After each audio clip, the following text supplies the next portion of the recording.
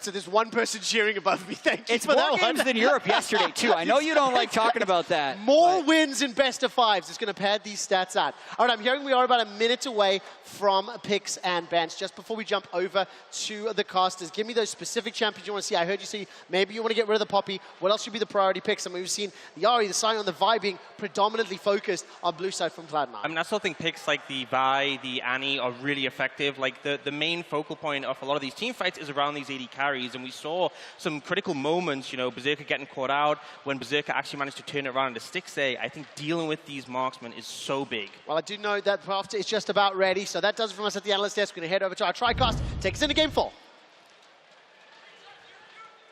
Ladies and gentlemen, welcome back to MSI 2023 and a series that is now alive and well between Cloud9 and the Golden Guardians, who were up against a match-pointed opponent and managed to strike back in game number 3. And Golden Guardians actually did this a bunch to Cloud9 in our finals as well, where it kind of shocked people how much of an advantage they could get on Cloud9 in a lot of these early games. See if they can repeat it here and actually run it to a series success, because they were unable to get enough of those in finals. I mean, the reality of the situation is that Golden Guardians are struggling to convert those what are largely dominant early games into clean executions of what should be wins for them. And I think a lot of that comes down to C9 doing a great job of slowing the game down. They set up very good vision. They play towards their strong sides of the map. And I think that they continuously find these picks onto Golden Guardians.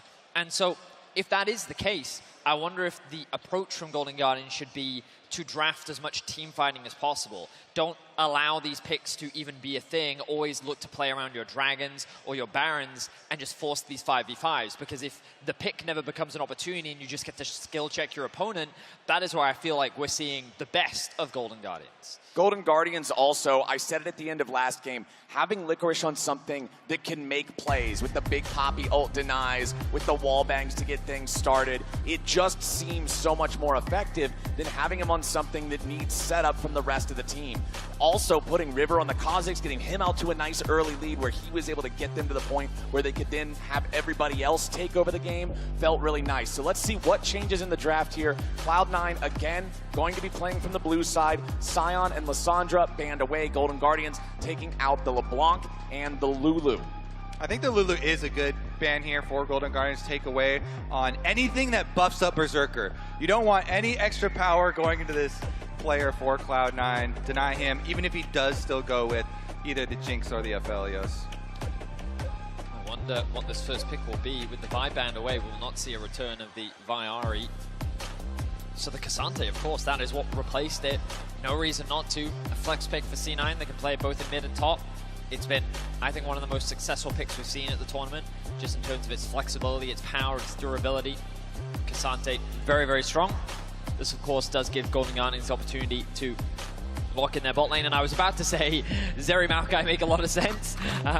Don't bother with the Jinx, the Aphelios. You've proven that this champion, not only are you very comfortable on it, but it's just as 200 years as every other AD carry in the meta. Absolutely. The Zeri for Stixxay looked so much better in game 3 than the choices in the first 2 games. And it's just what you wanted with teamfight here. Comfort for Stixxay, late game carry teamfight, Maokai, perfect setup and control for these teamfights. Now in the previous series, gentlemen, we were all behind the scenes in the caster green room watching BLG versus JDG, and I will tell all of you watching from home right now the amount of audible groans when Nidalee was locked in after seeing an enemy Zeri. It was quite a symphony. But now here again, Cloud9 are the ones saying, all right, let's use the Nidalee. How do we feel about this locked in together with the Jace? So they don't have this Nidalee with one of the traditional pairings of a CC to guarantee that you can hit your spears, but they just have extra poke here with Nidalee spears plus Jace Shock Blast here for alternate damage type poke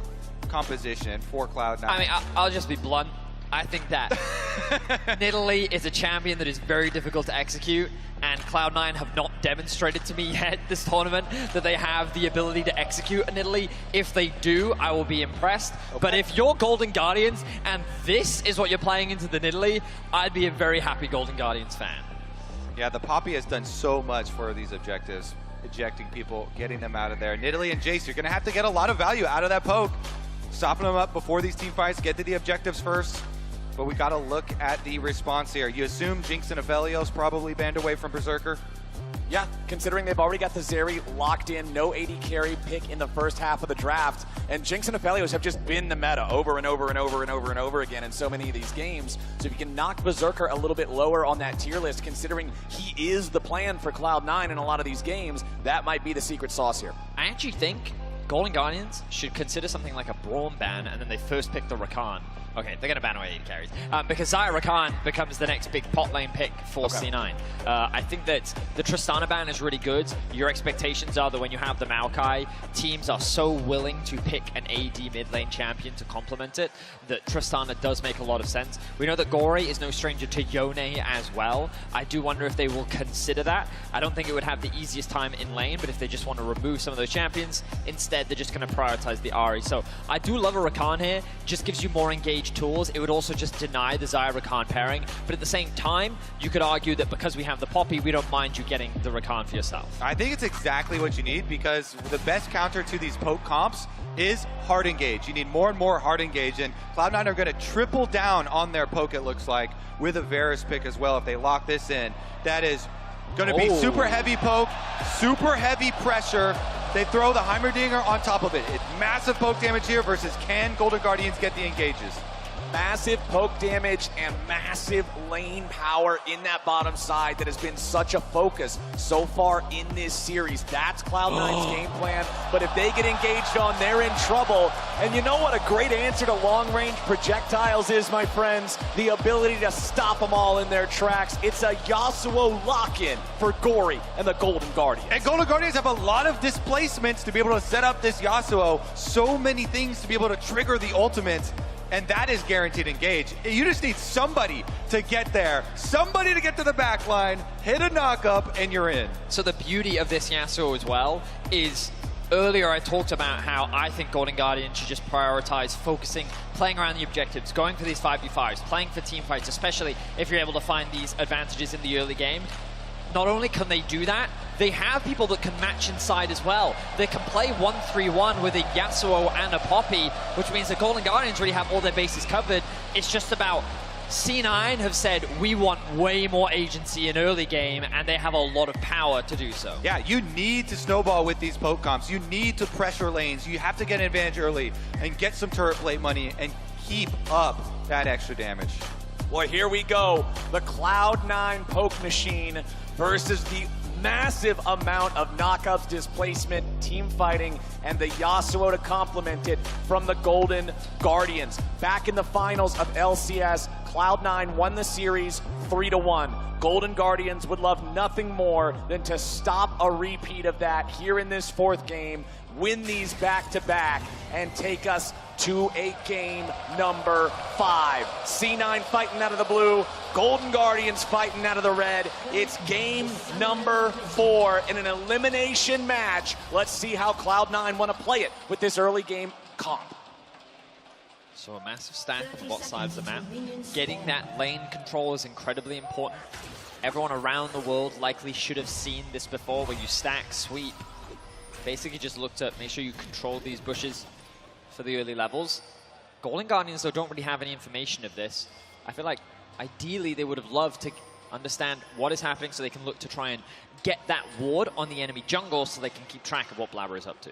Wow, and Berserker here going with the refillable potion start. Thank you, observers. Refillable potion longsword start. Funny timing there. Does mean you're looking to try and push the wave very quickly to get your recall off. Often referred to like a cheater recall here for Cloud9. You want to push super heavily, use your refillable potion charges, but then get your recall off early so you can go back and get your purchase. Nice little bit of damage there early on to Berserker, thanks to the grand entrance over the wall from Huhi. And the goal is survival here in the early stages of the bottom lane for the Golden Guardians. Varus and Heimerdinger have so much push, so much damage, so much range, so much control in the 2v2 against the vast majority of matchups. All right, gentlemen, the thing you really have to keep your eyes on is Blabber doing red. He could, if he wanted to, immediately move over to blue and start contesting enemy jungle buffs. He has the push in bot lane to be able to support him in that exchange as well. And you'll notice this ward in the river actually spots out for that potential play. They initially warded the entrance to the red on the top side and the entrance to the Dragon Pit so they can keep track of that as a really good trade comes out from Gory in mid. Yeah, Gory doing a great job here, just immediately unafraid to go in against the Cassante of M&S. Is this the counter? Is this the unknown counter? Like, I've never gotten to see this matchup, but Gory already at level 1, well, level 2 rather, getting ahead of M&S in the 1v1. And speaking of those wards, he's going to come over and lock off the other entrance point here by Raptor Ramp. But Blabber's going to go over the back of the Dragon while that other ward has already expired. You see that red dot there? That was the defensive ward for Golden Guardians. Blabber gets around Gory's fresh one. M&S, Q3, Q3. Looking for it. Goes in, finds the stun into the knockback. Blabber marks him with the spear. Gory waits for the jump and then flashes away back to safety. Well played there by the mid jungle of Cloud9. I believe that Gory didn't quite have the window to get his wind wall up to block the spear. He needs to get control over this wave right now. Ideally, he wants to push it underneath the tower. Nice trade there. But yeah, he's a little hesitant right now as Nidalee stealing away those top camps. Yeah, and Nidalee here up to the top side off of Krugs with a pushed-in Licorice at tower. Fudge trying to land a bunch of poke under here, soften him up as well. Blabber leaving behind the extra vision. M&S pushes it back out.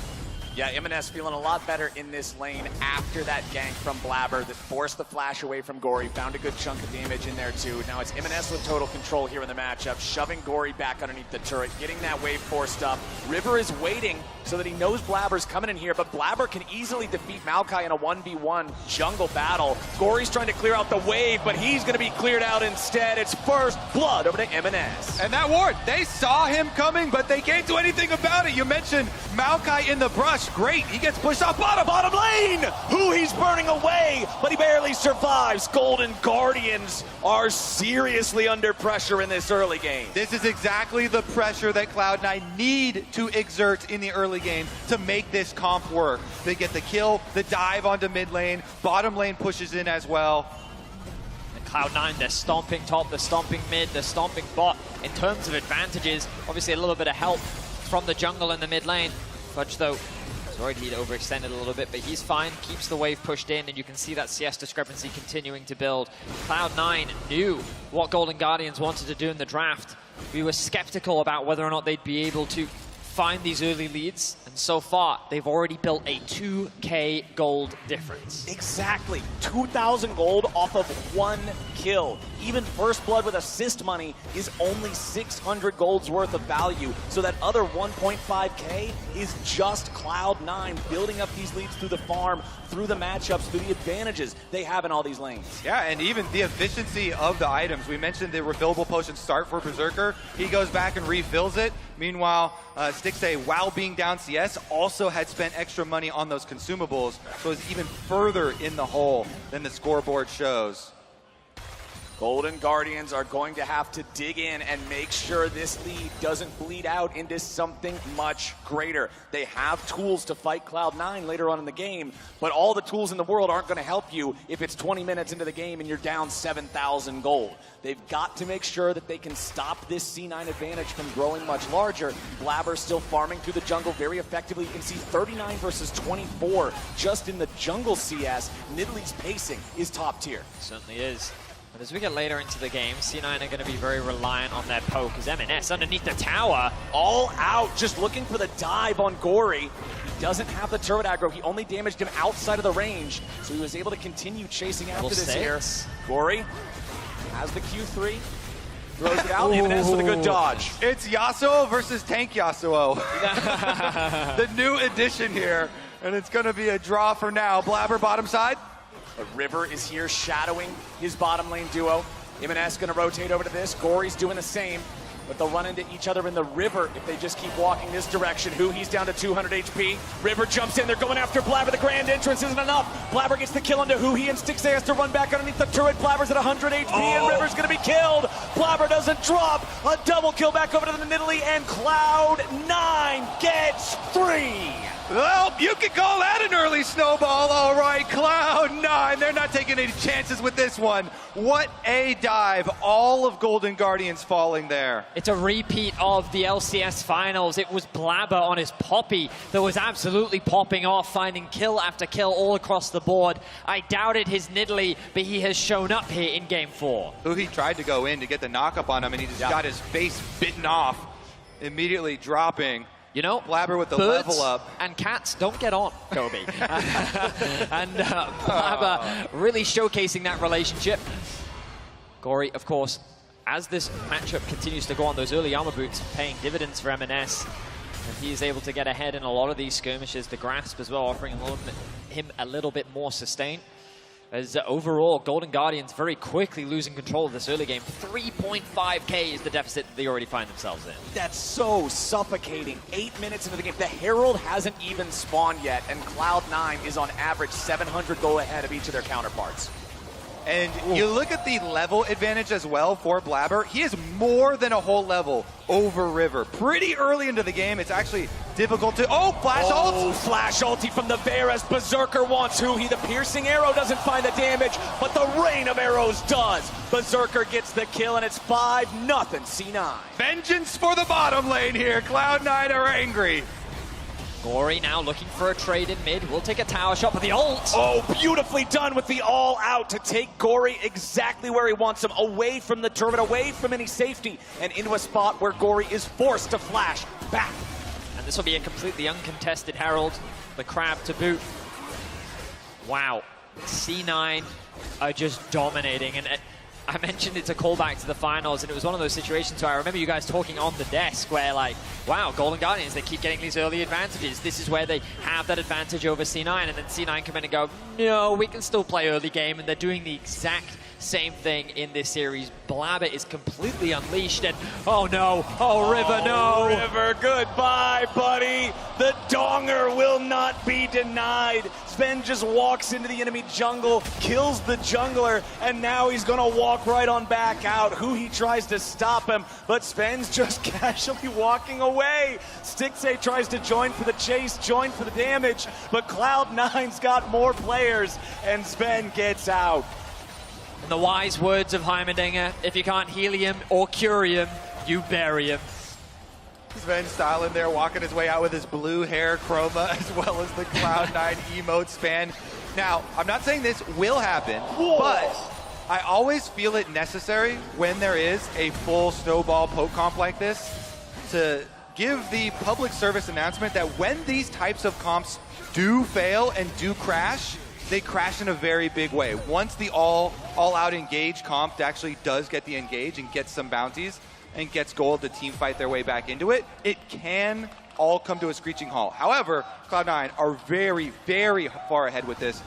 Don't expect it to stop anytime soon. I mean, that's the nature of these types of compositions that Cloud9 has drafted. It either looks like this, or if you fail to do this, you just get absolutely slammed because of your failure to accelerate the game. Right now, it's Gory coming in with the ulti. The help of the other Golden Guardians members may just be able to set them up for their first kill of the game, and yes, it will. Unfortunately for the Guardians, it goes over to River instead of to Gory, but he's going to look for a little bit more. Huhi goes in for the flash into the grand entrance, and Gory gets paid this time. It's 2 kills over to the Guardians, but they got to get Huhi out. Now it's C9 fighting back with Blabber as Gory continues the chase. Berserker gets a killing spree in the 1v1 against Stixxay Sari, and now Gory's got to head for the hills. A spear over the wall does not connect, but Huhi's ready with the grand entrance yet again. The stopwatch so Blabber can't kill him back, and a 700 gold shutdown back over to the Golden Guardians mid lane. Those shutdowns are quite meaningful. Yes, it's still a ginormous gold gap for Cloud9,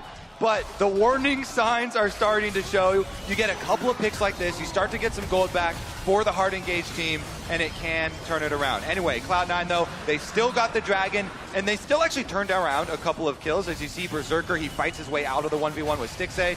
Sven does end up going down, but Blabber also being able to find a little bit. Really, it's the damage from Berserker that gives C9 the ability to turn this around. Even in his 1v1, it looks like that he's going to die, but he gets the 3 passive up, hits him with the Q. The execution damage is massive, and then Blabber overextends a little bit, thinking he can get himself another kill. but it ends up going in the favor of Golden Guardians. And respect to them, as they are a resilient team. They're now looking for a play in top. Can't quite close the distance there. Unfortunately for Licorice, there was nothing to slam Fudge into to get him there long enough for River to close the gap. And now bottom lane, not just 12 minutes, I should say, into the game. The first turret goes down, and it's solo gold to Berserker. And so you have to keep up pace when you're running a comp like this. You take this bottom tower very, very early, then you immediately rotate that pressure, keep it up on the other side, collect as many turret plates as possible. Ideally, of course, 15, but as many as you can possibly get early on here for Cloud9 to really hit that snowball home. Here's a Herald mid, yeah. A little bit of scuffle back and forth, but nothing seriously committed from either side. C9 wanting to force this Herald forward. They want to get the charge. Licorice goes in.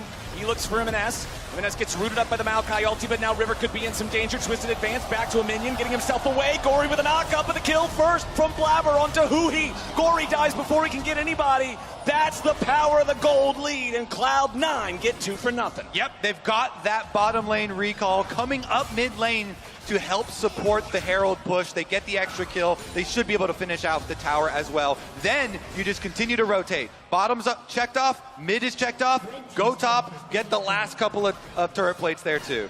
Blabber is just executing River in his own jungle. This Nidalee performance is incredible. Very much not what I was expecting, but his early game dominance has been sublime.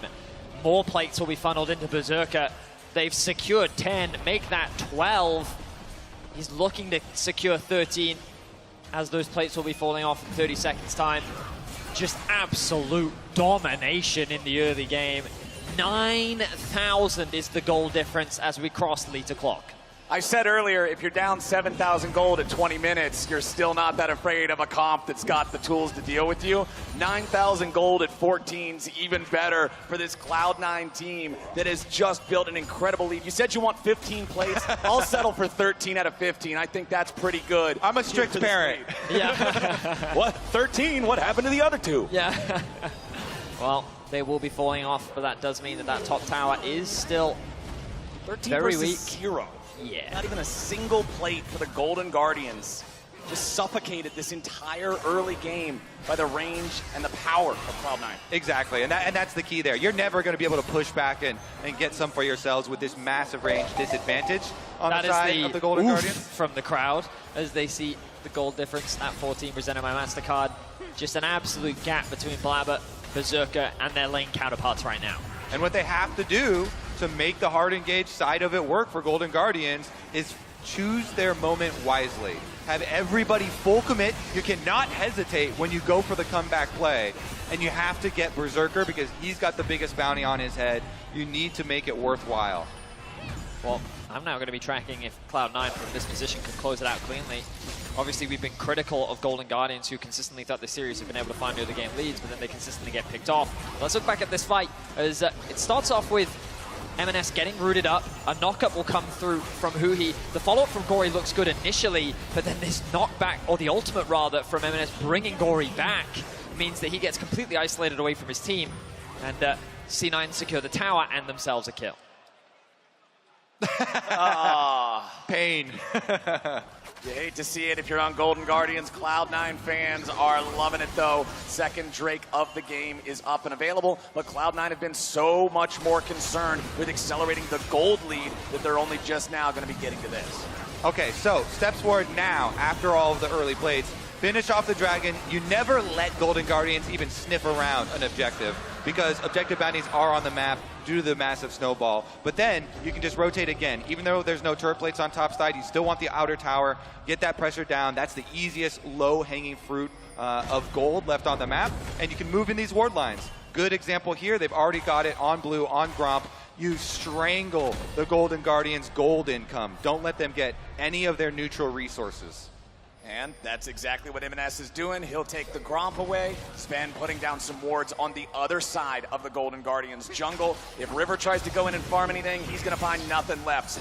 70 farm on a Maokai versus 146 there for Blabber's Nidalee. And he's squishy, Flowers. Yeah. He's decided to go for more of the damage build, and this Nidalee is more than happy to punish it. Berserker just chipping away at the health bar of River. This red buff, I'm afraid, doesn't belong to you, River. No, sir. Licorice trying to deal with Blabber. Sven coming up to assist. Throws out the grenade, only gets the slow, not the stun. Blabber throws out another spear. Nice sidestep from Licorice. The turret is down in the top lane, and the Herald is walking towards the tier 2. Golden Guardians should be able to stop this charge before it can complete. Cloud9 backs away. They don't want to overcommit for something just like a Herald tier 2 charge. They want to make sure that they're continuing to move this forward without any of those big mistakes. Blabber's done such a good job on this Nidalee, facilitating the game plan here, doubling the Maokai and farm, counter jungling him. He is the same level as the opponent's solo laners at the moment. In this day and age for jungles, that is a feat. Definitely well done from him. On double item power spike, you've got so much flat penetration with your sword shoes as well on top, so that poke definitely hurts, and the area that Golden Guardians have to try and dodge all of this poke damage gets smaller and smaller. The map continues to constrict around them. MNS not afraid to jump in 1v2 against River and Huhi, fighting for this Gromp. Yeah, they even have Licorice coming over, but a 1v3 is still pretty good odds for a team that's 10,000 gold ahead. They got the Gromp, that's a dub for the Guardians. It's a very optimistic dub for sure. Gotta take them where you get them now. At this point, you're really just trying to buy time. You're stalling the game out for as long as you can, and you're praying that C9 can't really snowball this advantage, but the fact that they have a near 10k gold lead should be proof enough that they have the ability to snowball. The spear will land on a Huhi. He'll take a bit of damage, forced to back away. And there's no objective to play for, so as you rightly said, C9 just suffocating all the resources away from Golden Guardians. Licorice tries to enter. He's the tank, you remember, by the way. Yeah. He's trying his best to get some information back, and Blabber immediately says, no, sir, this area does not belong to you. He's the tank, but right now he's armor, armor, armor, and some health. No MR. Very easy for Blabber's Nidalee to just chunk him down with that spell pen build like you're talking about. Those 3 items are just a nightmare for any target that doesn't at least have some form of magic resist. Your spears are practically doing true damage, and for Blabber, he's just dialing these in, unafraid to move forward. Look at the traps all throughout the enemy jungle. Oh, here we go. Golden Guardians are coming in. They're going to send it down bot, try to make a play, try to make a collapse. Licorice goes, but he won't find anything. Golden Guardians still chasing with the Nature's Grasp, trying to see if they can get any of these valuable targets. MNS remains here on the front line as the chains of corruption do not connect onto anyone from the Golden Guardians. That was the attempt, that was the send, and it didn't get anybody. C9 have so many disengage tools with the mobility on the Nidalee, but Sven's ultimate, you have Varus ultimate, like, there are so many ways in which C9 can just, if Golden Guardians don't have the optimal flank, immediately disengage, and that's exactly what they do. They'll walk away, just forcing a TP out of Golden Guardians. Of course, they did trade TP of their own, but overall, they walk away happy knowing that it's only desperation from here on out for Golden Guardians. Yeah, and there you do have to choose your point to all in very, very wisely. You know, they don't get any flashes out of Cloud9, but critically, as you say, you know, they don't offer themselves up for extra kills, and so it just is the trade of teleports. And the response there, though, from Cloud9 is going to be a reminder. Keep all of our flanks clear, completely clear this vision on the map. Don't let Golden Guardians get that angle. And you can see the build from MNS has the Frostfire Gauntlet, building towards the Randuin's next. He's up against 2 champions that really like crit. He's also only up against 1 AP threat, and it happens to be a Maokai that is just leagues behind this Nidalee. So he knows that MR is not going to be a concern. It's so easy for the Cassante to frontline with this lead and with all these cannons lined up behind him. And he's the solo bouncer of Club Cloud9 here, where Blabber, Berserker, Sven, and Fudge have all been partying, and Baron's going to be the new site. Hang on a minute now. This is how Golden Guardians get back into this game. C9 have to be very cautious about how they play this one. Licorice on the Poppy. That's going to have to be something. I don't think there's any way they win a 5v5. They're going to have to make it an unfair fight. Okay, they knocked Blabber away, but unfortunately the Baron wasn't low enough to try to jump in and immediately find a steal thereafter. Well, Golden Guardians have direct access to the Dragon now, but with Blabber's mobility, he's going to quickly dash on over and look to contest this one. But at least Golden Guardians have access to the river, which is more than they had a few moments ago. Yeah, unlucky for Golden Guardians. They just moved the jungler. Oh, Ruhi with a knock-up. They may have found a pick. Fudge gets away, rooted up right in front of the turret, and Golden Guardians get a shutdown. River taking the kill on that one. They don't lose anybody in return. Stixay's very low. He will not die, flashing away with 100 HP to stay alive. Nidalee Spear from downtown hits Licorice for a big chunk. So Golden Guardians are going to get one kill, but C9 are the ones with better health. C9 are the ones still with control over neutral territory, and C9 are going to go to Soul Point. Yeah, they still have so much damage. Look at these item advantages for Cloud9. So even though Golden Guardians get that pick, they take down Fudge, they get a couple of flashes here. Cloud9 still keep their dragon stacking, keep on pace, and Golden Guardians haven't been able to cash in on any of those big bounties. A lot of flashes were used in that exchange, but promising play from Golden Guardians. They catch Fudge off guard. He gets taunted. The flash response from Berserker to get away to safety. The knockup is long enough to allow Gory to land the ultimate. The chain CC then comes through from River, and the damage was enough to secure that kill. But look at the return damage from Sven and Berserker. Their poke was just astronomical. The spear forces Stixay to move a little bit to the left, which then gives Blabber an opportunity where he ends up trading flashes with the enemy AD carry, and that's going to prove important as we get closer to the next fight. Yeah, that fight could be the setup fight for Golden Guardians' actual comeback one.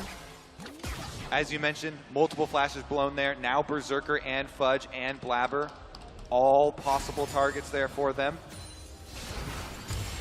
Easier said than done. A lot easier, actually. Golden Guardians. In this case. Still down 9,000 gold. Still Just down win. 3 It's that ranks. easy, you know what I mean? You can say it. There you go. If you're losing too many games of League of Legends, simply start winning more games of League of Legends. Wise words, Captain Flowers. Unfortunately, it's Have they tried the reality Golden killing Guardians are in right now.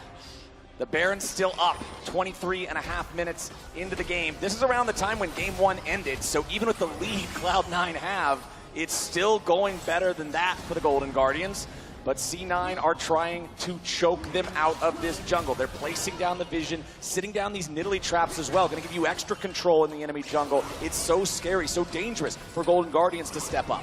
So the lethal situation that C9 finds themselves in is that their Baron isn't actually that fast. By going for the lethality virus, it does mean that your Baron clear is a little bit slower. So they can't just have 2-3 members just doing it this early on into the game. They kind of do need to commit to it to some degree. And in order to do that, they have to move into the topside jungle and completely suffocate Golden Guardians out of the pit. Either find a pick, leverage the 4v5, and then convert it into a fight. And this means the Golden Guardians actually have some space and time to get their next objective, get their next item, so they can actually find a better contest around the Baron. That's exactly why I personally, with Pocomps, as Blabber is in. Blabber leading the charge for C9. Teleport coming in on top of them. Golden Guardians, as soon as they see those Cloud9 lines reinforcing, they have to retreat. Personally, with Pocomps, I like to black out the vision on both sides and then move up and get these secondary turrets. You continue sieging until your advantage is at a maximum, but Cloud9 are in the jungle again. Okay, M&S frontlining once more. He's not worried about this at all. That's his role. They find a ton of damage down into Licorice, who wants to disengage. The Poppycopter is grounded, and M&S shot the rocket. C9 taking out the enemy top laner, taking out that powerful disengage mechanism. That's the green light to head back over to Baron. Exactly. That is the optimal pick to find. One of the big frontliners, one of the disengage tools is gone.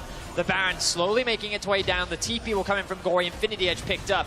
Last chance for Golden Guardians. You feel like they have to steal this Baron away if they want any chance left in the game. Nature's Grasp over the wall. River waiting for the flash. He goes in! River just stole it away! But what will it actually mean? Cloud9 have a 5v3. What will they do? The story of MSI is throwing at Baron, and Cloud9, they did not do their due diligence. River with the flash steal keeps Golden Guardians alive. Oh, they need, M&S gets rooted by the Maokai ult. He can't get over there to keep him out. And M&S is the only one with true block, I guess. Yeah, I mean, Berserker ultimate maybe? Oh, hold on. We got a little bit of a fight breaking out. Gory and Licorice versus Fudge and M&S. Gory's got to try to get away. Licorice does not have the damage to fight these guys on his own. M&S still just staying here on the front line. The team Berserker is coming up behind him. Berserker has the damage, but with Stixay showing up, C9 does not want to overcommit. M&S is too low. Why is Huhi down in bot lane? I guess he's getting vision around the dragon. Blabber. Not in a very good spot now, that's for sure. Blabber marks in with the spear, jumps in, was about half his HP, another spear. Blabber's still on the hunt, but he does not want to chase any further because he knows who he's got backup coming. It's for these two wards right there. But they don't have TPs. But they're setting up to be able to have angles here to look around, try and suss out a possibility. Their job's not done. That's just one objective bounty here. True. Look at the massive gold difference still standing. Golden Guardians, though, that's the first step. That is their hope. I'll be honest, like I very much agree with you, Kobe, that I think the play from C9 should have actually been to take these tier 2 towers. Like leverage Fog to take advantage of your poke, chip away at the opposition, give you more space over that top side to then make it even easier to secure that objective. While they will get the dragon, it doesn't actually suddenly make it easy for you to siege into the base, right? Like as long as the vision can maintain and Golden Guardians can navigate their way past all the poke, they can hold the line, they can defend, and they can just continue to stall. And it looks like they're going to trade for a top objective bounty here. So Dragon is taken and the secondary tower here for Cloud9, but Licorice is up there on the top side trying to get an objective bounty on the top outer turret. Well, that's 5 turrets to now finally the first turret of the game for Golden Guardians, dropping just about 28 minutes in as Licorice and the minions will do the work to pick it up. They still are, however, 8,000 gold behind, and the Chem Soul has been claimed by Cloud9. This means if the game goes on for another 5.5 minutes, the Elder Drake will be spawned. Now, on one hand, if Cloud9 gets that, I think Nidalee Spears can straight up one-hit someone. If Golden Guardians gets it, we know that Elder Drake is the great equalizer in League of Legends. The game continues. Golden Guardians are still alive for now, but man, this is a tough spot to play from. Execution on the Elder also makes your Chemtech Soul a lot less useful. Golden Guardians with that Baron buff, Gory, chunking down on the bottom side, but you don't want to overextend too much. Rotation from both teams here. You see Golden Guardians funneling in. They're going to... What are we going to commit to here, boys? I think a dive on M&S. Well, Berserker is headed to the top side of the map, so Cloud9 should just leave this. M&S is probably out of there then. Yeah, M&S just trying to get himself away. Golden Guardians have 4 players down here. M&S does have backup in the form of Blabber and Sven. Meanwhile, up in the top side, Fudge versus Licorice. Berserker's there too. Licorice is holding his own. Berserker from back behind him. Chains of Corruption ain't gonna hit, and Licorice is ready to walk away. Poppycopter misses! Meanwhile, back in the bottom lane, Sven's gonna be taken low, but nobody's dead yet. Never mind, it's a shutdown. They get the kill back onto Blabber. It's Golden Guardians finding one, but losing one on the other side of the map as Licorice falls. Stixxay chasing after Sven, wants to ride the Zeri wall, goes over, looks for the zap, but doesn't hit. Sven gets away, Berserker still pushing up in the top side. I still think that it's C9 that walk away with the bigger advantage, though. Berserker has overstayed his welcome. That's 1,000 gold right there. Gory sees it, double teleport to defend. Double teleport protecting the AD carry, and M&S goes all out. Clean with it. They are so ready to defend Berserker with their lives. He is a walking 1,000 gold bag right there. An instant teleporting. Cassante ult, guess what? That is like one of the best examples of protect the president I've ever seen. Oh, you know, yeah. like, they were just like, sir, you have been left alone in the top lane. TP, TP, TP, TP. Yeah, exactly.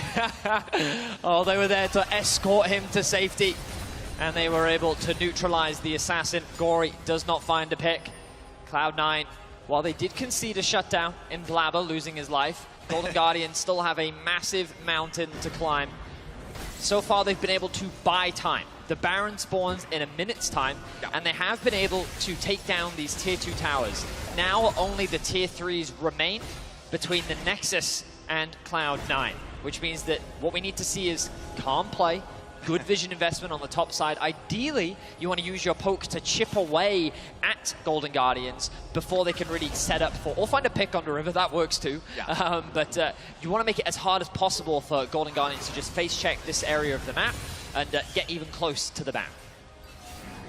Yasuo in bottom lane. Blade of the Ruined King, Infinity Edge, has the zeal just for the baseline power and cost efficiency of that component, working towards a Dead Man's Plate as his next big item.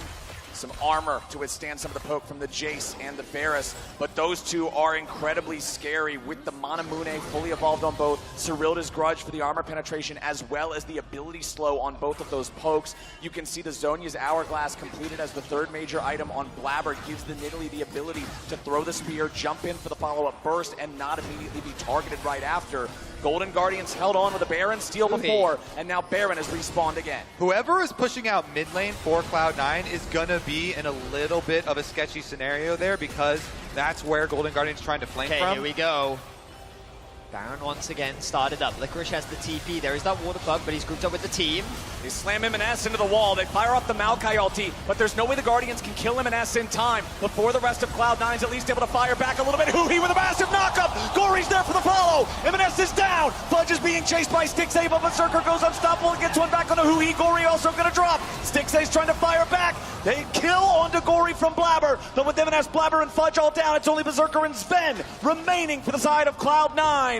And Golden Guardians lose the Baron this time, but they win the fight right after. Oh, they're not done. Here we go. Berserker turns on River. He stops his recall. It's just the Maokai, though. Not a lot of threat there. I think River's just trying to buy time, interrupt the back so that Golden Guardians are able to maybe trade it for this mid tower. The goal difference pretty much remains the same as C9 lose 3 members off the back of that Baron play. This is why 20 minutes ago, I gave you a public service announcement warning. When these comps fall, they do tend to fall in a very big way, especially with the potency of objective bounties. They got one off the first Baron steal for Golden Guardians, and they get a couple of these straggling towers that are left up really far and exposed, and you start to get just some money into the hard engaged team. And while the goal difference relatively remains the same, when it rises a little bit here for the possible all-in, could get very dangerous. So Cloud9, they got to focus up. Okay, there's no Rakan flash, there's no Zeri flash, there's no Poppy flash for the Golden Guardians, and the Elder Drake is spawning right now. Look at what Golden Guardians are doing on the bot side. They're doing their best to find a way into this bot jungle so that they still have some vision and ways to contest this Elder. They do not want to give it for free. 6A needs to be very careful, and he will be fine for now. Wow, Huhi is so deep. But now Blabber is suspicious. He's like, how did this ward just get here? Yeah. Huhi must be in the vicinity. He's looking for him. Blabber with the spear over the wall into the Krugs. They got vision of Huhi. They know that he's there. They found River as well. Huhi wants to be able to dash to River for safety. Meanwhile, the route on to Gory. That was the chains of corruption from the Varus. Berserker locking down the enemy mid laner, doing a lot of damage, forcing a flash over the wall from Maokai as well as Cloud9 forces the Golden Guardians back. This is what you guys were talking about. Cloud9's poke before the objective. Whittle down those health bars. Make it so Golden Guardians can't full send, can't full commit. The Elder's already down to 5,000. Licorice going for an eject. They knock him an ass out of the fight, so now they've got the ability to jump in and try to fight everybody else, but the Elder Dragon's already been claimed, and River and Huhi are both already dead. Berserker finds the kills, and now even more damage is going to pour in. Blabber gets the execution on 1. Is he going to get it on 2? The shield wears away, and it's a triple kill to Blabber's Nidalee.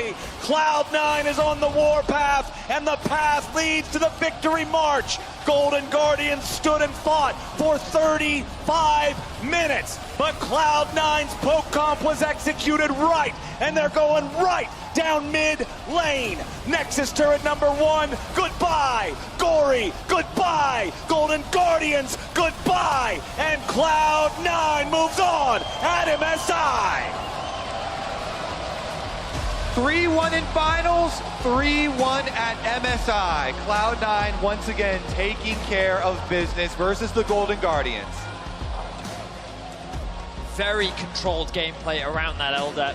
The idea from Golden Guardians was promising, trying to find those flank wards, but Blabber had already seen Huhi make these sneaky plays on the bot side of the map. He seemed very aware of that potential flank, and he tried to shut it down. The second that River lost his flash, it was all over. They took their time, they leveraged their poke, and they were able to cleanly secure that objective. Cloud9 convincingly take the edge over Golden Guardians, and as you said, Flowers, move on at MSI.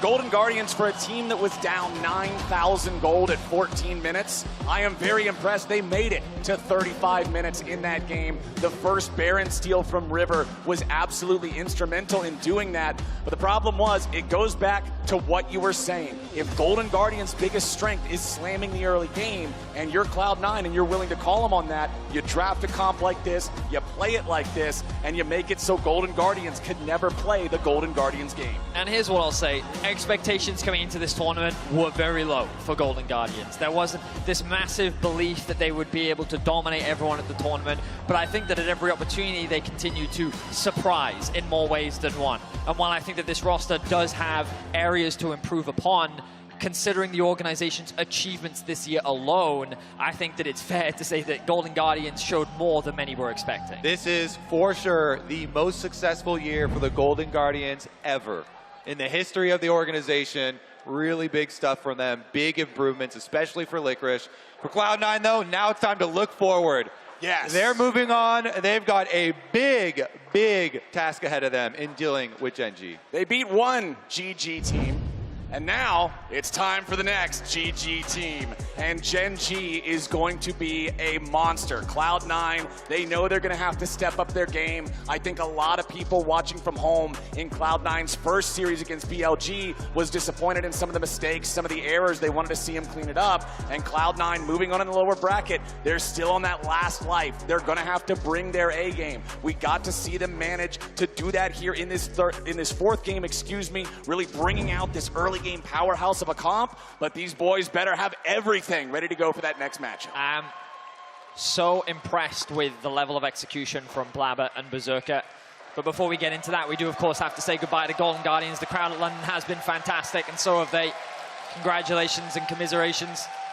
But we'll be seeing them in Summer Split, and I'm sure a lot of eyes will be on their performance as they return to the LCS. It's as Kobe said, this is by far the best performance, the best split the Golden Guardians have ever had. You are talking about a team that when they joined the league back in 2018 had back-to-back 10th place finishes. And I say that specifically not to highlight the lows they've been at, but to showcase the climb that they've made from that point. It's a squad that was constantly left behind. You look at their iconic social media piece at the beginning of this year where they're just tired of hearing everybody doubting them. They're tired of hearing everybody just say, oh, Golden Guardians is 10th. They stepped up. They went all the way to 2nd in the LCS. They came here to MSI. They had a solid showing against JDG. They fought back against Cloud9, and unfortunately for them, their MSI run ends here. But I think they won a lot of people's hearts. They won a lot of people's fandom, just being able to step up and showcase that, yeah, a team that's scrappy, a team that doesn't have all the huge names, they can still come in and rumble. Yeah, I mean, you summarized it perfectly, Flowers. And they will be going home, and as you rightly said, Cloud9 will be going up against Gen G. And Berserker and Blabber are the players that I'm keeping my eyes on going into that matchup, because I think that throughout this tournament, they continue to perform at a high level. And as long as they're given the resources and the tools to perform at that level, these are guys that can definitely compete at the top. Yeah, super excited for what they're going to be able to pull out here. I know they pride themselves on a lot of creativity, too. So we'll see what sort of comps they can continue to cook up. I mean, Berserker having that protect the president type of support from his team, like you were mentioning, Vedius. It's an 80 carry meta, and being able to trust in your 80 carry. We have seen some superstars so far at this tournament. Berserker's going to need everything he's got to meet these guys on an even level and continue to be that star player, that centerpiece for Cloud9 and their chances at moving forward. Oh, yeah, for sure. And, of course, you can see some of the Cloud9 members setting up on stage. I'm sure that they're happy with their performance overall. The fact that they showed what they did in Game 4 was a commanding victory from C9. And speaking of that interview, we are ready. So we're going to toss down to the stage where Lore will be interviewing Blabber and Fudge, excuse me, in our Verizon post-game interview. Oh. What?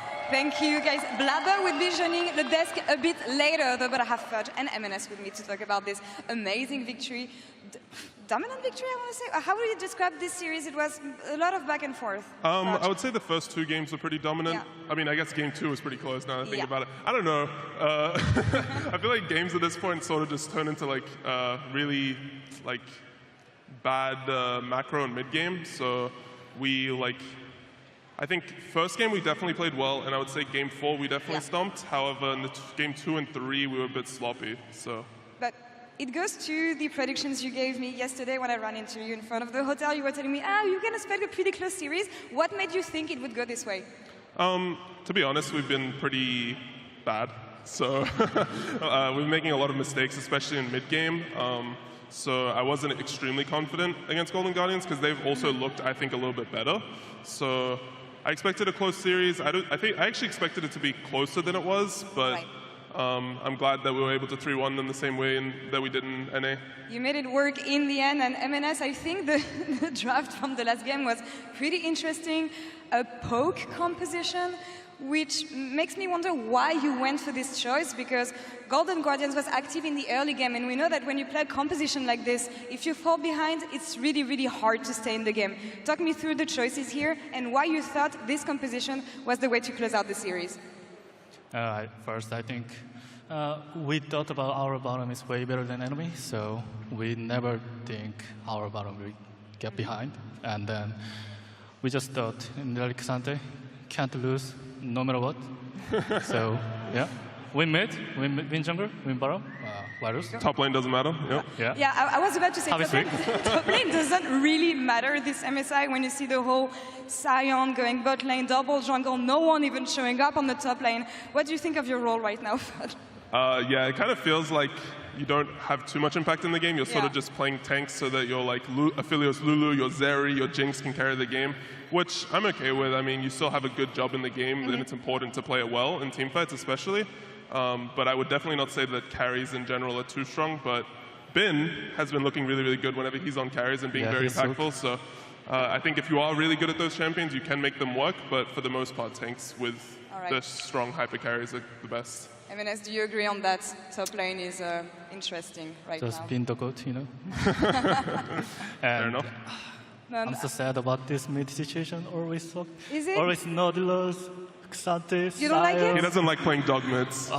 Mid wasn't like this Yeah. years ago. But do you think it can change? Because when I talked to Knight earlier, we talked about the champion pool and how many champions have been playing mid lane.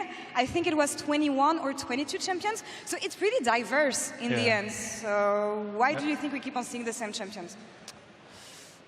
Sorry, I didn't hear. That is fine. One day just, I want to play mid Aphelios. Yeah. That's all. All right. Let's leave it there. MNS, it was your first international victory. I know that your interview back in NA was one of the most emotional moments that I've seen in League of Legends, honestly. But how does it feel to win back here internationally at MSI for the first time? First, in last year, I never thought about I'll be here for MSI. Yeah. Nice. And anyway, I realized after coming MSI, like after screaming other SDK and IPL team, I realized my tempo play and realized map status and play with teammates was not good. So I talked with my teammates lots of time. So yeah, I'm proud of me. Like, and thank you for wait. Yeah, wait. Thank you for my teammates, Lever, Jesper, Berserker, Fud, and my coaching staff. Like I still think sometimes I'm really bad, but my team trust me. No, don't talk. And thank you for supporting. Keep looking forward to us. We will get way better.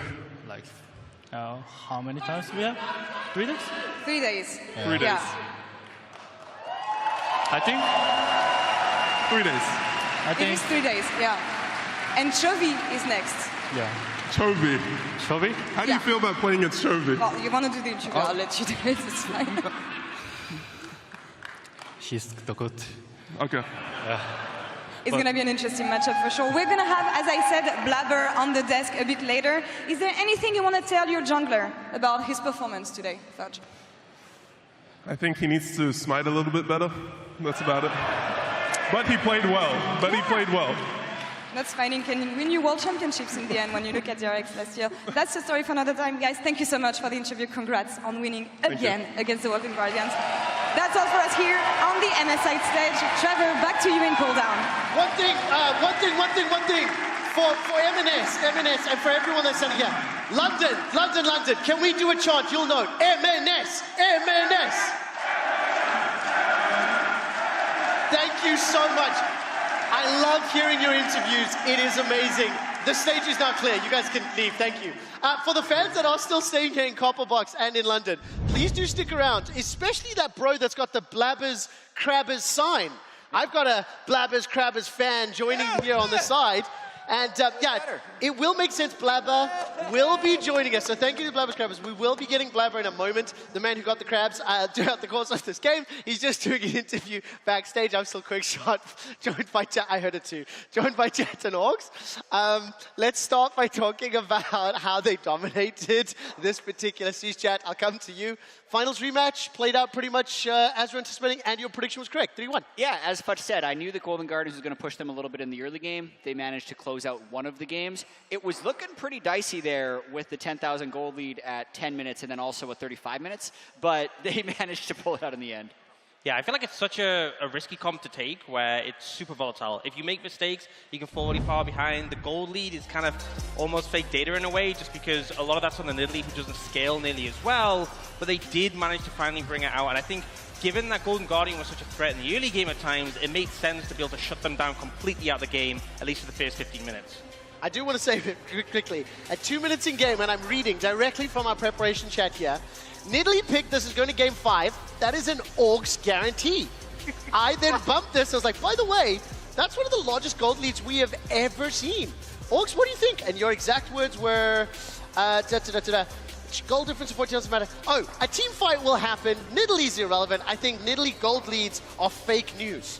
How do you feel now? We were pretty close, right? We were like that Elder fight. If Golden Guardians had been able to navigate it a bit better, they could have won this game. I mean, it looks insane how big the gold lead was. And yes, Cloud9 did a great job to close it out. But considering how far ahead they were at 14 minutes, this game took a long time to resolve.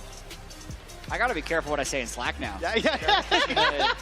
Trying out people on broadcast. But just, I think overall, I hope this is a confidence-building series for Cloud9. It was a little weird over the past 2 days, I feel like, for every region. Yeah. When they qualify for MSI, they're ready for international competition, but instead they play a rematch of their domestic finals, which didn't even get them here. They got them here before the domestic finals. So if anything, I hope that Cloud9 can use this to reconnect with what brings them confidence. And even if that is picking a hyper early game team composition, which requires some finessing to end the game, then do it. I just want them to play with as much confidence as possible against Gen.G. Well, listen, right now they have picked up that win. We are still waiting for Blabber to join us, and for the diehards that are in the venue, we have a little special treat as well for Blabber. But before we get to that and wrap up the Cloud9 story, let's take a second to celebrate Golden Guardians. I think Flowers and the casters were talking about it, the most successful year for the organization yet. Phenomenal performance, power ranked 8th, if I remember you saying earlier, making the run to finals. I think they're one of the teams, one of many teams here at MSI that defied expectations. I realize it's a meme at this point, but they did. And they put up a good showing during the course of play-ins. They did ultimately have the same result as Cloud9, but Golden Guardians, they can walk away with their heads held high. First international tournament, first international showing in a lot of those individual players, kind of proving they still have what it takes to compete with the best in the world. Yeah, I mean, Fudge even said they have improved since the finals where they faced against them, and I feel like they've shown a lot over the course of this tournament. Taking a game of BLG was actually a huge achievement during that play-in series, and a lot of people thought that maybe if game 1 had gone differently, we could have even seen them take the whole series. So as much as it is a goodbye to them, I think they should be proud of that performance. Yeah, I think they should be proud. I think at the moment they'll be disappointed because for an org it was their first international showing, but for 4 of the players it wasn't. River, Licorice, Huhi, Stixay, all pretty extensive international resumes. So they'll be very disappointed that this is the way they had to go out, but ultimately a successful first half of the year. Yeah, definitely. I'm very excited to see what happens for the rest of the year. Hopefully they can make it back to Worlds. We'll find out, get another shot at some of those names. I do know that Blabber has just joined us. So Blabber, thank you so much. If you can just join us on set next to Jack. Jack, can you grab that headset for him? Of course, man. London, those who are still here, please put your hands together for Blabber. Also, for our directors and our production team, our Blabbers Crabbers fan is literally right behind us on the desk. So if that jib goes up high, you'll actually be able to see it. There we go. Nice side. That's it. Yes, that's Hold awesome. it higher. There we go. The side's going up. I'm sure the camera will grab it in a second. First of all, Blabber, thank you for joining us. Congratulations on the series. What's your immediate gut reactions and feelings after picking up the win, after the rematch, and how you're standing right now with a lot of diehard fans literally waiting to chat to you? I mean, I'm very happy we won, but honestly, I think we should have won 3-0, and we played a bit sloppy. And also, I think we played a bit scared, but I am very happy that we were able to win today. That's interesting, because were you more calm in this series than you were in your first series? Because for me, it looked like there was a lot of hesitancy in the first series that you played. Hard for me to say. I think it's just harder because BLG are just a lot better, as well, right? So when you're worse, it looks like you're more pressured in the game. Of course. Like you're doing things that you normally wouldn't do. You know, like overgrouping for us in that series was a big problem. So yeah, I'm not sure. I mean, for me personally, I felt the same, but maybe my teammates felt different. I feel like a lot of the tournament has been about 80 carries and big team fights, and then in that final game, you opted to go for a really aggressive poke comp. What was the sort of discussion around changing the approach? Well, this is the first game Nidalee has been open, for us at MSI, and it's been a champ that we practiced a lot. And yeah, so we wanted to show the team comp we could play with Nidalee, I guess, in that specific game. I'm so glad you mentioned that. For everyone that is still in the venue, please make sure you can see a screen. A little bit like this will be coming up in a second. I have prepared a little bit of a special video package. This shouldn't come as a surprise, but if you can take a look at the screen there, Blabber, we're calling this Blabber's Crabbers. Now, for anyone that may not remember this, obviously, international debut against DFM didn't go too great. Now, I know and I'm sure you're probably sick of this play, right? But this is for a little bit of historical accuracy.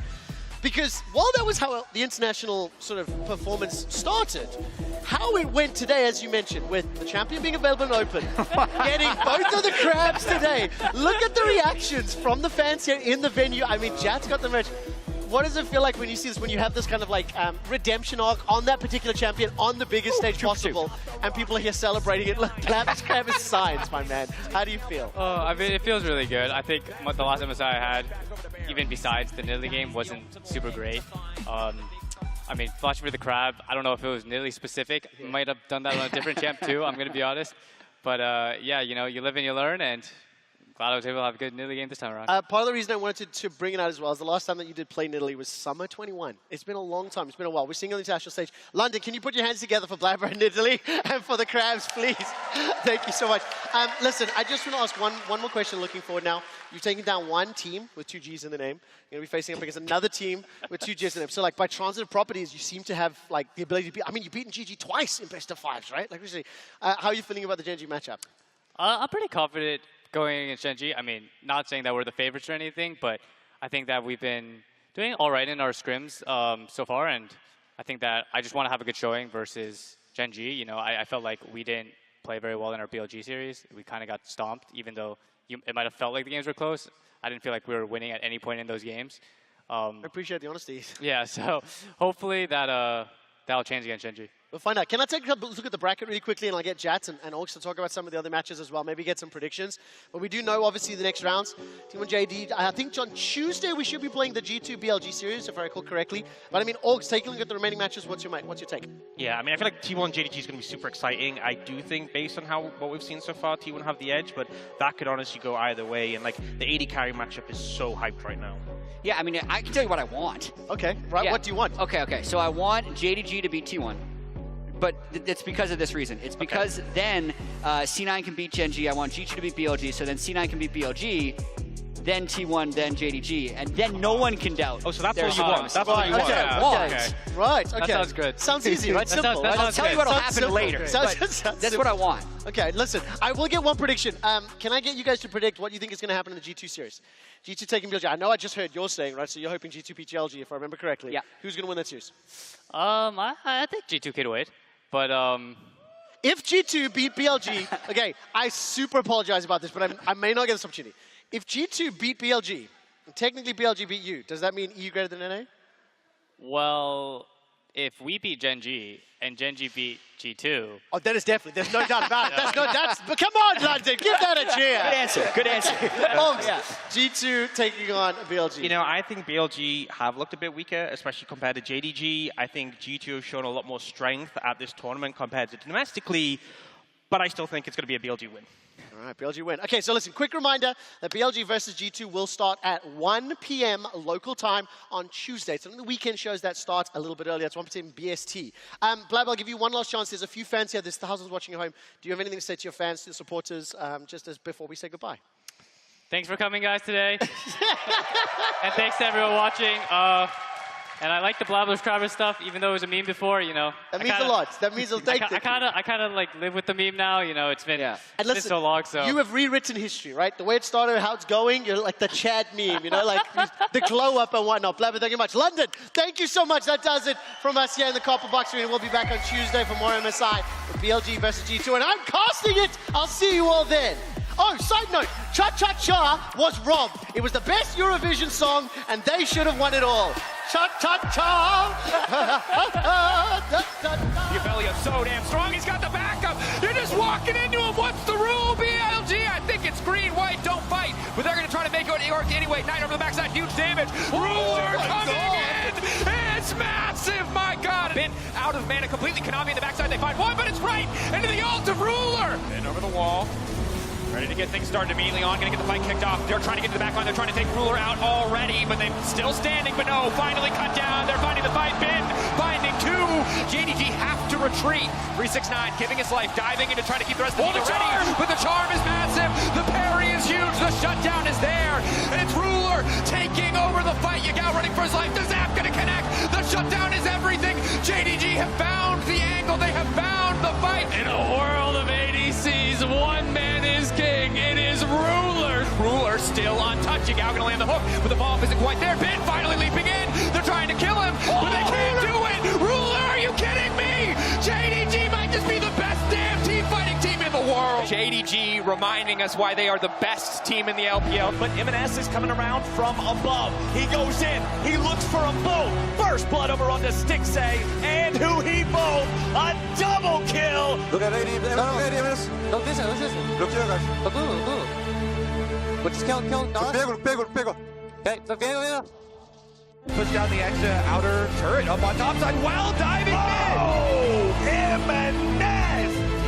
He pushed up to the turret now as Sven wants to go in here with a quickness. Beautiful wild growth from Huhi. Works out well. Waits till the rocks disappear to start using his dashes there in his ulti. Flashes away from the seismic shove. Gory is taken low. Berserker wins the fight. He throws the cast back as Berserker beautifully spaces out Huhi and shows why he's the best AD carry in North America. Berserker, he's been caught. Licorice with the flash of the engage. Licorice just won this game for the Golden Guardians. Gory sees it. Double teleport to defend. Double teleport, protect AD carry, and MNS goes all out. Gory, goodbye. Golden Guardians, goodbye. And Cloud9 moves on at MSI.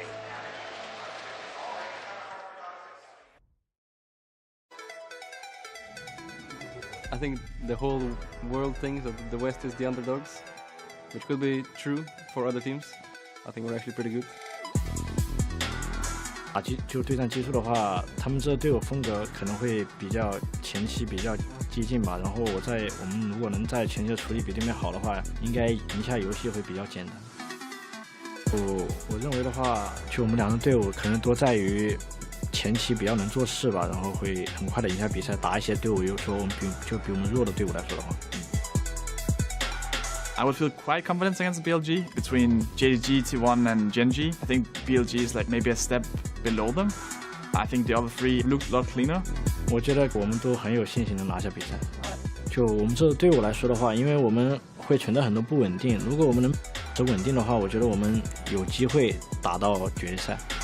Me and Bin are the only people here at this MSI that have won every MSI we've attended. So that's kind of the matchup we're looking at. 败者组加油，打给他们非常好的表现吧，打给他们看吧。I think BLG is lucky that they avoided us in play-ins. I don't feel like any team is unbeatable. 就G2遇到我们的话，我感觉他们是一场都赢不了。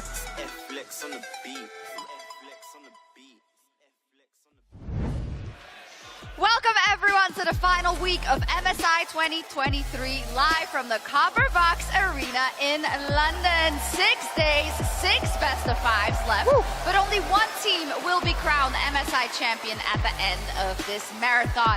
Our players are arriving in style. Yeah, we walked here. Yeah, so We did. there you go. We did. It was a very stylish walk. Yeah, it was a stylish walk as well. But hello, Copper Box, how are you doing?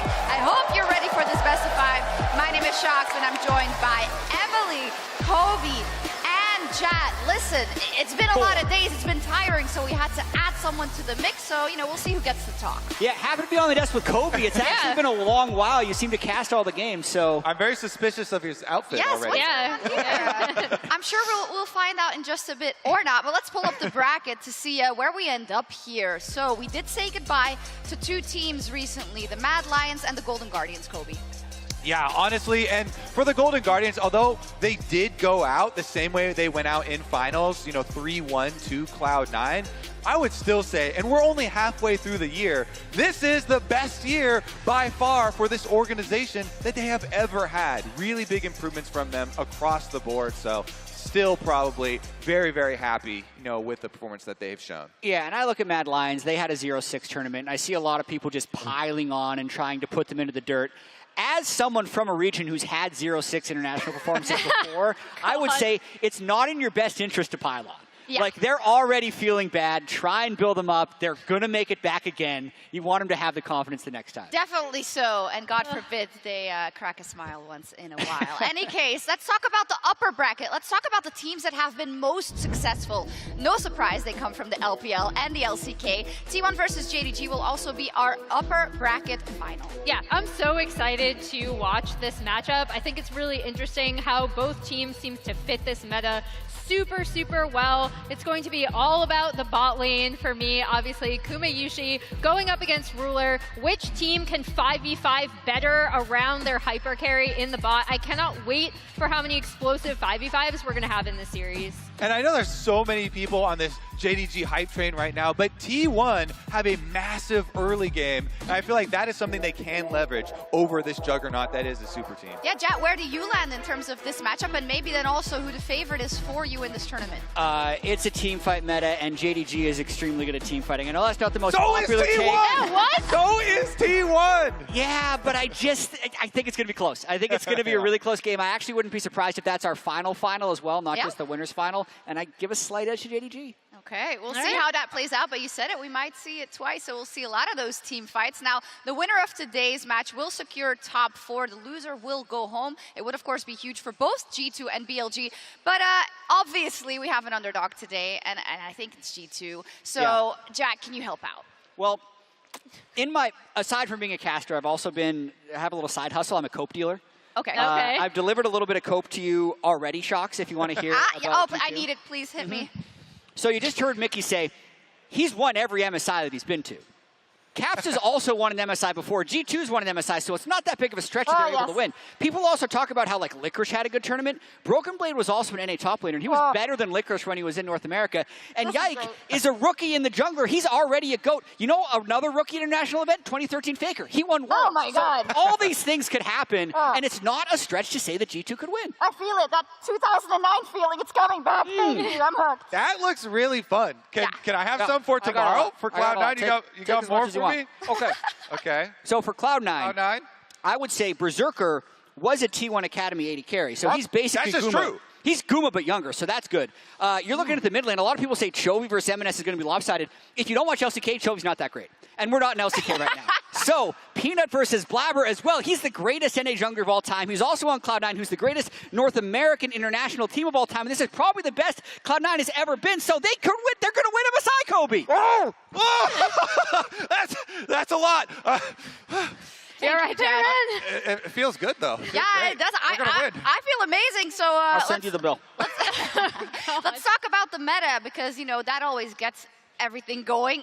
Emily, meta check-in. We've seen a very standardized approach out of most teams being play around your AD carry, get a tank in the top lane. But G2 and BLG seem to be the two teams that say, screw your meta. Yeah, I mean, I think we saw some really interesting things coming out of both of them. Obviously, in their first game, against JDG, BLG decided, okay, you know, we're using the Scion, we're going to go standard. Against JDG, that doesn't really work because JDG are that, but better. So then you saw Bin going back to stuff like the Jax, the Fiora. Meanwhile, Broken Blades, Cassio was a massive part of their victory. And then we saw Mickey on stuff like the Janna, which I thought was a really interesting pick as well. And I think we have to do a deeper look at Broken Blades Cassiopeia because this was the single biggest 1v9 performance that we have had at the entire tournament because his whole team was basically inting him. They were dying all over the map. Broken Blade did not care. He was chilling up in topside. He got the kill onto the Aurelia up there, and then he comes down to the other side of the map. The rest of G2 are just following him like little ducklings into these side lanes to make some trailing plays, and Broken Blade on the carry, Cassiopeia, absolute 1v9 performance, brings it home for them. That's what I love to see. You know, trust in these players to really play what they actually excel at. And with someone who is you know, I wouldn't say he was criticized, but then also a lot of question marks. He was actually. He was heavily Let's just say it how it is. Yeah, okay, you're right, Jack. Bad word, criticism. Oh, God, how dare you. I just mean he really wants to prove himself and defy expectations, Chad. Yeah, he really does. And he's been stepping up in a big way. And it's also not necessarily his meta. So I think partially one of the things that's boosting him here is the confidence with which he's willing to play these other matchups. And then also the unfamiliarity in those matches that the other top laners find themselves in. Yeah, and returning to this matchup between the two of them, right? They actually only have one shared champion at this event, which is the Kennen. Then both of them are picking completely different champions. So I already mentioned carries like Fiora and Jax. For Bin, they actually swapped away from, you know, the Scion. And then we mentioned the Cassio. We also saw the Yasuo in that same series. And then the Darius earlier on in the tournament, Poppy, which we saw Licorice play. So it's really interesting to see because we're like, okay, which are they just going to go bash each other's heads in? Like, are they going to go carries for Bin, carries for Broken Blade to try to, like the Cassio was specifically to try to match the Cassante? I'm really curious about what's going to be picked in this top lane. I certainly hope so, because look at this champion pool. These champion pools are beautiful. I don't want to see, you know, Bin going back to trying playing tanks. Yeah, you lost the 3-6-9 playing tanks. It's okay. You don't want to turn BLG into a worse version of JDG on stage. You know, stay true to yourself. You don't have to conform to the meta. Play your champions. Pick that Cassiopeia, pick that Jax, and defy the meta. Have some fun over here. Because that's what we want to see. You know, you don't want to try and conform to a team that's better than you and then be a weak copy of that team on stage. I think that's fair, and we'll see how it plays out in this one. Now, maybe the Gangplank is in the mix, and I have to mention it because Bin is playing against G2, and that did bring us one of the most iconic or tragic, if you're an EU fan, moments in World's history. Look away, G2 fans, you don't want to see this. The barrel. That's it, that's Dragon Soul. Oh, but as they back out, they're not put together. You got Gangplank on the flank, Gangplank, one big shot, Ben! Can you do it? Huge! My God, one moment, one shot, one barrel, that's all you need, shooting! They find their shot, they find their fight, and that's it.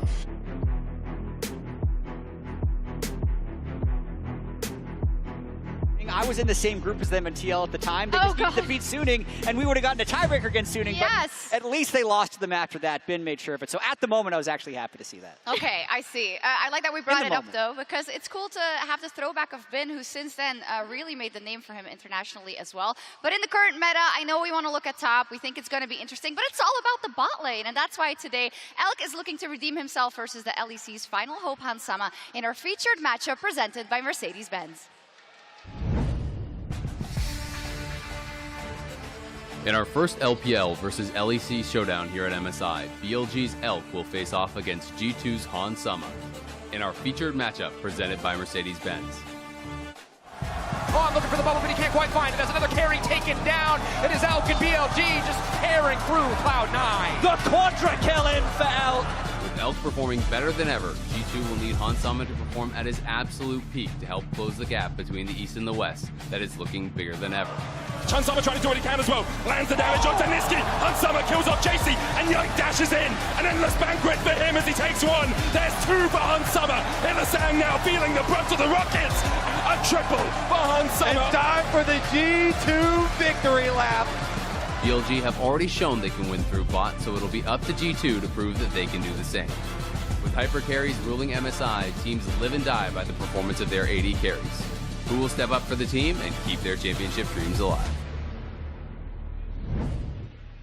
Each will have to give a superstar performance in that bot lane. And interestingly, both Elk and Hansama are attending their first MSI, Jad, but of course they are at very different points in their careers. Absolutely. I'd say Hansama was one of the best AD carries at Worlds 2020, and he's dipped a bit, but I feel like he's really back to playing at a peak level. And Elk, I thought his plan was unbelievably dominant. Even the series against Golden Guardians, completely shutting down Stixxay. But I'd say against Berserker and Ruler, he slumped just a little bit. So he has had a little bit of an up and down MSI depending on the strength of his opponents. So he is definitely someone, as the featured matchup says, that needs to play very well for his team to win. And just look at some of these team fights versus Cloud9, where Elk is playing on the knife's edge with Lucian, squeezing out so much damage, dashing forward, constantly gale forcing forward, using that ultimate, really making a big, huge difference in these games. Elk was massive in that series. Then versus JDG,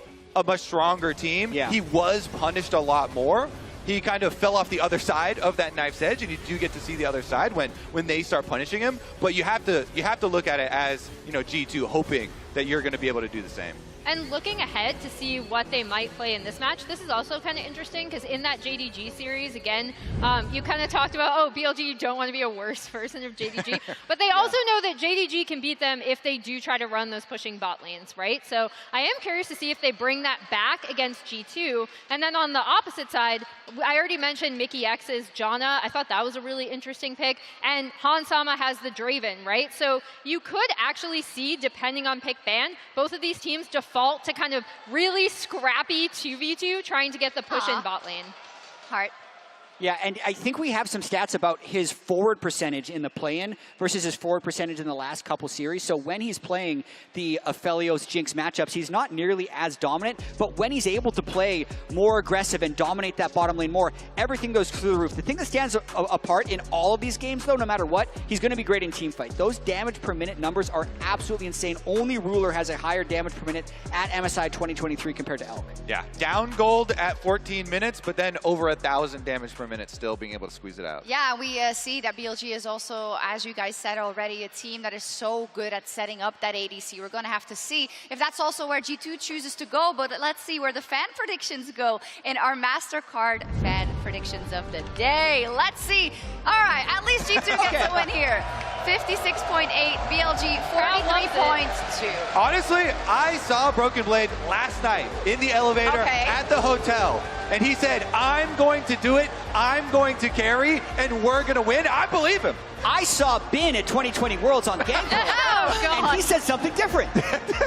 Weird. Yes, but Broken Blade is like this is a different top laner. 3 years ago. 3 years ago. Totally. Anyways, if you don't agree, you can of course head over to Twitter every day at MasterCard Nexus and participate in the fan vote. Bin also recently joined Twitter to talk to us, so I think he's been voting as well. Yeah, and I think, as we've mentioned, the top lane matchup extremely important in this series. I also really want to see what Caps does. Caps versus Yagao. Can Caps find his confidence again, because he's definitely had a very down series. I would want to see him play as much Nautilus as possible. 4-0 on Nautilus so far if G2 is going to try and find a win. I completely agree. Cap should be facilitating. So much of the mid meta right now is a lot of play-making mid laners. Set up Yike to carry, okay? Leave the carrying to him. Let him play Kha'Zix, Bel'Veth, and get that CC. I was going to say set up Hans to carry, because like again, I do think that a lot of this is just based on the meta. Unless they go for those insane 2v2 like pushing bot lanes like we talked about with a Lucian Nami or like a Draven for Hans, I think it's still going to be all about trading hyper carries in the bot lane, and then how well can you team fight with your team to facilitate either Hans or Elk in these games. It will. Emily, break it down for us. G2 underdogs versus BLG. A lot of hopes are riding on them. What is going to be the single key going I think it's going to be team fighting. Team I think fighting? it's going to be whoever is better at team fighting wins. That makes me scared, Jack. Captain's Does it monitor. you? Captain's Monitor? monitor. Is It's it gotta be on It's or gotta is be it on. off? It has to be on. Okay, well, let's see what happens if G2 lose, they are out, but the same goes for BLG, so the pressure is on. It's time for us to find out if G2 Esports can keep the hopes and dreams of the LEC alive, or if BLG will shut them down and secure a spot in the top 4. Quick shot, over to you. Thank you so much, Sharks, and the rest of the analysts. Yes, Copper Box Arena, London! We're about to jump into picks and bans for game 1 in this elimination match, best of 5. I'm joined by Chronicler and Dagda for what is hopefully going to be a bloodbath, what is hopefully going to be a chaotic series. Gentlemen, I come to you first. Dagda, picks and bans, blue side. G2 won the coin toss, they elected blue. We were debating whether they maybe want to go red side because of those counter picks we've seen from Broken Blade. How surprised are you, considering really blue side has been the heavy favorite? Yeah, blue side has definitely been the favorite, but as you say, I think red side offers a huge amount of flexibility, especially when you look at, like, we were chatting about it backstage, when you look at picks like the Gragas, the Nautiluses, Tristanas, all these things got to be flexed about, and especially when you think about how important even the desk hitting on that top lane matchup is going to be. I suspected they'd try and keep counter pick for Broken Blade, make sure that he's going to be in a bit more of a comfortable spot, but I wonder now if we're going to fall back towards things like the blind Darius and those kind of things that we saw from him, both domestically and also once or twice here in MSI.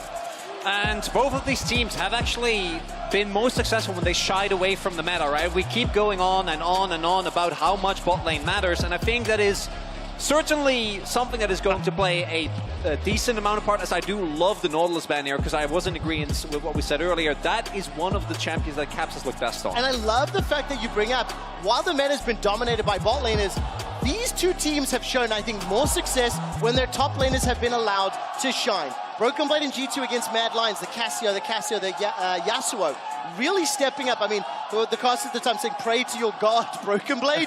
Cassio was the first ban. I love seeing Nidalee banned. Yes, thank you. It's so hard to execute and pull off well. And the final ban, the Annie as well. I mean, it does set up nicely here for the Maokai, though, even though the desk was kind of hinting on, hey, set Yike up for success. He's been a big carry, and honestly, he's looked very impressive, even on picks like the Poppy. But it does mean Maokai just so incredibly strong at the moment for setting up those team fights and going back to getting those AD carries into a good position, but that's on Lulu. Something I also appreciate about G2 is that they're also willing to go crazy with the support picks, right?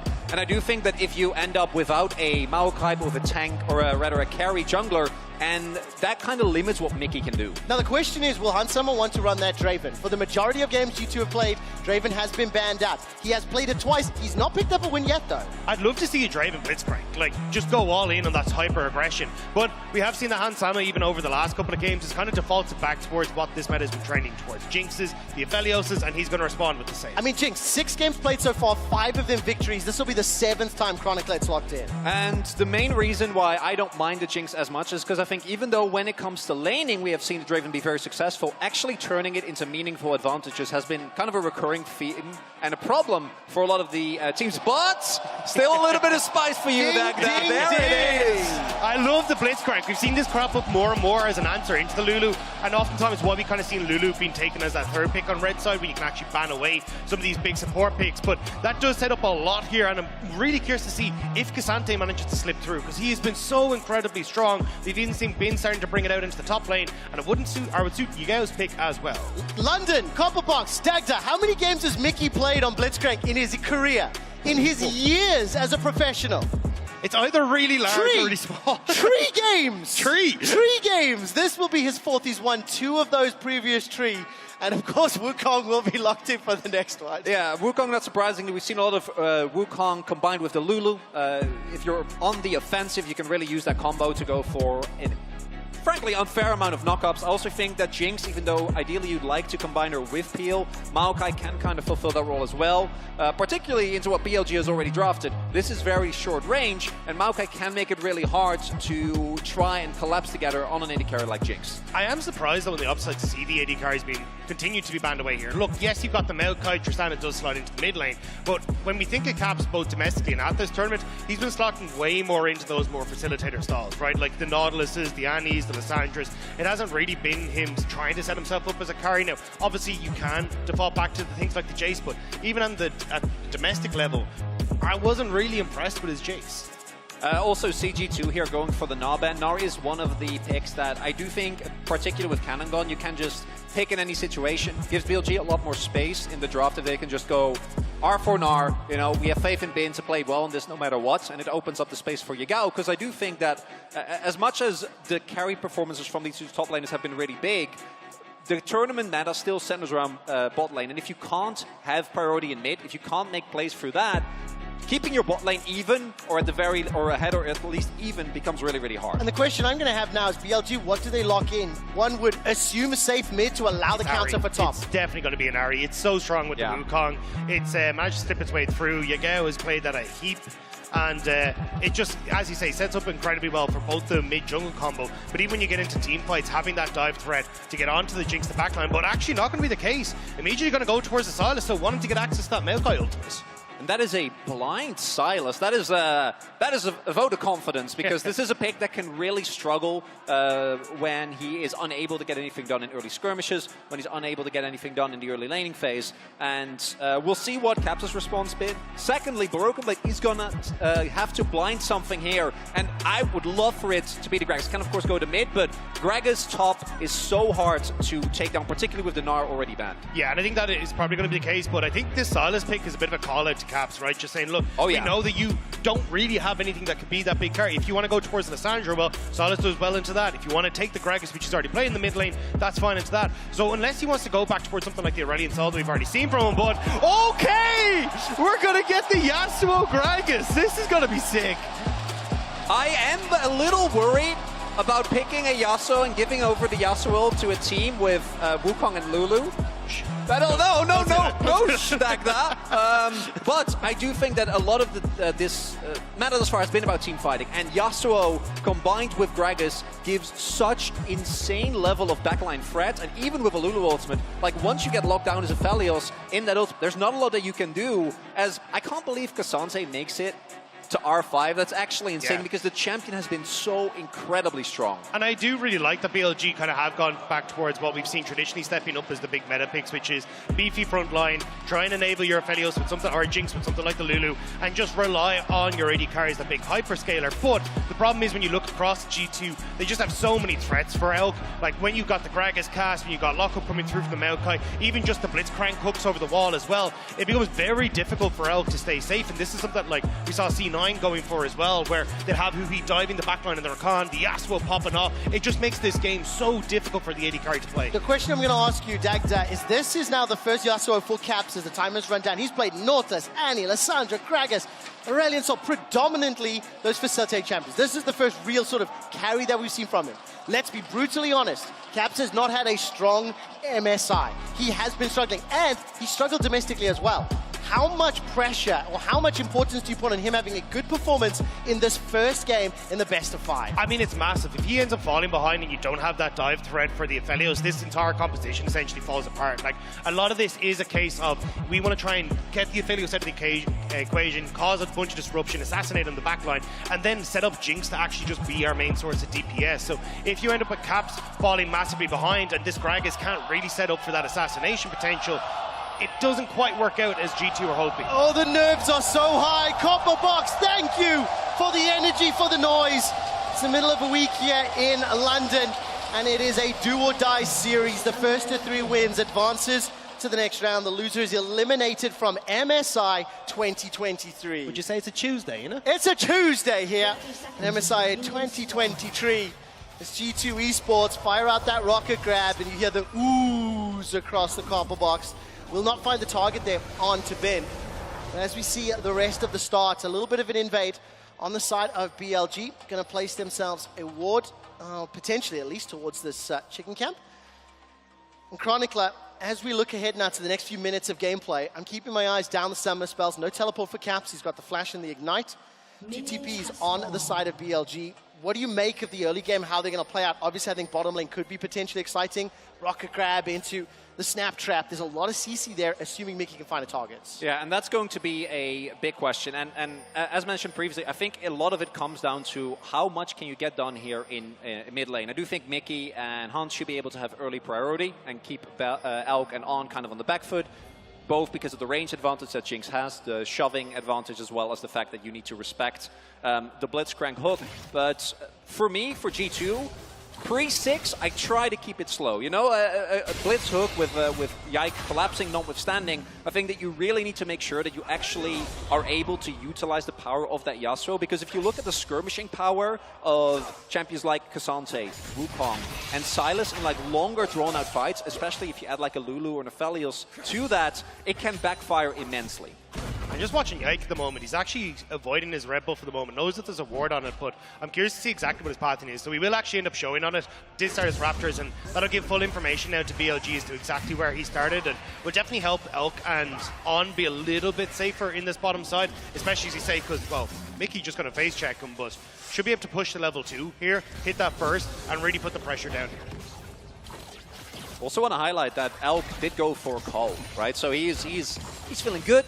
He's feeling safe. He's just looking to scale, and it puts a little bit more pressure now. Hans can, of course, go for a call after his first back, but will mean that he will be able to cash out on that. Exactly. It's really weird because it's like when we saw this matchup start to really come out, I think it was in January last year, you'd actually see both teams essentially just going, right, we're going to go full green. Because Aphelios has to start cool, because traditionally Jinx would get the push, Jinx would try and crash fourth wave reset and then get the color herself. But now we kind of just saw both sides handshaking, a lot of it going, hey, we'll both start cool. But if Hansama is going to start the longsword like this, he really wants to make sure that he's getting some damage down and having some threat. Now, he's with the Blitzcrank, so you can't have that little bit more threat with the longsword, but you need to make sure you're winning out on that, otherwise you just start to fall behind. And so far, looks like we're not seeing anything crazy. We do see, as mentioned, Yike will be on the top half of the map. Bin is looking to shove out and see if he can keep himself safe. Although, I gotta say, when it comes to ganks, Cassante is one of the harder ones. And instead, Yike looking to go in here and at the very least get some vision control with that ward. They are aware and might be the wraparound here, trying to take down Bin before he can get the full shove in. Find out. Bin, however, while he's being targeted, Rocket Grab connects onto Elk. On's got a good amount of damage back.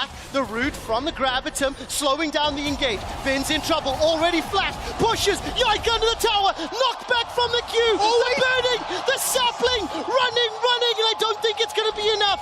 Bin survives, bot lane survives, no kills secured. All of a sudden, though, there's a tower dive. Hans Summers the target, Munchkin smashed down from Shun. First blood secured, instant reply back as Mickey's got the CC, and his target is from the tower on Shun. He will be able to decoy to safety. And that's disaster for BLG, or for G2. The fact that they end up giving all those kills across the bot side and getting nothing on the top end.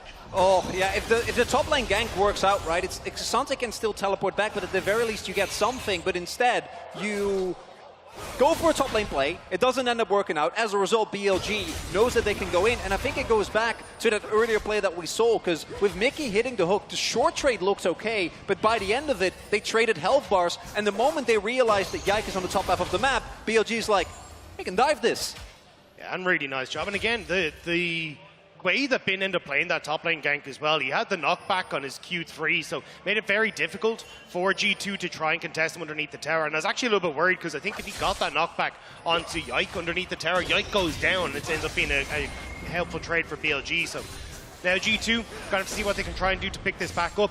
You've already got Mickey helping Caps push the wave. They're starting to lean into this bot side, want to try and establish vision in this river. And of course, the moments before those ganks happened, kind of like you were immediately saying, it's hard to gank Cassante. It's difficult to do so. You see exactly why. Been able to fend off that 2v1 in the top lane. Notice on the bottom lane as well, Elk has got himself this Berserker's Greaves already, 40 stacks towards that Cull, and I think the Greaves into Blitzcrank is huge. Definitely is, but also the fact there's a lack of Cull for Hans Sama, so not only do you have the 2 assists now for Elk, he is actually just going to be up a kill, essentially, because of the Cull. So this is really where you're going to start to see Elk just starting to snowball, and a huge amount of this matchup in the bot lane does depend on how quickly can Aphelios get his kill force, so we can close the gap onto Jinx, because in the 1v1 trades, he's going to be in a great spot. Yike, though, on this bottom side, spotted out by the ward, so BLG are fully aware that this is happening, but it may not matter. No, it might, and I think the fact that Yike has just stepped outside of that bush will not see that ward timing out when he does so. Very good heads-up play here from BLG. Light still lingering despite the fact that ward is timed out, so it's a bit of wasted time. You can see he's starting to fall a little bit behind the CS curve. Kill and assist to Shun on that Wukong, who is now stepping into the river. All right, mid lane was shoved up. Caps was able to move first into the river, and with the fact that Mickey and Hansama pushed in Alk and On, they've started this objective off. There is a potential engage. Level 5 for Shun, smite available to him. Level 4 for Yike. The engage on to Mickey's going low, forced to flash away to safety. They trade kills, 1-for-1, jungle for support, Dragon down to 1400, and Caps running for his life. He's still holding on to that last breath, waiting for a knockup. Hansama, level 5, stepping into the pit. There's a smite versus no smite, and the smite secures it. G2 get the objective, and Yike flashes away to safety. Elk has got red, white, that means let's fight! Hansama flashes over the wall, trying to get the rockets down, and Caps is the target. They get Dragon, but they lose another. 2-for-1 in the fight. The objective goes to G2. Oh, and the big thing there is that, again, the initial trade looks really good for G2. They are able to take down Shun, which means that, you know, giving up Mickey after he's hooked someone, you're completely fine with that. They go, fortunately, Caps does have his ultimate available, and as a result, they get the kill. But then BLG recognizes that so many cooldowns have already been used, and in the longer trades, when you can get chain after chain after chain, BLG identify that they're stronger, and I think they get the better end of this trade. It's a 2,000 gold lead at 7.5 minutes, and yes, crucial. Killing Shun allows the Dragon to go down, but now G2, they're looking at Dragon stacking as a primary form of winning. Yeah, you can see Elk is actually in a great spot for this fight. So he just runs off the purple gun. He has the Infernum there as well, which he's going to be able to swap off of. So having access to 4 different guns across this means he's getting a ton of damage. BLG do try to go for the Dragon, but bit of a mistake, but we're back to live. Or indeed, already Cyclone being used. Caps is just solo killed by Shun. Easy peasy lemon squeezy for BLG. In London, things are looking a little scary for G2 Esports. Yeah, because if you fall this far behind in terms of gold, like the BLG comp, if they can just scrap you continuously, they're going to be so happy, right? Champions like Silas, like Wukong can snowball incredibly hard, and right now, you're already falling behind everywhere that it matters. Oh, Mickey is in trouble. We have to step away, but you can see that a lot of members of G2 are moving up towards this top side. They're aware there's a lot of members of BLG here, and they are worried that Broken Blade may end up being the focus of a dive here. You can see Bane immediately trying to blow out all the waves there, get it crashed underneath the tower, but BLG going to back away. They'll send Elk back to the bot lane, and everything going to go back to normal. All right, Super Mega Death Rocket was fired there from Hansama. No flash with him, Caps, or Yike. Targets available for BLG. With the Rift Herald secured in the back pocket of Shun, can drop that in either of those lanes. I'm interested to see where he'll prioritize it. And if there's any tiny silver lining, and please bear with me, Chronicler, forgive me for what I'm about to say. Hit me. It's 2 kills for Ons Lulu. If there was ever a hopium, it's 2 less kills for Elk Cephalios, okay? Quick shot, I'm grabbing at straws. I want to give you the benefit of the doubt. But there is also an Aphelios with a kill and a Wukong. I'm aware of that. Are we gonna Let's see what they can do. 2 of those, we're talking 2 kills, right? 2 kills. On Lulu. One of which was a solo kill so onto Caps where there are for the 2 kills that G2 has? Where are they? You don't need to rub this in, all right? Mickey's Blitzcrank is going to be the difference maker for the 4th time he's ever played this champion. Right now, looking for a target. That wave was pushed in. Even CS across the board. But I think more importantly here is for this composition for G2 to start like thinking about comebacks, they need to stop the bleeding, stop giving over kills. Easy peasy, that's like obvious to everyone. But more importantly, I need to see this Yasuo-Gragas combination paying off. If they can get to Elk on the back line, maybe there's enough time to make plays for the rest of the squad. Nature's Grasp will force the flash, rocket grab onto On. You used this flash a second ago. Great pick. Remember what I said about Mickey and the kills? He does it for G2, Chronicler. The gold efficiency from Mickey off the charts there. Very nicely set up play from G2. Yike showing again why you prioritize the Maokai so highly, able to pick that up early, and then with plays like this, particularly as we saw with the position that Yike had of his ultimate, not a lot that can do, no one from BLG can assist, and it's these type of gold influxes that are critical for G2 if they don't want to lose full control of the map. Especially if they can get them onto that bottom side. A bit sad the Hansama doesn't manage to pick up the kill, but I think you can just try and rinse and repeat this. And On like ends up flashing underneath the tower, then blocks the hook for Elk, so he just has nowhere left to go. But again, BLG now, they want to try and respond. They want to try and get Shun into the spot lane. We'll spot out Mickey X. You even got Yagao, who's on the way as well. Look at that mini-map. You called it, Dagda, perfectly. Oh! Right, the hook connects.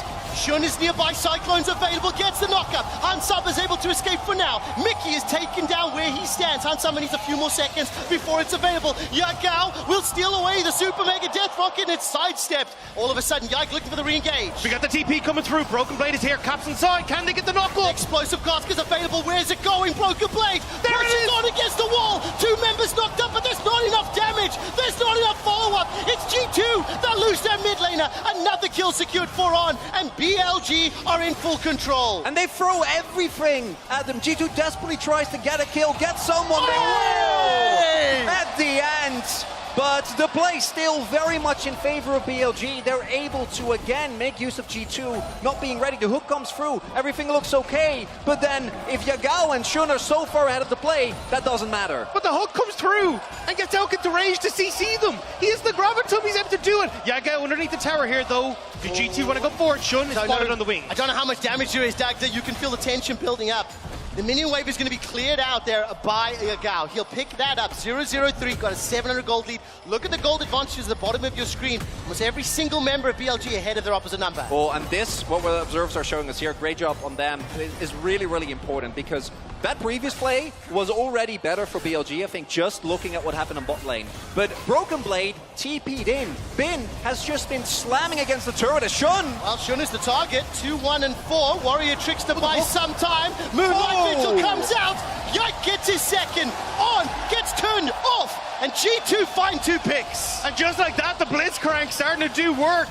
BLG had started to run away with this, as you're pointing out, Chronicler, getting all these plates, getting this goal. BLG were starting to pick up steam, but Mickey says no and puts a fist into their face. Does Yagao fight this? Does Yagao fight this? He's hijacked the Nature's Grasp, and he's using G2's weapons against them.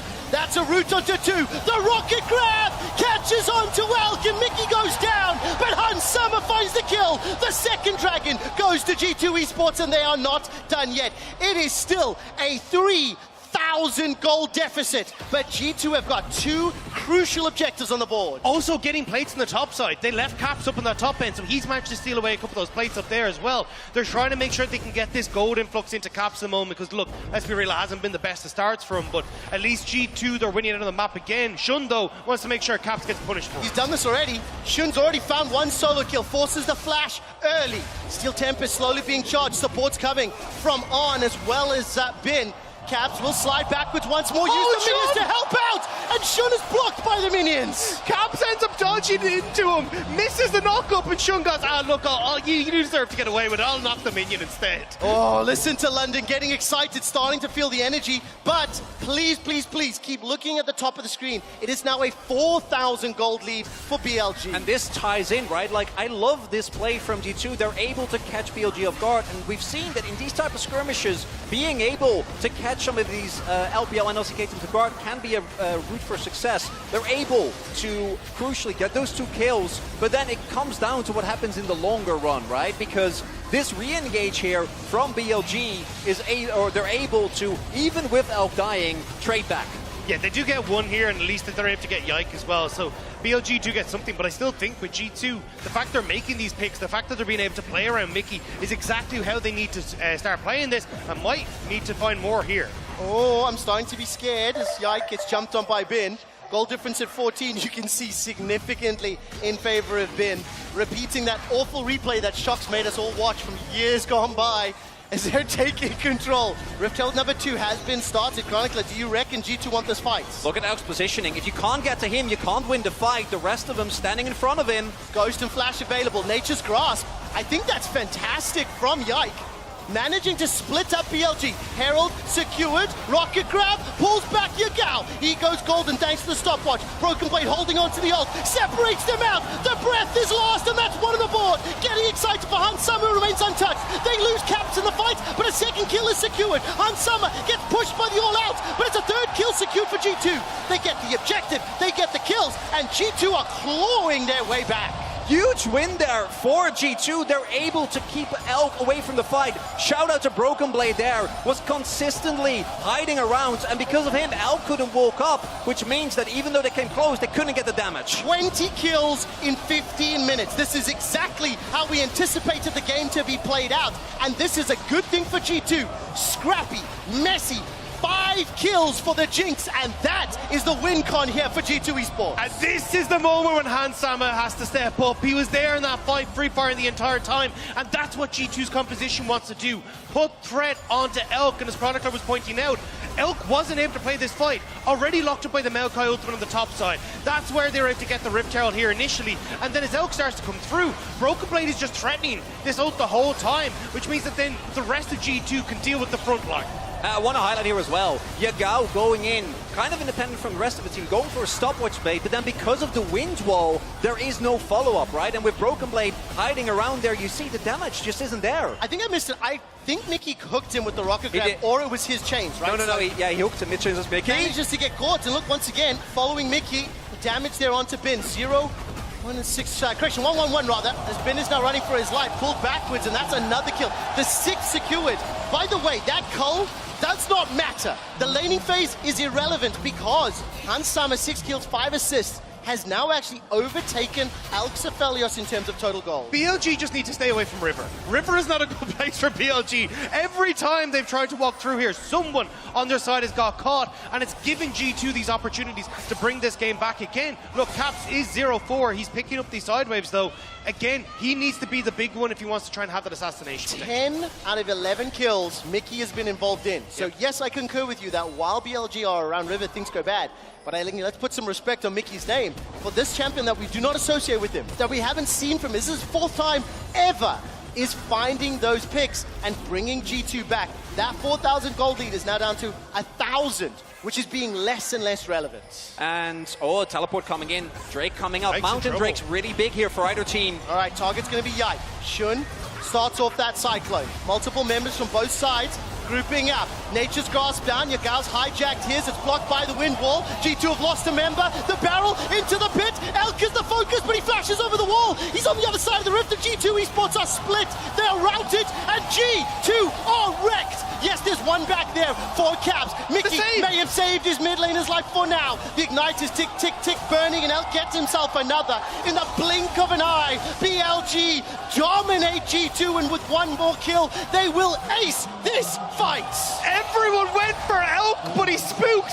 He hopped over the wall just as everyone in G2 went into the pit, and he manages to escape, manages to get the damage off, where it's then Hans Sama who's caught between a rock and a hard place, and it's the G280 carry who falls. And at the top of the day, we're talking about this Yasuo, right? What happens if he falls behind? I think we saw it right there. We're going to see in the replay as well, but if I saw correctly, Hans flashed over the wall just to try and get the kill on top of Elk, and then when they were unable to, it just meant that very quickly the fight snowballed decidedly in their favor. This starts with Shun getting caught by Yai, quote-unquote, but as it turns out, he has more than enough backup available. Yagao hitting the chain, and then you're fighting in this narrow corridor, and look at Elk here again. Yeah, the fact you managed to get onto him, but there's just no damage coming through, so Hans Sama flashes over the wall, and everyone now is on the wrong side for G2. So Elk manages to come back around, and it's split off into these skirmishes where Elk is just in a fantastic spot with that red gun to heal himself back up and win out on the fight. And once you start losing these fights, once you start losing control, both these compositions lose so much. Because as we can see there, BLG, if they can find movement over walls, if they can get on the enemy backline, they're really strong. But for G2, if Mickey doesn't have an opportunity to hook someone at the start of a fight, your Blitzcrank loses so much power. Yagao also flashing the FPX logo at the end of that fight, maybe reminding them a little bit of 2019. So a little bit of BM from the BLG mid laner, but we'll have to see now if BLG can try and keep this one up. Again, Mickey has been so on point when he manages to find these hooks to get into position to find picks, claw them back into this game, but he really needs to get it going now, because at this stage, BLG, with a 3k gold lead, are starting to pick up pace. And what's important as well is I want to highlight again, the main difference thus far between teams like G2 and Team BLG this tournament has been how do you actually play around your AD carry? And everyone on BLG was ready, right? Drawing attention, making sure that Elk could stay safe, trying to keep people away from him. And G2 needs to find a way where they can enable Hans Sama, because his gold, his individual performance isn't the problem. But with the amount of backline dive that BLG has, as soon as anything hits, he's a goner. The thing I love as well is both of these teams are willing to just throw down. Because while obviously all of BLG were there to back up, find that initiation on the Ike, the moment Elk flashed over the wall, it was after multiple G2 members had flashed into the Dragon Pit. So while, yes, they were playing around him well, G2 chasing it so hard, not finding that instant burst, right? It meant that BLG won, so that gold lead is ballooned once more. They picked up the Mountain Dragon as well. And now Mickey, yes, he's found the rocket grab. Hans Sama with the zap, the static field down. Nature's Grasp is flying, but there's not enough backup. Broken Blade and Bin, they are fighting in the bottom lane. We're 21 minutes in, so London, Copperbox, if this meta has taught me anything, it's time to prep the Baron throws. That's exactly what I'm about to say, because I think Yike using that ultimate, well, it might be a big go button for BLG. They don't have the great guns on towards Elk at the moment, but the fact that you have that Maokai ult down is why BLG are now starting to congregate around this Baron area. You have to be so careful as G2. Look, yes, you can look for picks, but if you end up throwing out all these ultimates willy-nilly, BLG are not going to be shy of just going towards us. Crucially, though, Yike and the rest of his team are able to retake control of their jungle, and these pockets of vision are going to remain extremely relevant, right? Particularly on a Mountain Rift, you need to be able to either get to either one of these two presidents, be it Hansama, be it Elk, and if you lose full control of your jungle, you are in deep trouble, right? BLG there, though, because I think it was On and Yagao already taken fairly low, not going to pull the trigger right now, which I do think is a good call, because this gold lead, while it's there for BLG, a 3.5k gold lead at this point, particularly with how explosive these two comps are, isn't going to matter. Yeah, and I think as well, look at the level difference here. Yagao, with that rower, he's going to have the, yeah, interesting. Was that Hex Flash or Actual Flash? I think that was his actual flash. I think he basically thought he'd have Hex Flash just as it came up, but I could be wrong. Right, well, either way, level 2 level advantage for Yagao over Caps. It's mirrored by 1 advantage for Broken Blade over Bin. Teleport's available for both top laners, and reminder, Caps does not have teleport, so this will limit some of the side lane plays. Yike, Nature's Grasp was available, Rocket Grab falling just short, and look at the minimap. Bin is grouping up with the rest of the squad. Yagao pushing top lane. So we started this focus or this attention towards Baron. But this is the thing, I think for BLG, they've been so heavy reliant all year on Bin being on a carry, whether it's Jax, whether it's something that can actually threaten the side lane. This isn't BLG's comfort zone, where they actually have Bin on a Cassandra. You didn't play it a huge amount throughout the split, so now it feels like BLG aren't really sure what they're supposed to be doing, because they don't have that mega threat in the side lane that they can rely on in Bin, and it's just kind of been this back and forth, hey, yeah, we'll push waves and kind of ARAM a little, but they're not actually getting a huge amount done. Look, Dragon isn't 15 seconds, they can play towards that, but it definitely feels like BLG are a bit unsure about what they want to do. I mean, both teams have shown a penchant towards playing for that Dragon, and you can see on the minimap, Shun making his way into G2's territory, placing some wards behind the pit. Question I have is, do G2 want to start the Baron while Dragon is started, or do they want to contest? Right now, G2's leaning towards that Baron objective. Yeah, they are, and I think they should, right? BLG getting an individual Drake, not worth it, but that does mean that as soon as G2 identify that Shun isn't there, they need to actually pull the trigger, because if you give Shun enough time, he's just going to get the Dragon, and right now, they either need to try and hard commit or start the Baron. We do see, though, Shun is peeling off. Yeah, he's trying to play it back and forth, has left the Dragon as they know G2 started this. There we go. Yeah, but now, look, BLG, they're fine walking in here. There isn't a huge amount of vision, but Nature's Grasp been used. Reminder, Wind Wall still available. Baron's gone so low. Inside the pit, G2 have secured him. Can they finish the fight? Oh the my God. Vigil has done so much damage. The Cyclone behind Elk is wrecking G2 Esports, and they are dominating. You wanted a Baron throw, and G2 were willing to give it to you. They sit in the pit, the Infernum comes through, and G2 are wiped.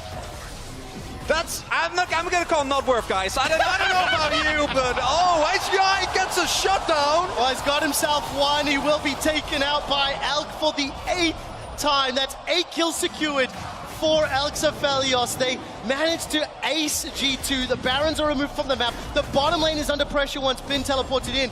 And we find another instance in this tournament where a Baron turns completely awry. And I think crucial there is that G2, I think he can pull that off, but you have to pull the trigger earlier, right? Because by the time that they started the Baron, Shun was already halfway there. And we know the team fighting power is nicely done. That was really nicely done. The team fighting power of BLG is more than enough. Look, by the time, yes, this Baron goes down fast. Yes, they have the Maokai ult, which doesn't actually get that much done. But crucially, BLG can start this fight knowing that their Wukong is about to arrive, and Elk. Oh, I just love the sidestep to get that Moonlight Vigil past the Wind Wall. Yeah, that's it. I mean, at this stage, it's just, you're already kind of stuck as G2. You committed so heavily forward, and BLG are so happy to go in. You've got a bunch of AoE from Yagao. You've got the Wukong is in there. And then, as you say, the Infernum, too, is so much damage. And two different sides of the same coin there in the crowd. Duality of fandom. BLG is celebrating. They still maintain control. 4,000 gold up. They got that Dragon to boot. They've still got 3 towers under their belt. G2 will get a small piece back, at least taking that bottom outer.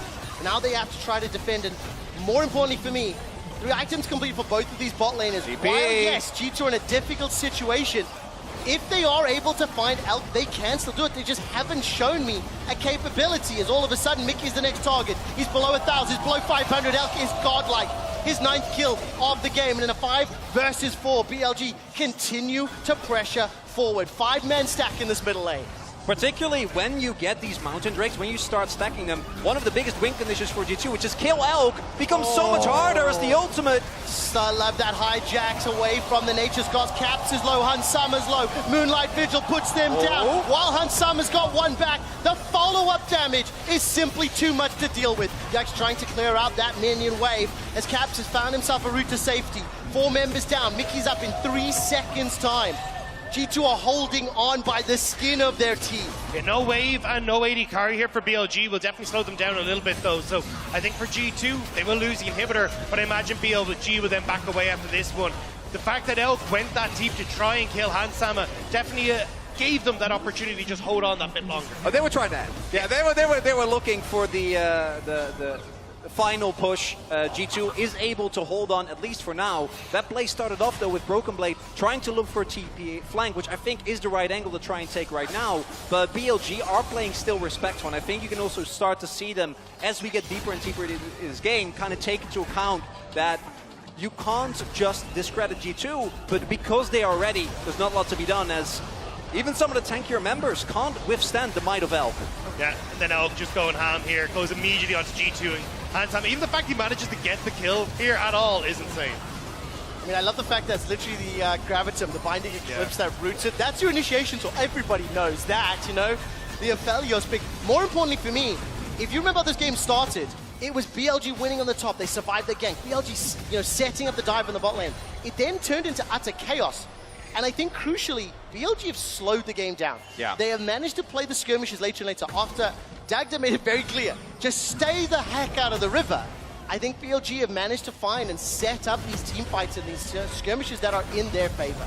It's also very telling, as Dagda was saying, this BLG, they're not playing for sides. This is just straight up continuous 5v5ing, out team fighting your opponents. And it's something that, even in the series against JDG, we saw them try and pivot away from. In this game, not the case.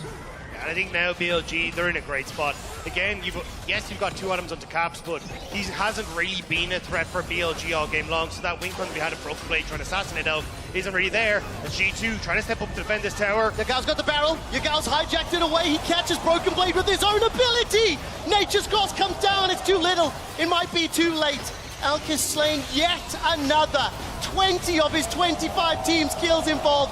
Pick up another. The tower falls as well. And while Hansama remains untouched, it simply does not matter. He gets 1 kill onto Shun before Elk takes him down. Elk goes golden using that stopwatch with 1 more kill. The ace secured once more for BLG. They are inside the base and teleporting to the Nexus. BLG looking to start this series with a 1-0 lead. It was close until it just was not. BLG, they flashed the FPX logo once more. They're looking to close out the game 1. Fantastic, chaotic, entertaining, and it's BLG that strike first. Almost 45 kills in about 30 minutes. It is exactly the type of game we expected. And in the end, BLG is able to slow down some of the G2 shenanigans, is able to actually set up the 5v5 team fights, and from that point on, they did not relinquish control of the game. Yeah, I mean, it's unfortunate that Baron call from G2 was just not it. You end up with an Infernum Aphelios in the middle of everyone, plus the fact that you don't really have any way of getting out of the pit at that stage, buying space for Hansama, so BLG happy to take that one and close out this first game, but I think it's going to have to go back to the drawing board for G2. Caps once more, this Yasuo wasn't it. That wasn't the performance that we needed from him. The frustrating thing for me as well is that while, yes, he didn't find the impact, I think it is also crucial to acknowledge the fact that by 5 minutes into the game, top and bottom lane were effectively like sort of behind or struggling, right? So much like the analyst desk was saying when Broken Blade was playing their Cassio, it's like, guys, what's happening? Guys, his middle and bottom lane were really struggling, and Broken Blade had to bring the team back. Yasuo and Caps were not able to replicate that performance we saw from Broken Blade and Cassio. So how do they do it now? I think it'll be interesting to see whether we go blue side again or red side, with G2 losing game number 1. They will have side selection. I wouldn't be surprised to see a red side to allow multiple counter picks. I just don't know what the team is thinking right now because they have a lot of questions to answer. Yeah, it also goes back to trying to reduce unforced errors, right? Like Shun getting free kills, which means that he walks up to the first skirmish or big fight with a Divine Sunderer. Yes. Those are make or break moments. And if you're not able to deny those and play the cleanest game, even if you're able to find some early skirmishes, you're still going to get out-traded on the rest of the map. Well, gentlemen, I sincerely hope we get more team fights and more action throughout the course of the series. For now, though, we're going to hit to the analyst desk to break down game number 1. Thank you so much. I think that was a great observation coming out of Maurits. You can't be giving them free kills to start with. It was close, but no cigar in that early game. And Elk with a huge cigar in that late game team fight. Yeah. Just killing all the dreams of the game. But we got to be honest, even before that, it was looking dire for G2. Yeah, kind of a comeback that never ended up completing because they did fall quite far behind early. And one thing that doesn't surprise me about this game is the pace of kills. Both of these teams were very high combined kills per minute coming in. This was 44 kills in under 30 minutes, so still a blistering fast pace. Definitely so, and we see it there. Emily, we grabbed the post-game breakdown because I don't see a lot of hope, do you? You can see the little blip, right? in the comeback right there. Yeah.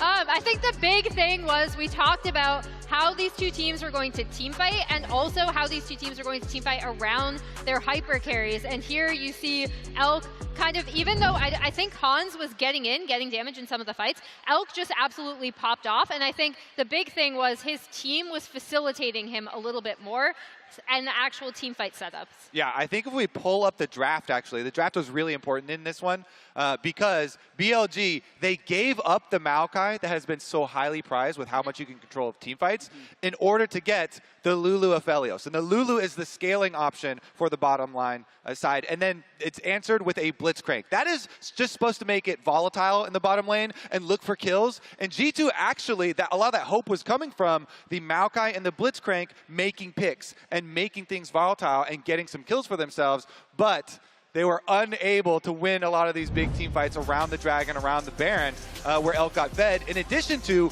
BLG being the first ones to actually go bottom. Right before this play, G2 just showed jungle on top side, and they got to go with the early dive, getting them those kills super early on. Yeah, and that was kind of a return to form.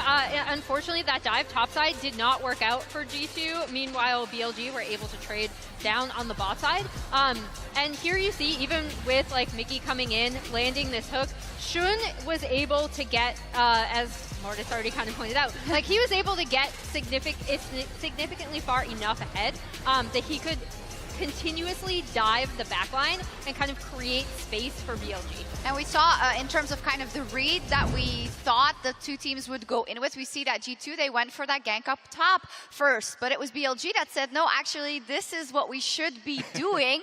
And it's interesting coming in, right, in the first game, because we thought, are they going to flip it? But they didn't. Yeah, featured matchup, Hansama versus Elk. It's going to be a bot lane party this entire time. It's been a bot lane party. I was hoping this series would be like a microcosm away from all the bot lane parties, but They banned all the fun tried. stuff, Kobe. The Cassiopeia and the Nautilus were both banned right away by BLG. The big thing here is still look at Hans' like damage per minute. Like I said, he only really started dying when BLG started getting ahead and we're able to get someone on him in the backline. Because you see, he's still doing almost 900 damage per minute to Elk's massive 1200, and then Elk's doing 40% of his team's total damage. Like, this is what a hyper carry bot meta looks like. It does. And that's what they're built for, right? But before we even get to the big Baron replay that everybody wants to see. I don't know what you're talking about, And Elk annihilating everyone. Let's bring up this Dragon replay that I have for you here because we can actually point some things out on the telestrator about how cool the early setup and the early idea from BLG is. This is a lot earlier in the game where it's not blown open yet. You know, you haven't gotten that giant lead, but they know because G2 keep using Yikes Flash to make picks with Maokai. The Maokai and the Blitzcrank have been what they've constantly expended to try and get these picks onto BLG and get money onto Hansama. They identify him really early on, and so everybody from BLG is going towards this flashless Maokai. They know that he has no flash. He's on the bottom side of the objective trying to get vision beforehand, before the Dragon spawns, but every member of BLG is laser focused on it. Look at Yagao, goes straight for him, right over the wall. Shun is trying to keep him there. They know if they get this jungler, not only do you get the kill on a flashless target, he has no escapes, you're also getting the smite out of the way before the dragon is even up. And then once they see how big of an early lead they have in the team fight, taking out that front line, Elk is flashing over, everybody's jumping around to finish up the extra kills. Mickey comes in to try and peel for Caps, but then guess what? You're also dead, and Caps has nowhere to run either, so they all end up dying to the slaughter there. The FPX is thrown up as well, and this is where it really went into BLG's hands, and they got so much money to fund the explosive. Yeah, and another important thing you saw in there is also Yagao being able to get the Maokai ult in response, right? That's one of the powers of the Sylas pick. Here's the... We jumped right into it! Oh my god! Inferno plus Wukong! I was told we don't have enough time, but I said we need to see it again. And it's actually the worst of all worlds to be pinned inside Baron Pit, not only Infernum gun, but also Red gun. So you get the big Infernum ult, and then he gets to Astro Glide on you with an AoE coming out at the back of the wall. Oh my god, it's crazy. It was beautiful. It was we showed the bin thing earlier in the pre-show chat, and now I feel like it's similar, but it comes down to the same thing. You are ahead or you're not ahead, and you run into something where they are so definitive and they're engaged. They wait the right moment, and they kill you in a matter of seconds. Absolutely, and they can also throw it away in a matter of seconds too. So that's why I don't think G2 should necessarily lose hope in this best of 5, because there were 29 kills on one side, 15 deaths on the other. Despite being like 5,000 gold up at 15, that game could have been a lot cleaner for BLG. So I think G2 can try and build on that if they don't fall as far behind early. We'll see. They did select blue side, so maybe they're sticking to their guns. Hopefully Aphelios isn't, because that hurt for G2. But we'll see what happens in Game 2 between Billy Billy Gaming and G2 Esports. See you soon. Aphelios, too many guns. Bit of a mistake. We're back to live. Indeed, already Cyclone being used. Caps is just solo killed by Shun to make place for the rest of the squad. Nature's Grasp will force the flash. Rocket grab onto On. You used this flash a second ago. Remember what I said about Mickey and the kills? He does it for G2. G2 desperately tries to get a kill, get someone at the end. Nature's Grasp down. Yagao's hijacked his. It's blocked by the wind wall. G2 have lost a member. The barrel into the pit. Elk is the focus, but he flashes over the wall. He's on the other side of the rift. The G2 Esports are split. They are routed in the blink of an eye. BLG dominate G2 with fantastic, chaotic, entertaining, and it's BLG that strike first.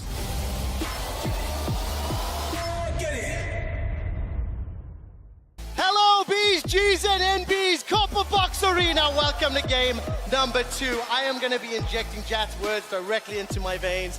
There was nearly 45 kills in a 29-minute game. It means there's hope. There's a chance for G2. They selected blue side once again, and I will say that I do think that Yasuo pick left something to be desired. I don't, however, want to pin it fully on Caps' back. I think the bottom lane conceding those kills in the dive, the fact that Yak was unable to find that kill top, had an impact. More importantly, though, as those skirmishes and teamfights dragged out later in the series, BLG played around Elk better than G2 played around Hansama. And that is something that is much harder to fix. I do think that, as mentioned countless times now, Caps' performance doesn't warrant picks like Yasuo, because it is a pick that, both in terms of laning, which we saw, the early laning phase was fine, but he got caught out a bunch of times around skirmishes as well. Notwithstanding, it also means that what we saw was G2 trying to play around Caps, as opposed to playing around their fat Jinx. And I don't think they really had great tools. Obviously, BB and Yai could have, but you're kind of forced to do it with the Blitz and with the Yasuo. So I hope for a different direction from G2, just fully commit to the meta like BLG has done as well. And I think it's very important to call out here, Chronicler, but off stage was like, listen, is it Caps? Is it Craps? I mean, he's playing so badly. I mean, he had a few choice words. Chronicler has very strong words. Excuse you? And while I'm using you as an excuse for me to say the following, I do think what we have seen out of Caps in the past has not lived up to expectation. So I do need to see something more happening. Because we are having the same bans again, Cassio, Nautilus, as well as Annie, no changes from the side of BLG. Well, why change it, right? I think even the fact that they went towards the Sylas and called out Cap saying, hey, look, what are you going to bring out now? We got the Yasuo, but if you're BLG, you're not really scared of seeing that again. So at the moment, they're just going to pick the exact same. Maokai goes across to G2. Wouldn't be surprised to see the Lulu taken here, and there it is. Like, you are happy out as BLG with the way that last game went. Do we get the full salty run back? It is not something that happens particularly often. If this is a blitz, we have seen that before, and that'll be the first pivot. The Janna. So, in terms of playing around your ADC, this makes it a bit more simple. Let's just press R to reset a fight and buy space for Hansama to reposition. So I think the Janna is going to work out, but I do think picking Janna when this little of the enemy composition is given is a really high risk, right? Because BLG can opt to go for champions that can kind of play around it, but it's BLG, so maybe they're just looking Ahri and they're going to go Wukong and commit to it anyway. It is kind of tough to change that when you're already with the Aphelios, right? And I think that's one of the problems that we're seeing with people who end up taking the Aphelios. I think Jinx does give you a little bit more of that pivot option where you can play from range, but when you have the Aphelios, you need something that enables them. Even the fact you have the Lulu doesn't really do too much. So I think here BLG are kind of already giving themselves towards a dive-orientated composition. So I really like this from Mickey. It's the second time we've seen it from him, and I thought it looked great last time. We'll have to see if he can do it again. What direction does the rest of this draft play out for? Because I think we were anticipating the Ahri in game number 1. We thought it was a good Ahri angle. Ended up being the Sylas. Sylas worked out well. I think some of those hijack barrels and Nature's Grass in particular really unlocked Yagal's performance in the middle lane. And the next big question is, what will Caps' answer be into Yagal's Ahri? We've seen the Tristan and the Jace banned away once again, so 0 pivots from the ban pool on the side of BLG. It was Na and Fiora, the last 2 bans for G2. This time they're going to pivot to the Gwen, something we have seen Ben play several times, as well as his signature Fiora. Might be expecting BLG to pick a jungler here, and then they pick up the Cassante. Gwen in particular has a really good matchup. We also know that Bin is great at the champion. So wouldn't be surprised, and yeah, with the Wukong, looks like they had the right idea. Yeah, I think this is BB maybe looking towards something like a Sion pick as well. The Gwen does really well, and the same with the Fiora, so it definitely feels like they want to go back towards a more tank-orientated top side anyway, and just making sure that Bin can't have a lot of his comfort picks, but he's going to be Shun getting his hands on towards the Sejuani, so again, I think just good opportunity to try and close fights, make sure that you're able to get this Aphelios in. It does mean that you won't have as much dive threat alongside the Ahri, but I still think it'll work well. I actually like the Sejuani because they were hovering Wukong, and I think Wukong into Janna is actually like that is really rough. And with the Sejuani at the very least, you are going to be able to throw out non-committal engage. If it doesn't work out, that's fine, but the follow-up can still be there with the Ahri and possibly whatever they lock in is. It is indeed the Cassante, but who does it go to? I'm really curious to see what the response is from Bin, because when you look at the ability here for G2 to try and play Kite back and buy space for Hansama, this could be an angle where he goes back towards the Camille. Just offers himself that, hey, I want to lock you down immediately. You have good answers, but Malphite also does a very similar thing, which is just like, hey, I want to just lock up this Jinx and make sure that we're able to play as well as possible around it. And taking a look at these 2 picks, once the Cassante was locked in, I had the same thought that you did, Chronicler. 1 game for Caps this year on the champion, 3 for Broken Blade on the Cassante.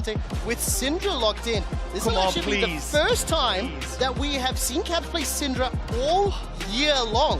And the final lock-in for Bin is going to be the Jax. Okay, let's zoom out. I'm hearing please, please, please. What do you think of the compositions and how they're going to match up? So I was saying please, please, please for the Camille, because Bin is, like, his solo queue ID is I love Camille. He is insane in that champion, but has been insane in the Jax all split long as well. So excited to see him again kind of going back towards these carry routes and saying, look, eventually I'm going to get to a stage where I can just win it against Cassante in a side lane and put pressure down. G2 kind of going back more towards what we saw from JDG yesterday, where Knight was insane at acting as this other PL operations with the Scout of the Weeks to keep the ruler safe, and now we're getting a very similar story here with the Jinx to try and keep this Jinx alive. And I think that BLG basically see the composition from do say, we're not looking to 5v5, right? This is all in on, you could go 1-4, you can go 1-3-1, depending on how the mid lane matchups plays out. And G2 definitely took what happened in game 1 to heart, because this is as big of a Hansama 1v9 comp as you can do. I'm thinking back to the game that Knight had, in particular on the Syndra. The amount of peel that he was able to provide with Scatter the Weak was mind-blowing. Yeah, I really like kind of the swap that we're seeing coming through for G2. Adding the ranged support into the bot lane means that you can actually play around the push that Jinx traditionally has. Makes it way more difficult for BLG to go for these sort of dives like we've already seen in the game 1. And as well then, just the fact that you end up having this really strong team fight that can cover a bunch of different areas. It's just going to be a case of how well can they play around Hansama? Can we get Mickey down to the bot lane early? Can you try and get this Syndra in as well? Because if this Jinx doesn't get rolling, you're then under a lot of threat where BLG can find opportunities to play sides. London, do you believe in G2 esports? If you do, make some noise. And for everyone listening and watching at home, do you want to know the last time that Caps played Syndra? 2022 spring against Astralis. It has been that long. Now the reason I call that out, and the reason I think it is important, when we see the Yasuo being pulled out for the first time at MSI, and we look at a player like Caps who has been struggling, he made a name on the international stage playing Yasuo, albeit not at the 29 MSI that he won. He actually didn't play it at all, but every other event he did so. And I think on a champion like Syndra, which is one of those champions that he has demonstrated great ability in the past, he's going to be asked to help out today. Summoner Heal used for both On as well as Mickey.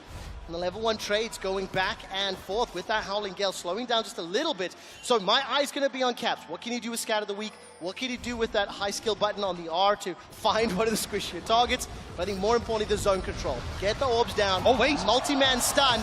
The recall not available there. Elk dropped to 200 hit points. Rockets being fired. Unsummer's 400 HP. Elk will sidestep the Gale. Now the turnaround. Mickey forced a flash. G2 start the fight. BLG end it. I want to know what the pathing's going to be here for Yike, though. You can see he's already on his bot side. I think he's going to go into Krugs and immediately look for the level 3 gank on bot lane. Not having those flashes burnt onto BLG are a little bit annoying, though, because he would love as Yike to be able to punish that. But still, G2 getting some decent trades and should get good control over the bot side as a result. Same for Shun. He's starting on the top half of the map. If I see support this early on without a flash, you're looking to path towards that bot side, particularly with how important bot lane has been. So a lot of pressure here on both of these two bot lanes to try and get something going early. We do see, knowing that Yike is still in the area, G2 trying very heavily to get the shove in here and make sure the wave resets so they're not in the position to get ganked once Shun comes towards the bot side of the map. But even look at the vision control that's on this bottom side already. Both brushes warded by BLG. They know that there's an opportunity for G2 to try and make a play around this bot side. And it looks like Yike, instead of actually trying to play for the lane advantage, is just going to play for his own. Move in here, you got the push on bot side. Let's move in and try and steal away some of these camps from Shun. Make sure he can't play to his own bot lane. I love that call out, Dagda. You saw the movement from Hansama and Mickey. After they pushed under the tower, immediately moving up. The zap comes out there from Hansama. A little bit of assistance onto Yike. Got that smite available. We'll be able to secure this Sentinel in just a second. Holds on to it, in fact. And we'll even get vision here of Shun thanks to that sapling toss. While that's going on, keep your eyes on the minimap. Top lane, Bin under pressure, chased too far, forced a flash, and Broken Blade's been spamming the take notes all tournament long. We had a couple of good emotes already. Scout of the Week finds the stun. Bramble smash backwards, and the sapling toss will not have enough damage. The tick, tick, tick, and Yagao escapes with his life. Just barely able to escape away from that. Also, the fact G2 dodging the charm that came out from Yagao as well means that they don't get caught underneath the tower, because you can see how low Caps was. A couple more tower shots would not have been a pleasant experience for him. But G2, they're coming alive in this early game. And another moment, we see Yike playing a little bit around Caps, at least in terms of his first move. It's 4 minutes in, so I don't want to overblow this. But I do think, Chronic, like you mentioned it in the previous game, looking at the Yasuo, looking at where Yike's pathing and decision-making is, as Mickey's in trouble, take it out! That's a solo kill in the bottom lane! Unable to punish the flashless Janna. Flame Chompers come down, Shun waiting in the wing, teleports out. Gravitim, not going to find the route just yet, but the TP will be channeled, and Caps is going to drop to that bottom lane. Yeah, and a good teleport from Caps, but if you're BLG, you're extremely happy. You just got a free kill, right? Being able to deny more farm here to Hansama, who can't really walk up to the wave. On and Elk should be able to zone him out easily here. Oh, this is scary, this is scary. The Glitterlance connects, it forces out the cleanse. Look at the minimap. Yike and Caps, rather, making their way forward, both level 4. While that is going on, Wave is being caught by Yagao in that middle lane. But this is a mess for Caps going in. Elk forced the cleanse and flashes away. But this is a mess here for G2, because you need this wave to crash so then you can actually try and achieve something. Yagao needs to roam out of mid, but he's frozen the wave in itself. Shun's nearby. This is a 4 versus 3, but Hansama is so incredibly low. Howling Gale won't find its target. Dark Sphere, followed up by the root. Mickey's tanking the shots, and G2 get a kill. Now Yagao is joining. Level 5. Doesn't have Spirit Rush available yet. Elk, blue and purple. He's caught by the Howling Gale. That should slow down any follow-up. And G2 escape. They pull off the dive, they get the kill, and they get out. On spamming emotes as he's getting killed is definitely a mood. Love that. very not afraid of what is happening. Big there, as you pointed out, is that Caps is so far ahead of Yagao here, and with the sapling as well, no opportunity. If Yagao has Spirit Rush, then maybe they can look for something on the back. So G2 take a awkward position, which is a Hans Sama who is desperately trying to get in a wave, and Elk and On playing very for forward, trying to get him away and turn it around. Yeah, I mean, it does show that G2 are well aware that, look, we need to protect the Hans Sama, because if the wave doesn't crash, you're in very dire straits. As well, the fact that Caps had to roam down to the bot lane does actually put him behind in the level advantage. See, he only just ticked over to level 5, whereas Yagao has hit the level 6. So if Yagao actually has a moment to roam, especially with Shun down back on this bot lane, they could be in trouble. Slow wave pushing into Hans Sama and Mickey X, though, should leave them relatively safe for the moment. And most importantly, by the end of it, Elk didn't really miss a whole lot, and he is still stacking his coal. Again, being able to just 15 CS up just as well. wait and cash in. It's also hilarious to me that still Yike hasn't taken his blue buff. He's just not been able to go to that top side. He took the blue on the opposite side, immediately went to Wolves, back to his Raptors, and down at his bot lane. And BLG now know with these camps respawning, want to try and interrupt this Caps. Doesn't realize how close he is to BLG. What we saw as well is with that gigantic wave crashing into the bottom tower, as Hans Sama and Mickey tried to pick that one up, Yagao as well as Shun were in the jungle. If there was a possibility to dive, they were there, they were immediately able to react, and technically Caps was a little bit off the pace. Instead, they started the dragon and they've peeled away. But please keep your eyes on those CS advantages. Plus 20 for Elk. He's got the pickaxe. He's already 50 CS towards finishing off the coal. And now, once the backup is there, once the tower, the wave is starting to thin out, BLG, they will start this dragon stacking. The first of the game, a little bit of a pivot from the previous one. Ward will spot out here from Mickey and Hans Sama. Howling Gale Steel would be insane. I just don't think it's going to happen. And while that's happening, keep your eyes on Yike. He's making his way towards the top lane. But there's not really much you can trade it for. Sure, you might get a couple of extra camps for Yike, but in the grand scheme of things, that doesn't mean much. Maybe you get the kill into Bin here. Well, time to go all out. Broken Blade using it into a 4. That's an advance over the wall. Forces the flash once again. Reminder, Bin lost that in the 1v1. Sapling toss out. Counter-Strike finds the stun. Leap to the minions. Yike's only level 5. There's no support from the rest of BLG, but he survives and outplays the 1v2. The support's on the way, though. Yagao moving up here. Shun on his Raptors. G2 know they need to get the hell out of here. Broken Blade going to move back towards his turret. Cue the Jaws music. Dun, dun, dun, dun, dun, dun. Yagao not going to step close enough for the charm to connect, and this time round, BLG, they are unable to turn that round. And unfortunately, it's a little bit of a deja vu for G2, right? As they try to get Bin, take him out.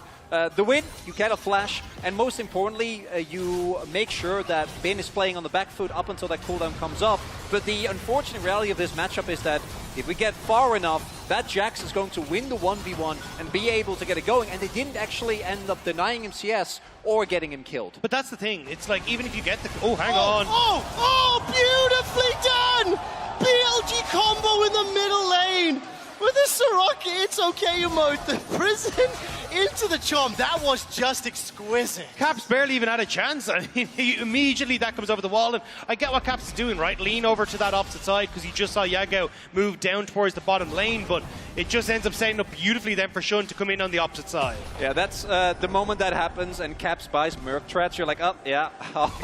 Gotta need those against the opposing team with the amount of CC that they have available. G2, though, trying to answer backer. And I think, given the base timings of BLG, they should be able to. And they desperately need this. Top lane is fairly even, but mid is heavily in favor of Yagao. Bot lane is heavily in favor of Elk.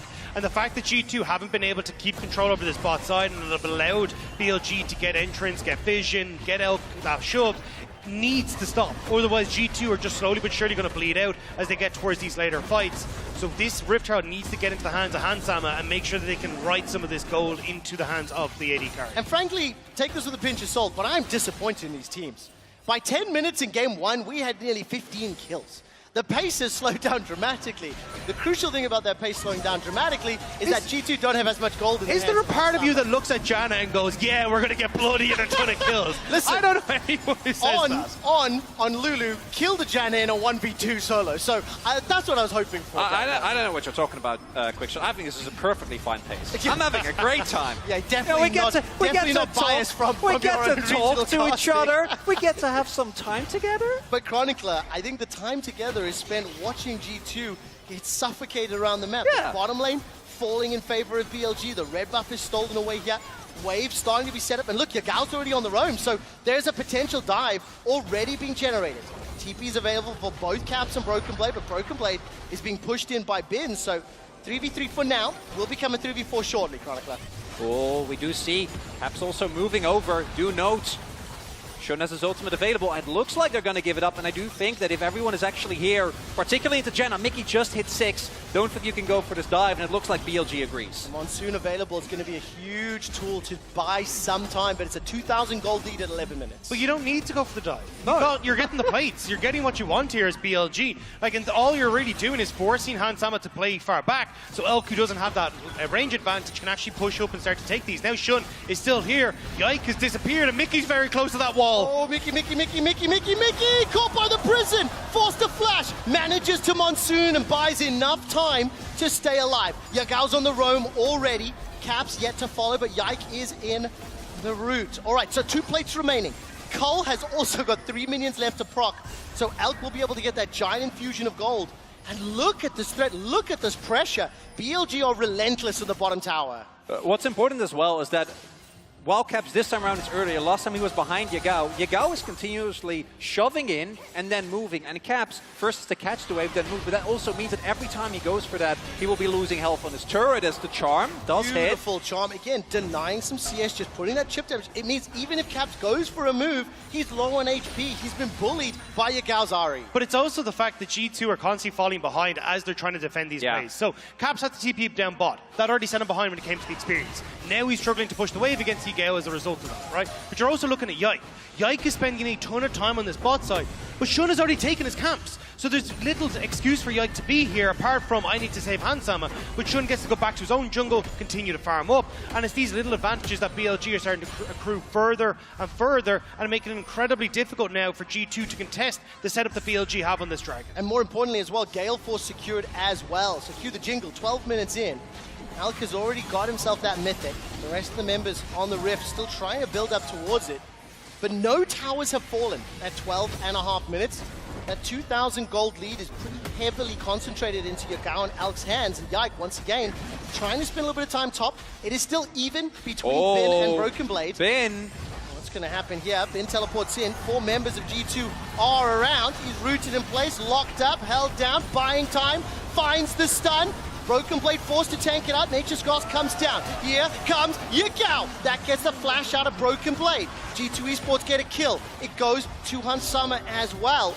And now they're going to try to apply more pressure on the tower. Caps, can he find the stun? Oh, Caps hits! Finds it! Unleashes the power. Where's the rest of the members? That goes golden. Yagao using the stopwatch. Flame Choppers will not connect. On has arrived to the fight as well. Mickey's going low thanks to the glitter lance, and Shun is making his way top as well. 4 members of G2 chasing. The weak are scattered, and Yagao's wild growth manages to keep him alive. G2 on full retreat now. Tower still a focus. Multiple plates have fallen. Shun will get a kill back onto Caps. Flashes forward. Shun now looking for Hansama with the Arctic Assault. He's slowed by the glitter lance. Cleanse comes out once more, and Hansama still running for his damned life. Will be taken down by On. 2-1-2 and some portal combat reigns supreme. And G2, that initial dive, a big mistake from Bin, right? A misread from BLG. He teleports back. Getting him was good, but Elk got 2 full turrets. He just got bottom mid lane by himself, and the overall play on top side. Oh my god, it's a 3,000 gold lead. The play on top side didn't even end up working out. It's a little doomed, folks. Dagda, I appreciate your earnestness. 4,000 gold. No, 5,000 gold to lead. I'm actually really glad, Chronicler, you pointed that out. I wasn't even looking at the minimap in the skirmish. I didn't want to. Alk picking up both towers. He's got 3,000 gold more than Hansama. He's nearly towards the Infinity Edge. Yeah, it's phenomenal. Keep your eyes on the minimap infrequently throughout this replay. So this is a great play, right? G2, they're able to get a kill on Bin, putting him behind, give the gold over to Hansama. Loving it, but I think that they're also recognizing, and Yagao unable to get anything done here, they're recognizing that they already lost the second dragon, and they're about to lose the turret. So they're like, we got to try something, right? We got to get anything going, but look at this. They're going for this dive. Well, the wave isn't there. So your biggest damage dealer, Hans Sama, isn't there. Cap's already used a lot of his burst, and as a result, as soon as On arrives, it just goes from bad to worse. At the moment that Schön arrives, you know this play is doomed. On also just does a really good job of baiting G2 the entire time. He held at that wall growth for so long and just buys enough time then for Schön to come up here. And Hans Sama, even with the flash away, he still goes down. Great turnaround from BLG, and I mean, as you say, look at the mini-map. Bot lane tower went, and then Elk was like, oh, cool, yous are all down top. I just guess I'll take mid as well. I'll be brutally honest with you, on a very personal level, I am very sad to see this happening. But as a lover of League of Legends, what BLG are doing is gorgeous. They are being sucked into the chaos that G2 are proposing and saying, mates, we invented this, come on, man, and taking them down. But it also is kind of like BLG going back to their style, right? When you think of what BLG did domestically, it was, hey, look, Elk is going to be our major carry for the later game fights. We're going to have Bin on a carry. Yeah, Gal, cool. You just play for facilitation. Play things like the Ari, he was a Veigar, the Gallios, that kind of stuff. So for BLG, this is where they thrived. This is where they were able to push themselves right the way up from 5th place to finals and find their way to MSI for the first time in the organization's history.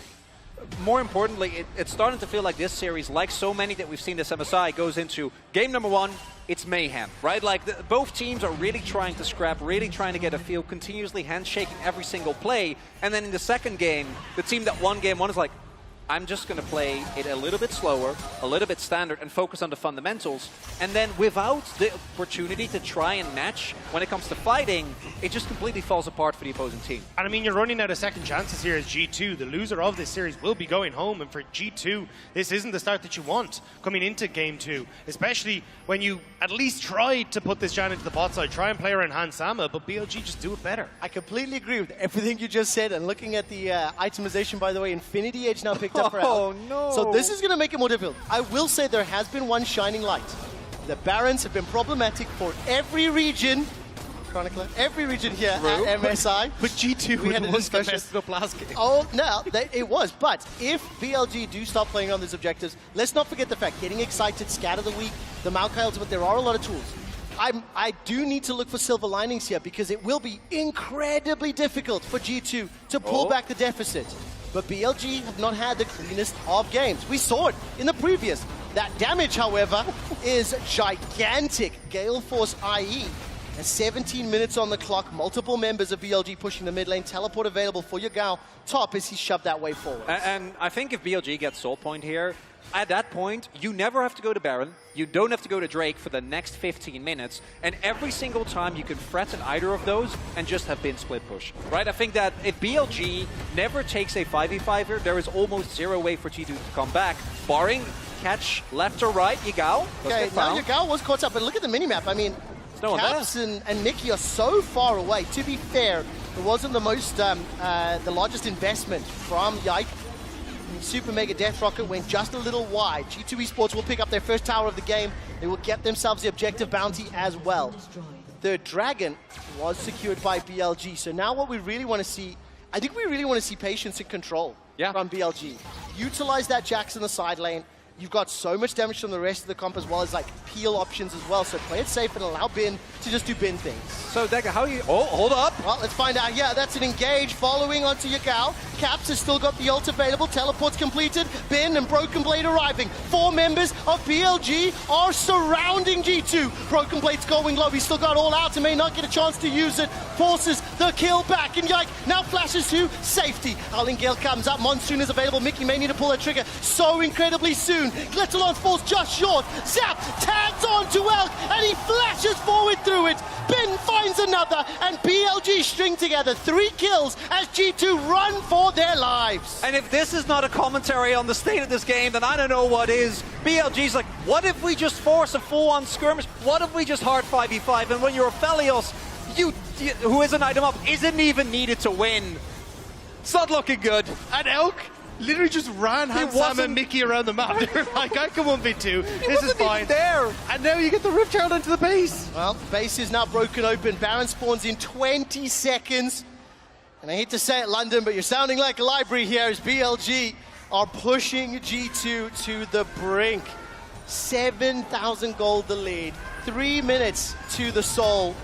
and it's BLG in dominant fashion. I was looking for the patience and control. Frankly, they just forced the skirmish. Well, I'm still impressed. Yeah, I was actually, as that play kicked off, I was about to ask Daga, so how do you feel about the odds that BLG is going to play this slow and calculated? And I haven't gotten the answer to the question. Or Yagao literally goes in on the Ahri, and I think given the state of the game, they can, right? Incredible amount of gold leads, and you see, as you point out, that BLG throughout the entirety of this is a man up. And the thing is, look at Elk. He's just chasing Hansama and Mickey through the jungle, and then Hansama and Mickey literally get here to go like, oh cool, I'll throw down an auto and chompers, and okay, no, we're getting on out of here. I mean, even Mickey's tornado just got flashed over by Shun. It's like, no, we can keep going. I'm down. Let's fight. They know Elk was on the flank, which for an Aphelios is not a position that we see him in often. There's not a huge amount left for G2 now, and again, it kind of feels like G2 are still trying to figure out the style they want to play against BLG. We saw this Gragas Yasuo combo in game number 1. Now G2 trying to go a bit more standard for what we see in the meta at the moment, but that's not really working out for them. So for G2, what do they do after this? Because BLG aren't going to stop. The kills used, Nature's Cross dropped as well. Shun's thrown out the prison, but remember, this is just to keep members of G2 alive. Scout of the weak forward captures the target, manages to escape for another. Here comes Bin. Caps flashes over the wall. Moonlight Vigil doesn't find anybody. The Howling Gale catches out. He used his flash earlier, and G2 find the kill. They find the shutdown. They find life in London. That's another secured onto one. The third onto Yagao. And in the middle of the rift, Shun starts the fight, but G2 end it! Jomong Madness is still alive and well here in London, and G2 collapse onto BLG AD carry, and now Shun and Bin, they're still around though. They are indeed. There's no blast cone available. 2 members versus 5. This Baron's taking time. Sapling is going to spot out Shun for now. He can Arctic Assault over the wall, but he won't. The Baron's secured. It is not where I thought the game could be thrown, or at least a lifeline given to G2 Esports. And we're going to go into replay. I want you to take note of what Elk is about to, well, what is about to happen here, right? Because Bin gets the flank, you get the flash, you have control of the river, you're fine. Your ult misses, and he kill forces into a Jenna tornado. Immediately gets taken down. Broken Blade is more than ready for that. And without Elk there, and with a Jinx that starts resetting in a fight that is completely split up, G2 smell a big moment of weakness and are able to turn that into multiple kills as well as a Baron. Please keep in mind, that is a neutralizing force. G2 Esports need to use these Baron empowered minions to buy time, to pick up farm. There is still a significant disparity. There is also 20 seconds before the Dragon's Soul, and Broken Blade is the target. Shun has already used his ult. Yagao finds the charm, may need to Spirit Rush over the wall, and does so. Shun is jumped on. Hansama's looking for another kill. He secures it and finds the shutdown. Copperbox goes mad as Yagao's now on the retreat. 4 members of BLG stepping away. The Mega Death Rocket will not find its target, and this is the first Dragon for G2. That gigantic lead has been squashed. G2 have found the life that they needed. Again, picking off Shun, who'd overextended. It looked like BLG were kind of caught with their pants down. They were trying to get vision, but completely mishandled it. Now, there's a ton of standing gold on the map that G2 can try and pick up. I think what's really important here as well is that, as mentioned, BLG, with the composition that they have, should struggle against G2 when it comes to 5v5 team fights. But because of how the early game snowballed, it didn't really matter. But now, with the gold lead on parity as it is, BLG is actually going to have to be able to leverage their superior side lanes if they want to get a sure-footed victory here. One thing to call out as well is just moments ago, Elk was able to pick up that Lord Dominic's regards. So he still has the 2,000 gold lead. The difference between teams is concentrated in that one item. So for the rest of G2, the fact that Broken Blade's been able to pick up a couple of kills is very good. They are applying pressure. They are diving real deep here. Nature's Cross was thrown out. BLG, do they find the flank? Literally as soon as that Nature's Cross came down, Chronicle and Dagda attacked the screen. They're coming, they're coming. There's enough distance this time around. So everybody take a breath. Let's reset. And the first 20 minutes of this game no longer matter. We are now in a, relatively speaking, even stakes. That was a bit of a reach from G2 though, because as you can see, BLG, even if they didn't collapse on them on the bot side, they still managed to push in mid and get that control. So G2 definitely are playing well and playing up. You can see with the Red Bull Baron power play about to fade with just about 3k gold to manage to get off that. But unfortunately, Hansama hasn't been the one that's kind of been able to get a lot of that gold. And as you rightly pointed out, still an item behind his opponent. So I want to see now if G2 can buy that time to get the much needed gold into Hansama, get things like that Lord Dominic's regard, so we can really deal with the front line of BLG. And G2 have a lot of great tools. It's about how can they actually use the map control they have, right? Both Janna and Maokai are incredible ways to keep your Jinx safe.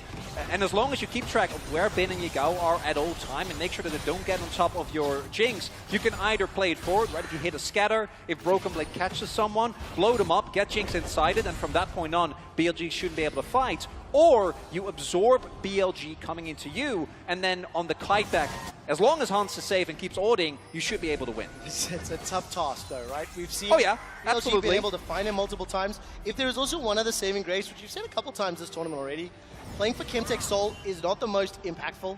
So this is a little bit of a blessing here for G2 Esports. I will say, however, those gigantic blast cones could open up opportunities for Yagao or for Shun to look for those initiations. We're 2 minutes away from Baron, 2 minutes away from Dragon, and it's G2 playing on the front foot. It's G2 applying pressure, and they're looking for their third tower of the game against BLG 6. I would love an Elder Dragon. That's just another objective that we can 5v5 to the death about.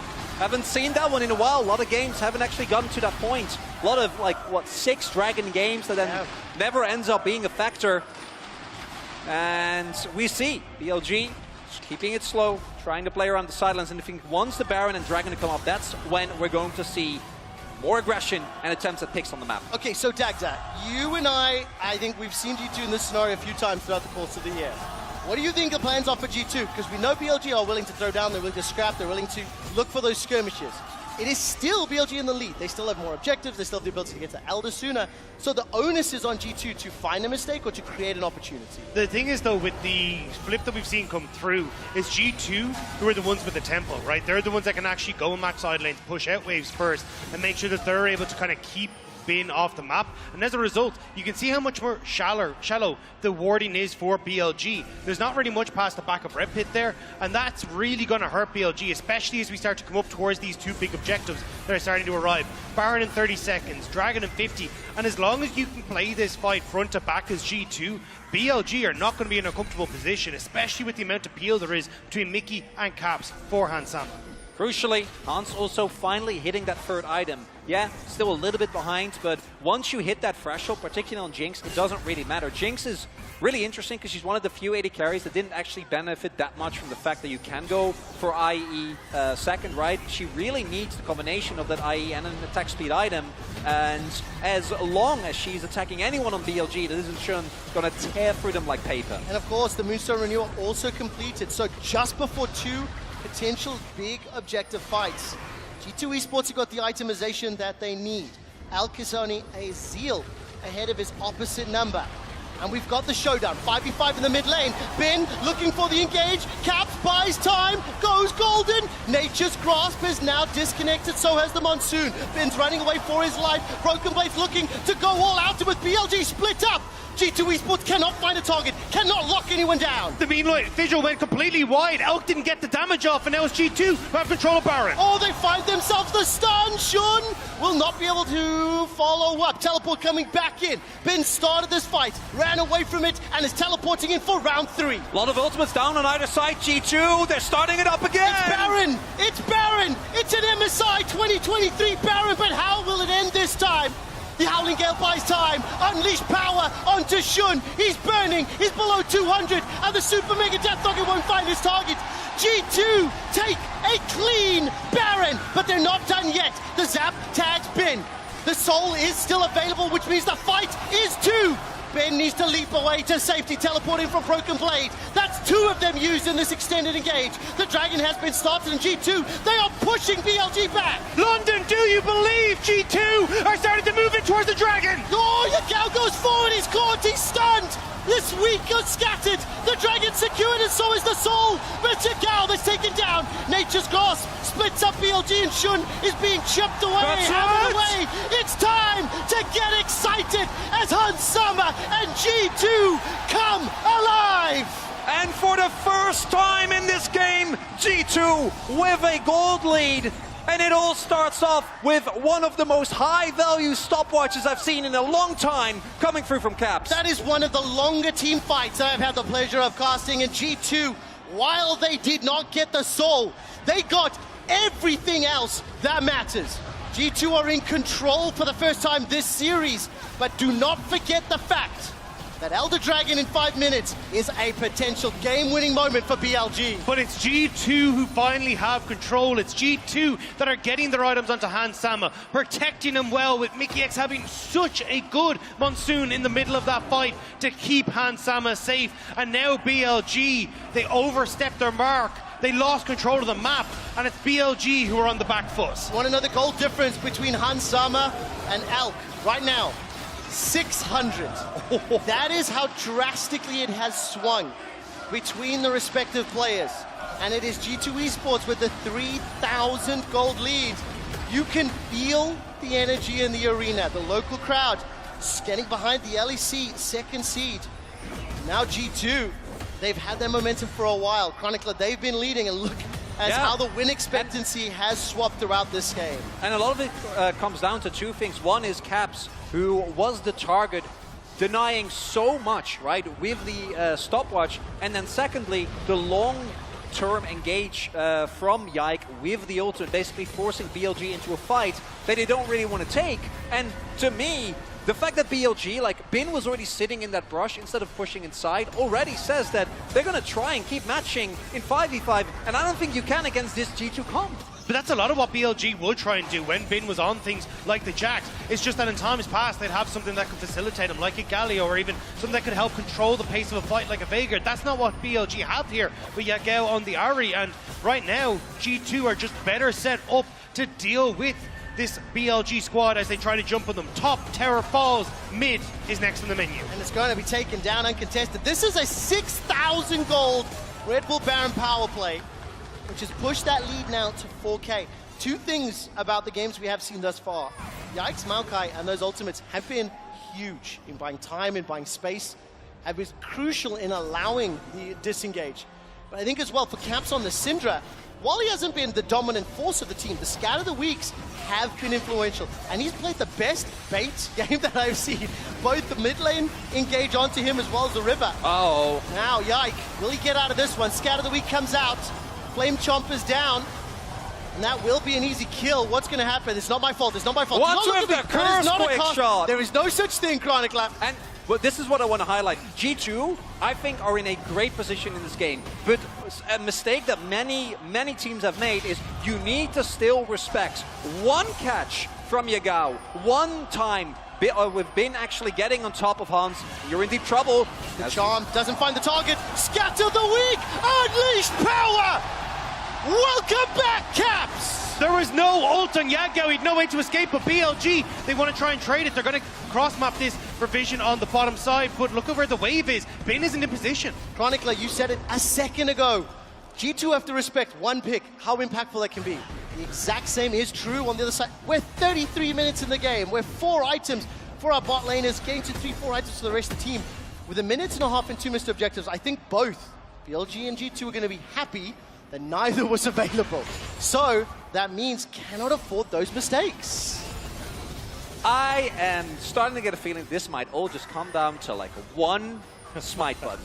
We're gonna 5v5 at Elder, and whichever team gets it, it's gonna do it. I'm gonna take something you told me earlier and remind London that in terms of the 5v5s, you kind of prefer G2's comp. Oh, yeah. Let's just turn nameplates out, ignore what's happened, but just in terms of how the 5v5 plays out, So if it comes down to that at Elder, potentially, can G2 pull it off? Even the fact you have some safety nets here for Hansama as well. Like, he's got that stopwatch in his back pocket that he gets to keep him safe. You got G2 with a decent control over this top side as well as they move in as 5. BLG trying to prevent them from getting that vision for the Baron in 40 seconds.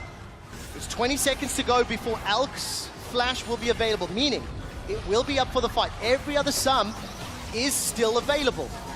Keep an eye on those because they will be extremely important. As we're looking at setup, G2 seem to be leaning top quadrants, seem to be prioritizing Baron vision, and there's a teleport in here. Is it G2 starting the fight before the objective?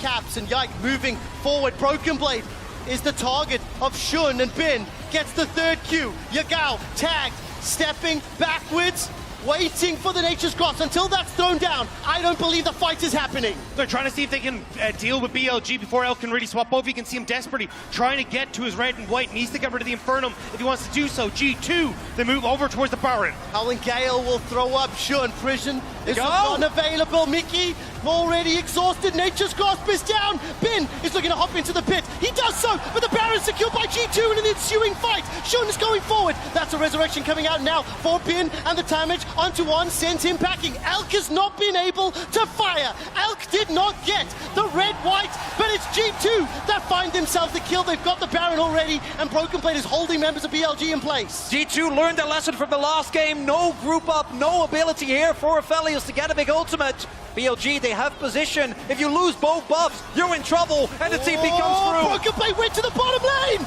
G2 Esports are completely grouped up, but it's Yike that's tanking it for now. Shun is locked off from the rest of the crowd. Hansama gets another, gets excited, and gets on the front foot. Elk will take him down, but not before Caps kills Elk. G2 Esports have got the numbers advantage. They got the Baron, and they're turning towards the base. That should be it. Mickey dies, so Hansama can leave, and G2, they have the Baron. They can look for the end. G2 Esports coming back from a gigantic deficit. 30, 40-second death timers. Are you not entertained, London and the Copper Box? As G2 will pull a rabbit out of the hat. Let's not forget that it was the counter-engage. It was punishing BLG, but it's not done yet. Bin needs to be taken down by G2 and is done so. The Baron and Power Canyon Minion helping out. The Nexus turret will fall. The Nexus will be the focus. Ladies, gentlemen, and everybody else, we've got a series on our hands. It's a team fight meta, and G2 says, all right, we hear you. We'll draft for team fights. And this is the result, 1-1 now. G2 bring it back from what looked like insurmountable deficit. It looked desperate. It looked like G2 were dejected and not going to be able to find their way back. But that one misstep from Elk, that one tornado from Mickey changed the entire course of this game.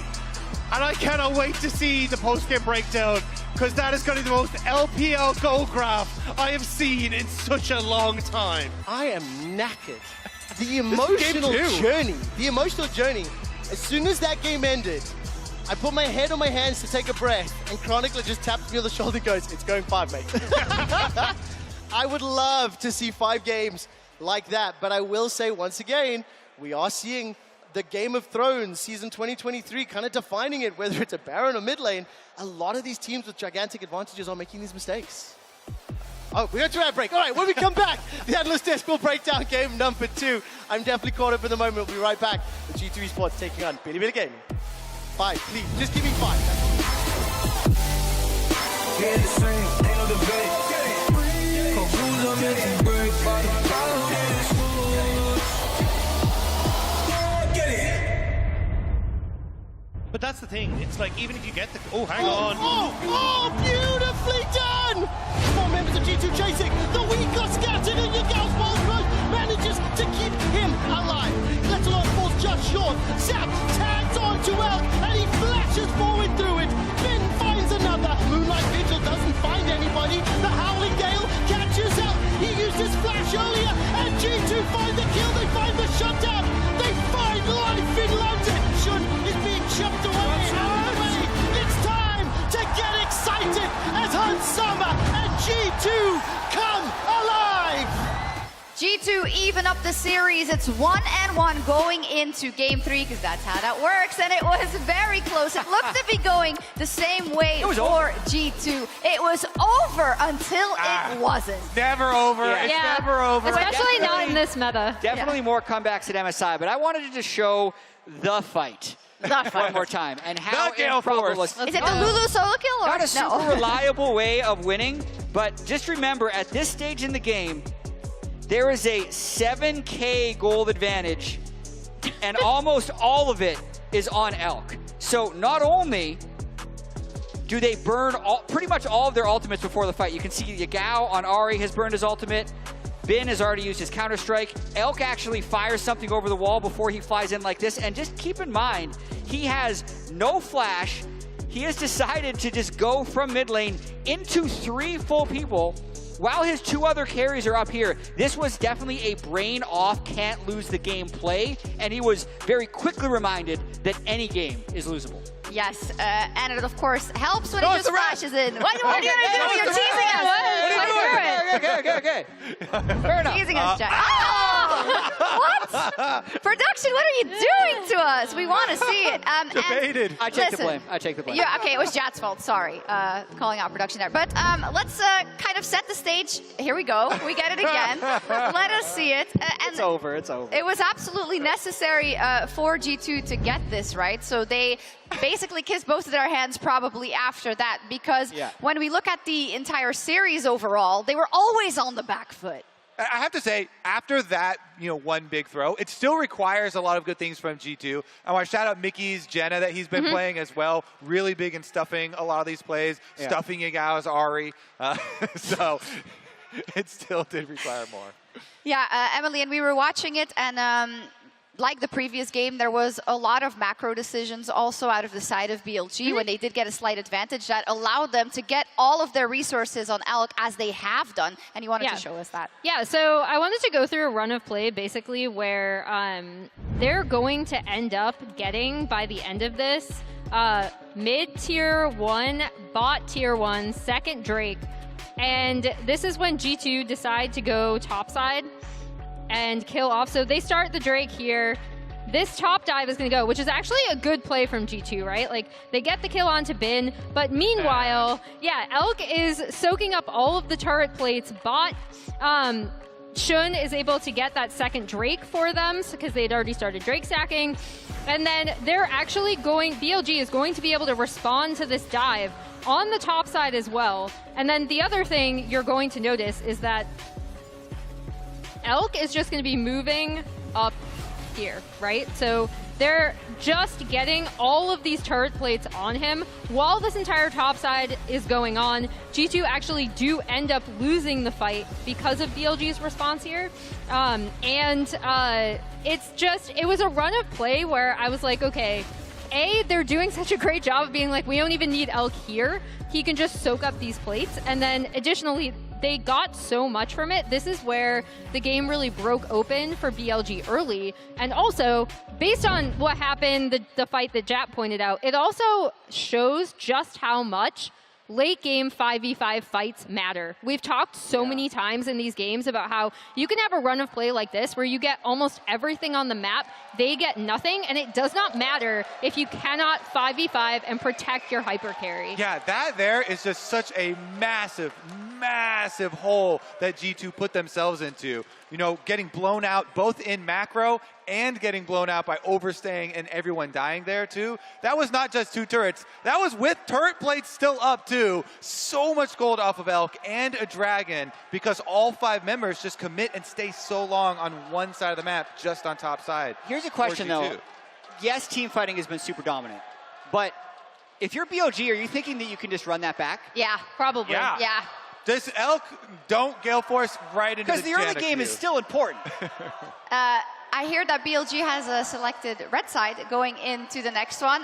And now I want to talk about these comps because as we maybe pull up a full screen graphic of how it's been going between Hans and Elk, we know this is the deal. The bot lane carriers are going to have to carry. Are we seeing a next evolution in where you have the, of course, protect and facilitate the ADC comp, and then on the other hand, you also have, wait, this is our, we're gonna make the enemy ADC hell comp. I think that G2 have been doing a very good job so far this whole series, even including game number 1, getting a lot of money onto Hansama, getting kills. It's just that in game number 1, G2 went with a much riskier composition in order to do that. They had the Blitzcrank and the Maokai constantly flashing forward and getting those kills, getting those picks for Hansama. But in this one, they were doing it way, way safer because of the Janna pick and that switch. And then Broken Blade on the Cassante playing a really good job on front line, getting that safety for Hansama. So, hats off to G2 being able to complete it. Yeah, I think the Cassante pick is massive here. And then additionally, I also would like to call out Syndra, despite the fact that there was an entire part of the game where Ahri was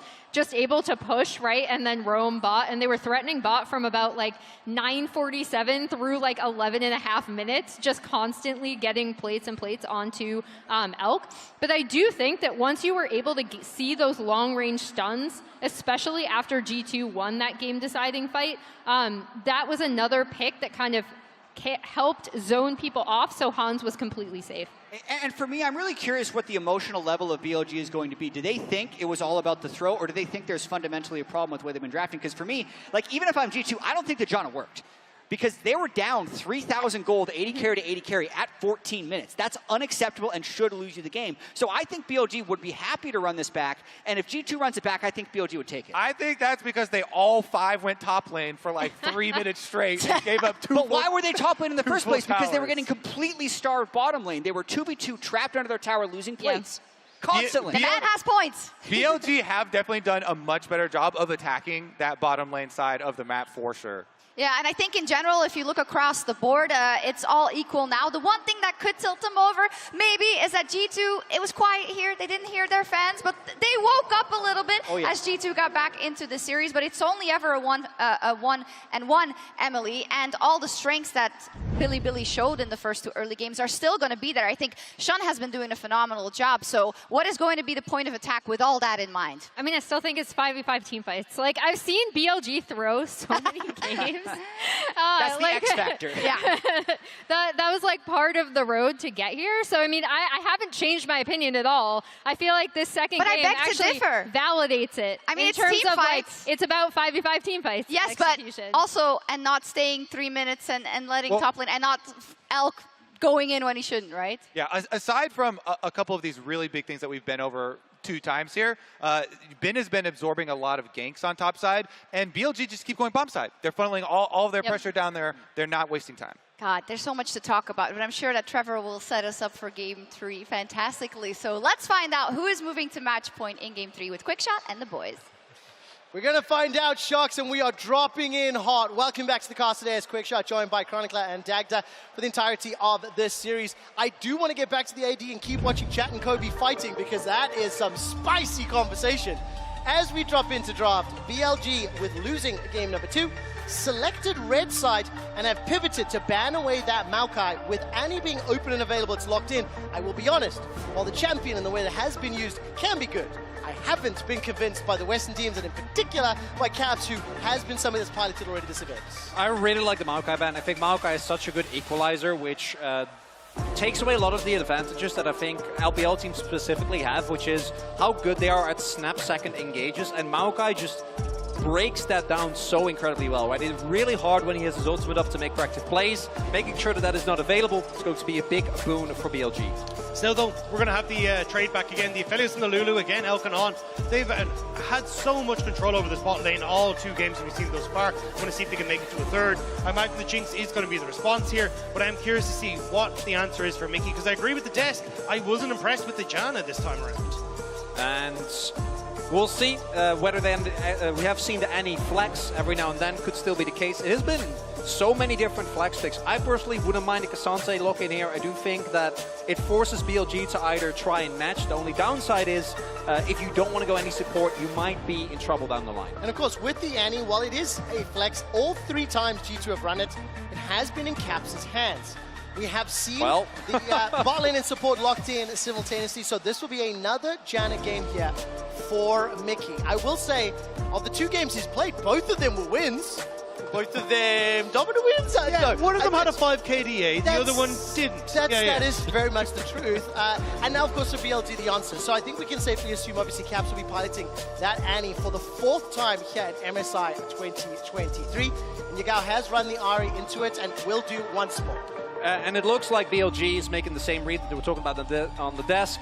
We had that game, right? Like, we built up an incredible early game lead. We were able to snowball basically every single lane. We had an AD carry that was up as far as, what was it, 6K gold. Yeah, 6K gold. Very, very early on. And we should have won that game, so we're just going to run it back and be completely fine. We'll have to see, though, what Yike is going to take into the jungle, because we've seen him run it well with the Poppy whenever we get the Zanny in the mid lane. We've also seen a lot with the Kha'Zix. So I'm curious to see if this is a game where we get to go back towards Yike being unleashed, because I think he's had a fantastic MSI, and I would love to see him bring out something like the Bel'Veth this time. And I think let's also call out the fact that Broken Blade continues to be one of the most impactful players on G2 Esports. His Cassante game, significant. He had multiple times where he was able to zone and solo people, push them away with that all out. The top father, for the reason I'm wearing the pinstripe suit today, and while he was called the god of G2 on the Casio, this time around, he obviously played the Gragas as well as the Cassante. Cassante has been banned away. Gragas is open and available. It is a possibility. Let's see what they're going to run, as once again, they'll ban the Gwen as well as the Gnar from him.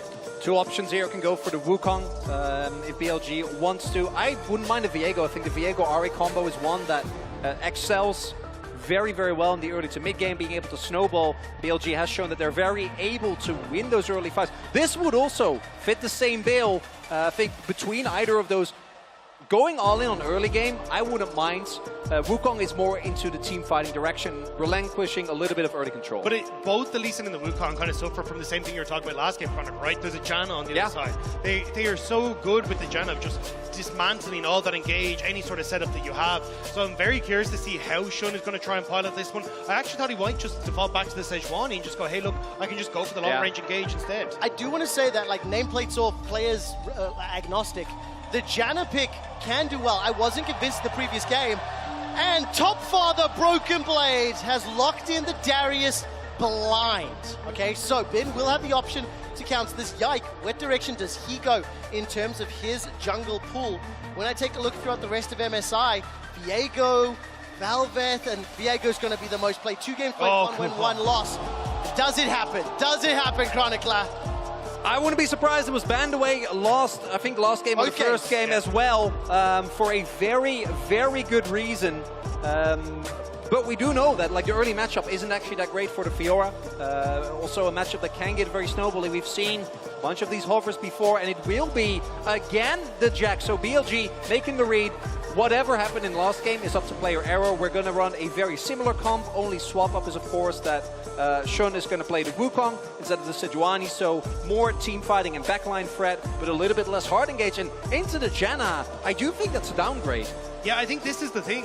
If G2 can actually just smooth out the early game in bot lane and prevent BLG from being able to play into team fights, they don't have that long-range engage with the Sejuani the same way. Shun needs to get in, and when we actually got to those later fights, regardless of what happened in the early stages, Mickey was massive on this Janna in preventing so many of those team fights from going the way of BLG, even preventing people like Bin from getting in. So coming back down to it, I like what G2 have.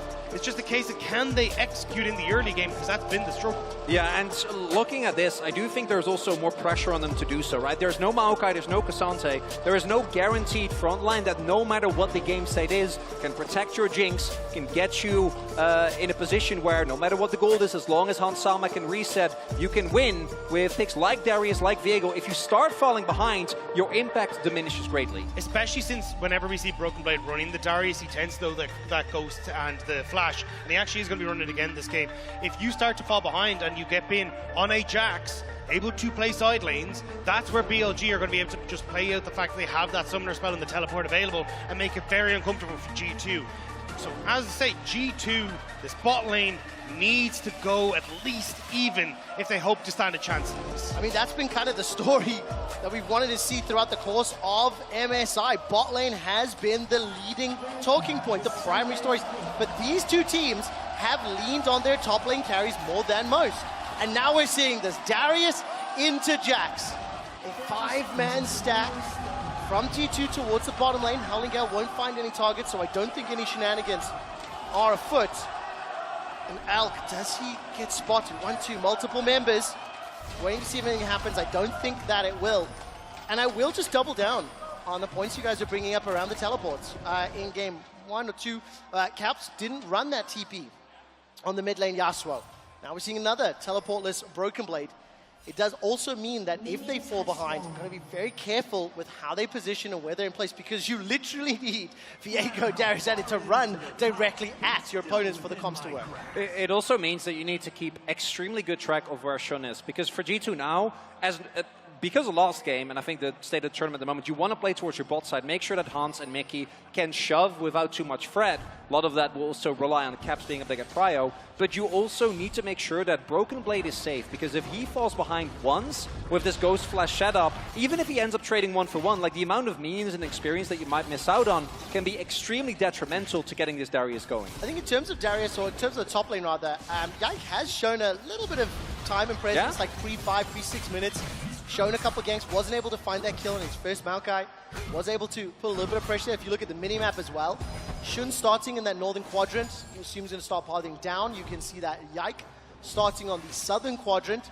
We'll keep a track on where they're going. That ward from BLG is on the blue buff of G2 Esports, and exactly like we've seen in all previous games, very early trading, very early back and forth, and shielding from Lulu helping out for now. Hey, look, Mickey gets to keep his flash as the first minion wave arrives. That's a This big is plus an advantage for G2, so we'll have to see if they can try and continue this one forward, but the push is there. G2 should be in a relatively okay spot. Caps trying to move up just to get vision down, but actually doesn't end up placing the ward in the end, just ends up backing away as he just gets spotted coming back into lane there. And I wonder whether this ward is actually going to spot Shun. At least they have the intel that the Raptors are currently down. Shun is going to get seen here. There's a lot of damage on that bottom lane. Caps on the way out, placed that ward so that Warrior Trickster ended up helping out. Howling Gale up, Zap connecting.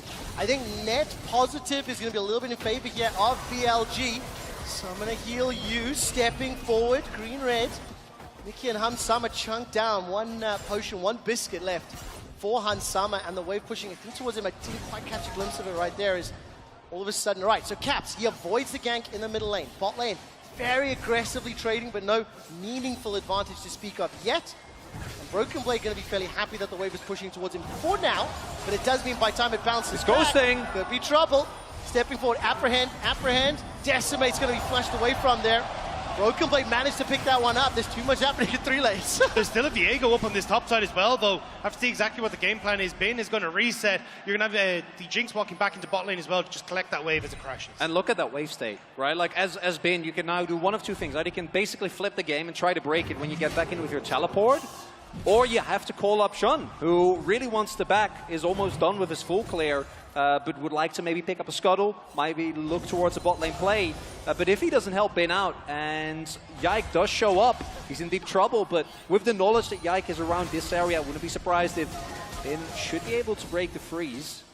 Just trying to make sure the Caps can push this in nice and easily, not really have any sort of worry here. But I think they'll have enough information there that Yike is in the bot side that you can, at least for the moment, go for that in top side. Also looks like Broken Blade might have broken the freeze himself, so he wants to try and get his own reset in before Shun, because he's starting that top quadrant, makes his way up here, but might be a bit too late. And this is exactly what I was anticipating. As that wave gets cleared out, Broken Blade steps forward, Shun is available, flashes up for Broken Blade, but here comes Yike. 2v2, Broken Blade flashes away from the leap strike. Yike is now the target of Shun. Takes a crushing blow to the face. No movement from mid lane as yet.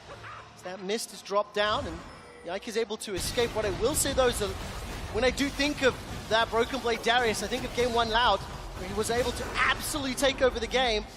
Right now it's going to be asked to do the same thing. Hansama, Eye of the Storm on. Trading back a little out of consumables for both of the respective bot laners. Yike now trying to hold the tower. Leap strikes forward, Spectral Maw as well. The leap and the tower ends up being a trade 1-for-1. The first by bonus goes to Bin. I mean, that'll be nice for Bin. He gets the reset, pick himself up a nice buy, and the majority of that wave will die to the turret. Elk, though! Oh, that's the flash forward to Gravitum! The flamethrower is flashed away from. Hansama stays alive. And remember, folks, if you get that first blood into the tower, it's faster to be killed than it is to recall. And right now, both AD carries without a flash available here. Both Yike and Shun are going to want to make use of that, but Shun, crucially, when he hits 6, will have his flash available. So expecting to see them divert more attention towards the bot side, and the trade is favorable for Elkanon, right? They're able to just shove it in and get a great back here. And because the two junglers started on opposite quadrants, you actually end up a little bit separated here. So you can see that the top side was where Yike would have liked to try and clear out down into the bot lane, but he's now got to leave all his camps up where he's Shun. He's just been power farming the whole way through, and now going to make his way down towards this bot side when you've got the reset and also the plates going over to Elk. And please forgive me for the hopium. However, while Hansama is still 500 gold down and playing into a cull and down 10 CS, it's actually the least bad start of all 3 games. So for Hansama and G2. Oh, okay, that's a... Hey, technically true. Technically true, and that's the best kind of true to be. Oh. 7 minutes in, Yike once again showing a little bit of leaning, a little bit of pinching towards the top. Cap's actually in the shadows as well. Big wave. 3 members, but this is going to be flanked. On's making his way up, as is Yagao. G2 Esports see this one out and start to back away. Had they gone for the dive, problems could have arisen. Again, though, is G2 investing into the top side. Shun spots Caps. Oh, look for the charm, look for the charm. Holding on to it for now. Caps flashes away. Yagao sees 2 charges on that Spirit Rush. The charm still connects.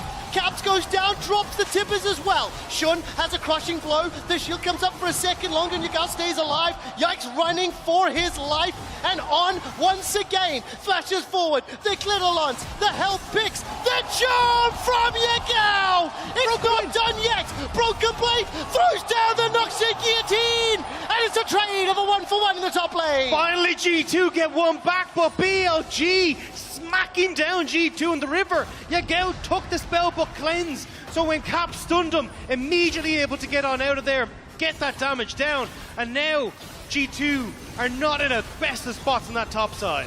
And I think they didn't see On, right? Because On was already roaming up to cover for the dive that was coming up towards Bin. And because of that, you see the confidence from BLG. They're like, we can take this. We're going to be a man up. Mickey and Hans both showing on the wave. And all Elk had to do was wait.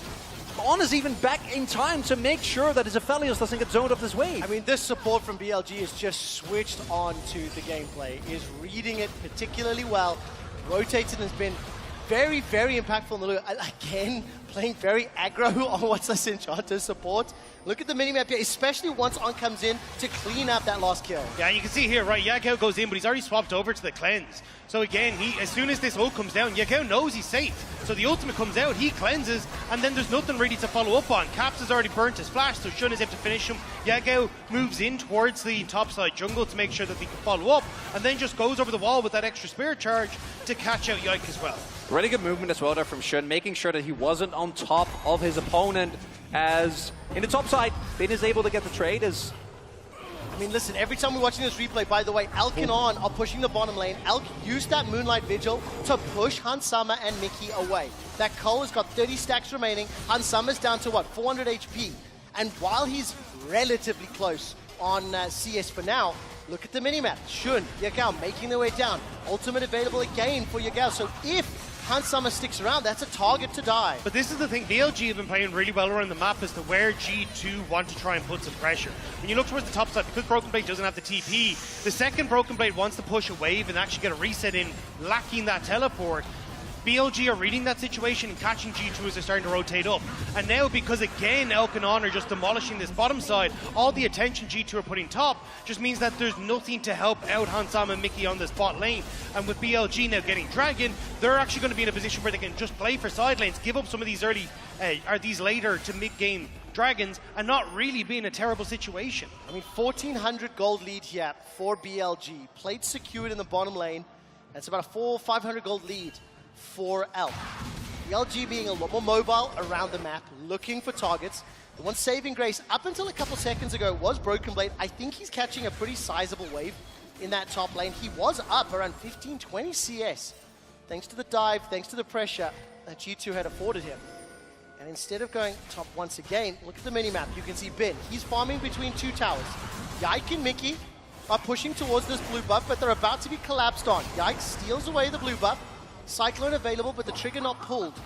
And as Hansama's pushing this wave into the bottom turret, yes, they steal away that blue buff, but it is a very minor victory for now because it's immediately balanced out by Bin in the top lane. There was no Felios in the bot lane, so BLG didn't want to overextend for that. But as you say, Bin now starting to feel way more confident. He was down about 10 CS. Now he's farming in between the turrets. He's picking up blue buffs. Bin knows that he's now starting to crest into a position where he's going to be really in a really good spot in this matchup. And that's going to be a problem point now for G2 if Broken Blade can't go toe-to-toe against the Jax. Side lanes become a major issue with the teleport advantage. Also see continuously, look at the movement from Yagal, right? Even if he doesn't actually end up going for the roam, just him heading into fog, hiding in vision, Shun and Yike meet one another. Do indeed. Cyclone thrown down pretty quickly. Ultimate drop there, the Heartbreaker from Yike just to escape. And I will say that, you know, as we were getting into the mid-game portion of Game 2, I started asking whether or not BLG were going to use Jax on the side lane, whether or not they, Jax the Ahri, not the greatest 5v5 into what G2 put together. They didn't. They elected for the team fights and the skirmishes. Do you see a similar trend here in terms of the 5v5s? Is it a little harder for G2 to execute? Yeah, I think in the previous game, the composition really played itself, right? Because it's K'Sante and Maokai. It's very straightforward. Stand in front. Really got to try hard to make Yeah, well, I mean, I don't think there's any shame in that, right? I actually think, particularly in hyper situations, having a comp that gives you a very clear form of game plan means that you can focus on other things. This time around, though, not really the case. A lot more pressure will be specifically on Caps and Broken Blade because there isn't that much initiation for G2. There's OK pick, but if Caps doesn't go for a Flash Bear, it's always going to be BLG who will have agency and will be starting up the fights. That also means that Caps needs to find an impact on the champion, and he's not done the greatest of. I do think that predictability of how relatively easy it is to see that initiation coming gives you options. You've got the Lulu, you've got the Charm, you've got the Warrior Trickster on the likes of Wukong to get away from things. Yeah, it kind of goes both ways, right? Because also BLG's hard engage isn't as good as last game because they're missing the Sejuani, which was something that they really relied on. So whichever team gets an early lead should be able to then start denying vision, start setting up traps, and catch people off guard. It does feel like G2 can't really find the moments to go against. Well, now at least they're going to get down here with the Rift Herald, but you can see that Caps had full push in mid. They want to try and look for the dive, but the wave was cleared out by BLG, so we'll get the charge. But I don't think they'll get much more. Well, multiple plates secured. It's only a 500 gold difference between Elk and Hansama. And as this series has played out, the tempo, the pace, I was going to say aggressivity. No, the aggression between the two teams has slowed down dramatically. A lot of damage available as the Divine Sundra's already picked up for Bin with those 2 kills. Yike's looking for Shun, who manages to get past the Flame Chompers and is forced to flash! The Heartbreaker and the chip damage was way more than I was even expecting. Well played by G2 on the bottom lane. While that was going on, Broken Blade was able to escape, but at the cost of towers and pressure in the top lane. It's now a split map as far as objectives are concerned. Yeah, he just had to use the Ghost in that top lane as Broken Blade was able to escape. But as you say, Bin now, again, getting control in this matchup. He's totally happy. He's going to have his 3rd place. So you do get something back for Hansama, who completes the Kraken Slayer. But again, you need to find some way to slow down Bin here. Yeah, Bin crucially knows that he is on a fresh back, has his Sunderer available, and thus hard forces with the flashes. Looking at this replay, I think we, and Shun himself as well, was caught off guard by the amount of damage that comes through. The flashes, the zap, all this stun is completely fine. Instead, end up waiting a little bit too late. Big mistake there because these are the type of moments that allow the G2 bot lane to stay on parity. What's also very good about that is for G2, yes, that obviously cost a number of ultimates. They haven't got that huge objective yet. If you look, we're a couple seconds away from Dragon. I think Heartbreaker is the only major one that may not be available. Super Mega Deathlock is 5 seconds away. And it's G2 inside the pit. They are still down. 1,400 gold. Bin has teleport available, but he may not want to jump into a 5 versus 4. I mean, BLG are fine here. They're just like, cool, you take it. We're just going to take the top lane turret. And again, this is the problem with not running that teleport. BLG are just going to look to play the map, get more gold into Bin, and then they can start to rinse and repeat this, especially with Rift Herald up as well. I wouldn't be surprised to see BLG rotating Elkanon up to that top side, having Bin starting to put pressure on the bot lane, and that's why G2 immediately tried to clear out mid wave and start to get control of the Rift Herald. Because we saw BLG very happy to go for a very similar style of draft, but I do like that they also identified, hey, in the last game, we only team fought, right? especially once we got to the early game points, enabling Bin and allowing him to actually be a pressure point against the top laner without TP is big as Caps. Caps again, this time jumped on, Decimate, Incinerate, Summon Tippers, Cyclone 1, Cyclone 2, Stopwatch buys time, but the Super Mega Death Rocket goes wide! Moonlight Vigil just about does it!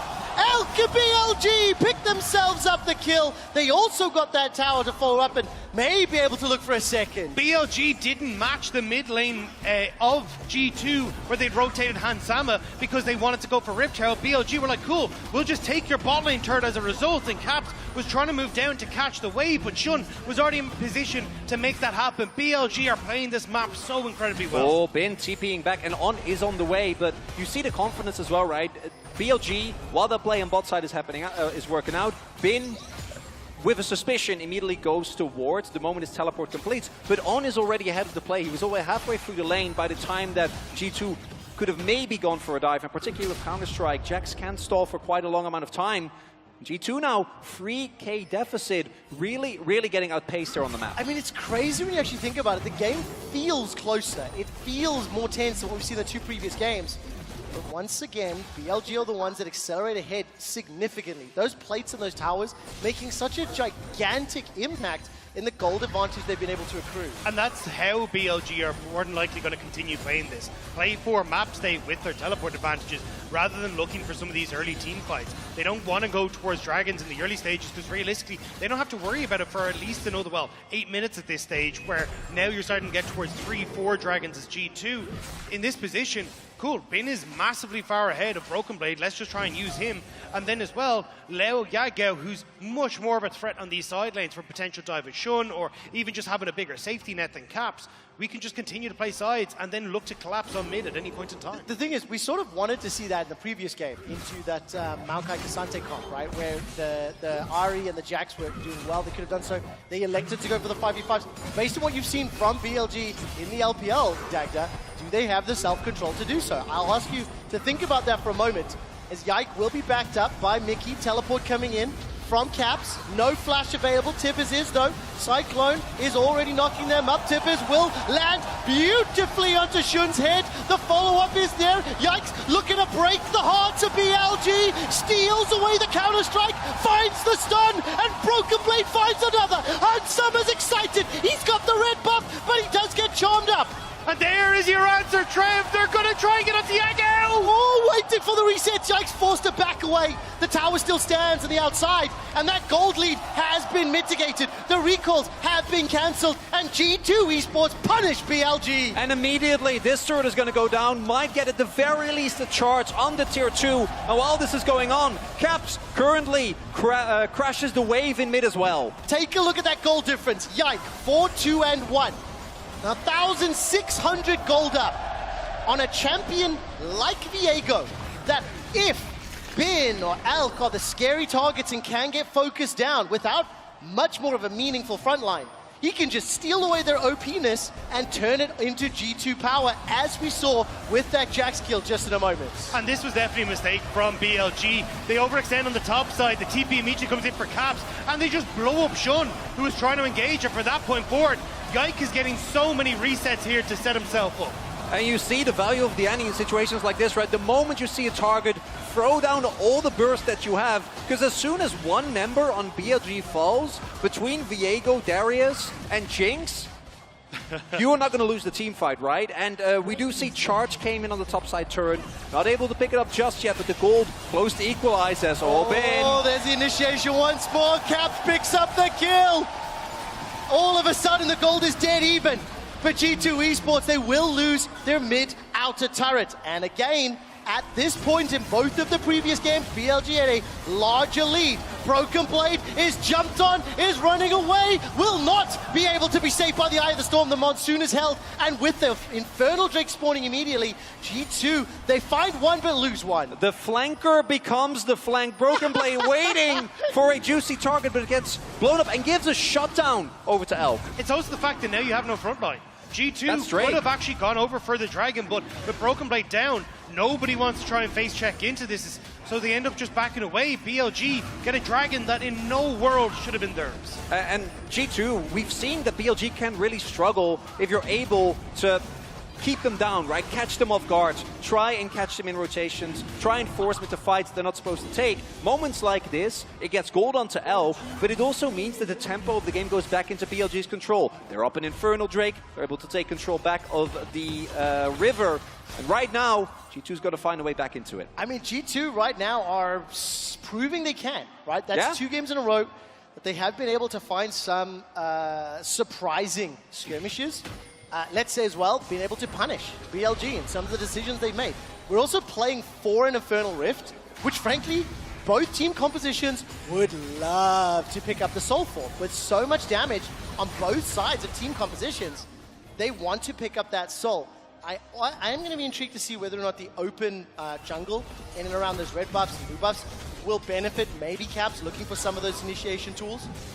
But with 3 towers to 2, a much slower pace, you can feel the tension of the series now starting to ramp up. Yeah, I think the other upside for G2 here is that because the Jinx does have a decent amount of push in mid, oftentimes you can see she's getting that wave pushed in, and it's opening up moments for like Caps to kind of roam down towards the spot lane. You can see they're trying to see if they can fish for a pick onto Bin, but now as Caps has to go back and match top wave, the answer would be what can BLG try and achieve, and it looks like as they kind of suspected there was a lot of members of G2 down in that bot side, they'll steal away blue, start to get some vision in this top half, and just get ready in case G2 overextend on the bot lane where they can turn and immediately go for Baron. I want to keep my eyes on Yike as well. Obviously the rookie to the international stage, the rookie to G2 esports this year, has been one of the very surprising members and has been leaned on. I think in a recent interview the team was saying, or he was saying, the team just fully trusts him. They let him be the carry. They let him play the Balvest, the Kha'Zixes, and you see them initiating around. Shun forced to flash again. He had flashbacks of that bottom lane where everything tagged him and he was just dropped. I mean, that's huge. The fact that you need that flash to try and bypass things like the Janna tornadoes and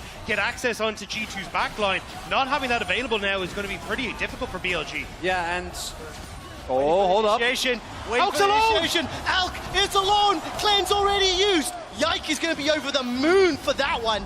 And all it cost was that smite. That's a flash down from Shun, a cleanse down from Elk, and with 2.5 minutes until the next Infernal, potentially a Baron at any moment, that is big for G2. Particularly because Cap still has his flash available, right? So now, if Elk gets caught by the Tibbers, besides On trying to keep him alive, there's nothing he can do. Did Yakao just use Spirit Rush there as well? I didn't quite see. You managed to like zoom around the side. No, held on to that one. Charm didn't find its target.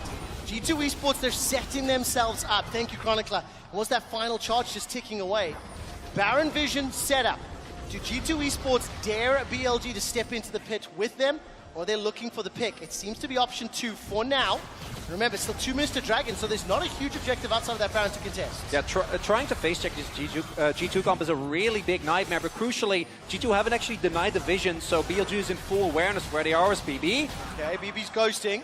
He's trying to find a member of Bilibili to apprehend. Instead, backs away. This is giving crucial time for Spirit Rush for Cleanse to become available. G2 are trying to find ways to push in mid-wave and then look for the tower, but BLG are just wrapping in behind them every time and clearing out the wave, not allowing G2 to actually get much damage or even any of the minions to hit the tower. So now G2, I honestly think you just forego mid. You could just run top, take that wave and take top tier 2, but I think they don't want to give up that much control over this mid-wave. And also, this is where you feel the points that Dag, that you and Chronicle were talking about. In terms of compositions, it's not the cleanest of engages. It's not, you don't have that Sejuani that just throws somebody out. You don't have the Maokai in Nature's Grasp. So because of that, you've got these slightly awkward standoffs. We're buying time, but with 1 Dragon to 2, I do think the next Infernal, there's either potential for a team fight, or if G2 with all the vision, well, I think some of it's been cleared out, timed out, they may want to lean towards Baron as well. All comes down to, can they find that backline and can they keep track of Bin and Yagao? Even with the Janna, not nearly as many tools as last time around to keep Hansama safe. As they're going to start up the Baron here. This is just a straight flip, that's the question. Bin on the teleport. They want his teleport. They want to try and get it out of him. Okay, so that means we want G2 to peel. If that teleport starts to be chummed, they got to peel. Bin is already in the middle lane. Baron's down to 4,000. Bin's arrived. That's at least the Howling Gale catching up onto 1. They found a kill. Yagao is just blown up. Now G2 have to fancy a shot. Shun gets caught up by the Flame Droppers. Heartbreaker over the wall. Elk goes forward. Red, white, Moonlight Vigil. Baron secured. But can G2 get away? Cap's running low, stays alive. Disintegrates Shun in the river. And Bin is running for his life. 5 members of G2 alive, and they're not done yet. Chasing on to 1. Yike hasn't found the CC, and Elk Red turns away. Green and white now got that range. He steps out. G2, get the kills, get the Baronet, get out alive. Gonna be completely happy with that as G2. Caps has teleport available, so can afford to split push with that buff in the top lane. Will pick that up, and that is even more gold into the pockets of G2. And now Caps will get the TP in. Zonya's now completed. G2 want to go for the Dragon. Elk in the bushes isn't spotted. 3 seconds before Shun spawns, as you mentioned. Spellbook is there for Yagao, but I don't know if he really wants to. TP in instead, holding Flash Ignite, making his way forward. Broken Blade catches himself a Jax, decimates away, crippling strikes down, and Yagao's charm goes wide. Hans Sama follows the rest of the squad. Yike is on a rampage, and he's looking to break the hearts of the LPL. He's got himself another, and Hans Sama steps forward. G2 Esports, clean, calculated, controlled at a 4,000 gold lead. And a Baron buff to their name as well. They're going to start looking to get these outer turrets knocked down. G2 somehow are managing to outfight BLG every step of the way. And you see BLG just, they can't find anything. Oh, look at this from Yagao. Super Mega Death Rocket goes a little bit wide. Hans Sama chasing the kill is forced to flash for his life. Shun's not done yet, and he gets the shutdown. But on the backside of it, Caps is able to get Yagao back. Oh, Hans Sama just oversteps that patience, that calmness, get caught up in the chaos. Thought he'd be able to finish off Yagao and get a little bit more for his troubles, but not quite able to do so. It does give that shutdown over to Shun again. Flash had to be invested, but this is the replay. And it starts with Mickey finding the tornado, and then Yagao just gets 100 to 0, right? There is nothing that he can do, doesn't have the cleanse available with the spellbook. So as a result, from the get-go, BLG is trying to fight, and again, credits to Yike with the amount of damage he's able to output, is able to get back in time as well with the ultimate. Look at that! I may have oversold clean, calculated, and controlled. I may have oversold that a little. I have to say, though, Yike has been so impressive this tournament, and even since he's come into the LEC, like, for a guy who had such an incredible rise, like, each year going from winning the LFL, winning EU Masters, winning the LEC in his first split, and now coming in to MSI as well, going up against BLG. This man has had an incredible rise, and to see him now getting those steals for G2 is so important. I definitely did not quite realize how close Shun was inside the pit. But the Smite fight this time around goes the way of G2. 2 dragons apiece, 2.5 minutes, 250 rather, until the next one spawns. So Soul is still a little while away. Baron, Red Bull Baron Power Puff, already timed out, right? So G2 Esports happy, content to continue pushing. They've stacked up as 5. Reminder, no teleports available. Only 1 for Caps. It's on cooldown. Tibbers is dropped down, and Yike is the target, forced to use the ulti just to escape.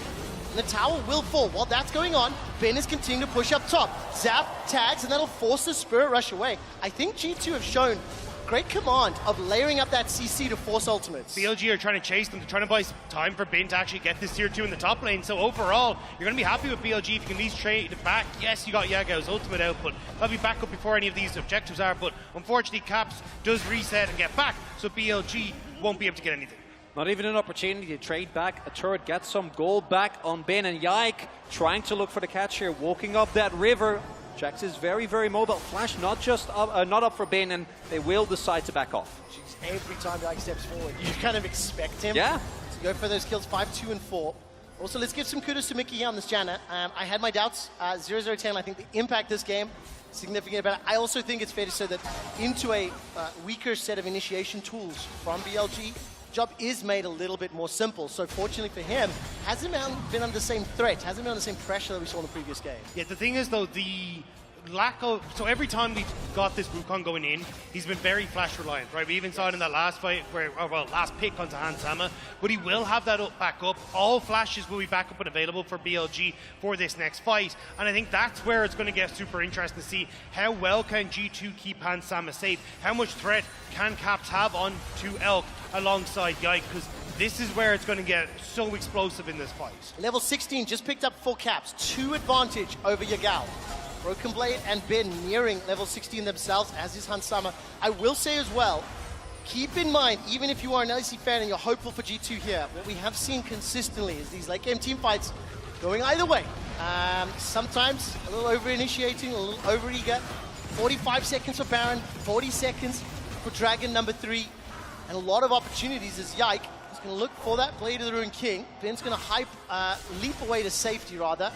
And it looks for now like G2 are leaning towards the Dragon Pits. And do note, 3 stopwatches available here for BLG. A GA and a stopwatch for G2 as they got caught. Oh, they do indeed. Disintegrate fired out. Cap being burned down by Elk. He drops Tippers, uses Hourglass, and Elk forced to kill, forced to safety, but he gets the kill. Hans Sama and Yike are knocked up into the air. Shun's done so well. Yike forced to ult over the wall. 2 quick kills for BLG. Inside the Dragon Pit, and Broken Blade needs to pull off a miracle. Bin goes forward, managing to find the Counter-Strike stun and force G2 away. G2 lose 2 members and they lose a Dragon. G2 were split out. They weren't in a position to actually follow. Broken Blade wasn't there. And now starting to chase away BLG. I don't really know if they can even take this as the position they're in. Can they stop the Baron? That's going to be the question. 20 seconds for Caps and Hans Sama. Teleport is available for G2's mid laner. The Dragon secured. The Baron, the objective. And once again, a missed position this time is punished, and that's what allows BLG back into the game. BLG actually finds the flank that we've been talking about for like 2 games, get onto the backline at the beginning, and now start up the Baron. There's no Monsoon available for Mickey. Yike is stepping forward, will not be able to get into the pit. Broken Blade looks for the apprehend. Yike's looking for the CC, but they split, they're routed, they're wrecked. Broken Blade gets enough heal from that Q to stay alive. Caps is alive, Tippers is there. He drops it onto the head of Elk, but there's no one to chase. Super Mega Death Rocket goes wide. Yike is trying to get himself a kill. He manages to steal away Yagaozari, but now needs to back up. Instead, looks for that kill, gets himself one more. Now Yike is chasing on. Hans Sama has been able to spawn back in and is trying to find Bin. The zap, the rockets, the pow-pows, all they need. Bin is able to leap away to safety. Barons are being removed from members of BLG. That is crucial for G2 Esports. The recall coming out, and that's not going to be enough. Hans Sama gets the kill. The delayed timers may be enough for G2 to push towards the base. What's also very important is that the buff is gone from Yagao and Bin, right? If they have the Baron buff available, dealing with this composition is a whole lot harder, but because you're able to take them down, that means that BLG is only going to get any value from this Baron power play, or the buff rather, when they're all together. And G2 do such a good job of slowing this down. Yike decides to step away from the stun from Bin. Even Broken Blade goes forward here, burns the stopwatch on Yagao, but just watch the knock-up from Mickey here onto Bin, who had the Counter-Strike, was trying to look for the stun. And with that, Caps has access to Elk. Elk had already burnt his cleanse, burnt his flash, so you get so much damage down. Yes, Caps will give his life, but it means that G2 are able to find their moment to strike. Yike finishes off Yagao in the back line as Bin does the same to Mickey, but it's Yike threatening the rest of them as Hans Sama comes in that ends up turning this for G2. And importantly, as we see, without the damage available, great presence of mind there to go for the Scryer's Orb. Without Elk, there just isn't enough damage. Yike doing a really good job making sure in the Barrett's empowered recall, almost enough that the blind zap will end up picking it up. And right now, G2 are taking control of the bot side jungle. 2.5 minutes. This is still a possible storm point for BLG, so G2 need to make sure they don't give that over. I think there's, 2 Baron buffs left on the side of BLG. 5 members of G2 trying to flank 4 members of BLG. Bin with teleport is in that top lane. Zap, just sidestep. Alk has no flash. Claims will be available very, very shortly. But the base is going to be the focus. The gold lead is irrelevant at this point. What matters is positioning on the map and who will be able to find that pick before the objective. 2 minutes before BLG can pick up the Infernal Soul. That is not an objective G2 can afford to give over. But right now, BLG have the better position on the map. You can see it there. Bin can be such a threat on towards this top side. He's caught though. Completely caught out. Heartbreak secured. Just pathing the wrong direction, and G2, they're chasing forward. Yagao forced to Spirit Rush to safety, and Hans Sama looking for a target. It's a minute and a half, so not enough time, or too long of a time before they can look for that dragon. But it means Bin is pushed away. He cannot continue pushing that top tower. Massive mistake from On. And as you're saying, like, Bin wanted to try and get the tier 2. They were trying to play back and forth between the 2 lanes again, knowing that they have that advantage with the TP. But because On missteps, they can deal easily with that mid lane push and still keep that top tier 2 alive. And now, setup about to come. Look at the summoners available. Elk, crucially, No flash. Hansama does have his available. I think Caps might just have it up as well when we do actually get to the fight. 30 seconds before it's available, Chronicler. Gonna be there for him. And the combined damage of Caps and Yike should be enough to take down just one of the members of BLG. As long as they don't get flanked, like in the previous fight, as long as they keep their wits about them and are able to not get caught off guard, G2 should be in a good position here as they first move towards the Dragon. Chronicle, let's look at the vision being set up there. A couple wards being pushed into this blue buff area. VLG and G2 moving towards the Dragon. But Bin has full control on top side, and you're super early to this. There's still 25 seconds, and Bin is already on the tier 2. They can give it up. That's the thing. They can just say, we don't want to bother with this. We're going to push in mid, put threat on towards the inhibitor on the top side, and Annie has to reset Caps, needs to cover the push, and BLG, they're the ones trying to control the midway. Chronicle, is this good for G2 or BLG right now? G2 are split up. Obviously, they've lost the tower. That's not good. But they are at risk of being flanked. Broken Blade threatening the Ghost, threatening the Apprehend. Teleport being channeled. Broken Blade uses the stopwatch. He's on it. Wasn't a bait. Manages to jump onto Elk. Stepping forward. Noxian Guillotine still available, but not used. As all of a sudden, with Hansama down, G2 are running for their lives. Elk stays alive. Broken Blade is killed. Mickey is killed. Caps and Yike are the last one standing. And BLG punish G2 Esports. Ow! That is a heartbreaking mistake to come through. The moment that Darius isn't in the picture, the rest of BLG is more than ready to respond. Was he trying to use that strike breaker and hit the stopwatch instead? I have no idea. BLG were the ones that were targeted. BLG were the ones that were being jumped on, but it's BLG that take down G2. And BLG will go 2-1 in the series. They were one win away from advancing in MSI. We talk about the difference between how Eastern teams can play around their AD carries, and that was a prime example right there. Everyone on G2 jumps onto Elk. BLG peel back. Elk survives, whereas Shun is able to deal with Hansama on the back line, and there's no peel for the Jinx. BLG somehow bring that one back. What happened to Broken Blade? The stopwatch was popped. Was he trying to strike breaker? Was he trying to go, like, was he checking the time? I mean, because it wasn't a bait. Was it intentional? Like, I don't think it matters at the end of it. I think play. the positioning in the team fight was just atrocious. G2, they all jumped onto Elk, but kind of forgot, wait, we have an AD carry we need to protect as well. Hansama goes down, Elk survives, and the damage is still there for BLG. Yeah, crucially with Lulu there, heal and cleanse available, Elk is able to kite back at the beginning of that fight, and at the start of that as well, because of the posturing that BLG had, they already had both Bin and Yagao on an angle where they could try and create pressure, right? Try and keep the backline of G2 from joining the fight, which as a result, there just wasn't enough damage to blow up that Aphelios. There wasn't. What I will say though, out of the 3 games we've seen thus far, despite the fact BLG consistently get advantages and leads, that was the best early game we've seen from G2. They are still the team that's fighting uphill. They're still a team that has to prove that they can defy expectations and force us to game 5. For now, we're going to head to the analyst desk to break down that last fight and game. Thank you so much, but it's BLG that keep their cool time and time again. We've said it here and you're tired of hearing it.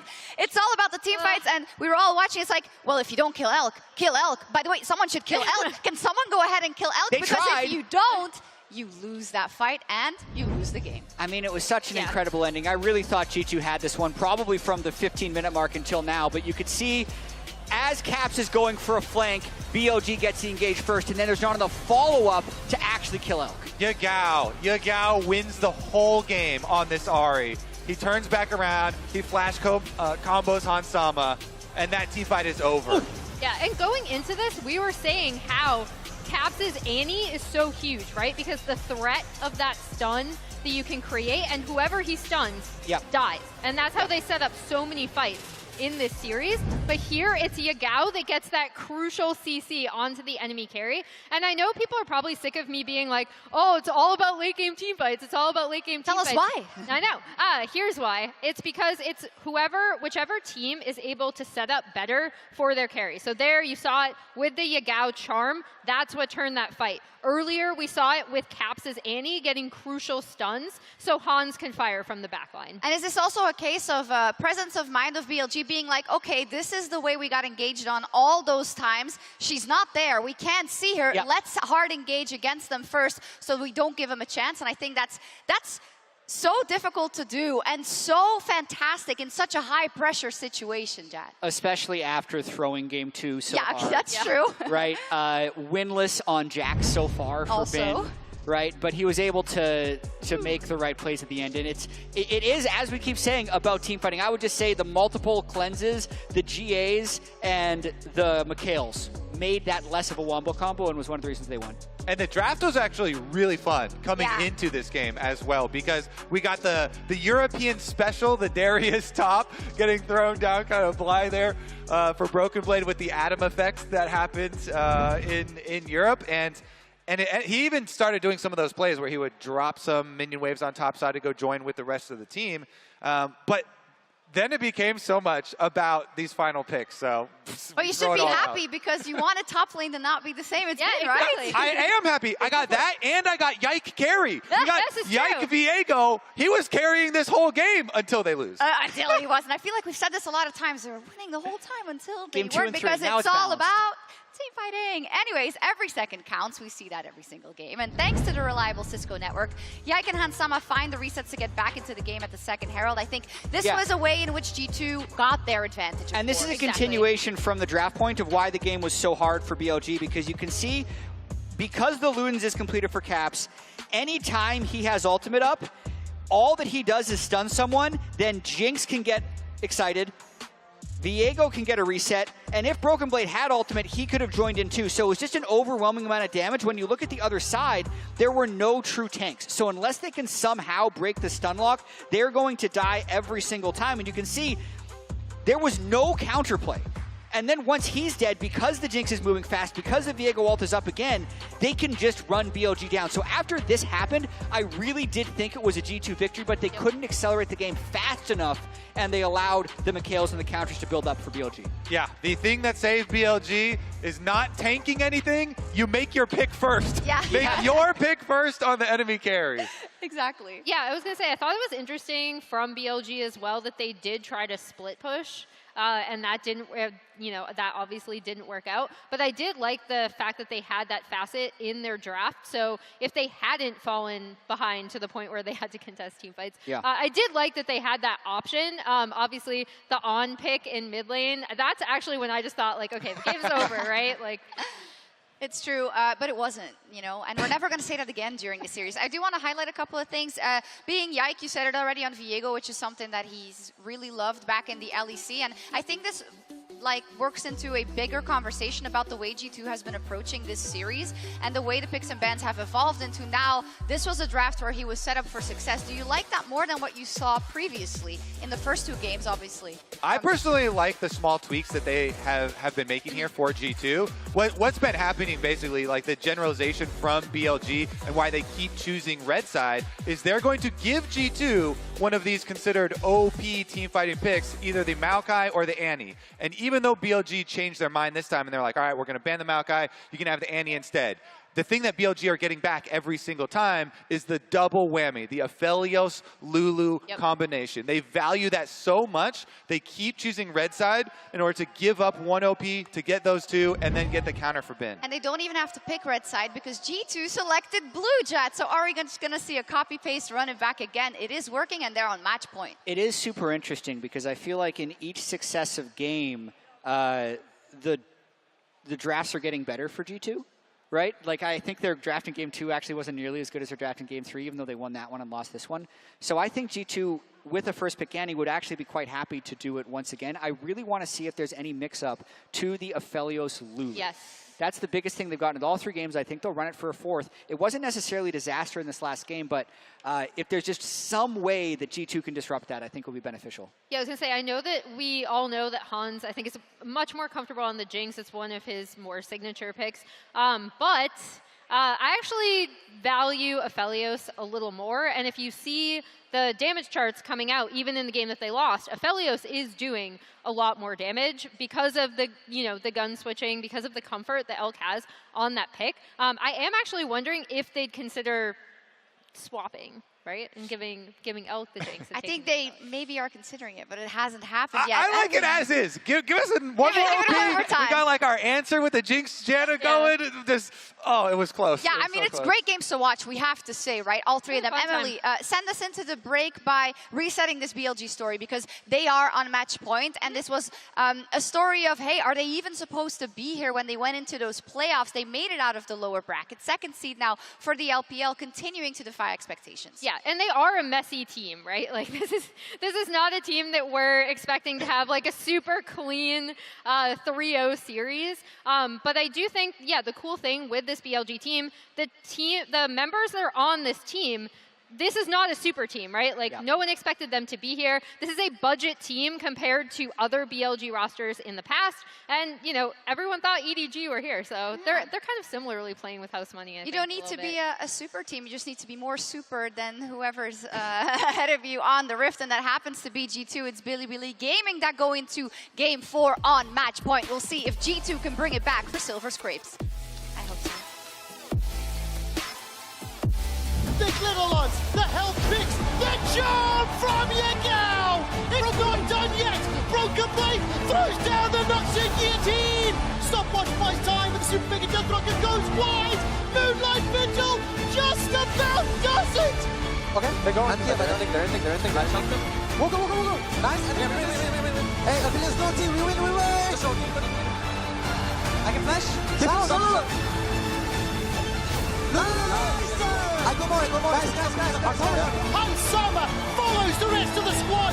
Yike is on a rampage. Manages to jump onto Elk, stepping forward. Noxian Guillotine still available but not used as all of a sudden with Hansama down. G2 are running for their lives. Elk stays alive. Rocket Blade is killed. Vicky is killed. And BLG punish G2 Esports.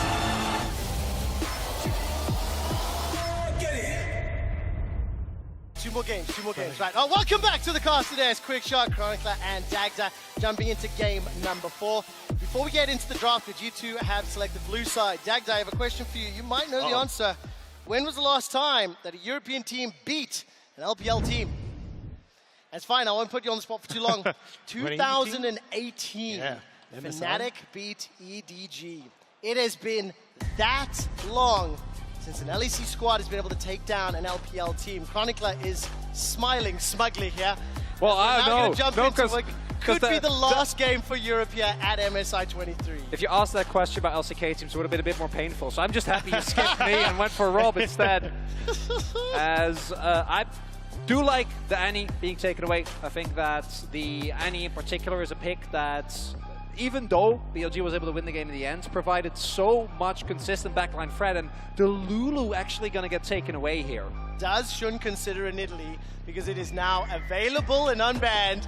I would prefer not to from what I've seen this tournament, but it is possible as the Maokai will be the final ban. Yeah, I mean, it didn't work out great for them in the JDG series, so maybe they've learned from the error of their ways. But question now is, what do they go for in that first pick rotation? Because the Maokai taken away, the Annie taken away as well, were two of the big picks we saw. And it's going to be the Aphelios taken away for Hansama. Going to swap up the matchup.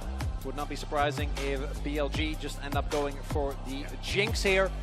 Is even without the Lulu, still very strong pick on the main AD carries at the moment. The range advantage is something. Oh, okay. Come on, Lucian Nami, throw it down. I will say, huge kudos to the analyst desk, as well as like obviously a lot of people watching around the world. We talked about what is the answer. How do you deal with the Aphelios and the Lulu? Now with the Lucian Nami locked in, I will tell you this now. Dracos is sitting somewhere fuming, wondering, because the LEC as a region has struggled, first of all, to execute this pick, but also to play into it at times as well. But look, I'm going to be honest, when Elk and On have just been absolutely destroying Hansam and Mickey and Lane, just going back towards something that's even harder at that is just going to be absolutely fantastic for BLG. And I think that's where you're seeing, I was going to say what the answer is going to be with the Aphelios. I thought they might go for the Thresh, but it's actually going to be the Prom. They just want to make sure they can try and survive this somehow, but there's going to be so much poke that can come through so quickly from Elk and On to that bot side. Oh yeah, and even though the Braum will be able to keep you alive, it's going to give you next to no agency in lane. Yeah. Jungle ganks and setup and skirmish and notwithstanding, it's going to mean that Elk and On are going to have the priority from basically the get-go here, as Cassante is going to get locked in. I do like that Very, very strong flex pick that has hit a lot of the second rotation bans. And while the bottom lane may have a very tough time here for G2 Esports, what we have seen across all 3 previous games is that the bottom lane performance, even when falling behind, has not actually been the primarily defining characteristic of these games. I do think it's going to be way harder this time around, please don't get me wrong, especially because Gwen, who's found herself in the ban pool phase 2 a lot, is now also locked in for bid. The thing is, though, this is an answer into the K'Sante, but it doesn't guarantee the K'Sante is going top, right? So you can actually flex this into mid lane here for Caps and have Broken Blade now get the counter pick in that top side. So I'm actually curious exactly what the plan is, because even when you're looking at it, BLG, they're still banning away some of these more mid lane oriented picks, except for Broken Blade's Cassiopeia, which also is a thing. Yeah, exactly. I was actually about to say that's a really interesting read from BLG, because they're basically saying we know that it might not be top K'Sante, we're still banning Cassio, but they also picked the Gwen, so leaves me wondering whether they want to just match the Gwen wherever the K'Sante ends up going, as the Ahri will get taken away. Makes complete sense, because Yagao, even in that last game, right, the final fight, able to get on top of Hans, hit the charm, was a really big part of what made the team fights from BLG so lethal. I think as well, if you're trying to flex this K'Sante into mid lane, the ability for the Ahri, look, she won't kill the K'Sante at any point in time, but at least being able to get good roams off and making sure that it's very uncomfortable, I think is going to be a good one. The Yasuo respect ban is not what I expect to see after that game 1. The crazy thing is that's both Yasuo and Cassio. That could be both mid and top. Only maybe more specifically for a team like G2 Esports. Obviously with that Ahri banned away as well, we need to find out what this next lock-in will be. And let's talk about the jungle pool for a little bit. Sejuani still open and available. The Vi and the Maokai have been removed. Sion will be the final ban here from G2 Esports. So as we move into phase 2 picks, BLG1 would assume the jungle pick comes in now. Wait to see what's more likely for those solo lane options. And if that Nidalee is being hovered, please tell me why we're a little nervous about it. Maybe not, because it may end up being the Viego. Dagda, what direction do you think you prefer to see? I definitely don't want the Nidalee in this regard. You have some long-range poke with the Colleen, but that's kind of it. You don't really have great setup, so he is just going to go across towards the Viego. And I think here, you're kind of going right. Like, Yagao is definitely going to take something like a Lissandra or something along these lines in the mid lane and trying to set up for this strong 2v2 in the mid jungle. But again, you can just flex Caps in towards the mid lane on this K'Sante, and now you're going to be in a pretty fine spot. Like, you're not going to be worried about a lot of the C-Speak of it set up, because K'Sante has a ton of dashes, the ability to hop away, and there you go. They're actually going to swap. Well, again, keep that flexibility open with the Gragas now locked in, but actually both of them now not so hot. Okay, I was going to say it's the Gwen, so they take the Jace. So that's going to assume what? Gragas in the jungle, then K'Sante, Jace, we figure out mid or top, depending on whatever Yagao's going to be running in the mid lane. One thing it will highlight, with a Lucian Nami into an Aphelios, a K'Sante, potentially Jace, one would assume BLG may want to be looking to hit that gas pedal, go quick, win it earlier on in the stages. So I want to see what mid lane they lock in. It will be the Lissandra now. Yeah, you're just going all out on early to mid game fights and tempo, right? The amount of snowballing potential that you have with Lucian Nami on Guildforce Mandate Spike, and just even the core of Viego and Lissandra as a combo is so insanely strong.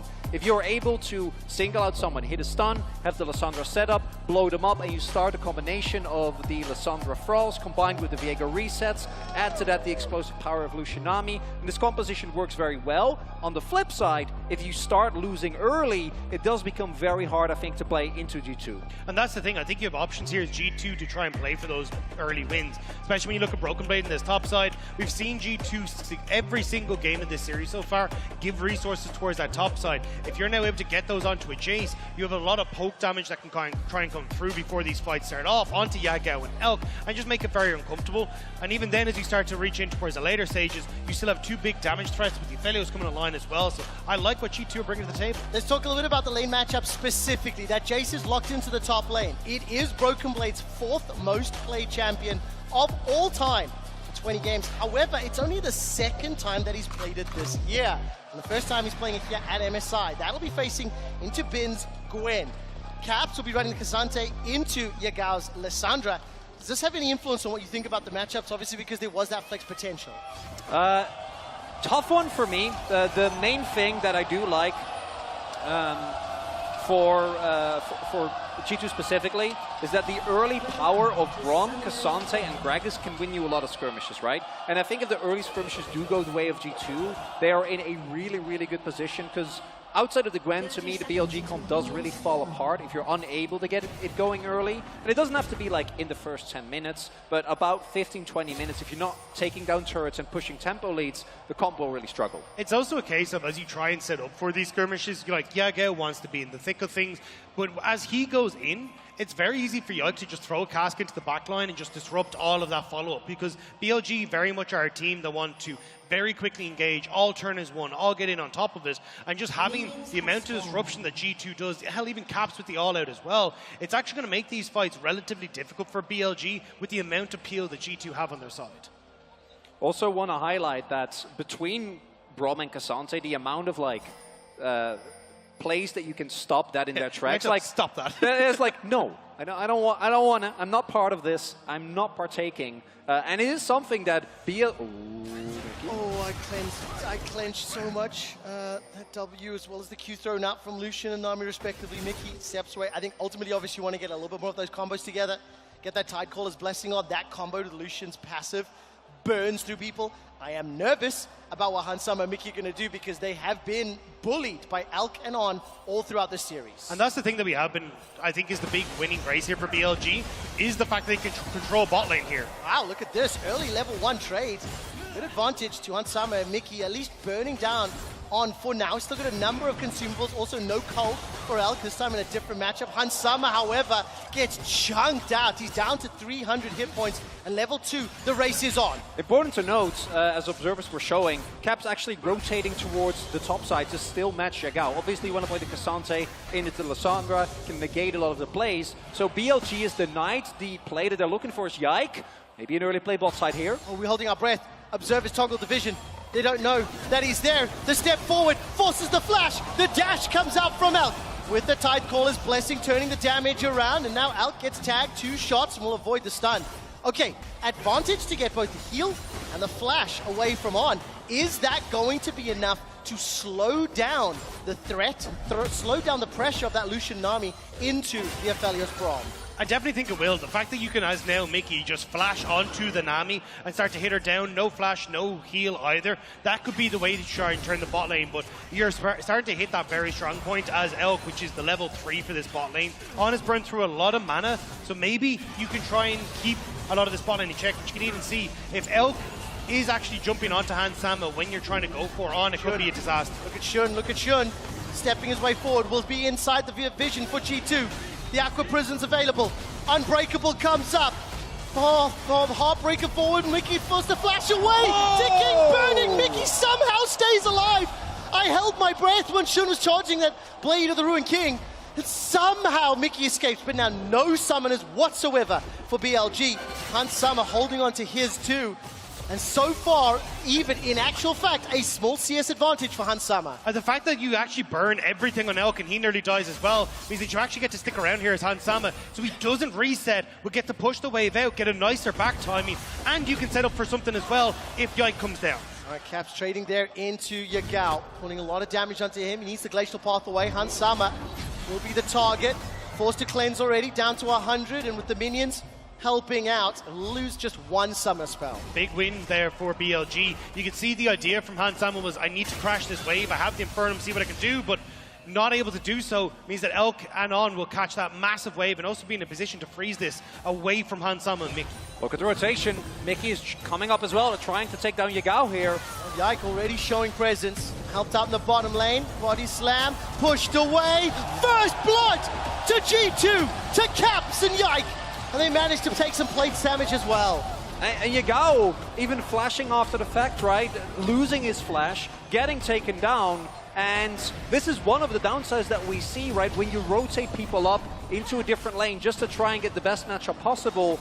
Yagao getting caught off guard there really messes, I think, with BLG, because now he has to teleport back, means that he can't make an impact on the map, sat behind early, and slowing down this core of Viego and Lissandra is really, really big. And especially the fact that you end up having control here as Broken Blade in mid lane, because you have that Jason to Gwen, you continuously push in. Yes, you are able to roam up, but this is something you can continue to do. Even look at where he is in the map at the moment. Just setting up vision down in this river. They really want to make sure they can try and punish Elk and On when they have no summoner spells available.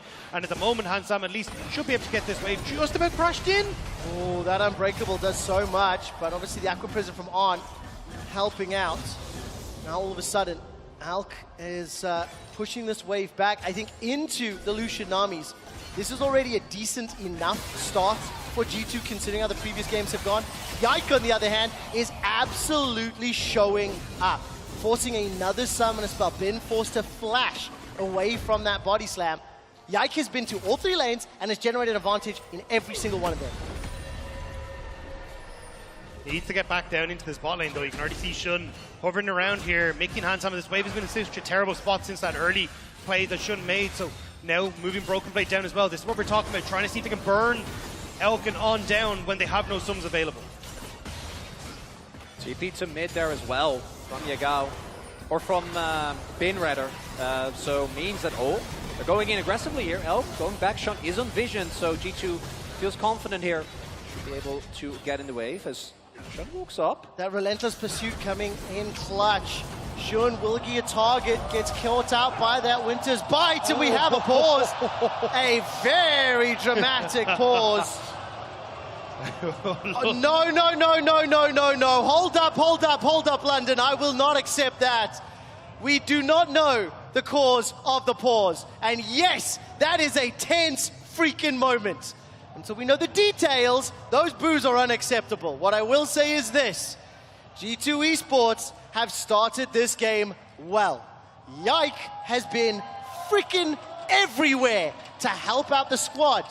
And G2 need that to continue to force us to a game 5. Yeah, they really needed to get help on this bot lane. You can see exactly where the wave was pressed into. It was so difficult for Hansama and Mickey to actually get the wave crash. I think Elk and On were doing a really good job of just keeping it at bay and forcing the G2 bot lane to overextend. That's why Shun was spending so much time around this bot lane, trying to make it as uncomfortable as possible. But because Yike managed to get down there, because we talked about Broken Blade having that push in the mid lane, it was G2 finally able to kind of break it. I think it still actually might be frozen, to be perfectly honest. But still, we'll have to see exactly what happened here, because Shun getting caught out like that never should have happened.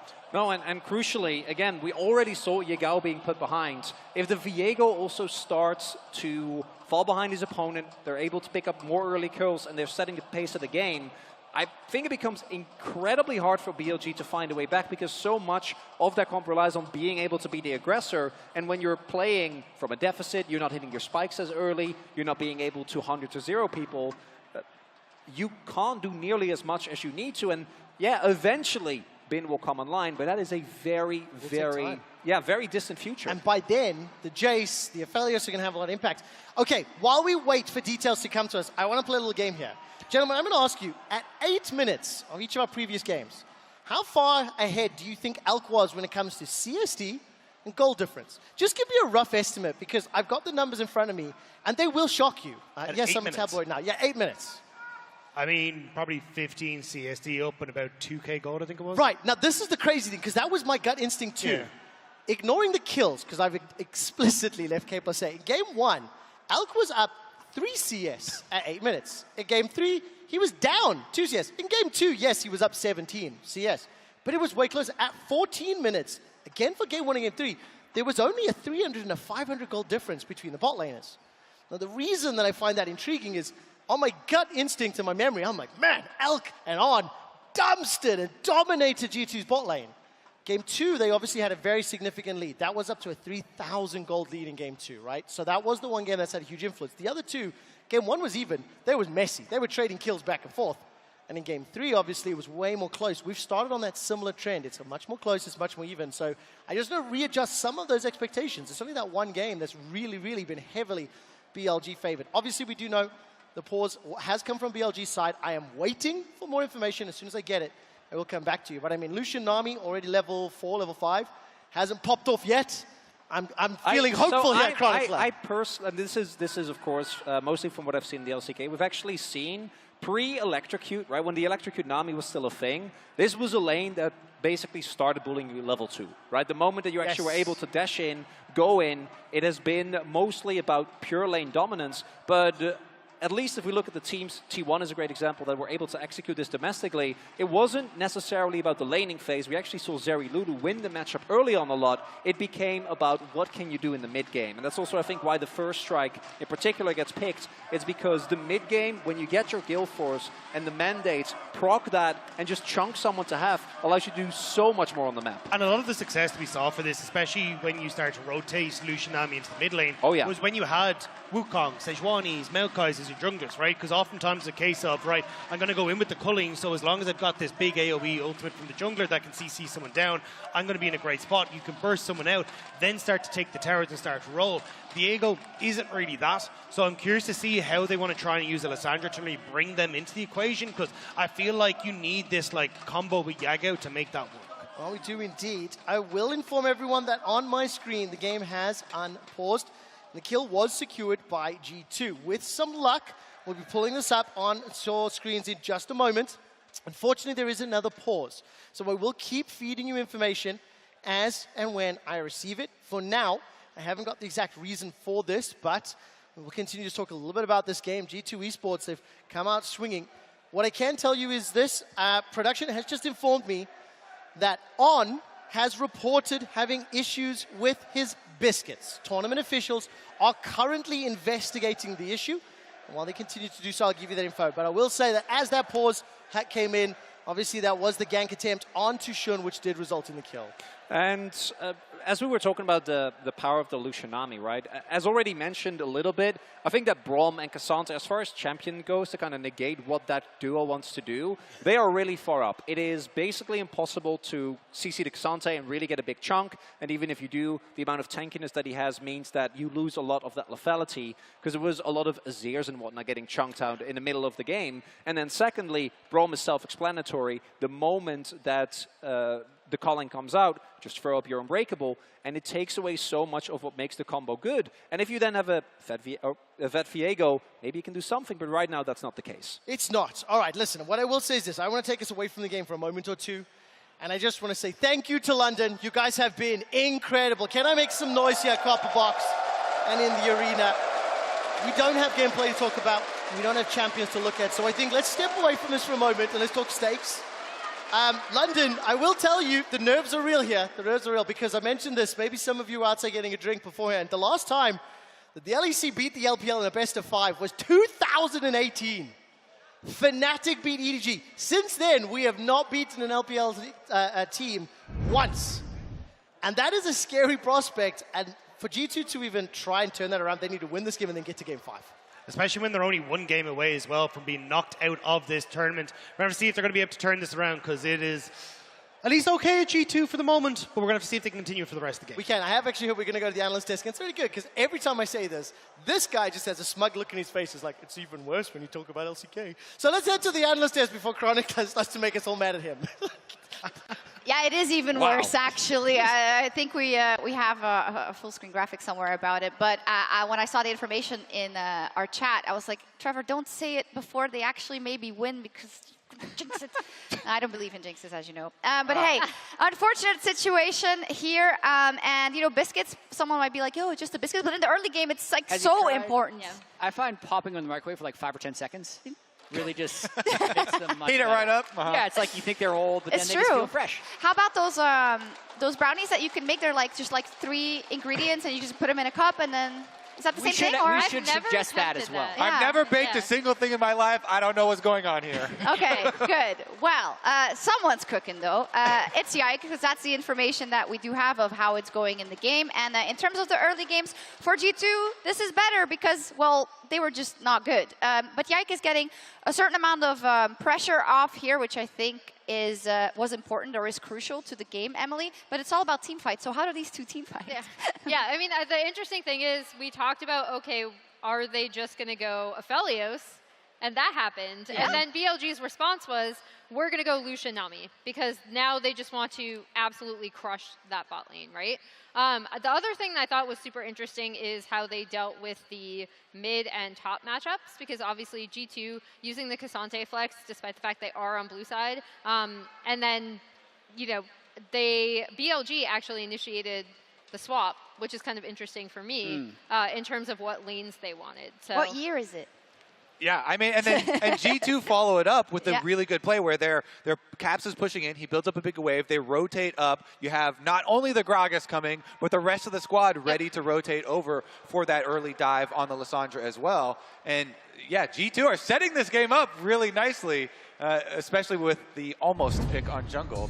Yeah, and Yike continues to play well throughout a lot of this series. He had a very good game 3, and he's been extremely successfully active in this game. So this was actually a gank from BLG. The fact that Guardian came off cooldown right there is rather fortunate for Mickey, but it does allow for some cross-mapping. Again, though, you know, it doesn't matter who's on the other side. There's so much focus on that lane, Emily, and it's not going well.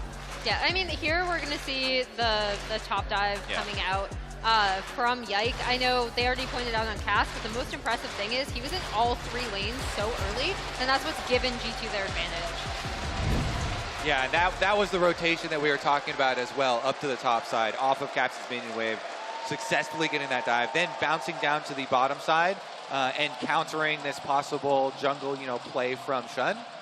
And then getting him chased off. Biscuits or not? Biscuits or not. Shun is going to be in a tough spot. We'll see indeed. But the big question is, because this is the trend we've seen now in a couple of games, and last game it was the case of you got the advantage, but did you push it further fast enough in order to make sure that this game is completely closed? What we've learned it's never completely closed. Yeah. So since G2 are against match point, chat, what is the best plan for them going forward? Yeah, so I'm trying to remember. It's been a while since we paused exactly the game state that we were at, but I do think getting, not to sound redundant, as much gold as they can on the Han Sama is important for a number of reasons, because if they're not able to get consistent push on the Lucian, it's going to be a big problem, because even if Lucian's a little bit behind right now, the Lucian Nami from BOG's side, once they get Imperial Mandate and Gale Force, can still take over mid lane pretty much whenever they want, unless there's a substantial lead or substantial fog of war control from the side of G2.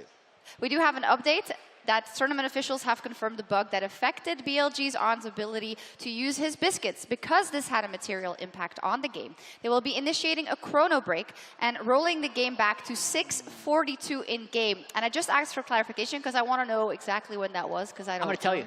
You're going to tell me. Tell me. I can't All right. tell you. He's rewinding. Come on, Jet. Love it. I'm going as fast as I can. Okay. Anyways, because of course it's a 6:42. 6:42. Okay, I'm getting there. All right, so we're going to get all the big cameras on the exposed. Okay, so literally where's the, 6:42. Cam, but for I don't understand how they can do 6:42 because they paused at 6:43. So that's like a second before that dude is about to die. Oh. Okay, well. Yeah. Anyways, the death will probably because still normally happen, they pause. They were on my phone. Okay, hold on. So this is 6:43. Why are we doing this? I can zoom in. It says paused. Anyway. They don't like us probably speculating so about normally these things, the rules. Well, what else are we going to do? Like crowd. Yeah, it's you're clearly right. speculation. I'm not a rules official. You're right. But normally the rules are to go back to a dead ball state. Yeah. Which can also disadvantage a lot of teams a lot of times, because you could be like middle of a team fight that is going wrong when a chrono break happens, but by the rules of the chrono break, you don't go right before the bug happens, you go before the action happens. But perhaps the biscuits was not working early. I'm not going to speculate, Well, actually. exactly. I'm not going to do it. 6:42 is probably when it happened, but I do wonder if they're going to roll it back to like 6:35 or something. We'll have to see. Yeah, we'll have to see indeed. But things that are standing and are not getting rolled back is the fact that the bot lanes have been so incredibly important, and now we get a new twist on it. So, Kobe, are you happier with what you see now that the Aphelios is on the one side and the Solution Nami on the others going into this mid game? Yeah, I mean, we got what we were talking about. I mean, BLG, they decided to double ban the 2 OPs, the Maokai and the Annie, and that's what caused this cascade, where then Lulu's banned and G2 decides to take away the Aphelios. I will say, I was pretty scared, though, because watching Elk with the Lucian Nami combination last time versus Cloud9, he got a lot of damage out. He is very willing to play on the edge and play very aggressively with his champion and constantly looks for return damage. We even saw this in a couple instances in this game already where Yike is ganking, and in the 3v2 he's stepping back up to try and squeeze some damage out. So I am a little bit trepidatious. One thing that's interesting to me is you see similar KDAs coming through, but the kill participation is really interesting, despite the fact that obviously you also see that Elk has higher damage numbers. That's kind of due to the Aphelios. But the fact that BLG are putting other champions like the Jax, like in this case the Gwen on this pick, to be doing damage for them in teamfights as well. Like obviously it's still all about the hyper carry, but in setting up that CC to protect them, there's also how much damage you're going to be putting out during that. So in this series, even though obviously Lucian Nami is going to fall off to the Aphelios. Elk plays Lucian super, super well, and I'm more looking at what they're going to do in their mid game and how they're going to rotate him around the map to take down turrets and kind of open up the map. I'm also super curious about the Gwen in the top lane and how that's going to work. In the mid lane. In the mid lane, yeah. Yeah, and we swapped. And the Lucian doesn't fall for a long time. No. I will say the Braum is really good for counter engage into the Nami as well, though. So we'll see how good this Braum play can be, because that can really solidify your team fights. Well, and on their side, they have the Jace too, right? So if you can set it up that Jace is just constantly like softening them with poke, that'll be really crucial for G2. Do you still have those stats that you were going to pull about the best of fives? Yes, I do. Actually, I have them. So maybe we can pull them up. It's not a happy stat for you. It's just really tense. It's almost ready, apparently. And I think it's why Trevor was really tense casting. I feel like it's why there's a lot of tenseness in this room.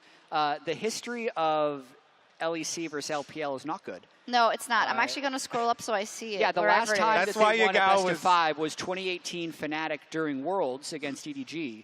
But then the overall record is much worse. And what's weird about this series is, like, it's very clear that G2 has a very real chance, right? It really felt like they were going to go up 2-1 in the last game. And to me, I'm thinking if they go up 2-1 with the manner in which they won those 2 games, they would take game 4. And even with the way game 3 ended, they bounced back to a very good start in game 4. So I know they're experienced, and people I think are trying to kind of hold together the momentum and the hope here, because it could break at any moment, right? Like one big Lucian Nami team fight, Lucian gets 3 or 4 kills. That could be it for the LEC at this entire midseason invitational. So yeah, I think it's almost ready. But basically, the TLDR of things is that the LEC is. Can you scroll down? What are you doing? I said 1-18. Yeah, it's That's true. what I saw. 1-18 in best of 5s versus LCK, LPL since Worlds. Wait. Since Worlds 2021. Wait, that's incredible. Well, that's got to be a game score. That's got to be a game score. Yeah. And even then, it's actually insane. And it just paints the picture. Now? I guess so. I guess so. Yeah. Oh, no, excluding today. Here, yeah. Okay. Oh, excluding today. Anyways.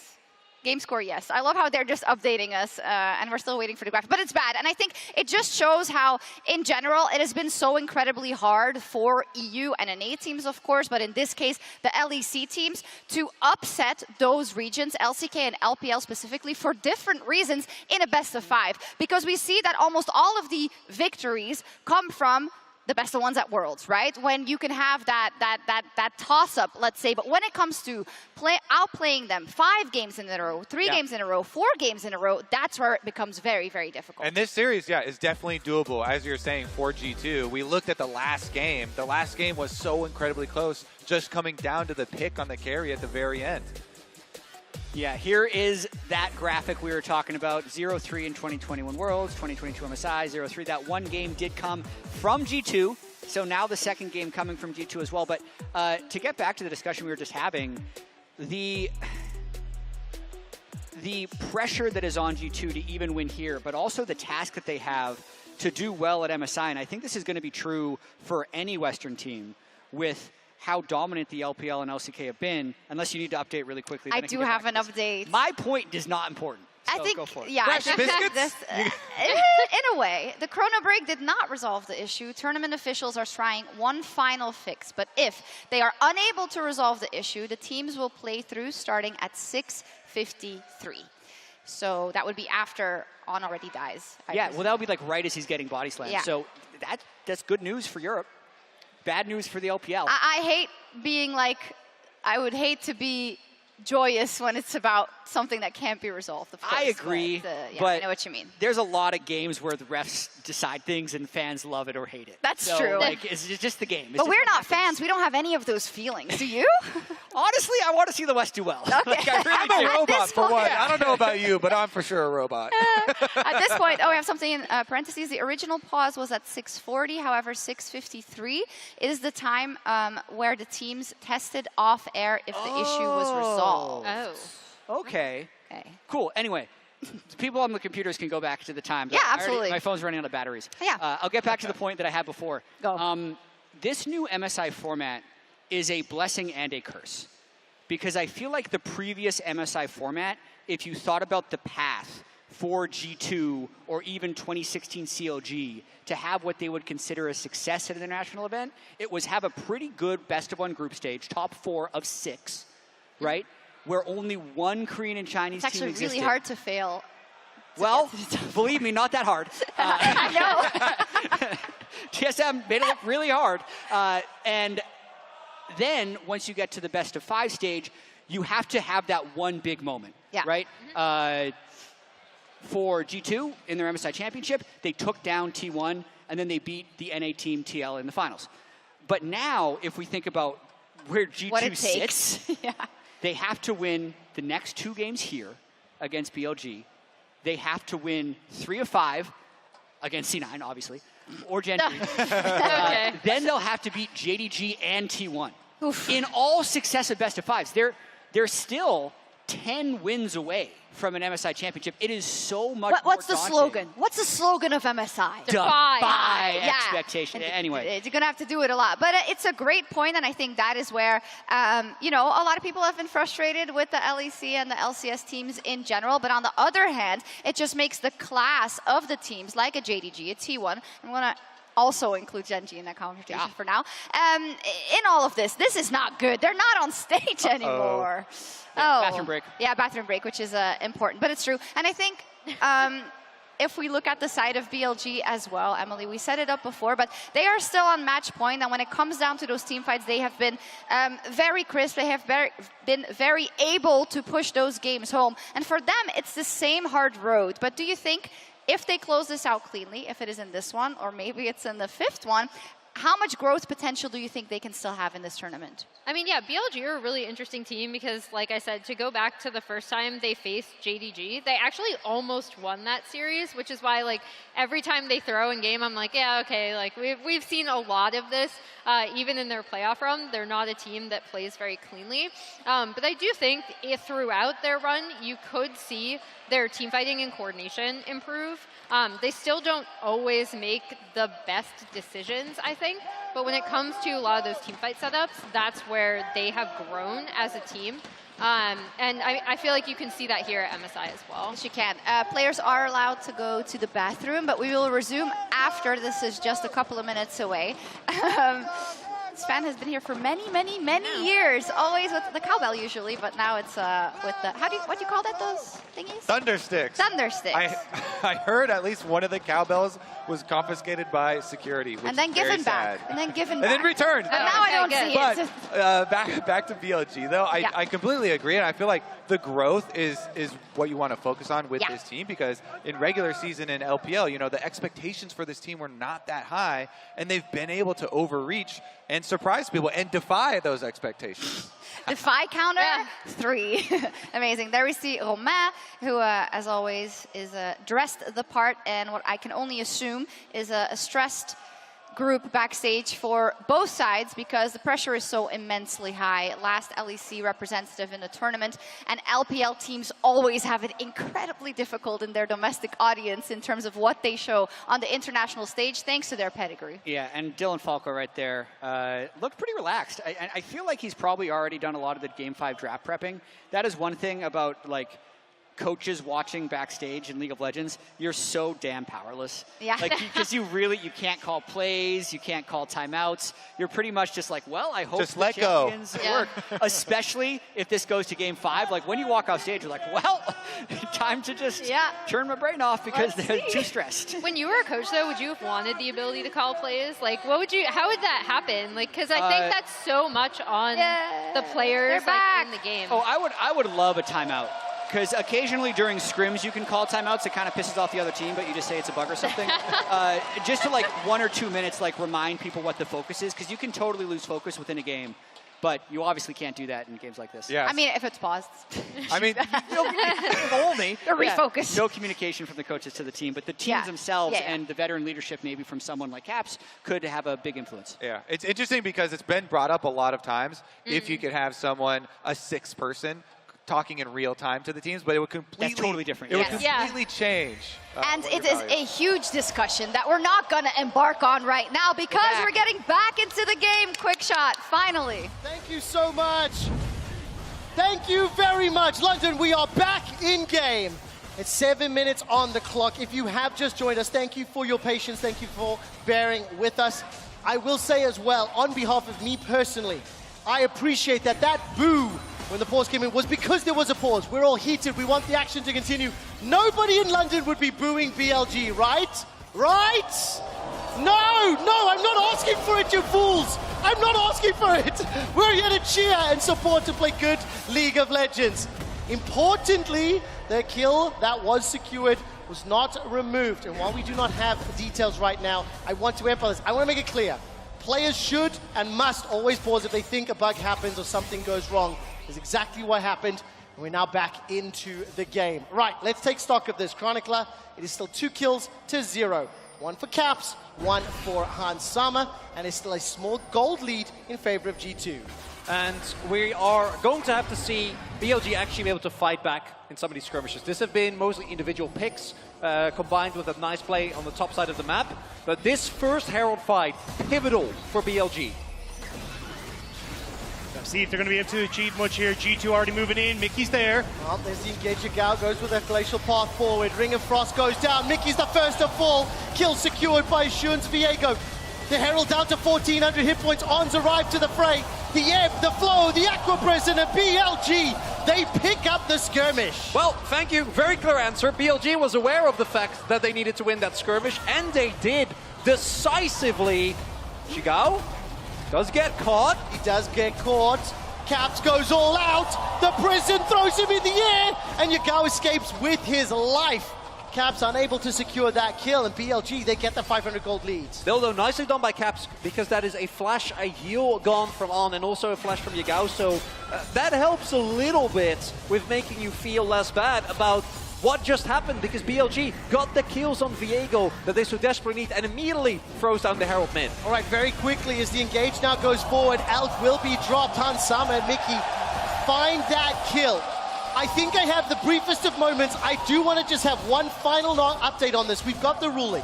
At around 6 minutes 40, BLG pause reporting a potential bug impacting On's ability to utilize his biscuits. League officials attempted to resolve the bug through multiple avenues, including the chrono break. The issue is not resolved, but League officials have determined that we will play on. And I do think it is crucial from my perspective. I want to empathize with the players, but I don't think biscuits have had a tangible impact in what that bottom lane has happened and how things have played out. Exactly. Shun had overextended, he got caught. Now Elk overextends that bot lane in the 2v1. He ends up going down. Caps, though, doesn't have control over mid. BLG moving down with Bin. They want to try and contest here. We want to go back to what happened in the previous skirmish. Because of the Elk play bot side, we didn't get to see a replay of it.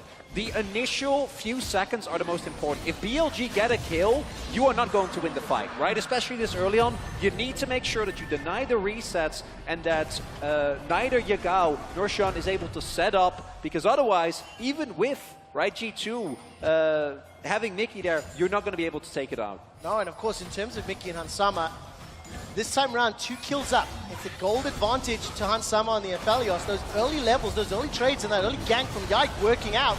Shun, appreciating that, and instantly jumping onto Mickey. The Unbreakable buys so much time. Maybe Quickshot does cast a curse that bottom lane. Heartbreak forward. Again, Moonlight Vigil's on cooldown. Cleanse used. Flash needed yet. Hansama continues to run for his life and holds on to that flash. While all that pressure was happening in the middle lane, Broken Blade on that Jace, reminder that he lane swapped from earlier on, is continuing to push forward and now will be met by Bid.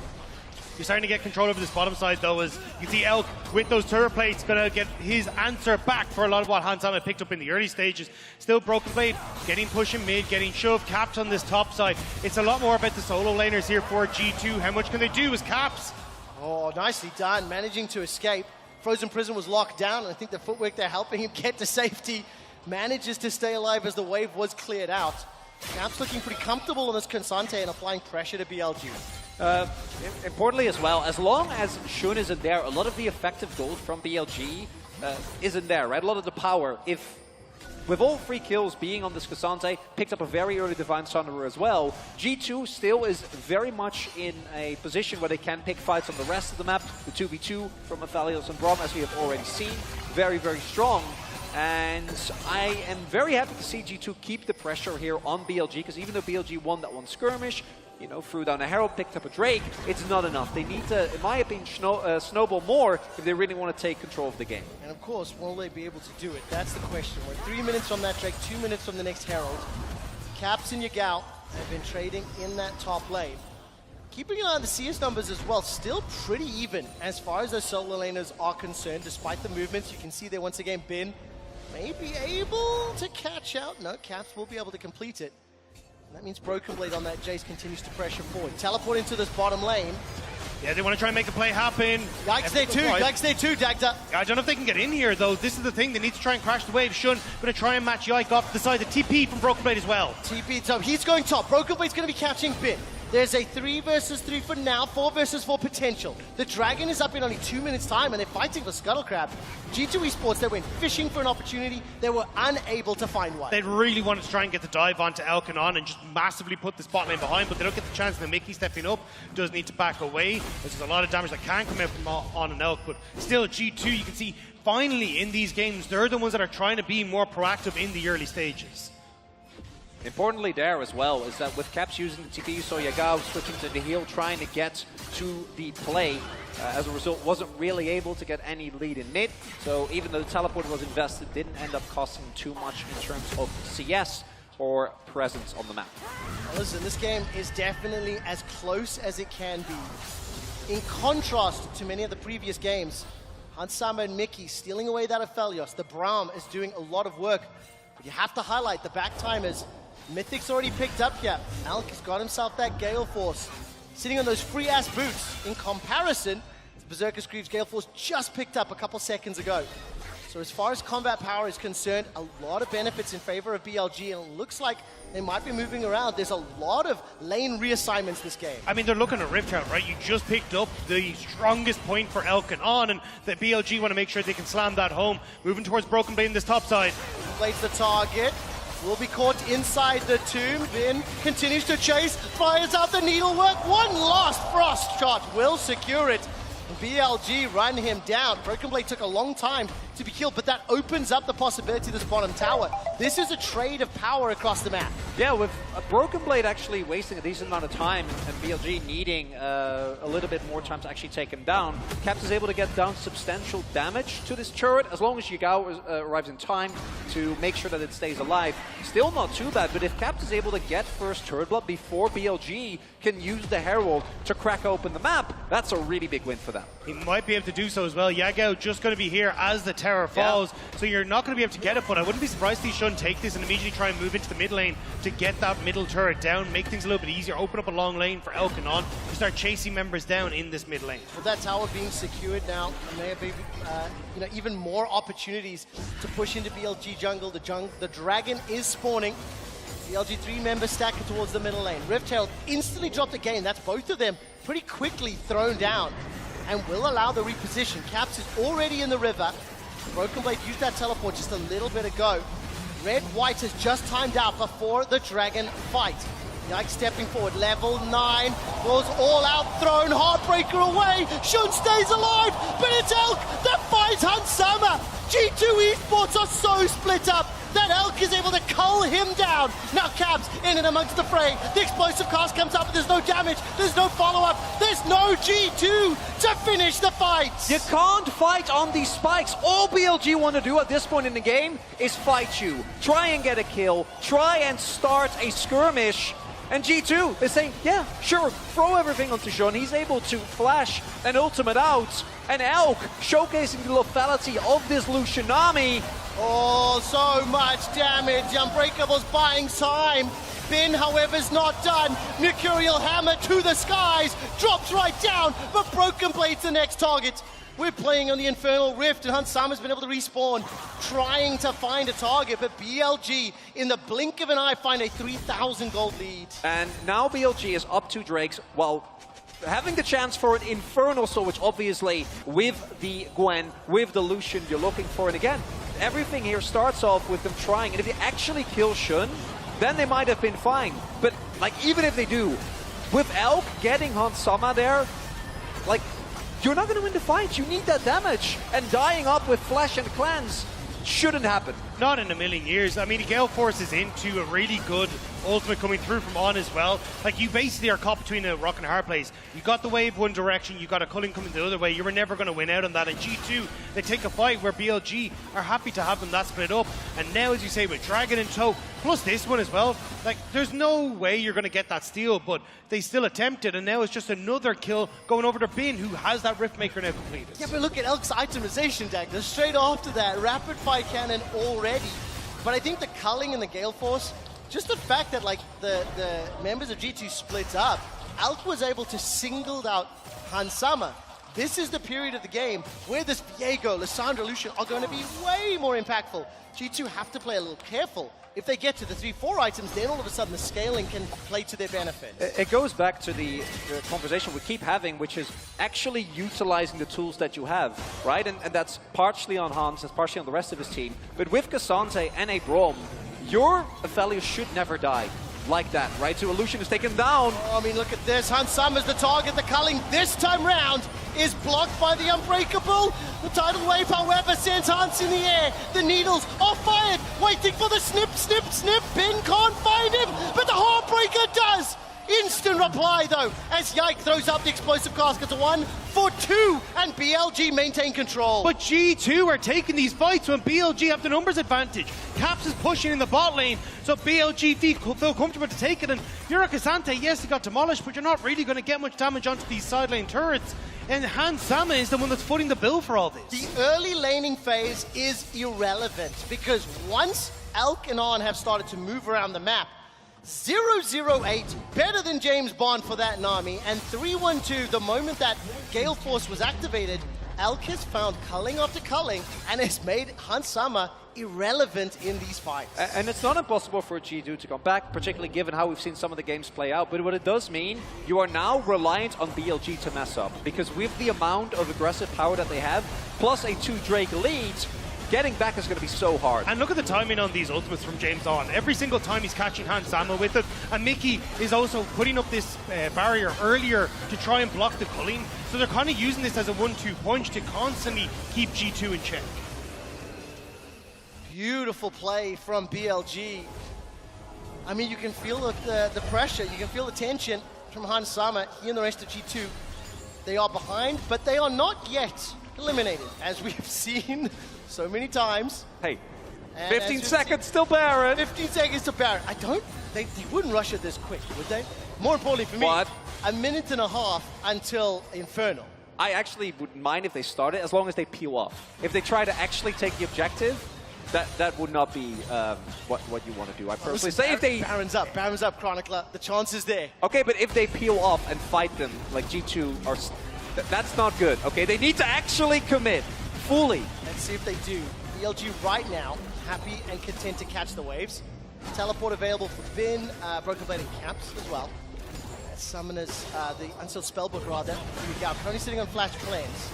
And we're a minute away from Dragon. It'll be Dragon number 3 here in favor of BLG. For G2 Esports, push the middle wave, try to apply some pressure on the tower, and they're peeling towards Baron to get some vision set up. Yao on his back just finished the Zhonya stopwatch, so we'll have that available for the up-and-coming fight. Flash is available across the board as well here for BLG. No flash for Hans, and he needs to stay alive if they want to actually be able to take down BLG and fight for this Dragon. Oh, actually, Mickey might get caught here. Elk starting to push forward. Does have to slow, but didn't want to go overly aggressive without that vision at the top side. But as long as you're able to get constant control like this for BLG through mid lane and just start to spread that vision out, it becomes harder and harder for G2 to really get into a spot where they can threaten anything. You see they're trying to push sides and maybe move in, but BLG, they have firm control over this Dragon area now. And I mean, where the hell are G2? Well, that's the question. G2 currently recalling Broken Blade and Yike towards the top quadrant. Looking not to contest this Dragon. This is the third of the game in favor of BLG. Also, itemization. You're talking 2 items for Yagawa, for Alk, and only still getting towards that second for Caps and Hansama. G2 are behind the curve, and that's before you factor in the champion power and their current levels. Yeah, I do think that BLG, with that back from on, thought that G2 maybe was still contested. G2 actually had backed off, so they had a window, but they didn't know. Gonna look towards that 5v5. Bin isn't here yet, but does have TP. All right, Caps takes a little bit of damage there from Alk with that tight cause blessing. Bin's making his way from the middle lane.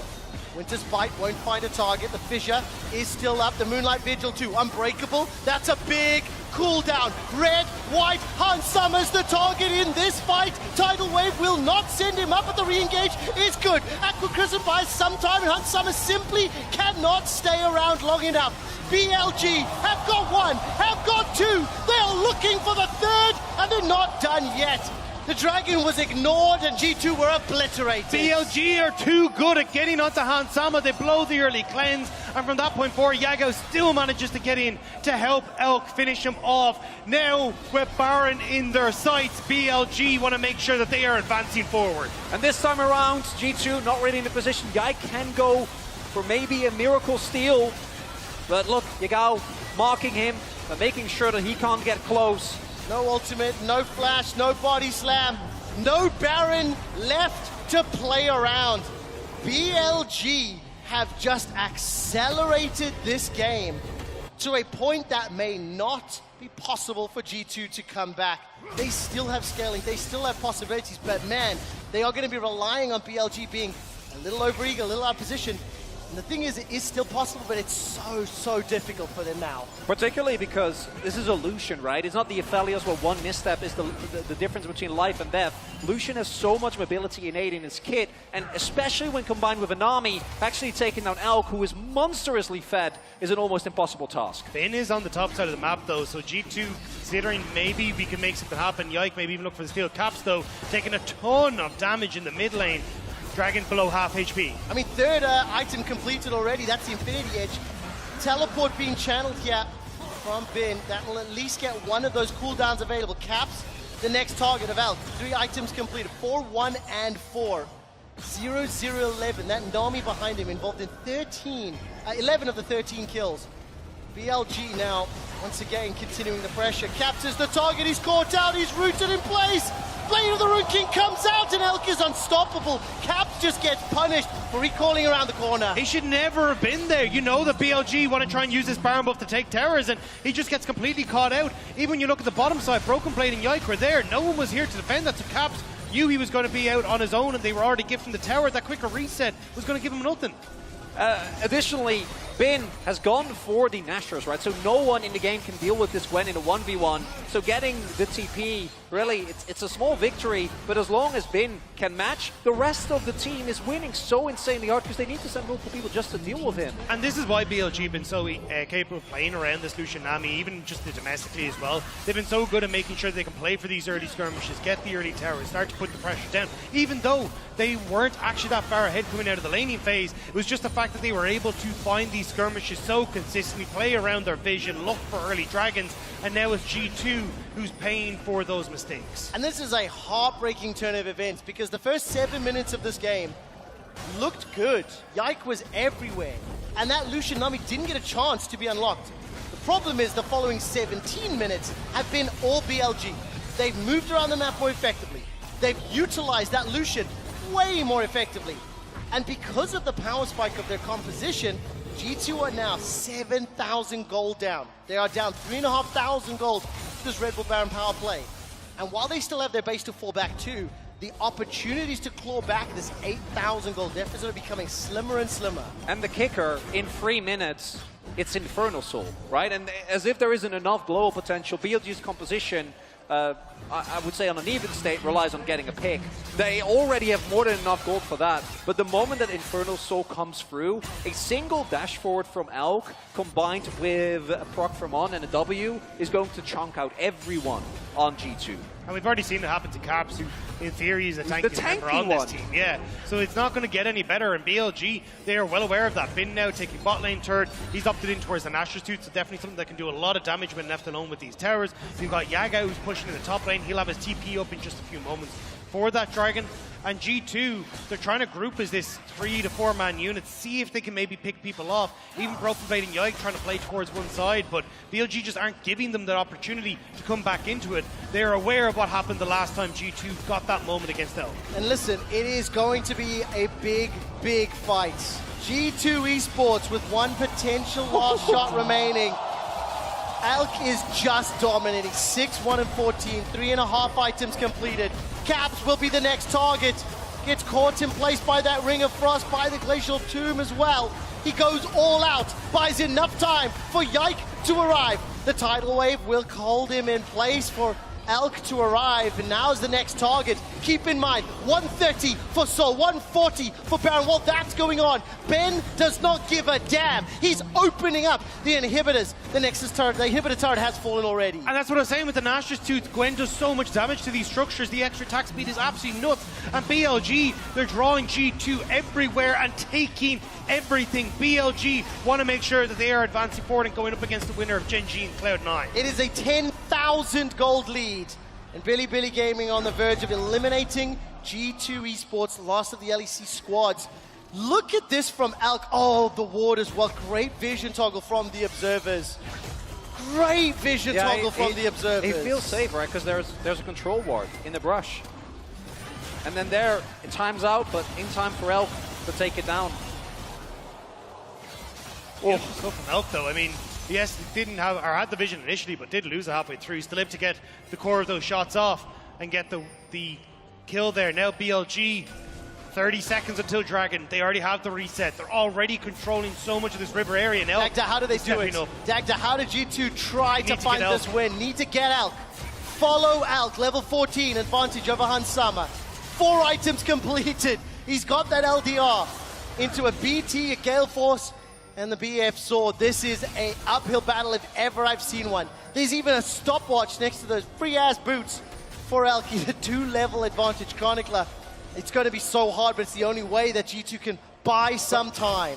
Oh, but even if you kill Elk, Bin is level 16. Gwen, monster fed as well. They need a miracle here. Let's see what they can do. Bin steps forward. Snippety snip snip. Shun's gonna back away with that ultimate. The engage forward. Hansama's the target for now. Yike has been able to push Elk away, but Elk stays alive. That stopwatch is buying time. Caps looks for him and finds him, but at what cost?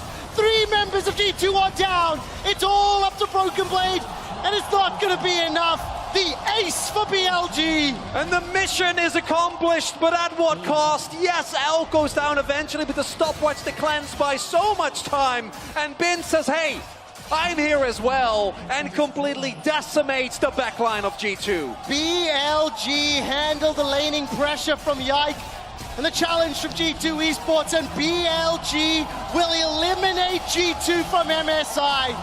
BLG advanced to the next stage in their lower bracket run towards finals.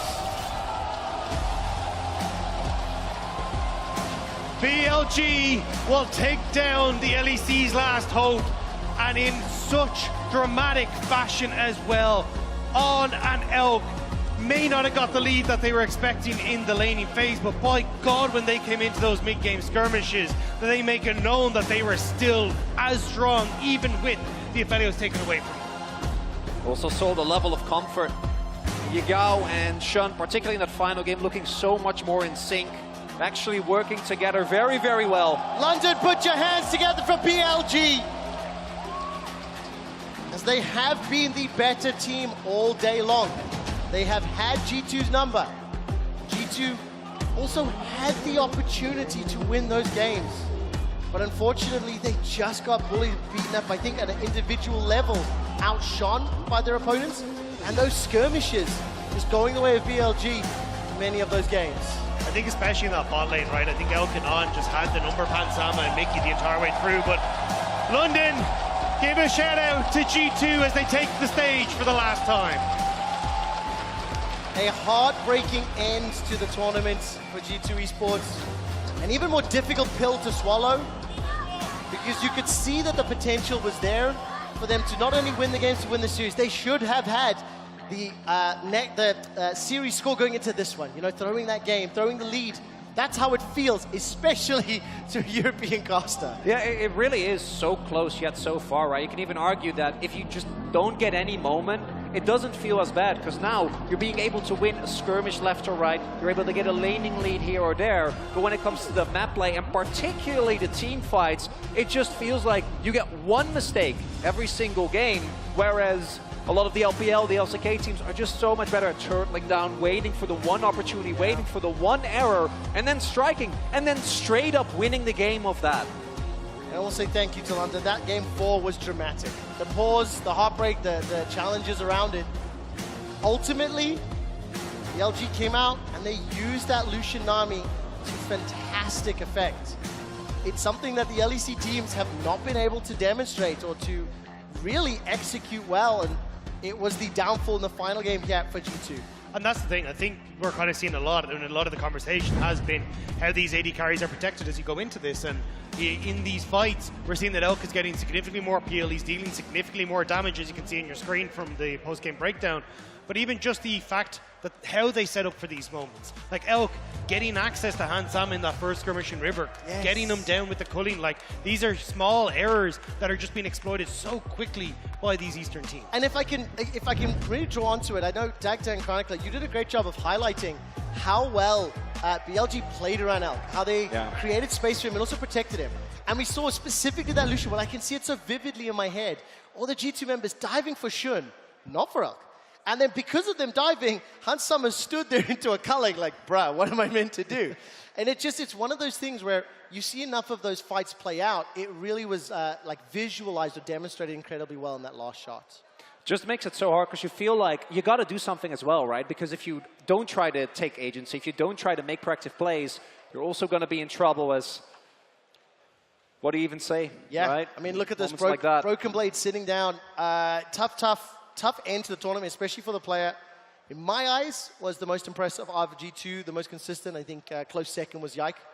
Yeah, I think Yike was absolutely incredible. And I mean, the first time on an international stage, to see him stepping up as well as he did, I think he deserves a ton of praise for G2 throughout this. And I will say this, obviously we're reacting to the shots that we are getting here live in venue. Kudos to everyone for coming by and watching. I do want to turn our attention to BLG though, because they are the victorious squads today. I think a lot of people anticipated BLG winning based on the level that we have seen from the LEC squads, and they now will advance. It argues the unenviable task of playing, Cloud9 or GG? That is going to be an uphill battle all the way to a potential finals run. Yeah, and I think it'll be interesting to see how they do actually manage to get there, because I think BLG have been the weakest out of like the top 4 teams that we're looking at, like LPL and LCK. We'll have to see if Cloud9 can cause the upset tomorrow, but it feels like as you start to move forward, we need to see BLG take a step up. G2 really did challenge them today, but there was mistakes from Elk, there was mistakes that came through at different moments that will be punished and cost you games against some of these top teams. Chronicle, I wish I could get you to chime in, but I can't because I hear that Gigabin is ready to chat in our Verizon post-game interview. Thank you very much, guys. An absolute dominating performance on the side of BLG in this last game. And Bill, thank you so much for joining me after this one. It was really different compared to the rest of the series. A lot of back and forth during the first game. This one was such a stomp. Explain to me why this game went that way. 首先，恭喜你们，今天是很漂亮赢下了比赛。不过呢，其实纵观今天的一个系列赛，特别是前3把，特别是第1局，感觉好像打的是有来有回的，但是最后1局是属于你们的一边倒的局势。所以说，为什么第4局可以以这样的一种很强势的面貌赢下来呢？首先我觉得 GTU 今天打得非常好吧，然后也是没有想到他们是这么强。然后虽然说我们前3把打得有来有回的，但是我觉得。 我们最后一把，因为我们是接了先锋团嘛，所以我觉得这个很关键。我们前几把其实都没有怎么接先锋团。 First of all, I must say G2 performed so good for today's best of 5. And to be honest, their performance even beyond my expectation. They're such a good team. And I think why we are able to have a very smooth last game is because we really take that Rift Herald team fight for the last game. But the reason why the first 3 games maybe can be back and forth a bit shaky is because we just made less Rift Herald team fights. So I think that's a key point. All right, well, thank you so much for these insights on this.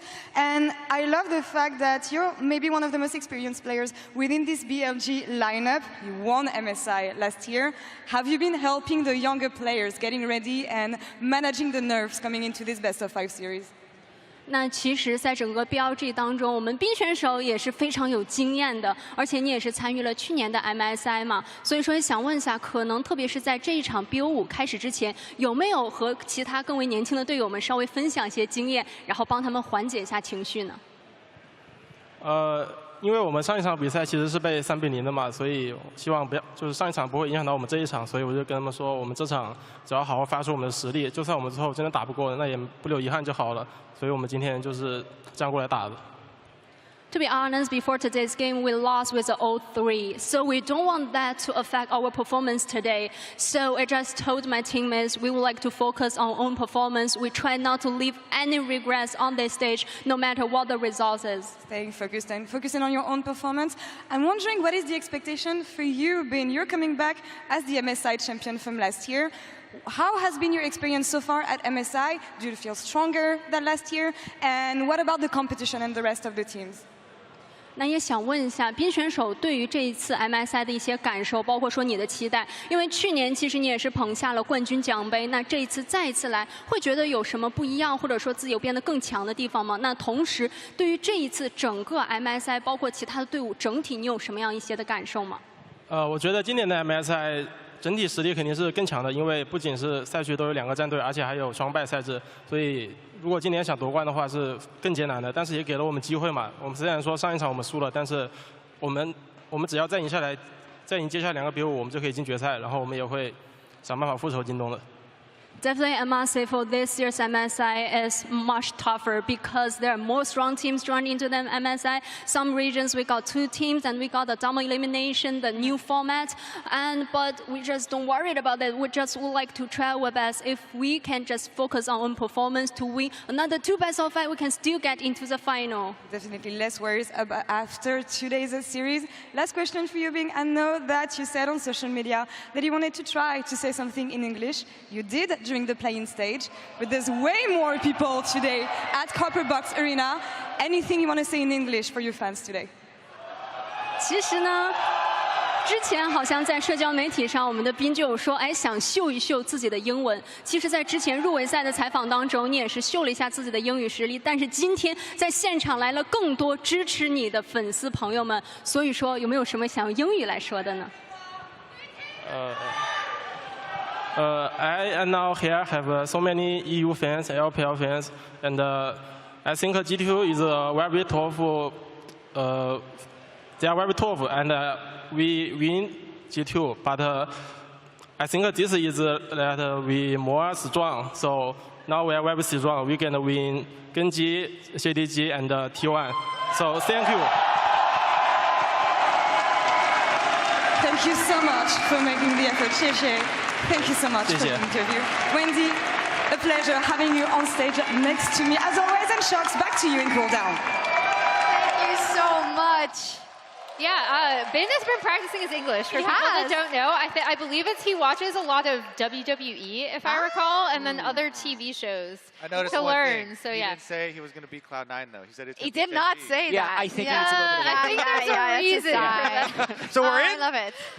He's not just like a top. He's a PR god as well. That was excellent. I gotta say, and big shout out to Ben and to BLG. They move on here at MSI, still in that lower bracket, but taking lessons from every game they play. And let's recap Game 4 because I feel like it was obviously very up and down the whole way, but something that stayed consistent was that bot lane for BLG. Yeah, and even though this wasn't, hyper carry, Jinx, hyper carry, Aphelios, this is why they are so strong on the Lucian Nami, right? Like here you see Elk Lucian. Boy. Yeah, Hans into the tidal wave. He wanted to go swimming. What can I say? Swim back to Berlin. Not even a lake. No. It's okay. Please, chat. Keep talking. Lushinami's good. Yeah. It was a point I had before the series. It was banned by GDG in Game 1 of Yep. the BLG JDG series, Yeah. so it's probably his strongest thing. Like, on one hand, they forced G2 to push them off the Aphelios. On the other hand, that's exactly what they wanted. They wanted an easy angle to pick Lushinami. They got it, and they won. Yeah, and it's really cool to see Elk pop off in these team fights. When I was talking about their Lushinami, Yike actually did a pretty good job trying to focus down on that bot side in the early game, but it was the mid game, right? It was, as Ben said in the interview, the Rift Herald fight. It was then all of the Drake stacking they were able to do. And they were able to just rotate Elk around either for skirmishes or to take turrets. And that is also the power of the Lucian in this game. Yeah, we see that, of course, G2 absolutely crushed. We saw Isma Romain and Broken Blade, who's probably, of course, taking this to heart very, very much. Because I feel, well, with everyone else, of course, but he probably felt with the picks that he was showing and with the play that he wanted to show, that he probably wanted to show just a little bit more, but they just ran into a very strong team fighting BLG. They did, and it's also going to be a little while until he wants to watch this series again, because there's a lot of things that could have happened a little bit differently in this series that I think could have had G2 winning it. And I kind of, if I'm trying to see what Broken Blade is feeling in that moment, he's like, I could have done this one little thing. Hans could have flashed the charm in Game 3, right? There's a couple little things. And it's an elimination game, so it's even harder to then watch us be like, BLG did all these great things, and Lushinami, and they're so good. He's like, that could have been us. Yeah. Right? Like, that absolutely could have been G2 with a few things being different. But the fact of the matter is, it's not a best of one. You actually have time to rectify your play, and if you can't get it done in a best of 5, you just don't deserve to go on, and that's the reality of our game. I did really like the respect that Ben was giving them, though, talking about G2 being a strong team and showing up here because, yeah, the Western teams have been considered underdogs the whole time, and this was a pretty strong showing. I mean, for a neutral, it was probably extremely fun to watch. And for Elk, it was probably fun to play, except for that oopsie, but it didn't matter in the end. Our 1+ player of the series is Elk, and continuously surprising people, I think, throughout this year's particularly, Emily. Yeah, just to remind people a little bit of Elk's story, he has tried to get to the international stage with Team WE for years. I think a lot of people kind of just thought he was washed as going on BLG. They were like, Elk, not really a player who's going to carry you to an international tournament. But at this tournament, we've seen him really step up. And again, I know the casters reiterate it. We've been reiterating it on the desk. It's how you play around that carry so they can perform doing damage from the backline. And that's what you saw from BLG today. Yep, they did that masterfully. And it was the expectation that it would be like that. But I think what also struck me is when we saw the post-game breakdown and kind of the goal difference over time in that Game 4, when there were times in the series when G2 was able to get on the front foot and accrue an advantage for themselves. But there's such a big difference between how BLG drove those games home in comparison to those. Yeah, an average damage per minute, 900. If you remember, one of his games, I think, was 1,200 on the Aphelios. And he did end up just under 40% of his team's total damage. Yeah, and their whole draft is revolving around getting the bottom lane duo. You know, first the Aphelios Lulu, then the backup for the Lucian Nami. And he's really played with so much confidence. So much so that despite even the one Gale Force, little bit of a throw one, he still gets the player of this series because that featured matchup between him and Hansama was what determined these games. Correctly featured. We were talking we about did it. Hans had some big moments. He had some blunders as well. It was so much about the AD carries. We were talking about, maybe we do Bin versus Broken Blade. Maybe that's something we're like, should be something different. I think it was Emily says, we always do top lane. I know it's interesting, but it's going to be about the bot lane. It was an interesting side story up there. Yeah, yeah, you were right. But yeah, I mean, and I think for all the players, of course, that get knocked out, there's all these little things. I think Caps will not be completely happy with what he was able to show in the entirety of MSI, just like the tapering off and domestically. Hansama, who has never played at an MSI, and I think who would getting back to G2 and finally getting his first title, also wanted to make sure that he could prove that on the international stage. And I think that on top, like compounded with everything, will be difficult. Yike had a great first international tournament, but, you know, it's just like, it's sad.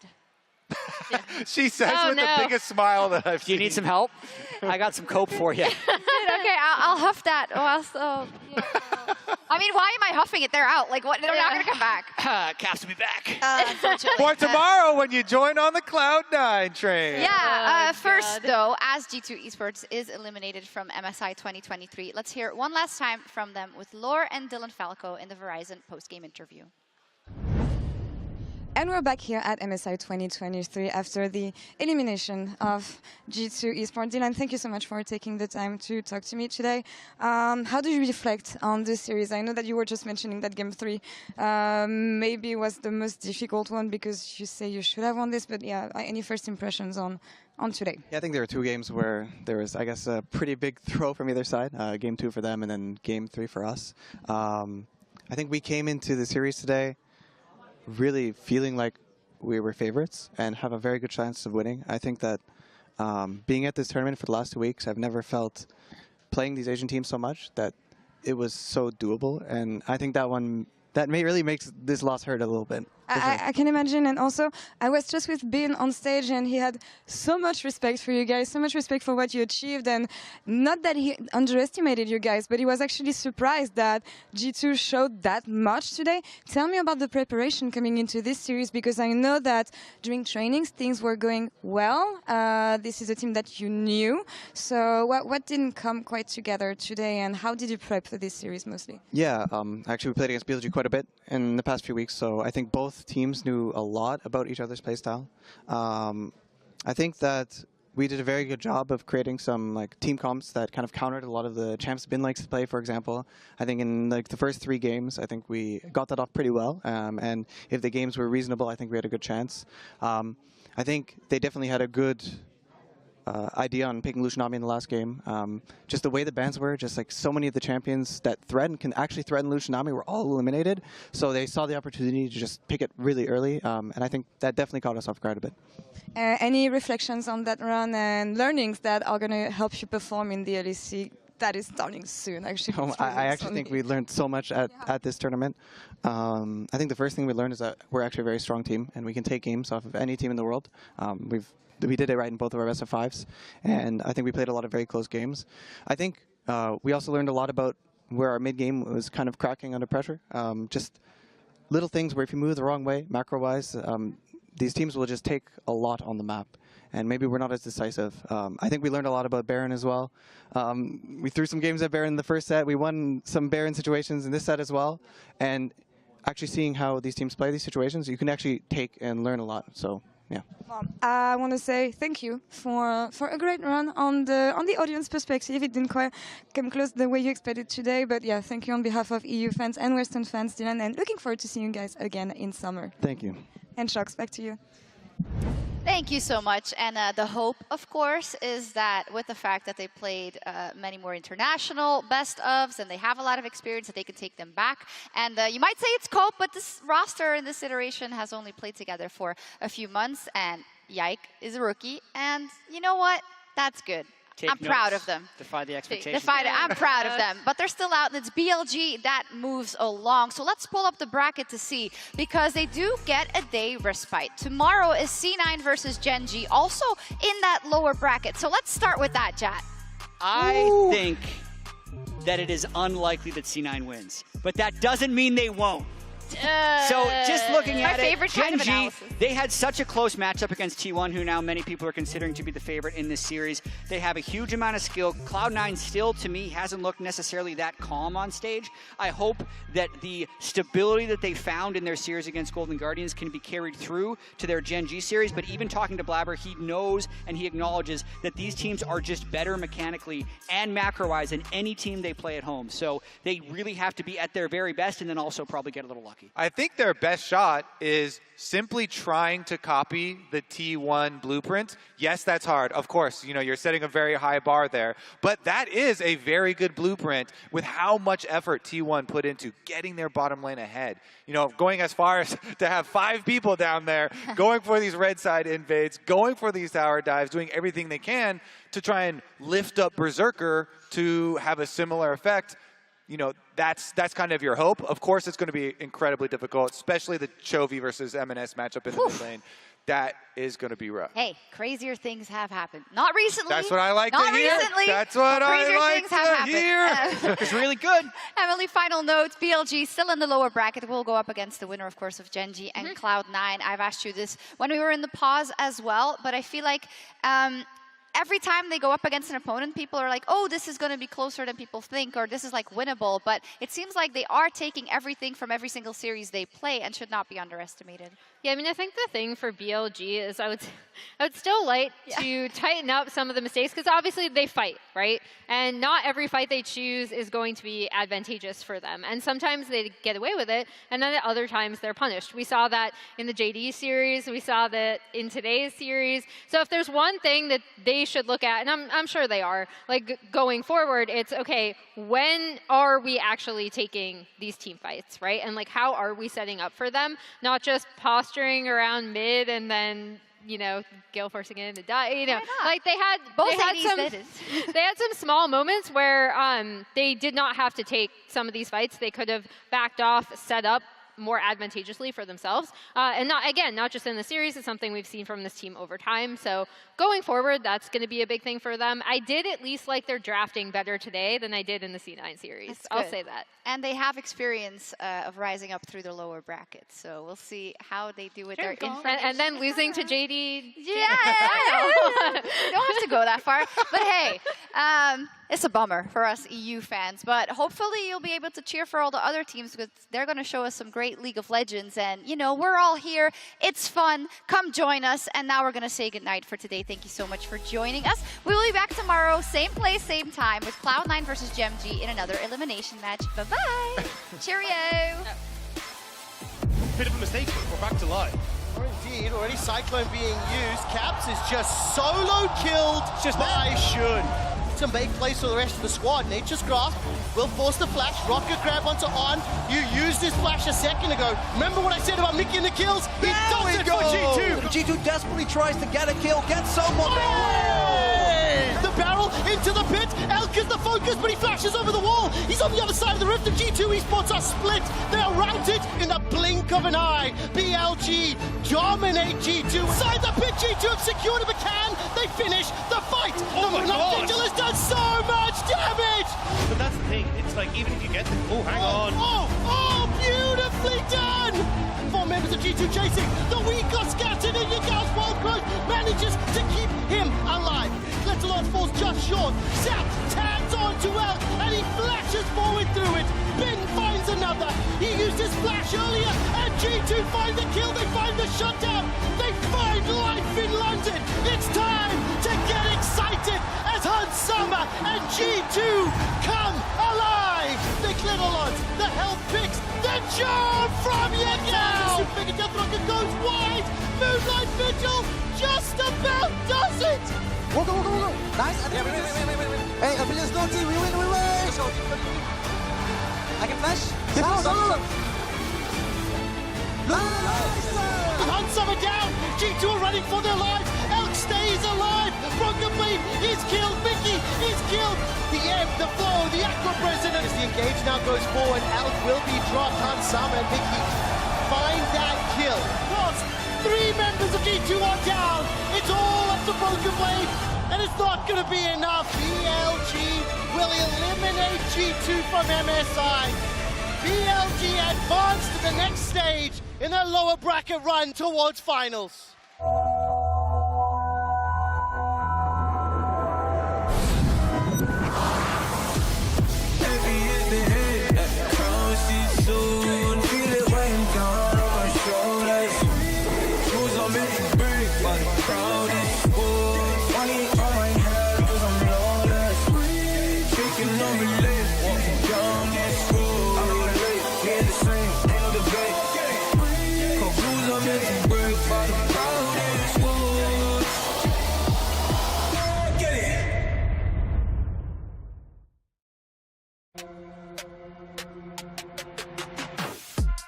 I have confidence going into my match, no matter if I'm the underdog, if I'm the favorite.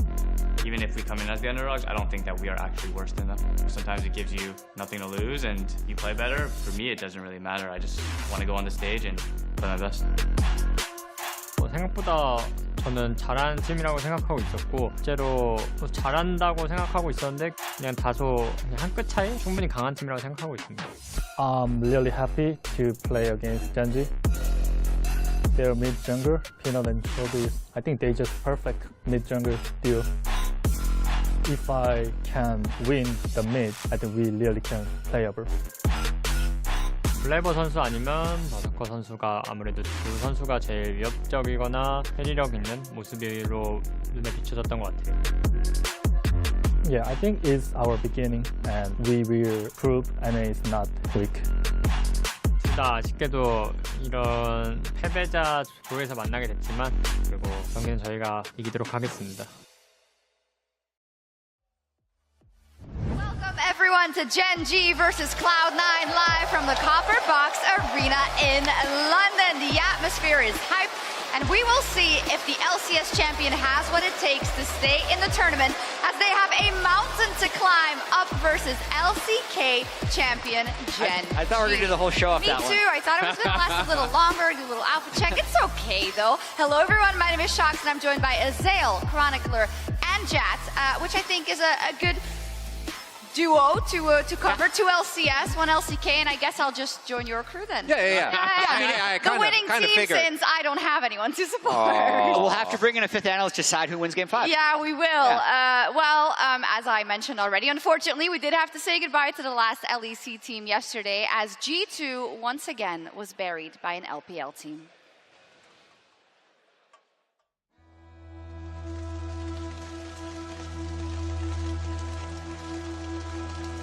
The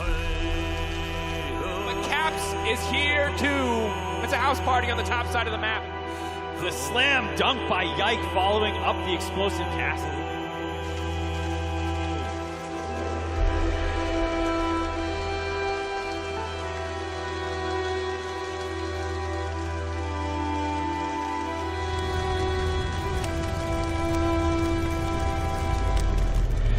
He used his flash earlier, and G2 find the kill, they find the shutdown, they find life in London!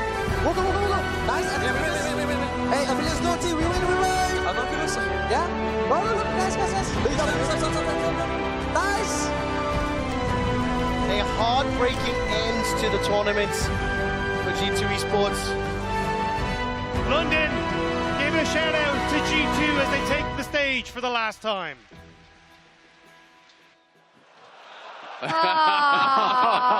That was beautiful and sad and riveting all As at all the good same stories time. are. Yeah, I mean, you're still laughing now. I'll talk to you in 3 hours. Anyways. I have experience with this. I'm numb to the pain. Oh my God, I'm getting there. But anyway, G2 didn't make it, but BLG did. So let's throw up the bracket and see, because they're still fighting in that lower bracket. Chronicler, and they've been underestimated every step of the way, but they're still in the tournament. They're still making gains. They're still improving. So credit to them.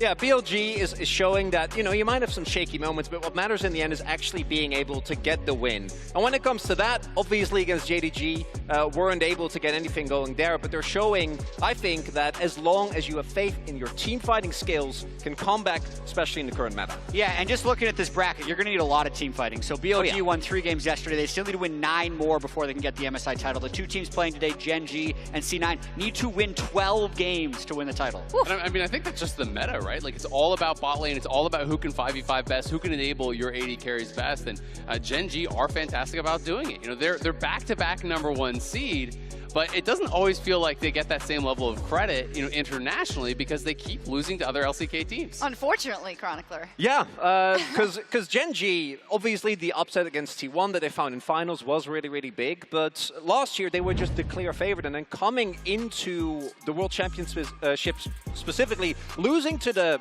eventual winner of the tournament, I think is fine. But what is a bigger issue for this team is actually showing the level of domestic performance, because even though they were able to get the semis, they were not looking like they did domestically, right? They completely ran early games. They looked unstoppable in the LCK. And then when it came to the international stage, even with how far they came, they didn't look the same. Yeah, and I think keep spinning. That can't be good. Stay loose. Yeah. Keep spinning. Go.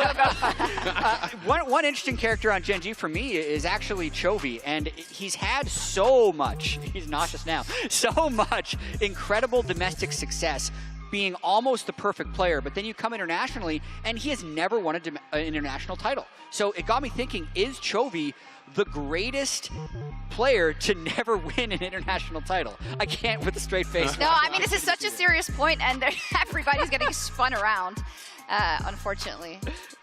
Well, I think the question is, are you judging that then based off his regional play or his international play, right? Because I wouldn't say he's the best ever player like at an international tournament to not win, because he hasn't really performed, I think, to the same level that he does in LCK. If you're looking just at regional dominance, I think it's a fair argument. The guy is amazing. Listen, I love the discussion point. Let Jat know on Twitter. And I actually want to know others, because when I thought of Chovy, I'm like, he has to actually be put a pin in it. I have something for you in a little bit, actually, so we can keep talking about it. Is it Blabber instead? I'll tell you later. I'll tell you later, okay? Let me run the show. Anyways, let's talk about Cloud9 as well. Also find themselves now in the lower bracket, and when we look at Cloud9, they are domestically very, very successful, and actually they are always heralded as the most successful LCS team internationally as well, Azael. But when we look at that with a critical lens, it hasn't been recently. Yeah, I mean, it's been a while, especially if you're talking about actually like taking a series or taking games off of LCK and LPL. They haven't taken a game off of an LPL or an LCK team since 2018 in a BO5, right? So, that is what the challenge is going to be today, and they'll need to take 3. It was in 2018 that they made it all the way to the World Semifinals, but this is a team that I think people have faith in, not just because of the results, but because they have been that one team that goes internationally and plays their style. They don't just play that defensive style and kind of sit back and wait to lose. They're often our team that challenges the meta, tries to play aggressive. Yep. Interestingly enough, they have met a bunch of times, even though we don't get to see a lot of matchups. Maybe this is a more apt warm-up than the spinning. Anyways, you guys talked about Chovy earlier, and I want to introduce a new concept to talk about some of these players that I stole from Azael. It's called the That Guy-O-meter. So, Azael, what constitutes you being that guy? That guy gets a counter pick. That guy wants all the resources. He takes over the game. He wins the series. He clutches it out. Being that guy is being clutch. It's being the star. Yeah. Okay, so how are we going to do this? Well, let's start with Chovy. Okay. So that guy or not that guy? I believe, based on especially the way he plays in the LCK, he's so heavily. I'll help you out. Yeah, that guy. He's so much that guy. In the LCK, he's definitely that guy. He gets every CS. His laning is immaculate. Maybe you could argue he over-prioritizes his own gold sometimes, but that's also how you get strong. So Chovy, that guy. Yeah, but when he's playing international, when he's playing against other LCK teams, he starts to move over a little bit. So how No, low you can't go that far. Can't go that far. This isn't me. This is Azael's words. No, come on. You gotta put him over. Okay, wait. Let's crowd. Is Chovy that guy? Yeah, of course he is. Or is he not that guy? They'll cheer for anything. Come on. Oh, okay. Oh, no, he's that guy. He's that guy. Okay, good. All right. Okay, Well, nice. I'm gonna follow it up with another strong one. Pace is 100% that guy. Comes in his first LCK split, has to follow up after Ruler, and plays like he is a seasoned veteran. We've had so many up-and-coming talents through challengers, but very rarely do they actually deliver on the things and the highlights you see within that league. Absolutely. I mean, this guy is completely unshakable. When we had G-Stan on the desk, she was talking about how he just doesn't get nervous. He's never really intimidated in these situations, whether it's international, whether it's a regional final, whether it's going up against some of the most famous players in the world. It's really incredible. I think we can all agree, probably. Yeah, Pace is easy. I mean, a huge focus in today's match. So let's talk about his opponent today, Berserker. That guy, not that guy. I think Berserker's that guy. Okay. So I think even in this tournament, even though they haven't won, he's had a lot of moments that make him that guy. There was this incredible moment in the Golden Guardian series, and maybe it's because of the confidence, but look at the way he just keeps the maximum range at 1 hit of health left and actually manages to kill 2 people. So he finishes off Stixxay here, perfectly spaced with Zeracuse, and he later on killed Huhi in this clip. I mean, I want to believe it, but this is just LCS goes on in the venture, right? Like, this is just LCS overseas. Well, maybe he's that guy. Is he going to be that guy against Gen G? Yeah, that's my concern, because when they played against BLG, he was not that guy, right? Like, when he was going up against Elf, so even when he was in winning positions, probably I feel like he was more in the middle. This level of guy, or like this? I mean, level? maybe that. I think you can put him here, but the question is, does he have the other guys? Yeah, because like to go with we him? don't know yet. So maybe we'll see after today's series. Okay, now see Fudge. Okay. Fudge is, last time he was at MSI, he was over there.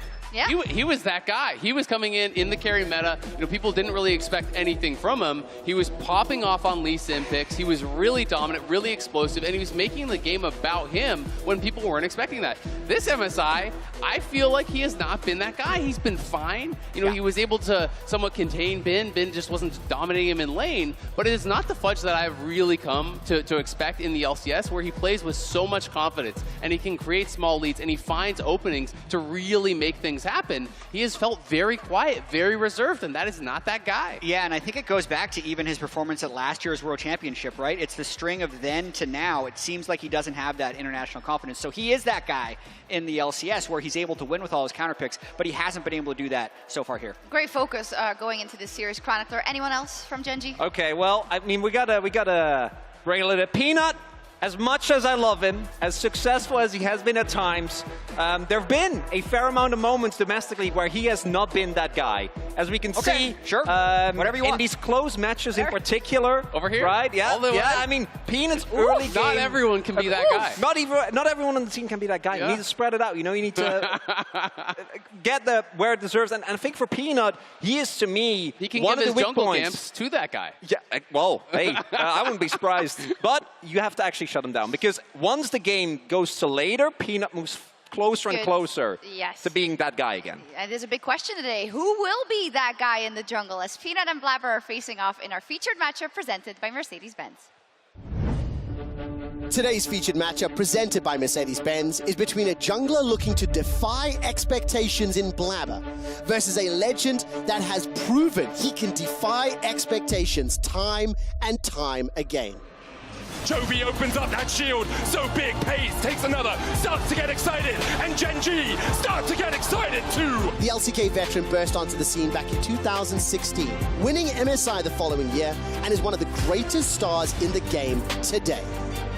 In order to stop Peanut in his tracks towards lifting the MSI title once again, Blabber needs to have the best performance of his career. Anything but a 3-0 for Gen.G will be a surprise. And no matter the final result, Cloud9 putting up a fight against the LCK champions will be exactly what the LCS needs to light back up that old spark. Well, the man who made history, of course, won MSI back in 2017. The man that made history actually won MSI back in 2017. So a little bit of a drought there as well, you got to say, but extremely, extremely successful in his own right. Versus Blabber, someone who really wants to make a mark on the international stage and hopefully win a title here or in the future for himself and his team. Yeah, absolutely. I mean, I think he has kind of had his career marred by the crab incident or whatever you want to call it. But I think that, you know, even though they have not been able to take games off some of the big teams yet, individually, Blabber has been really good this tournament. And he is a guy who, in North America, is really proving himself beyond any doubt. He has won titles with 4 different mid laners, and I think his career trajectory is that to surpass that of Bjergsen and Doublelift as the greatest NA player of all time. And what would really help with that would be a victory over Gen.G, and then a victory over, and just he carried on, but just a really strong showing internationally. And you can do so much individually, but you also need to be able to will your team to victory. What's important for me is this matchup. What is getting ahead of Peanut is one thing, right? But that alone is not enough, because Peanut has shown so many times, most notably the 5th game in Dom1 versus Gen.G, he will not tilt. He will find a way to come back into the game. So what Blabber needs to do is actually be able to get him down in the early game, which I think he has shown that he can do, but then also spread that influence to the rest of them, most notably to MNS, so that they can keep Chovy down. Okay, let's take a look at what the fans think in our MasterCard fan predictions and see if it's skewed, if it's rooted in reality, or what we got. You can also... Well, is it mirroring reality? Yeah, I mean, I think pretty much everyone is expecting a 3-0 or a 3-1. You know, I think that is kind of across the board what people are saying. So I think, you know, it lines up with that. You would hope, since the Western vote, maybe they would have had a little bit more hopium. Maybe, but each day you can head over to @MasterCardNexus on Twitter to participate, and let's use the remaining time then to look at this prediction. Obviously, in the context of the last LCS team fighting for survival, how do they win today? I mean, Berserker will need to pop off. And I think Sven will actually be fairly tested in this series. He's actually been an amazing Enchanter support player in the LCS in the 2 titles that he's won. If they're able to set up situations where I'd say they don't want to be playing against Lucian Nami, but if they can early get a Philios Jinx and just get him on Lulu a lot and have that not targeted by Gen G, I think that would be amazing. I also just want to see Blabber play completely free. Let him go wherever he wants, be as efficient as he wants to, and really unlock him to do well. Yeah, I mean, the biggest thing for Cloud9 is they just have to play like they do regionally. Win or lose, they have to play with confidence. They have to all be on the same page. That's something that was really missing against BLG, where they looked hesitant. Some people are going in, some people are trying to pull back. And in the LCS, even when they're having horrible games, they're always all on the same page. Yeah, I love how you say on the same pace, maybe, because they're gonna have to have to get at him today. And I think let's also hear the perspective of you. What do you not want to see from Gen G, and how do they make sure they come out of this unscathed? I think the main thing for Gen G is, by default, even within the LCK, Gen G knows if we can get to the team fighting stage, we can win, right? Like,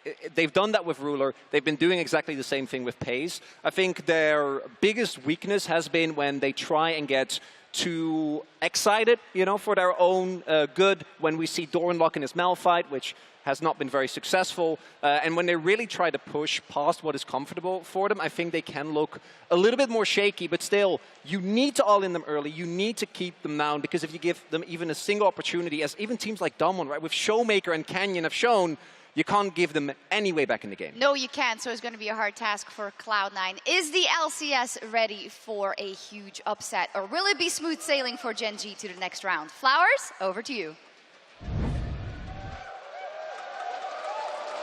Thank you so much, Shocks, and welcome back, everybody, to the next installment of MSI 2023, a best-of-5 between Cloud9 and Gen G. The loser goes home. I'm Captain Flowers here with Kobe and Vedius yet again, and hopefully we have an action-packed afternoon ahead of us. Here's hoping, gentlemen. I know that there's a lot of pressure on your shoulders right now. North America's last hope, the West's last hope. Gen G is no easy opponent, but without further ado, we're going to be jumping straight into the draft. Rakan and K'Sante. So Gen G already attacking that potential Xayah Rakan bot lane that C9 have demonstrated here at MSI, with the Maokai and Vi being removed from C9, eliminating some of the strong picks that Peanut is very well known for at this tournament. Yeah, and this was already used, a tactic by T1 versus Gen G. So I like this. Already we're trying to see Cloud9 use that template that T1 established to take down Gen G with some of the jungle focus here with the bans.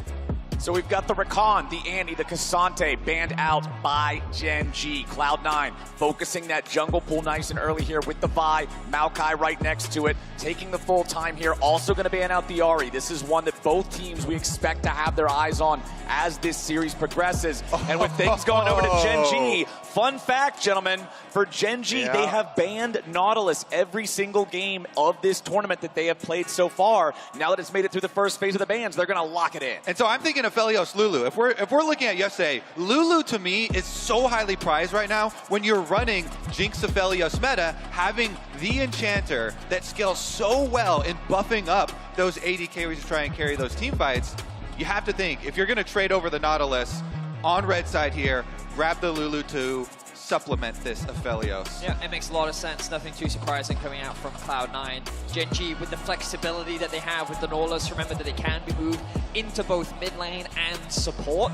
It gives Gen G a lot of breathing room here. Do they want to try and get themselves an early jungler? Wukong is something that we've still seen be a very high priority, high value teamfight champion. We've also seen Xayah still come out, but the Jinx is the expected from Paze, given that so far in this tournament, it has just been the Jinx Aphelios show. Exactly. Out of the 9 games Paze has played, 4 have been on Jinx, 4 have been on Aphelios. Not surprising at all to see Gen G secure that for themselves, and it'll also be the Blitzcrank down there in the support role. And the goal of the Blitzcranks in these lanes is always to add volatility to these Lulu lanes, because Lulu's trying to scale, and so most of the teams picking this Blitzcrank into those lanes to try and get those early kills, try and force fights through the river around Dragon as well. And when you have Nautilus plus Blitzcrank, Gen G, they've got so many tools to get those picks around the Dragon fights. So we saw a very similar draft yesterday in the G2 BLG series with this matchup, and G2 were unable to really do much with the Blitzcrank in the early game. Pressure will be on Gen.G to find those opportunities, as C9 going for a very traditional front-to-back composition. They can now remove some of the answers, things like the Kennen, the Gwen already being banned out from the side of Cloud9. They may even consider banning the Gragas, given that Doran is so well known for that pick. I 100% agree. That's what I was going to jump on. Is like, you need to take that out, because Cloud9, when you see the early first two picks here, Aphelios, Lulu, you're trying to create the stability for the front-to-back team fight already with the entire rest of the draft, and Gen.G trying to upset it. So take away what was Doran's biggest champion in the playoffs. And also Gen.G banning out the Sylas here. Nautilus ultimate is one of those that Sylas usually likes to be able to steal away. We've seen him target the Blitzcrank ulti in a couple games previously in this tournament as well. So they don't want to have that possibility of getting in there and causing a ruckus. Nidalee banned out by C9, paying some respect over to Peanut. Definitely makes a lot of sense. We've seen even in his loss, his Nidalee was still very impactful against G2 from Peanut. So I'm curious as to what direction the junglers actually go now. With Lee Sin being banned away, Wukong kind of rises as that high priority pick, but both junglers having to play things like the Kindred, the cheeky Skarner hover just for you, Captain Flowers. Thank you, Blabber! Well, I do think that Gen.G for sure are going to need some more damage, a little bit more damage in their team comp. Probably get one more to supplement the Jinx. You don't want to be full one carry style team. Meanwhile, Cloud9 going to have to show their mid lane first. And MNS slaps down the Syndra into Chovy. Remember when MNS was playing in the LCS, he popped off, he kind of made his name on assassin-style champions. The Syndra was that first real control mage that he played and sort of showed that he wasn't just an assassin player only. Yeah, we definitely want to take out the Victor. That was the first non-assassin That was the first control mage that he good. played, but not the first one that he played well. Back over on the side of Gen.G, we got to see what they want to lock in here for these last two picks. The Ornn locked in for top. And like I was talking about before, they want a little bit more damage, so you saw them kind of deciding, flipping through some hovers of jungle DPS champions here. They could, come up with whatever they want here for Peanut. He's such a versatile player. Originally a carry player, but of course a lot recently has been playing so much utility for the team. Let's get him back on some carry power. I mean, damage is a little lacking with what Gen.G have for themselves right now. Both Kindred and Kha'Zix, I think, do make sense. The question is, how will C9 round out their draft? They've got more than enough damage. Perhaps they want a little bit more utility. Like, I do think Wukong does make sense in terms of the comp, but Poppy is another pick that we thought a lot about coming into this series. It's proven to be very effective. Wait for the final lock-in. Poppy. I want Poppy. I want Poppy because Blabber's Poppy, when he pulled it out in LCS playoffs, was magnificent.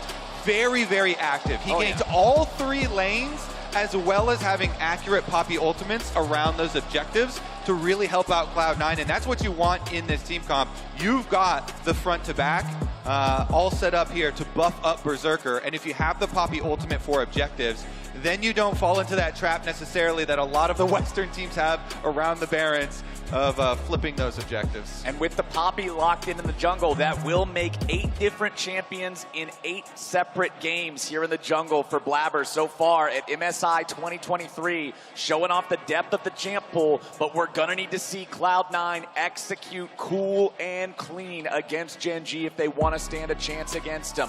The North American squad that Desk was talking about it, they have struggled to find any wins internationally in a best of 5 since 2018, and now they're going up against #1 from Korea. I mean, for Cloud9, they have a really good setup. The draft for themselves is like, it's going to be difficult for Chovy to bully you in lane in this matchup. When you have 2 tanks in the top lane, it should be a pretty neutral matchup. The bot lane is where it's going to be the most volatile, and we know how aggressive Delight and Pays can be. So all eyes on bot. How can junglers impact it, and who can get the early edge? And Gen.G, they have invested in these volatile hook champions. So we're going to see them follow that game plan, look for the kills with the Blitz, with the Nautilus, and see if they can get that gold.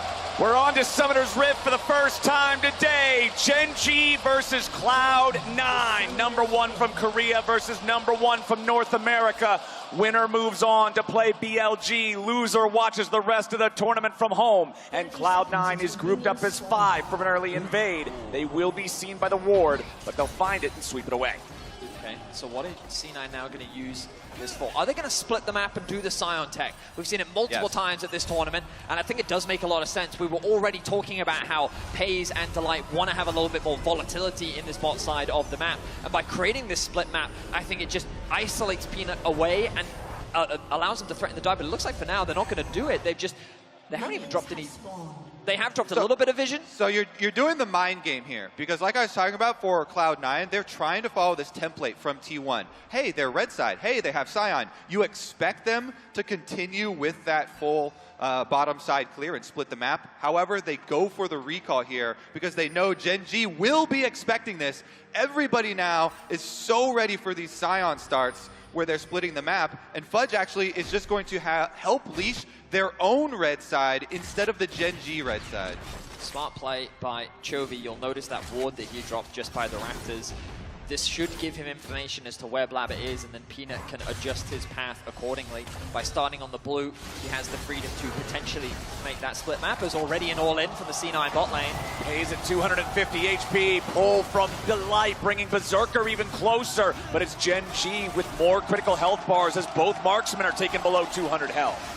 And now because Cloud9 did not do the Scion bottom side red quadrant start here, they do not have the safety of knowing that Kha'Zix is split to the other side of the map. So with the early aggression here, they want to try and bounce this wave before Kha'Zix gets down here. But it looks like Gen G pushing out on the wave. They get their level 2 first. Delight's going to look for this here. Fires off the rocket grab, but Berserker with a sidestep. That's a critical dodge right there on the level 2 versus level 1 power spike. And Sven is happy about it. The level 2 now comes through from the C9 bot lane. More information gained from Gen G. They realize that the top side has been cleared from Blabber, and now Peanut will run face-to-face with the Cloud9 jungler. With the push that Berserker and Sven have, Peanut has to be respectful at the possibility of that red being contested, but Blabber is looking for even more. Blabber showing up there, forcing the jump out of the Kha'Zix. Otherwise, the wallbang would have been in range. Blabber could have taken a chunk out of Peanut's health bar. They'll fight each other over the large Krug. It's Peanut with the smite secure to guarantee that he gets that one. And Blabber has to walk out with the bottom lane of Gen G making their way back into the area. Yeah, nice timing here for Cloud9, for Blabber. He comes down, he screens for the bottom lane because they forced the Gen G bottom laners out after that trade. He knows pre-boots 1, it's about 30 seconds to walk back down to bottom side. So 25, 24 seconds or so ahead of time, he leaves the Krugs, doesn't want to stick around to fight over the last 2 little mini ones, gets out of there before the Gen G bottom lane gets back to lane. A lot of time spent though from Blabber. He will now secure the blue buff. Delight looking for a bit of a cheeky sneak. Will not be able to connect, but Peanut now pretty healthy advantage in terms of the jungle camps, and now that they have information as to where Blabber is, if Peanut wanted to, he could cross map and go secure himself the other crab. The pings are coming down. He was like, hey Chovy, do you have any information? Is Chovy actually looking for a dive here maybe? Yeah, Fudge at half HP and not a lot of mana to work with. Doran also almost We'll see if Gen G really wants to execute on this. Chovy's gonna lead the way, find the initial route. Fudge down to 100 health. One more hit'll do it. It's first blood, a 1-for-1. Fudge gets Chovy back with the help of the turret. Honestly, versus a Scion, that is not worth it for Gen G. Fudge gets the counter kill, and Zombie Scion's able to get a couple of the CS there, then teleport right back. A big commitment there from Chovy, and this does allow M&S to just push in that wave, get a free base. He's not going to commit the teleport because he doesn't need to. And this also gives some safety to Blabber to hover around the bot side. He ideally now needs to reset, clear out those top camps. There's a big stacking wave here, and I think the C9 do need to consider trying to threaten something on this bot side of the map in the upcoming few minutes. But as I said, Blabber going back to base for now, looking to clear out that top side. Yeah, so there's a slow push being generated on the bottom side here for Cloud9. Blabber looking to try and get at least Raptors taken care of before he heads on down there. Chovy with the deep ward though. Already you can see the vision line for Gen G is encroaching in Cloud9 territory. Thank you, observers, for the preemptive ward on those Raptors that Blabber's going right for, plus the Chovy one that just got dealt. All right, things are still dead even here with only that trade of kills up in the top side 5 minutes in. Remember that traditionally Cloud9 in the LCS in this past spring split have not been a team that builds up a lot of leads very early in the laning phase. Usually it's after the plates fall, after laning ends. And so as they continue forward here for the next 10 minutes, 9 minutes or something like that, they want to try to keep things even, bar for bar, here with Gen G. Chovy, level 6 now on the Nautilus, especially with a high damage jungler like this Kha'Zix for Peanut. This is very dangerous whenever M&S is away from his turret, and Cloud9 is going to have to make sure that they're doing their due diligence, avoiding the potential gank threat there. And because Blabber is spending a lot of time, going to try and supplement these lanes on their pushed out waves, he's a little bit behind Peanut here as far as the camps go. Kha'Zix slightly ahead, especially with the early lethality, and him ending on bottom side here for Krugs for Peanut with a control ward in the tri-brush. Delight gonna possibly look for something. Berserker, another good sidestep there, making sure he doesn't get tagged by the zap, but it will be a 3v3 down here. Blabber only level 4 compared to the level 5 of Peanut is a market disadvantage for C9. Delight gonna see if he can find a rocket grab. It's Sven pulled in, the damage finding its way onto the Cloud9 support, but he stays alive! Berserker's got pays! Berserker's got paid! Delight gets the kill back onto Sven to make it a 1-for-1, and the game stays even. Ooh, another 1-for-1 play initiated by Gen G. Delight does hit the hook onto Sven. By the way, Delight, under a previous name, Crescent, was a partner for Berserker originally when they were T1 trainees coming up together, and in the end, it is a trade. Both their new lane partners taken down. Fudge may be in a bit of danger here as Chovy has made his way over. Peanut on his way as well. Fudge's ultimate will connect onto Door, and the flash comes out, but he has tower aggro as well. Oh, Fudge, the flash there. A little unfortunate. He is going to at least grab the turret plate on his way out thanks to the Demolish proc, but he's down, and that's Gen G, +1 on kills. Yeah, nicely done by Doran. He gets in front of the ultimate. Okay, pulled from Delight, but Blabber's coming over the wall. He will not connect into the wall for the slam on the Blitzcrank. So now Sven and Blabber have to walk this one away as Berserker continues shoving up the wave. But Fudge watched the boss's little informative video because as he's dying, he goes right for the turret plate, and he at least got the Demolish proc. Here's another look at it. Delight hits Sven with the hook into the Flame Chompers. Nicely placed there by Pays, but him flashing afterwards. Look at the no hesitation from Blabber and Berserker. They flash right on Pays, so it is a support for AD carry trade, and that allowed Berserker to get the extra push in, and you see CS on bottom side in Cloud9's favor. Sven just bought a lot of time, and that made it so much easier for Berserker and Blabber to focus down Pays. The focus for Gen G this game definitely feels a lot on Fudge, and they're looking for another play. Yes, sir. Fudge found out here. The engage from the Ornn, the damage from the Kha'Zix. No prayer for the Scion, and Fudge falls for the 3rd time in game 1. I mean, it is unfortunate for Fudge, like the last error that he made, a little bit of an unnecessary one, but the reality is that the bot side of the map is still gaining all these advantages for C9, so it's not the end of the world as Blabber and Peanut go face-to-face once more. And the real reward here would be the Rift Herald. Now hold on, Blabber just immediately being engaged on there by Delight, but the counterattack from C9 might be enough. Super Mega Death Rocket gonna take the Poppy down to 100 HP, and Chovy secures the kill. The downtown damage from Pays guarantees Gen G come out on top. As you rightly said, Flowers, the involvement of Pays' ultimate is really what swung in favor of Gen G. The hook connects. Sven, what are you doing there? Peanut just got himself a whole nother kill for free. 2-0 and 2 on the Kha'Zix. Delight is dialing in on the rocket grabs, and Gen G gets the Herald. When it rains, it pours, gentlemen. It starts with a pick on the top laner. That's domino effect. Transitions into Rift Herald start. They get pick after pick, even though they chunk Peanut very low here. The extra kill onto Blabber. Let's take a look at it. He gets a nice little chunk here onto Peanut. They give him to 50%, but he's got to get out of there because they have no top laner. Teleport now coming back for Fudge, but Delight is already here with the flash knock up into hook. And since they've got the double hook champions, Chovy's able to get him in range. Big ulti from Jinx comes through. Blabber was trying to get the positioning here on the charge onto that little wall. Couldn't quite get it onto Chovy though, and then he's low enough to die. It was definitely a winnable skirmish for C9, and if it wasn't for Pays' rocket connecting, I really think that there was a world where they could have converted that into a kill. But it is how things played out in favor of Gen.G. They're going to secure themselves a plate. They got themselves the Herald as well. And things are definitely looking good for Gen.G as they quickly convert this into a Dragon. And what seemed very promising for C9 in the early game, the fact that Berserker was in, and still is in, a very commanding position. You look at this Kha'Zix, who has now 1,000 gold lead over Blabber. The fact that they have all these early objectives, Gen.G definitely finding the early game advantages that they were looking for. Yeah, those objectives will snowball you pretty quickly. And here goes Delight again. Yes, good job stepping back to avoid the rocket grab. If he gets pulled in there, it is trouble. Gen.G not going to be able to secure another pick for themselves, but still enjoying a 2,000 gold lead. Yeah, and even if he blows the flash there, it would be super successful hook. But MNS, he remains cool. He doesn't blow his flash, relies on his dodging skills, is able to dodge out on it. Cloud9 need to slow it down now because Gen.G, you really can snowball. Once you get Rift Herald plus First Dragon, there's no response really for your opponents on the map. And with the Kha'Zix being so fed now, it's very problematic since you get Umbral Glaive rushed and the vision starts to just wither away on the map for you. Now Peanut here, level 8 on the Kha'Zix, gets to cruise around, chopping down all of your vision, making every one of your laners that much more frightened.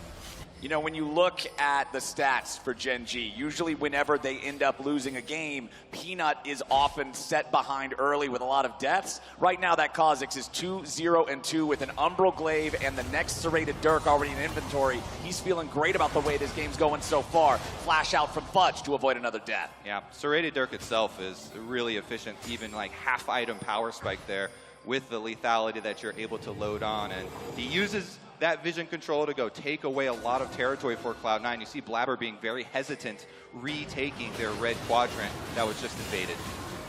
Chovy gets hit with a little bit there from him and as Blabber waiting over the wall just to make sure nothing more happens. As Berserker immediately popping the cleanse of Pays, fires off the Moonlight Vigil. Wild Growth on top of the Cloud9 AD carry as they continue moving forward. Berserker now with a flash to the side as Delight gets away. So an all-in from the Cloud9 bot lane. They burn a couple summoner spells, but it's Berserker that loses both his flash and ghost. Pays with a really good trap placement. It means that Berserker put himself in a bit of a precarious position and he was forced to flash away from the hook. No deaths end up falling, but the 2v2 going slightly in favor of Gen.G. No objective on the map right now for them to contest, but with the Herald still alive, Peanut does have the option to funnel that gold into bot. And it looks like that is the direction that they're heading. And Chovy's got a move window here. He pushed in mid-wave and he's coming down river to try and join the rest of Gen.G with that Rift Herald. This thing will definitely at least get the expected value of the crash, and they're trying to get even more here with Pays knocking off a preemptive turret plate. Exactly. Blabber hovering around from Cloud9's side. They know that Gen.G has this Herald. They know that they're looking to invest multiple men in making this play into the most that it can be. This does give MNS at least the opportunity to find the second plate on the tier 1 turret back in mid lane. Doran should be able to at least get his Demolish proc, but not enough for the entirety of the 4th plate here in top side. Excellent use of the Bellows Breath just to get out of the way of the charged up Decimating Smash. 30 seconds left on the clock until the plates fall, and Gen.G has just been mining money off of them. Yeah, a lot of Gen.G's money is toward the top half of the map, and concentrated gold is what you want towards AD carry, so if they could get some switch here with the recall, they pull up Pays and Delight, swap them over towards the remnants of that top side turret. And turret plates are about to drop, so then the defenses of the towers get a lot weaker for the outer towers. Some of the problems that C9 are going to have to find ways around as they enter the mid game is sending Syndra off to a side lane is never ideal. She's very vulnerable on these side lanes due to her limited mobility. Of course, the flash is available on MNS. Right now, they are moving her from mid into top as C9 have spotted a potential play. They see Pays and Delight in a position that could force them to overextend given the state of the wave, but they respect that and they will play safe for now. And look at the wave on bottom side. Fudge, that stop right there for Pays means Fudge is going to lose even more on bottom side. This whole time, Doran is demolishing this turret, and he's going to be able to finish it off. So no response here possible for Cloud9. That is going to be a big, big win for Gen.G. With the swap over, Cloud9 have 5 members on the top side. They can't keep their defenses up. And it's Korean macro, where whenever you enter these mid-game lane assignments, their awareness of where to be on the map is always extremely strong. And this is just a great example of it. While C9 overcommit 5 members to the top side, Gen.G find a window and they punish by securing a tower on bot. Now Gen.G and now Peanut and Doran are working together to steal what they can. Now you have to be a little careful because talking about your windows there, Vedis, now you've got 20 seconds before Dragon. So you recall your top side for Gen G. You saw Paze and Delight finishing their channels of the recalls on top side. They don't overstay or greed for that top turret. Gen G know we have control of the entire map. We should not be giving anything. So smart. Anything to Cloud9. So they recall, they get back in time for the Dragon. They should effortlessly be able to pick this objective up as well. So as you can see as well, C9, they're trying to recall, then those recalls even get interrupted, so the potential of a contest completely disappears. Just well executed map play right now from Gen G. 2 Dragons up. The Herald is available, and this is a window where C9 could look to try and contest it, but the problem that they have is that there is little to no vision on that side of the map. Even though C9 committed 5 members up towards top, they didn't actually cross-map for anything, and it still means that Gen G hold all that vision and can still look for a contest around this neutral. Not only do they hold all the vision, they hold a 4,000 gold advantage. 16 minutes into the game is a serious edge over their opponents. Both AD carries sitting on the Gale Force with the completed Berserker's Greaves. Eclipse now done on the Kha'Zix for Peanut. Blabber a little far forward here in the river, and when they see the enemy jungler, Gen G wastes no time. Blabber's splattered, and that's Gen G getting even more money for their AD carry. They send the rest of Cloud9 running, and just when you thought C9 might have been able to try to contest for a neutral objective, Gen G sit them right back down. Oh, no, no, no. This Summoner's Rift is ruled by Gen G. They chased them right off this Rift Herald. Blabber immediately deleted. You have to question the logic there from Blabber, trying to contest the river that he doesn't have any control over, knowing that Peanut has just reset on the map. Like, he also went in alone. They didn't have the push in top. And C9, they tried to enter a space that did not belong to them, and Gen G is a team that will punish you whenever you try to enter a space that does not belong to you. Yeah, when Gen G have snowballed so effectively here in the early game, off of those kills, off of those first couple of objectives, they're the team running double hooks. So they have full vision control with double hooks ready around every one of these neutral objectives, and even though it's only Rift Herald number 2, they're not going to let you step up to anything because they shouldn't. And this is what you want to look at with this team, Gen G. They're so good at sticking to their game plan. Once they get this lead, they won't allow you to trade objectives on the other side of the map. They want to deny every possible one by getting there first and using that fog of war to full effectiveness. And look at how Gen G continue to keep the pressure up. They know that they can push this Herald into the next tower. Chovy and Delight walk up as that double hook threat that you were talking about. C9 is going to be forced back. The TP flank comes in from the Scion. C9 looking like they might have found their one final Hail Mary to stop this, but Blabber's already been engaged on by the entirety of Gen G. Plunges into the back line, but the damage is already poured in, and Cloud9's lost 2 men. They lose the jungle, they lose the AD carry, they lose the top laner, they lose the turret. They've lost everything, and Gen G didn't break a sweat. Fudge's dead body walks around a couple of feet before he falls over, and Gen G turned the war machine towards top. Gen G just stands strong in the face of Cloud9, knowing that there is a massive wallet gap between the two teams. Cloud9 recognized, hey, there's a great flank window here. Maybe we can get the team fight that we've been looking for. Maybe we can swing this game back in our favor. But as the engage comes through, the target focus is so good. Paze's positioning is clean. He can keep freely hitting onto the front line as Berserker just gets chain CC'd by Doran, allowing Paze to get that execution with the ultimate and then just run down C9. Meanwhile, bottom side, nice. M&S grabbing a solo kill on Doran. It is a small drop in an ocean that Cloud9 has to swim through to come back. But now M&S has to be careful. Gen G not going to be able to get one back. All right, they're on the board. Count it again. That's one for M&S. He's able to at least pick down his straggler. The small opening left there as he takes down Doran. But it doesn't really change the way that Gen G are going to play this game at all. You've already got 40 seconds here on Baron spawn, and they can easily just replicate what they did before. Switch everybody up to the top side of the map. Cloud9 are trying to jump on that window they just got, though, with the pick from M&S. They overload top side, see if they can get an objective bounty for a bit of extra comeback gold. The problem for Cloud9 when it comes to securing these outer objectives is there's a window here, but Gen G are going to quickly push this in and then move into the top side jungle as they catch that wave, and this can set them nicely up for the Dragon that's soon to spawn. Notice how they push this bot wave in. Paze is going to move into the bot side jungle, and it's because C9 are moving to the objective rather than getting that mid control first, and it's because they don't have that ability to contest that wave that Gen G, it's so much easier for them to play around the map. Peanut even threatening a Baron here. as Pays will chip away at this bot tier 2. See Gen.G backing away now as the wave is thinned out. Baron alive on the map. The Drake spawning in under 30 seconds. Both Drakes that have spawned so far have been controlled by Gen.G. All you have to have is one person to tank the Baron. So if Baron attacks you, then it puts that debuff on you. They want Doran closer to the Baron so that the full DPS from Peanut can come out. But Cloud9 sniffing it out here. C9 wise to what Gen.G was up to. They are going to stop them from being able to sneak that free Baron very, very early here. 20.5 minutes on the clock, and C9 just feel entirely choked out of the game. Yeah, I mean, it costs Gen.G almost nothing to go for these attempts and just check Cloud9. Hey, are you still awake here? Are you going to come check this? Because they can infinitely take it, basically, with Doran, and they know they have the entire other side of the map fully controlled. Look at that jungle leading up to Dragon. It is fully lit up by control wards. They also have both lanes pushing here, so they easily pick up Dragon number 3. The beauty of the play was that, as you rightly said, by only committing 2 members to the Baron, it meant that C9 committed 5.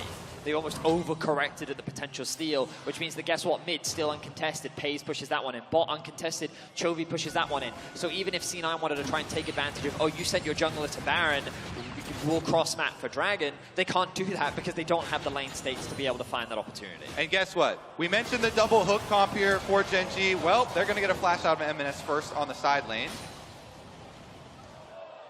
We'll sidestep. What you can do with this comp is then turn so much effort towards the back of the Baron area, this red quadrant of the jungle.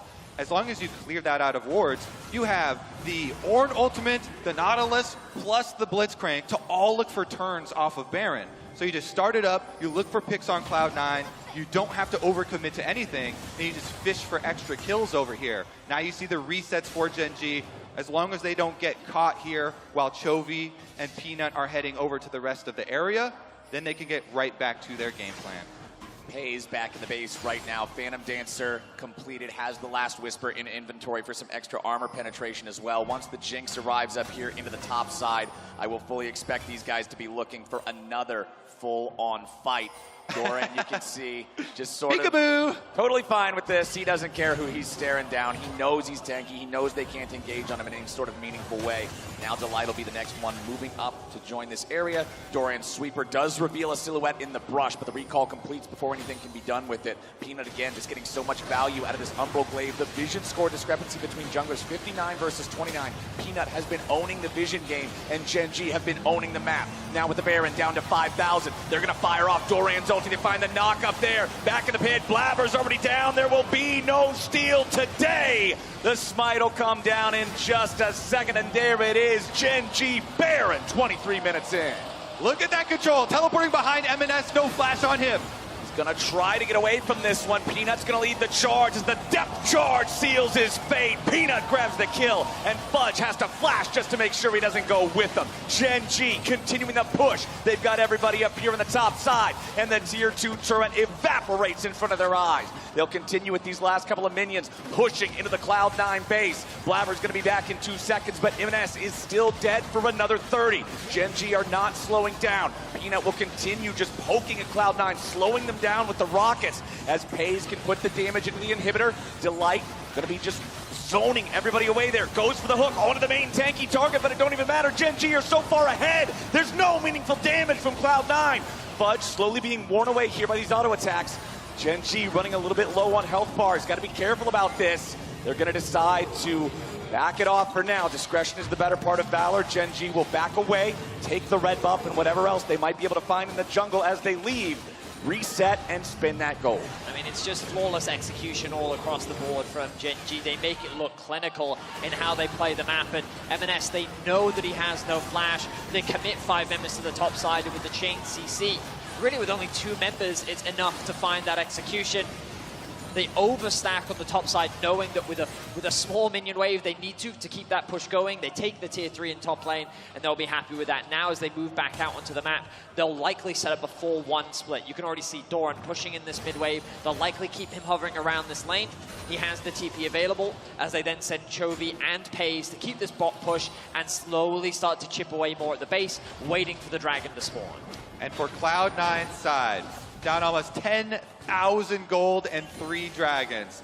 They're just hoping for some opening here for Gen G. For Gen G to get a little bit too overzealous.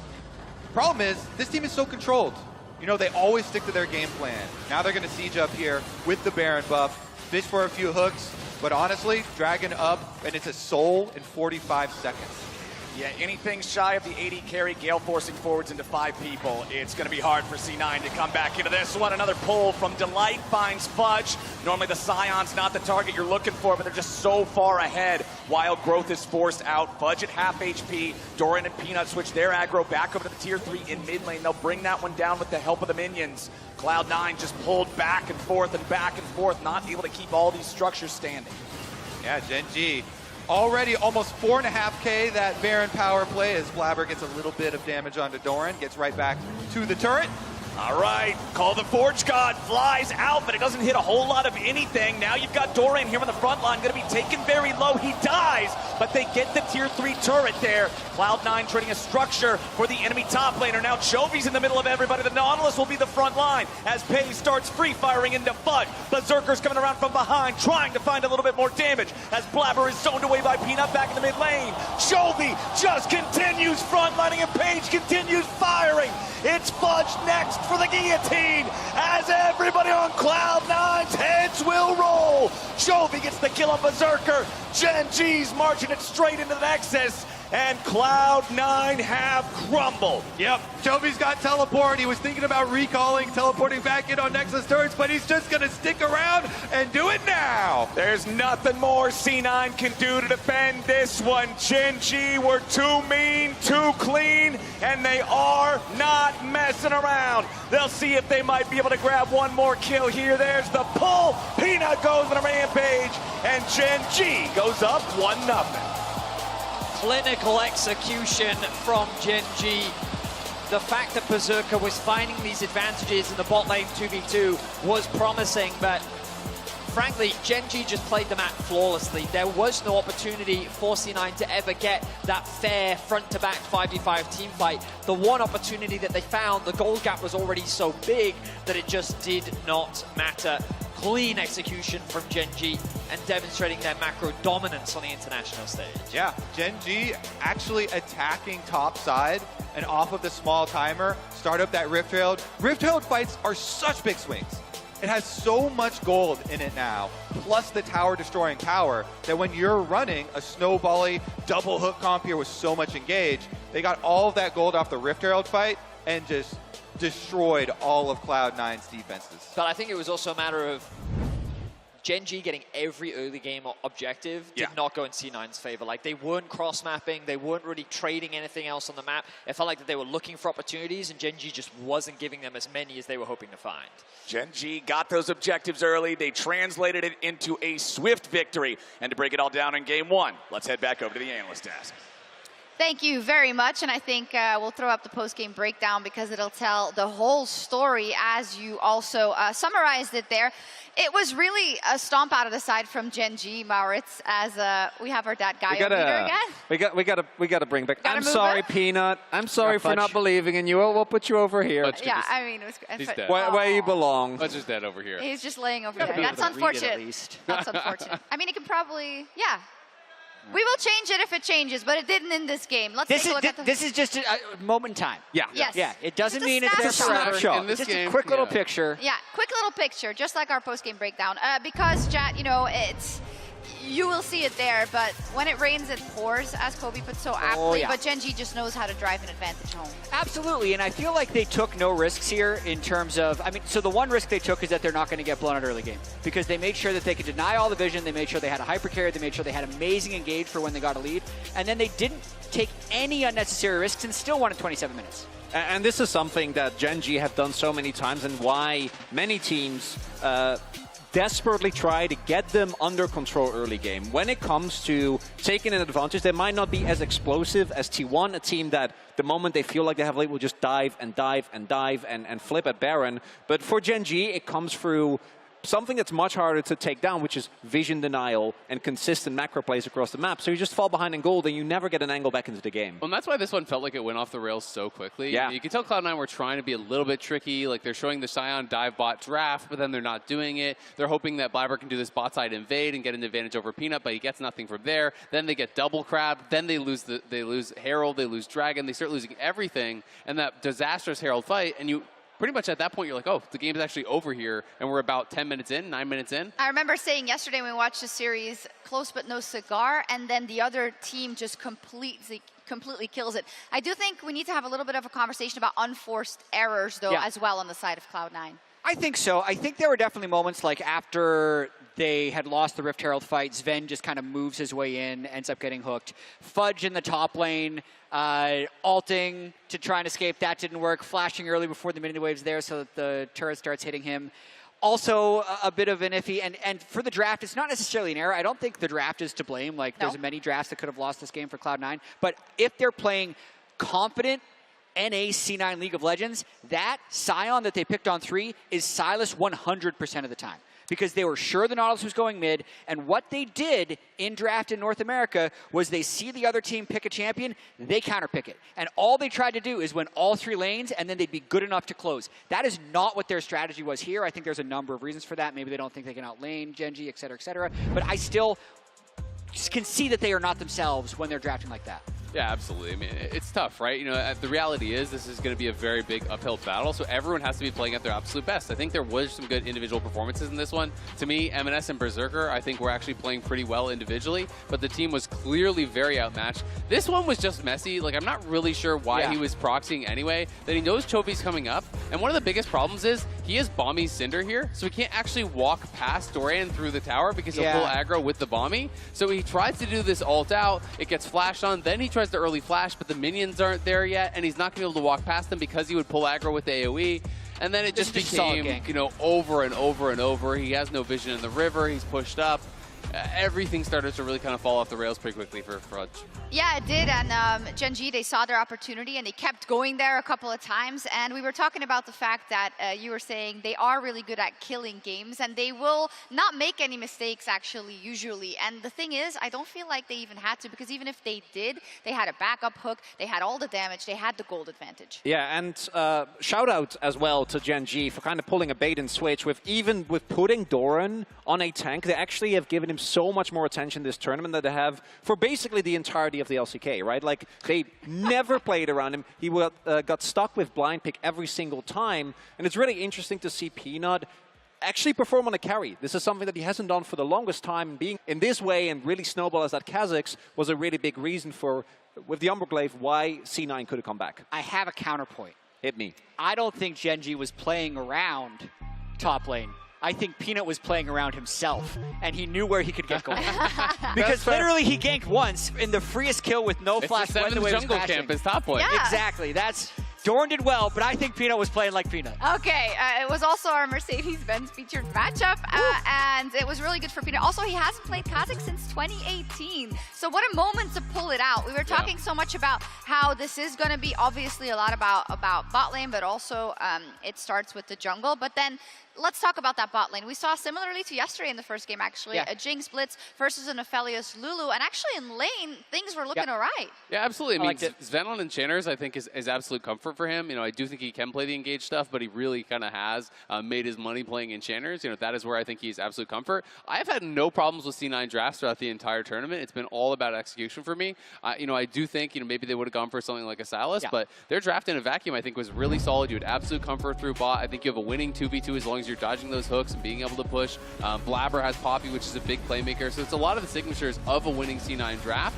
But Gen G just executes so damn well, and at this point, it was really just about the cleanup. They were already monstrously ahead, and as you said so many times, Maurice, this is the team that is the most consistent LCK team. They are not going to fumble a lead. And of course, they've also been watching this tournament, and they've seen many, many times that a gold advantage was taken away in a late game team fight, but something tells me that they're not as worried today about that. No, I think Peanut put it best himself when he was like, yeah, you know, it's a shame we're meeting them in the lower bracket, and it's also a shame that they're going to lose. It shows the confidence that Gen G have. Okay, C9 pick blue. Azael, what do they do? Oh God! I mean, honestly, I kind of liked what their draft was in the first game. I think the reality is they just have to execute better. Blabber needs to have a stronger performance if they're not going to get ran over early. They need to be able to contest objectives. They can't be getting double grabbed. Got to see them have a better performance. Alrighty, business as usual for Gen G so far in Game 1, and C9 really need to defy expectations here to bounce back in the series. We'll be right back with Game 2. Like gonna see if he can find a rocket crab. And Sven pulled in, the damage finding its way onto the Cloud9 support, but he stays alive!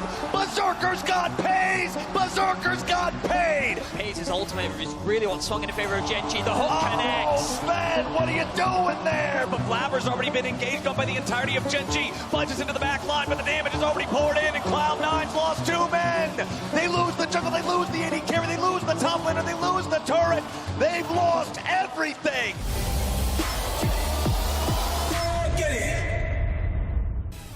Ladies and gentlemen, welcome back to MSI 2023 and this best-of-5 bout between Gen G and C9.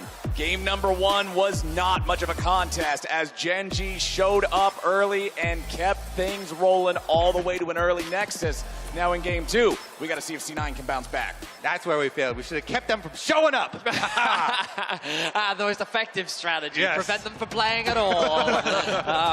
I would really like to see C9 just contest more neutrals in the early game. Ideally, they play through mid. That is such an important lane to find advantages in.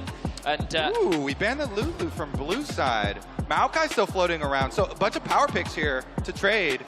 So a couple things I want to immediately point out. Remember, C9 and Gen G swapping sides for this one. Like you just said, that Lulu's banned away, Ahri banned away, just like it was last time in the first phase. Gen G back to banning Nautilus. Remember, game number 1 of this series was the first time in the tournament that Gen G hadn't banned the pick. They played it, they have a 100% win rate on it, now they're back to banning it away. So the risk you now have is, do you lock in Aphelios and then give away Cassante Jinx, or do you guarantee the Cassante for yourself at the risk of giving away the Aphelios? And the answer to that is, we want the Cassante, we'll take the Jinx trade in this match. Honestly, I agree too. I love this from Gen G. So far at this MSI, we have not seen Pays play the Xayah, but career-wide, this is definitely something he's very comfortable on. Yeah, for sure. Let's take a look. How aggro do we want to get with it? Berserker did have a Draven game in the LCS that completely popped off. Toying with our hearts right now, trying to mix up this AD carry meta that has been the same.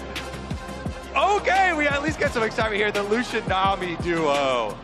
Very aggressive here. Trying to play off of that one item power spike.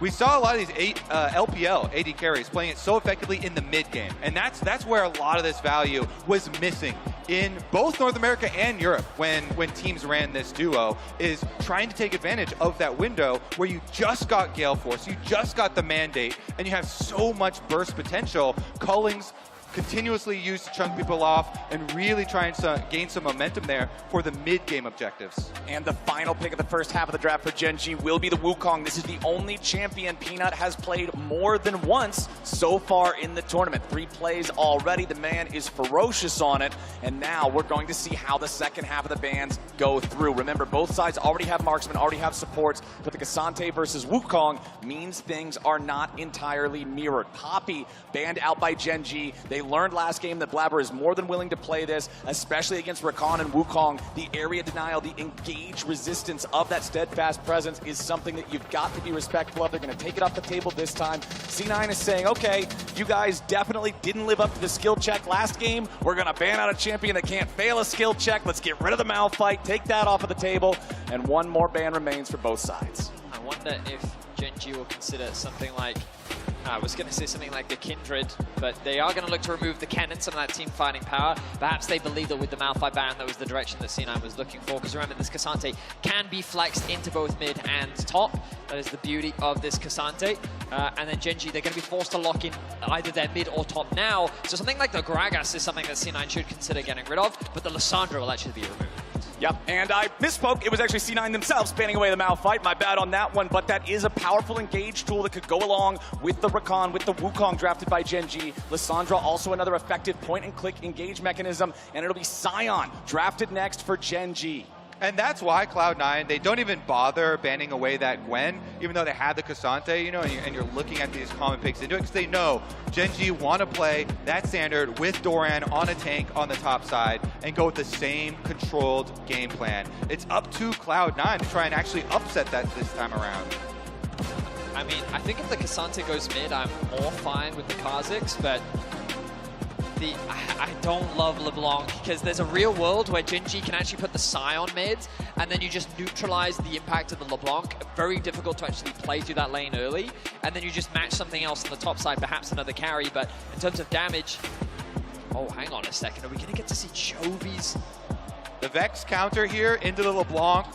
Try and get those fears, pop them out of the dashes. Oh, we are. Yes, we will. All right, Gen G calling out C9 there. The Vex counter pick versus the LeBlanc. Silver lining on the LeBlanc for Cloud9. This is an undefeated pick for M&S and Cloud9 in LCS Spring here in 2023. So they're going back to comfort. They're saying put him on what he knows, put him on what he's best at. But having to measure up against a counter pick piloted by Chovy is tough. The thing is, too, with this Vex counter pick, this is not like a slam you into the ground counter pick. You can overwhelm this counter pick with jungle attention. Vex does not have any escapes of her own, so if you bring junglers for early ganks, you can try and abuse the long flash cooldown on this champion and actually help out the LeBlanc a lot, even though if you leave them isolated, then it is kind of annoying. Career-wise, Chovy doesn't have a huge number of Vex games, but of the 3 that he has, 100% win rate.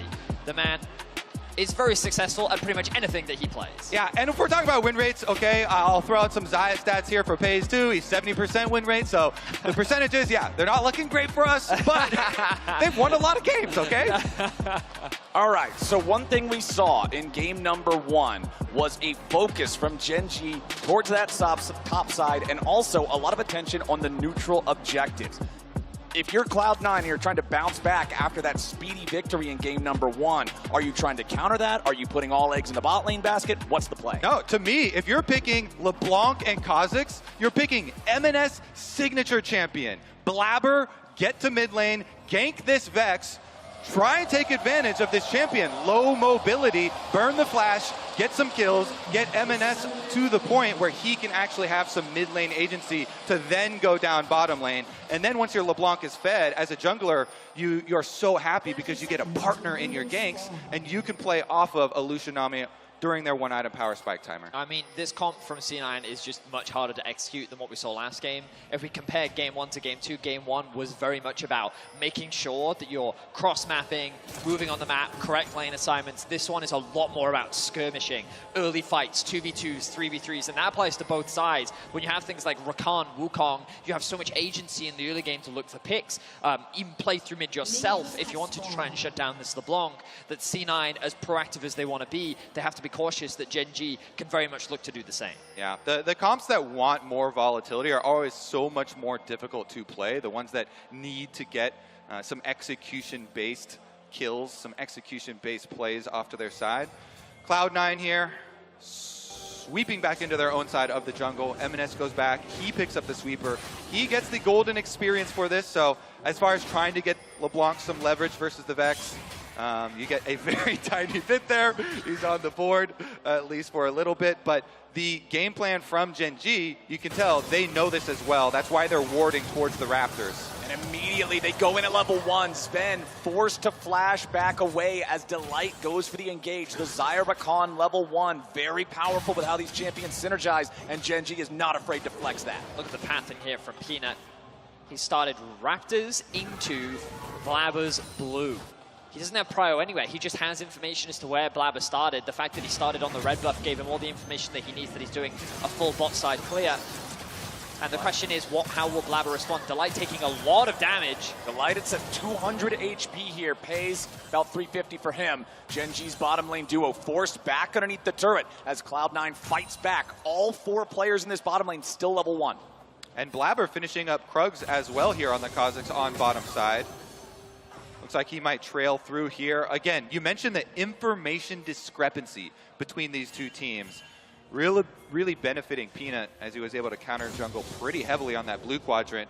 And the hover here from Blabber is mainly to guard against. Oh, if Peanut had done a normal clear, he could be looking at ganking our extended bottom lane, but he's not. So Blabber is going to be very, very sad here on the Kazakhs. Having gone and spent a few seconds to hover bottom lane and protect them, delays his recall, then he'll go find his blue and his Gromp have been taken.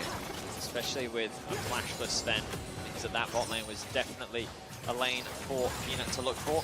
Overall though, Chovy getting a bit of push in the mid lane. LeBlanc doesn't have the strongest push at early levels, but usually that's where she wants to try and look to trade, but trading against a Vex can be very challenging during the early levels.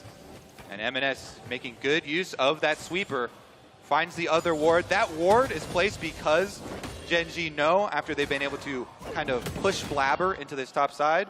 Now he's going to reveal himself as well. He just popped the Scryer's Bloom, so everybody knows exactly where he is. Top and bottom Scuttle Crabs will be traded. Okay, Peanut will pick that one up down there shortly after Blabber has already finished this one in the top side. Just fires that Scryer's Bloom into the enemy jungle. Sees the Krugs are still up.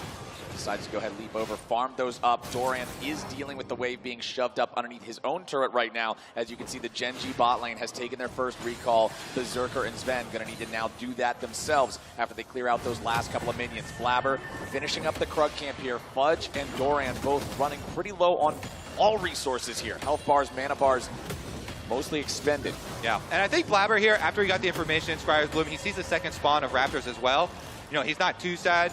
He knows that Peanut went to do the guarding of his own blue quadrant after the counter jungling, so Blabber will be able to get the Gen.G second spawn of Raptors, no problem here.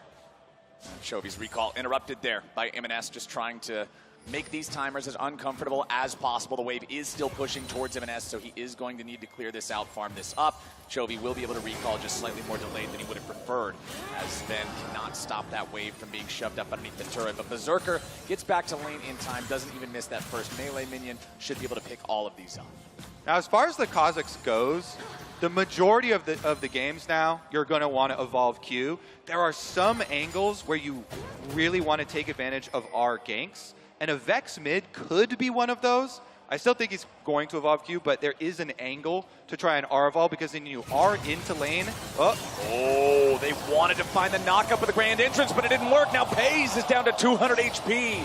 Gen.G, you can see exactly what they wanted there, but just slightly off with the targeting means Cloud9 ends up smacking him upside the mouth. Really good trade from Berserker. If he'd had level 4, I wonder if that would have been enough damage to actually at least force a summoner spell out from Pays. They get the Ignite out at the very least, but now Peanut is here to cover. And you can see Chovy on the roam as well. Level 6 on the Vex. Blabber in a position to... Oh, there we go. That's the grand entrance we're looking for. Sven's called out, and it's Peanut getting the first blood. Berserker tries to shoot back, but he won't get a whole lot. And Chovy's still following up from the side. Blabber's occupied with the Vex, and C9 are down 0-1. Yep, even Chovy coming down. Blast code over the top. Gen.G going to be able to shove this one in. They strike first. First blood acquired. Just a good response from Peanut as Pays. He's not too afraid that doesn't force the flash.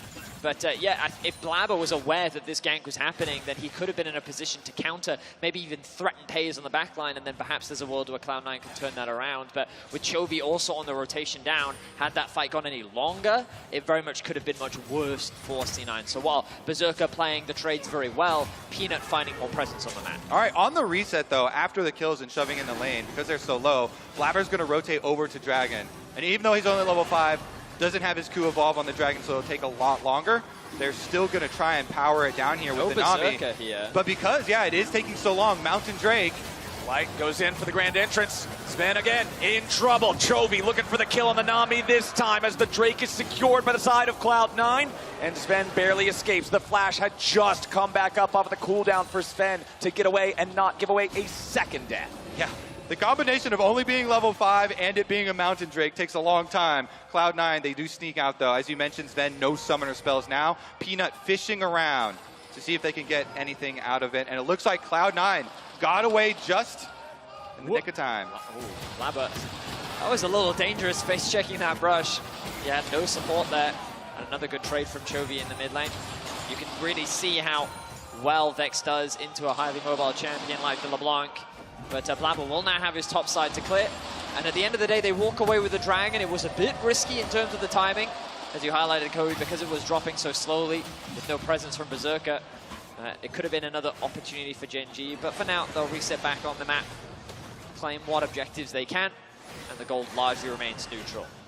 All right, Blabber still working towards that level 6. Peanut doing the same, but of course, like you were talking about, Kobe, for the Kazakhs, it means a whole lot more. Just getting those evolutions, being able to speed up the clear time, being able to have that extra isolated bonus as back in bottom lane. Level 5 versus level 5 all the way around, except for Sven, who's still sitting at level 4 on this Nami, paying the price of losing out on that EXP and everything that he was around before when he dropped, as well as having to go back to base again after nearly being killed for the second time from Chovy's Vex.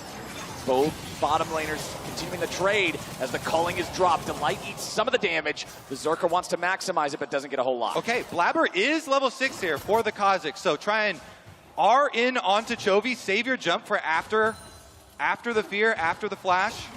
He did go with the Q evolve, so it's not a super long R. Yeah, nothing there. There was a window there, though, with the fear gone from Chovy. I thought that they could perhaps just W in, look for a chain, but instead throws the chain out and it goes wide. The awkward situation right now for both sides is that the Herald is up, but because of the relatively late Dragon start, neither team wanted to send their bot lane up, so there's no support here. It's just a battle between junglers. Oh, Peanut looking to win this battle very quickly. Blabber gets away over the wall, but a flash follow from Peanut blends the bug, and Gen G's jungler gets a solo kill at the Herald. And Blabber tries to sneak it away. He sees that he has the push in top, but he's not expecting Peanut to just come over the wall and fight him. Wukong at level 6 as now Fudge goes in for the fight. And immediately the fight fizzles. He wanted to go all out there, but just no angle to continue going after Doran, as the Scion just continues taunting him here a little bit. Yeah. Fudge can't do it. I mean, Doran doesn't care because his jungler just 100% to 0 won the team fight versus your jungle. He's like, great, you're all out. I've got the jungler. The leads continue to build now for Gen G. 2K is nearly the goal difference. A lot of that sitting in the favor of Peanut. After securing that kill, he has a 1,000 gold lead, and there's a bit of a support difference, so perhaps that's not quite most reflective of the actual gold gap, but Peanut was able to get Blabber's number in game 1. He's doing the same thing here in game 2. He finds a successful gank in the bot lane. He secures his team the early Herald, and Gen G can just continue to take their time. They know that they're accruing small advantages where they can, and ultimately we're looking at this next Dragon before we really see any major action. Yeah, Gen G with that 2-0 lead, and with Blabber not being able to get a whole lot done early on in these games, a lot of times when Cloud9 pops off, when Cloud9 is at their best, it's Blabber being one of the huge facilitators, one of the huge drivers of the action on the team, and if he's not feeling it, if he's not in that zone where he can get these things done, if he's not enabled, if he's not playing at his best, then it's difficult for the rest of the team to be able to make the same kinds of movements. Gen G looking to grab as much damage as they can on this second plate down here on the bottom lane, tier 1 turret. Gonna get it about halfway gone. Still 3 minutes left before those plates fall. That next Drake under 60 seconds. And you can see Peanut in the bot side river here as his bot lane is shoved up, crashing another wave into the turret. He'll be now moving towards mid. Just dashes forward, finds a nice little bit of damage onto MNS. The auto attack follow-ups take the Cloud9 mid laner below half. Really good damage there from Peanut, just chipping away at MNS. It wasn't even like a hard committed gank, it was just a small trade. And with Blabber on the top side of the map, with so much control from Peanut on the bot side, he may threaten a dive here. Instead, he's just going to commit the Herald. Yeah, scary stuff for MNS. And this is just so much pressure right before Dragon comes up. Peanut knows we got to get all of the potion charges out of MNS, get a bunch of damage, get the Rip Herald charge in before Dragon even spawns, and then Gen G can just rotate over to it. Blabber's here, but MNS is already chunked so low, they don't have real threat, and Gen G just bully them down. All that's accomplished for Cloud9 was now not only is your mid laner at dangerously low health, so is your jungler, and that mid lane tier 1 turret is going to completely fall before the plates are even gone. Now once again, Fudge tries to go all out, and it's Doran trying to get away from the Cassante. He's not worried at all as he gets past underneath the turret, and you can see Berserker trying to escape from Pays and Delight. He fires the culling back into their backs as they try to retreat, but it's not going to mean a whole lot of consequence here for the Gen G bot lane. Both top laners down to just a sliver of HP, but nobody's going to die. The beauty of what we saw, hang on, the action isn't over yet, is Gen G threatening the dive. Gen G bringing down their jungler, their mid laner to go after Berserker. The fear into the spin of the knockup. The damage is true, and Chovy takes the kill. Gen G's at 3-0, make it 4. Peanut kills Blabber again, and Gen G are making game 2 even faster than the first time around. That's some mid-jungle prio if I've ever seen Eddie Vedius. Bully down mid lane, chunk out both Cloud9's mid and jungle, so much so that they can't even play the map right now for Cloud9. Peanut and Chovy head on down bottom side after completely taking mid turret and chunking them out of the game. Then Berserker, nothing he can do here. Chovy wombo combo. I mean, so this is the risk of the blind pick LeBlanc, but I didn't think that Gen G would take advantage of the severe lack of wave clear that LeBlanc has, right? A quick trade from Peanut says, oh, M&S is too low health. Typically, you want to trade health to try and get that priority in lane. Yeah. But after reducing M&S down to 50%, they were like, oh, hang on. She can't wave clear this wave anymore, and we can just keep poking her down at the end of the tower. Chovy landing so many skill shots. You highlighted it as well, Flowers, that they were just getting chipped away, that there was nothing C9 could do to prevent that tower. And the whole tower going down meant that they could very quickly translate to bot, and look at how quickly Gen G have blown this game open. 5K is now the difference. And that's why I was trying to reach and look for crazy angles for Cloud9. It's like, all right, well, with this LeBlanc Kha'Zix, you have to do something, you know, to offset the normal pace of the game here, to upset Chovy and Peanut, to gank them earlier, get some sort of variables going here. Otherwise, they get chunked out, and man, after getting 100% to 0 on the Rift Herald, you lose that jungle duel, plus you lose the Rift Herald, and then Gen G can snowball using the Rift Herald to get Chovy his entire tower, and you're Vex now roaming around threatening these super long-range ultimate kills onto the side lanes. Gen G once again have complete control of the map. Not a single winning roll on the Rift for Cloud9 as we hit the 14-minute mark and finally see the turret plates collapse. Everfrost on the Vex, Divine Sunderer on the Wukong, Sunfire Aegis on the Scion, Gale Force for the Xayah as well. You can see Berserker's Lucian at least has his Gale Force completed, but one of the bigger differences in gold on that chart, the third highest was actually in the support role, plus 700. So Sven still not with his first item completed, means the Lucian Nami power spike is still waiting to come online, and even once it does, 5,000 gold. I know Lucian Nami is strong, but this is a serious problem for Cloud9. I think the idea behind Lucian is that by running first strike and basically just trading a lot in lane, you can get towards that first item spike slightly earlier, right? You just get that slightly additional bit of gold injection, and if you get that early Herald as well, it means that you can further funnel that gold, and it's really at that like 2-item spike where Lucian can do so much work on the map.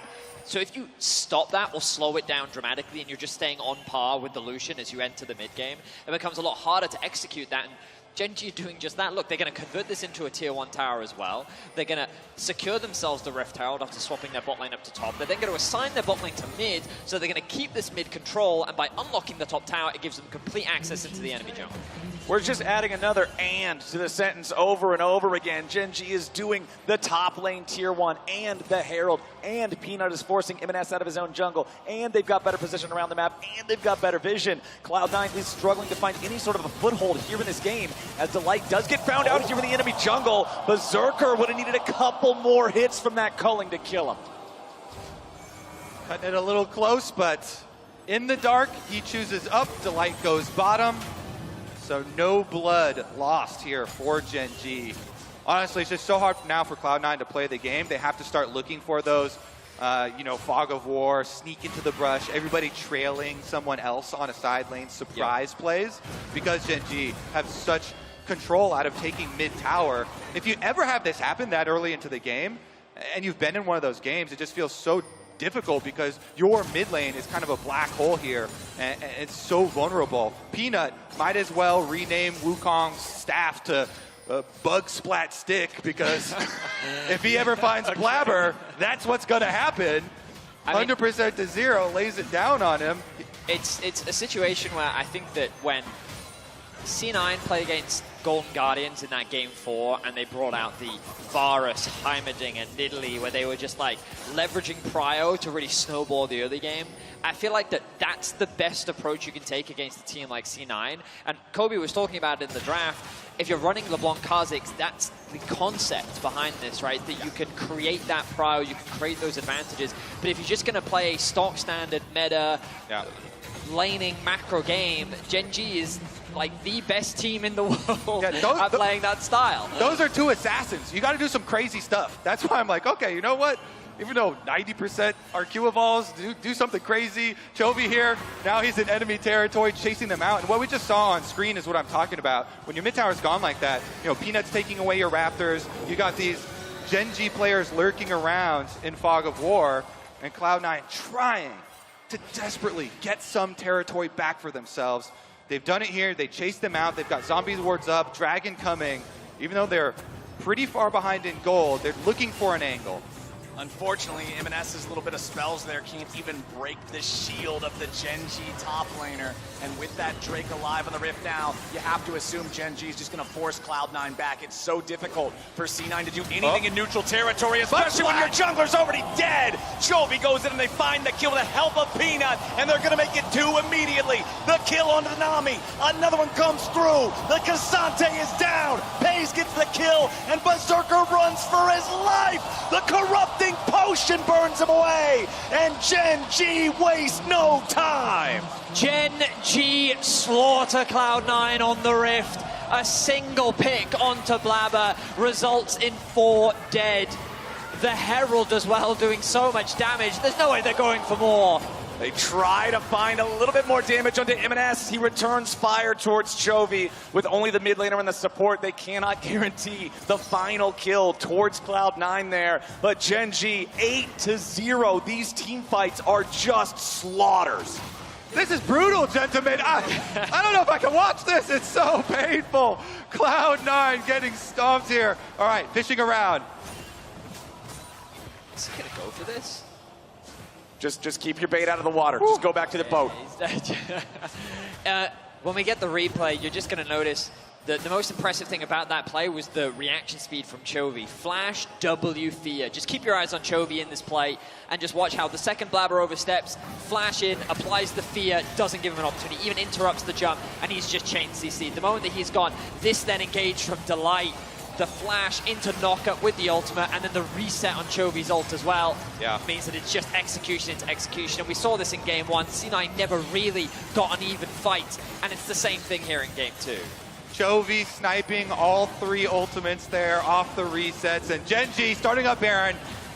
10,000 gold ahead already. Cloud9 knows they can't afford to give this away. It's going to be a snowball's chance in hell, but it's time to see if they can try to stop these guys. Gen G with total control over the top side of the river. C9 at least has Scuttle Crab vision. That's about the only silver lining in this situation because it can't be removed by the side of Gen G. As Chovy and Peanut will again lead the charge, looking for these picks, looking for any opportunity to explode the Cloud9 health bars. Chovy fires off a couple of spells. None of those are going to land, but the important thing is Gen G has reclaimed this territory, this topside jungle of Cloud9. But the important thing to note is, again, how Gen G always play through their lanes first. They catch mid, push that in. They caught top and they push that in. They cleared out the jungle, and then they make it impossible for C9 to enter once again. They move back to the Baron, and they force C9 into this very awkward position. Okay, eyes on Delight here on the Rakan. Has ultimate, has Hex Flash. Sion engaged coming out as Doran leads the charge. Not going to find the engage onto anybody in particular, but now he's soaking the damage out of everyone. Gen G not finding that coherent engage they were looking for, but now they're just going to chase after Cloud9 with their advantage. Vex ulti goes wide. Peanut wants to find the knockup, but he's only found it on Fudge. M&S goes back in and he finds Delight before the quickness can ever be deployed. Chovy's going to be killed now next. Blabber grabs the kill, and Fudge tries to walk away. Peanut goes on a rampage, at least making it a 1-for-2. But Gen G have lost the fight. Cloud9, they get 2 shutdowns here. It is on Chovy, it is on Delight. They take away some of the control for Gen G. As Gen G, they split up the fight there in Cloud9. They finally attack, they finally see an opening, and they jump for it. M&S on the LeBlanc goes in, Berserker following. Gen G definitely got a little desperate there in that execution. you can see that they were just kind of throwing a lot of ultimates out. And the second that the flank from Delight was spotted out by Fudge, it became a lot harder for Gen.G to actually turn and fight. They will still walk away with the tier 2 tower. I feel like that there was a window there for C9 to actually threaten the Baron themselves, but they don't want to take the gamble. They will get some vision back as Delight immediately moves back out onto the map, but a small window for C9. They get their first set of kills in this game. The goal difference still gargantuan as 9,000 separates the teams. And they've got 3 stacks on the Medjais for M&S. Is looking for the comeback play. This is kind of the mentality that you have to have though when you're so far behind like this. You have to put all of your eggs in a big comeback attempt, try and snowball off of something. So they're hoping if they can get a little bit, then they want to make the most out of a little opening like that, stack up some Medjai's pages maybe, and hopefully Gen.G will give you an opportunity. You don't realize how overextended you are, and Gen.G... It's Cassante though, remember that. I mean, true. Actually, he is going to walk away from this one. I thought that he would get collapsed on a little bit quicker, but this fog of war, observers are highlighting it for us. Gen.G attack. Why attack Cassante when you can just instantly kill the Lucian instead? Gen.G pick off the enemy AD carry, and it's right next to the inhibitor turret in mid lane. They'll knock that one down, no Baron required. They'll take the inhibitor with it, and they'll keep marching forwards. They've already got more waves pushing up down here in the bottom side. They can try to rotate over for a second inhibitor turret now, as C9 still has 15 seconds before their marksman's back on the map. Gen.G just completely bulldozing these structures. Inhibitor down mid, inhibitor down bot. Gen.G exfiltrates with no problem. It was a smart angle from Gen.G because they know Cloud9 are so worried about keeping vision on Baron. Exactly. But Gen.G don't need Baron to break inside your base. They can break inside your base with pure gold, the advantage that they have. And so they go in through this little angle here, cut back behind Berserker. They don't go after the Cassante because we've all seen Cassante escape with the multiple dashes from so many of these picks, and they get the easier and more valuable target. Look at the positioning on the map right now for Gen.G. They have Wukong in mid, they have the Sion on what looks to be a very Desperation deep Baron, here we go! Yep, it's a YOLO play from Cloud9. You only live once, they might not be living very long. C9 barely doing any damage to the Baron, just trying to get Gen.G to come over here. M&S dashes forward, immediately has to revert the distortion, and now C9's looking for the angle as Fudge goes over the wall, but Sven's under pressure. Peanut into the back line, already finding the kill on the Nami. Blabber barely escapes as Fudge is all the way off in no man's land. They've lost their jungler, they've lost their support, and Cloud9 is on the run. A teleport comes in, and Peanut wastes no time jumping right back onto Berserker. Pains with the flash over the wall aggressively. Berserker stands still and accepts death, and Chovy's happy to deliver. M&S tries to get back to the base. He and Fudge are the only ones still standing, and the Gen.G pain train is coming straight for the Nexus turrets. They got super minions escorting them in.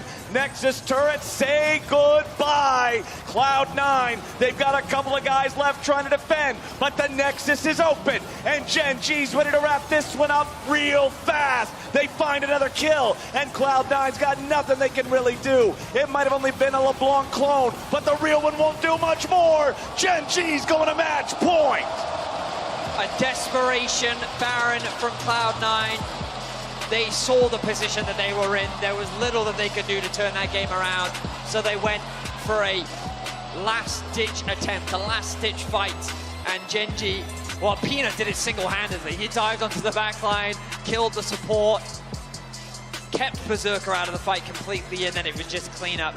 Complete dominance from Gen.G, and Peanut with a masterclass jungle performance once again. He truly did make great use of the bug splat stick. That he did. We saw that bug splat many times throughout this game. Gen.G, yeah, complete dominance. And that dominance started with that bug getting splatted up there at that Herald. The solo kill in the jungle got Peanut rolling. And honestly, he's just been outplaying Blabber so far in the first couple of games in this series. Cloud9 have not been able to get any sort of foundation to play from in either one of these first two games. And Gen.G just seems completely built different. It's the fact that Gen.G have very reliable laners. You can clearly see that they're a very difficult unit to pick apart. and they just play around their lanes so well in terms of priority and objective setup. And this is something that C9 just can't seem to match. They either need to create chaos and start snowballing these early lanes in the same way they did against GG in Game 4, or they need to find a way to like play the map better, because right now Gen.G is just running circles around them. That's why I'm in the mentality of do something crazy. Just do something crazy, see what happens. Well, Cloud9's going to need something different to be able to strike back. But to break down how Gen.G brought themselves to match point, let's head back over to the analyst desk. Thank you so much. And for Gen.G, it's just keep doing what you're doing, because clearly it's working. And we got to remember that Gen.G did step into, I want to say, this series and is going to in the rest of this tournament with a chip on their shoulders from that match that they lost against T1. They want to clear up all those mistakes. They want to show that they are worthy of performing on the international stage. And I think that this is just a roadblock on the way to what they really want to show. Yeah, because there are expectations that come with being the #1 seed from the LCK, right? And already getting knocked out, even given the history between the two teams, in particular, T1 taking them down, is something that Gen.G does not want to let stand.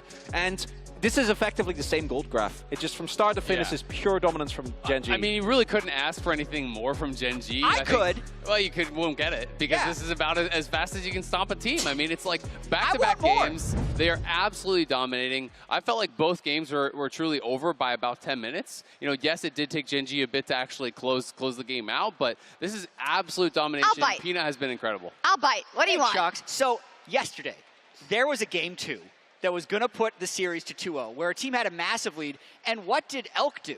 He gave us an entertaining series. He decided to step forward in 4 people.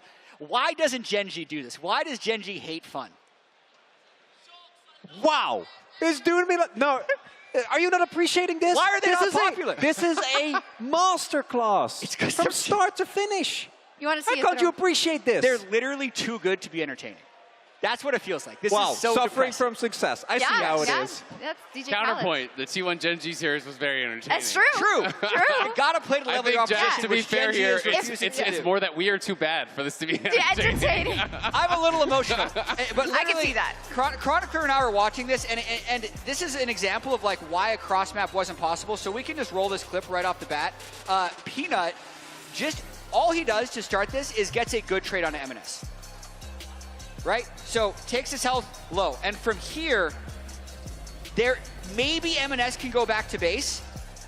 But can we just actually back the clip up? That was a little too quick to get through this point. Because basically once he's under the turret, Chronicler, talk from your posit. So what happens here is MNS either needs to immediately back, right, and try to teleport back in, but even that is not a given, because he is getting threatened, so he would have to go all the way back behind his turret, and by that point, you might not still be in time, right? You might not even have the opportunity, and the problem as well is that because of how the early games played out, when we look at the bot lane, there isn't really a lot of opportunity for the rest of C9 to respond. So the only person who can help here is Blabber. Yeah, so we can keep rolling this clip. I think partially, Blabber is to blame here, because he actually just walked straight through them. He needs to walk the long way around through the river and wrap around to the tower full health and can actually try to defend. And then what we see here is a very aggressive play from the C9 bot lane, clearly that they're in, and double summoners for Berserker get blown. And we can pause it again right here. The reason teams don't do anything when they lose mid-jungle is situations like this. So because these don't have summoner spells, this mid-jungle, which cannot be followed by MNS and Blabber because they win every 2v2, can just get killed right here. It's an unanswerable 4v2 at this point. So let's just roll the clip to see eventually what happened. But just remember all of this did from that initial trade that Peanut got onto MNS, and Cloud9 needing to accept the loss, in which they thought they weren't able to because they were already down so far. That's what we talk about playing through mid, right? It's not even necessarily killing it, getting moving into the jungle. When you have the enemy jungle mid, now can you walk in their own jungle because if they jungle, you're just going to die. And that's where it just really pours on the other side of the map. I think Gen.G in both games have been so good at moving their advantage around the map, taking down all the towers. And that's why it feels like kind of competitive for a few minutes, and then all of a sudden you're down 5K. MNS said it in the video. This is such a formidable duo to be playing, so we have to make something happen. We have to be able to match that. I also thought the long range engages, like Chovy on feels like this was a very involved game from his side, but we saw Peanut there, and it's so cool to see because we talk so much about what a story and victorious jungler that Peanut has been, but he is really hungry to get that same result on the international stage, and he'd have to go through some old, you know, a faker or a ruler if he wants to get to that final, and he's having a fantastic series. And I really want to highlight Peanut. Anyone on Gen G that is near them, that is near them, they always credit Peanut. They're always like, this guy does so much, he talks so much in comms, sets up the entirety of the team. But as a result, at least in the LCK, he has a much more facilitative role. So seeing him actually be unleashed and showcasing that even in his old age, he still got the hands to play like this. It's great to see. We'll have to see. We'll have to see if it's Cloud9 who are up against it. They would have to reverse sweep to keep their dreams alive. And that starts with winning one game. Lay it on us. Let's make it simple. It starts with winning one early game. I don't think they're going to pick a scaling competition and win. I don't necessarily think their drafts have been that negative, but they really, I don't exactly know how they're going to find a way to win an early game, but that needs to be the key with all their conversations. I'd also just say, I want to see Cloud9 have some more go buttons. I don't think the draft has been an issue either time, but both times it's Genji with the tools to dictate when the fights start. When the fights start, we have Lucian on mid bot lane, Kasante top lane, we don't have tools to actually just have guaranteed engage. I would rather see us have some of those go buttons so you can try to actually at least choose where you are fighting. Because if you allow Genji to get dictate when and where you're going to fight, I just feel like you have absolutely no chance. Disappointed? I think it's time for Nidalee. It's time for Nidalee. It's the last chance. Is this the window for it? Nidalee's a fast, clear jungler, wins a lot of early skirmishes. It's been up in these drafts. I like Just go for it. I love it. Just a direct sign to Blabber. Just pick it. What else can go wrong? Literally. Yeah, okay. Let's see if C9 can get back into this series. I would love to see it, but Gen G, they look poised. We'll be right back with Game 3. Lava in a position up front. Oh, there we go. That's the grand entrance we're looking for. Sven's called out. No, there's I'm fine. You're fine. Hold it. Chovy takes the kill. Gen G's at 3-0. Make it 4. And Gen G are making game 2 even faster than the first time around. For C9 to do anything in neutral territory, especially when your jungler's already dead. Chovy goes in and they find the kill with the help of Peanut, and they're going to make it 2 immediately. Gen G's going to match point. Complete dominance from Gen G.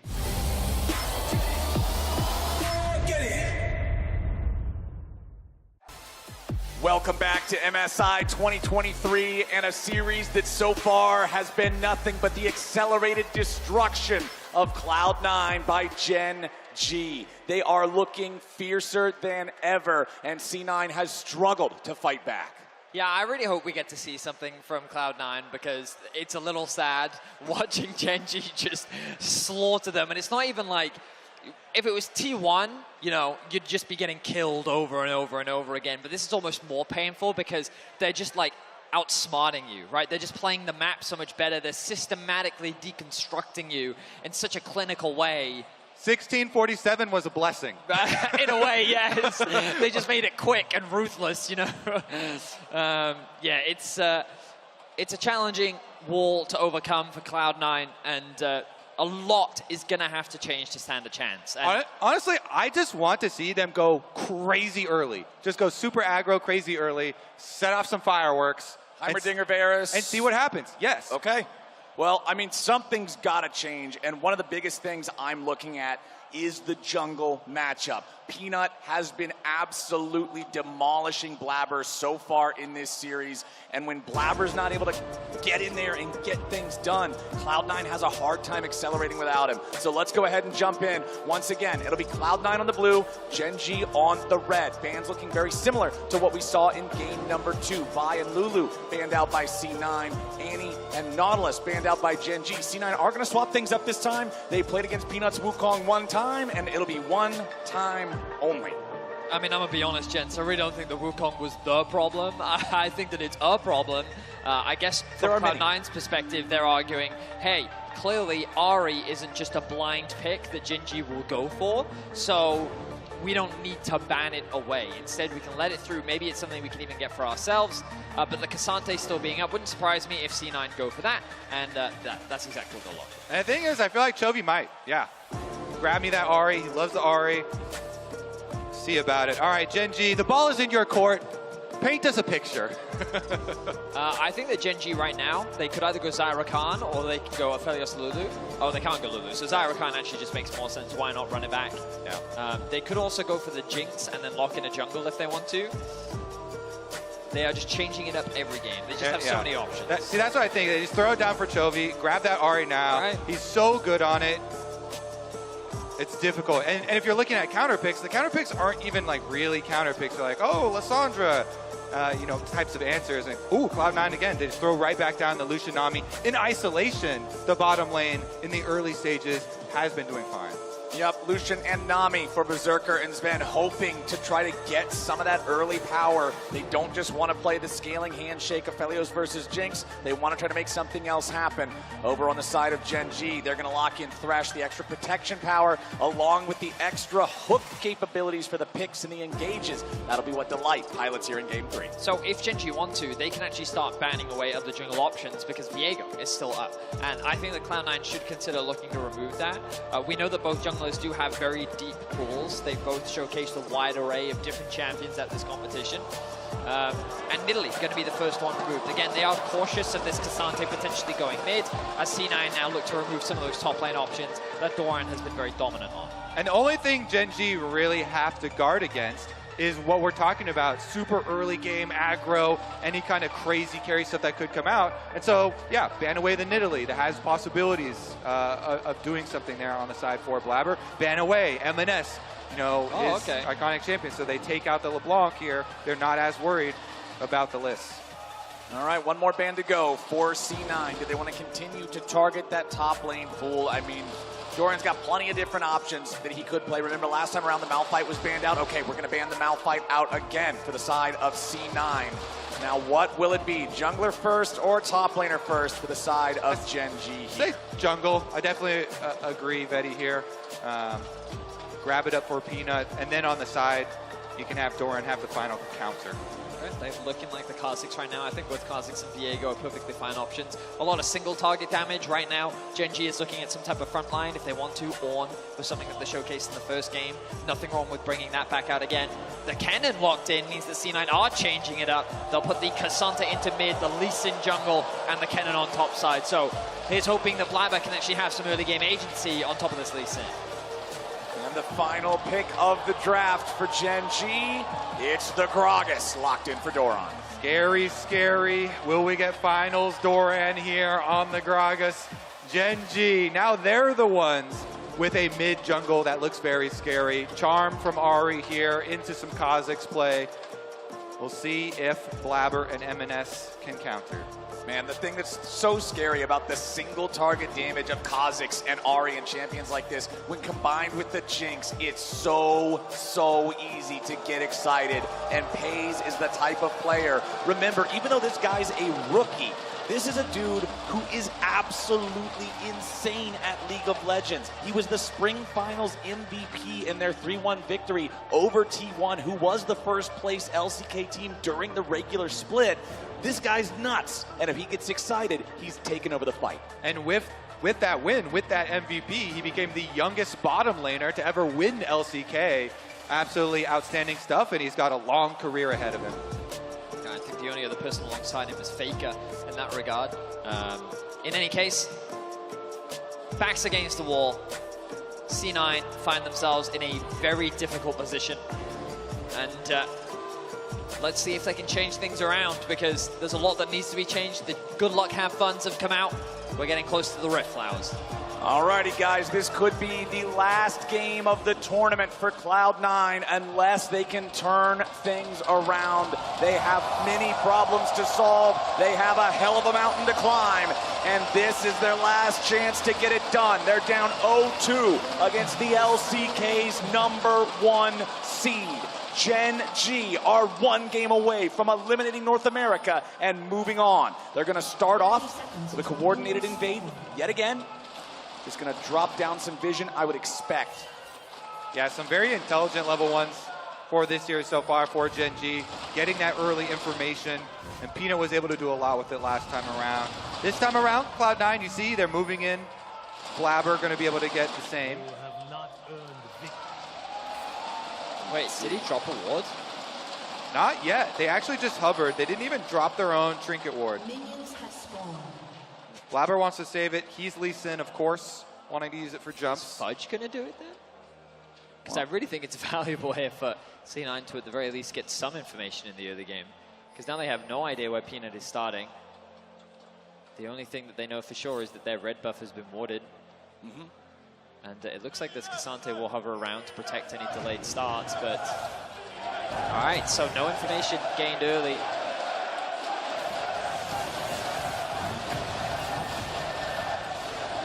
Those chants follow you guys everywhere, huh? Yeah, they really do. A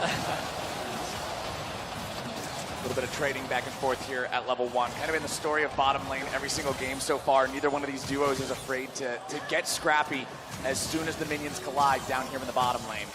Sven and Berserker trying to play this Lucian and Nami, trying to get early advantages, get an early edge here. But one of the big things that stopped them from being able to do so, I think, is just not getting Blabber involved in this bottom lane, not being able to find any plays with the rest of the team early on.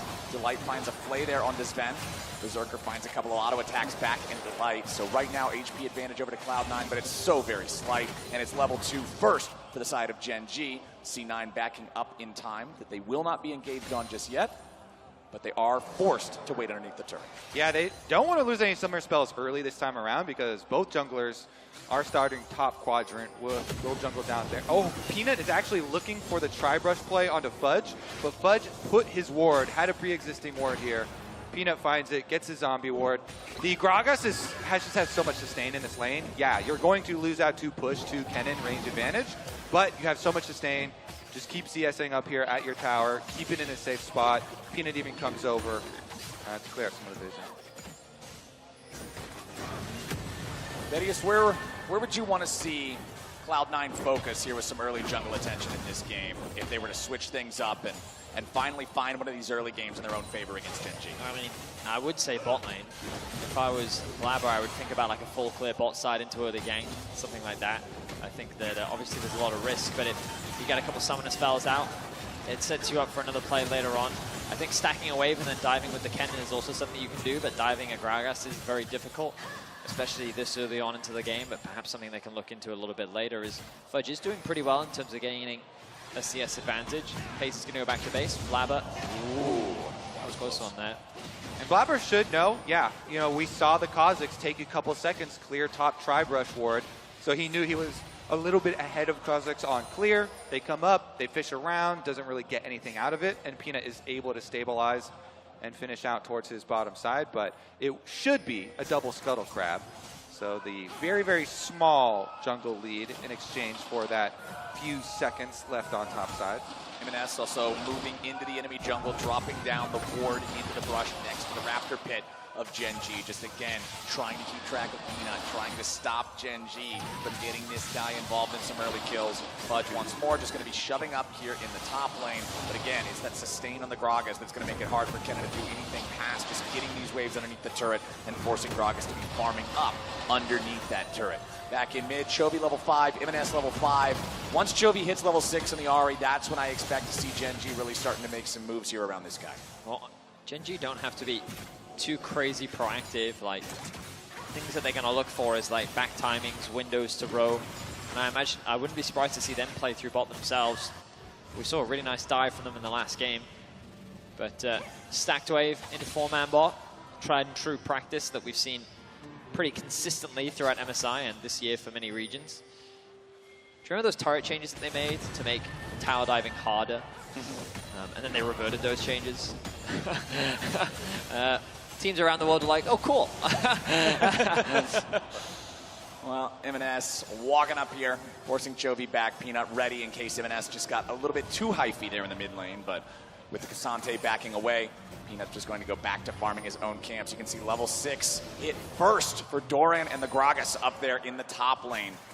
MNS going back for his first purchase. Mercury treads are going to be fully completed. Wants to make sure he has the extra movement speed to dodge the charms. And then, of course, the tenacity helping him to survive some of the CC potential, even if he does get hit. Blabber starting up the Drake very early here in the bottom side of the map. The Mountain Drake, not the case this time. Ocean, a bit easier to deal with earlier. And it's a good timer because look at the wave states here. Mid and bottom both pushing in. So Blabber has the priority, starts it up. M&S trying to chunk out through mid lane wave. Peanut fishing around, but it's going to cost Gen G a little bit if they fully commit to it. Well, we're going to have a smite fight over this, it looks like. Secured by Blabber, but now Berserker's got to be careful. He's at half HP. M&S going to rotate down to the fight first, but Chovy's got the level 6. Keep your eyes on the Ahri. Can he land a charm? Can he find some damage? Gen G still hanging around. Low health on Berserker. Blabber also a little bit compromised here. M&S now taking some damage too. Chovy jumps in. Unstoppable, but it doesn't matter. The Kasante's already down, and Sven's caught next. Chovy grabs the kill, and Blabber has to take the blast cone away. Gen G, they wait patiently, and they strike true. In a game of chicken, Gen G hold their nerve, and at just the right moment, they walk away with first blood and an extra kill to boot. Doran gets very low. Fudge, will he threaten to dive? It looks like for now he will not. But Gen G, oh, Doran, you need to be careful. Fudge going in, Doran, nice body slam, flashes away, back underneath the turret, survives with just what had to be 20 health. The Thundering Shuriken! Fudge gets a solo kill in the top lane. Right between the eyes, Fudge gets Doran on the top side. They get some gold, but you guys went over it. That is after the play towards the dragon. Chovy had gone in, he ults, he hits his charm on Ahri. Chovy does not miss those. They don't allow M&S time on the Kasante to get his ultimate off. And off of that kill, Gen G did end up getting more. We are going to get a replay look at it as Peanut kind of went to threaten it. And then they're trying to corral them here. And look at Chovy from the top side. M&S tries to screen him, but he's going to be the one to make the first move. So a lot of cooldowns are like not available right now, and so both teams just watching. Gen G just waiting for these to come back up. The second M&S oversteps, the charm will connect from Chovy. Blabber misses the Q, and it's just an easy one target at a time. The single target damage that we were talking about, it all just stemmed off Chovy finding that initial charm to really snowball the play in Gen G's favor. Yeah, really good timing from him too to just interrupt the Kasante there. Combo breaker indeed, but then Fudge. Doran a little overconfident there. You can see the reaction. That's a little bit of a whoopsie daisy there for the big man in the top lane, but considering the state of the rest of the game, 1,500, or not 1,500, sorry, my eyes aren't very good. About 800 gold lead there for the side of Gen G with that one extra kill they got in the bottom lane. And I will say, okay, we are trying to build a big hopium case for Cloud9. It is all centered on the top lane. There is actually no exhaust taken in this game for Gen G. So Fudge is going to have the game of his life. He has got a big advantage over Doran, isolated, but he's going to have to bring that to the rest of the... Oh no! Kobe, I think that might have been one of the greatest caster curses of all time.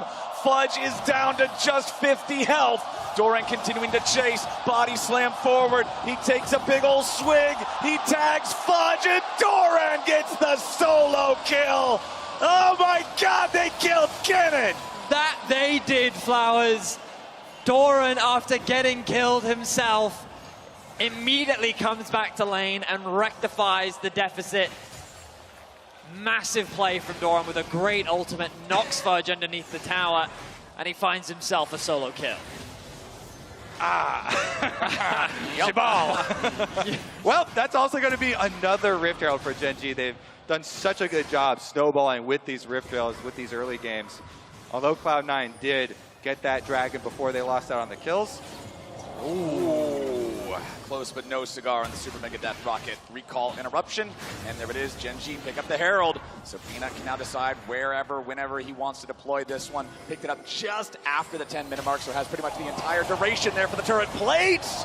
And Blabber is just set up by Delight and knocked down by Peanut. The observers highlighted the vision that was used to spot him out there. Good hook from Delight, holds onto the flay until Lee Sin tries to ward hop, and then he's brought straight into the gullet of Peanut, who finds himself another kill.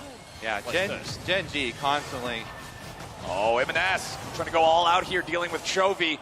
But Chovy just needs to hit one or two more spells. He might be able to find the kill at easy. Nope, M&S barely survives to walk away. And once again, look at the map right now. You've got the rotation up top side. Cloud9 had everybody up there, and Fudge is a little bit slower off of their reset here to get back the bottom side. So Doran had time.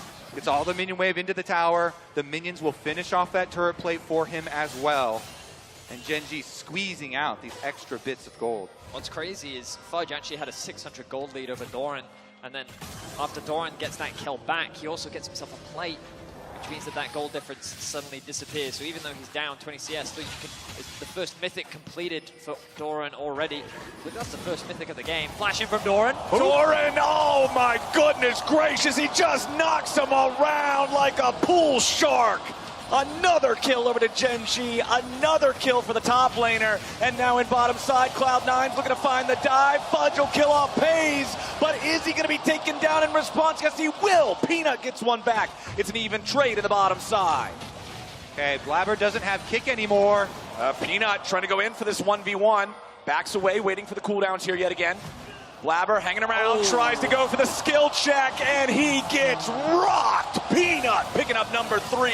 Meanwhile, back in the top lane, Berserker's calling nothing. And Doran throws out a barrel and ready to bop him over the head. He doesn't quite have the distance. Doran overcommits, and Berserker gets the kill.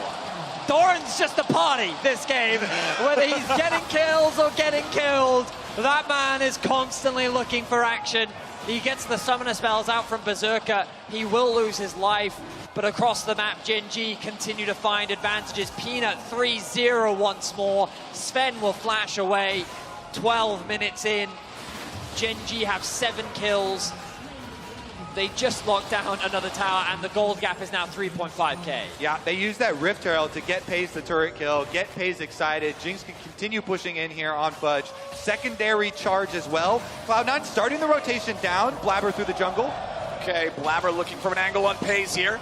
Goes in, but the Lantern is right there and ready to go. Delight makes sure his AD carry can get out. As now Gen.G, like you said, Vedius, almost 4,000 gold up, still 1 minute left before the plates fall. No neutral objectives available to take for another 3 minutes.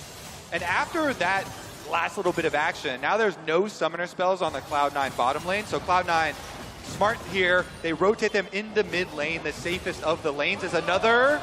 He just doesn't miss with these, knocking the enemies back and forth. Super Mega Death Rocket coming in from downtown, but it does not connect. MNS might be able to find himself a kill here. He's got to be careful, and he gets it done with the Cassante. Can he get out, though? Here comes Kha'Zix. Can he get out? He's trying to run away.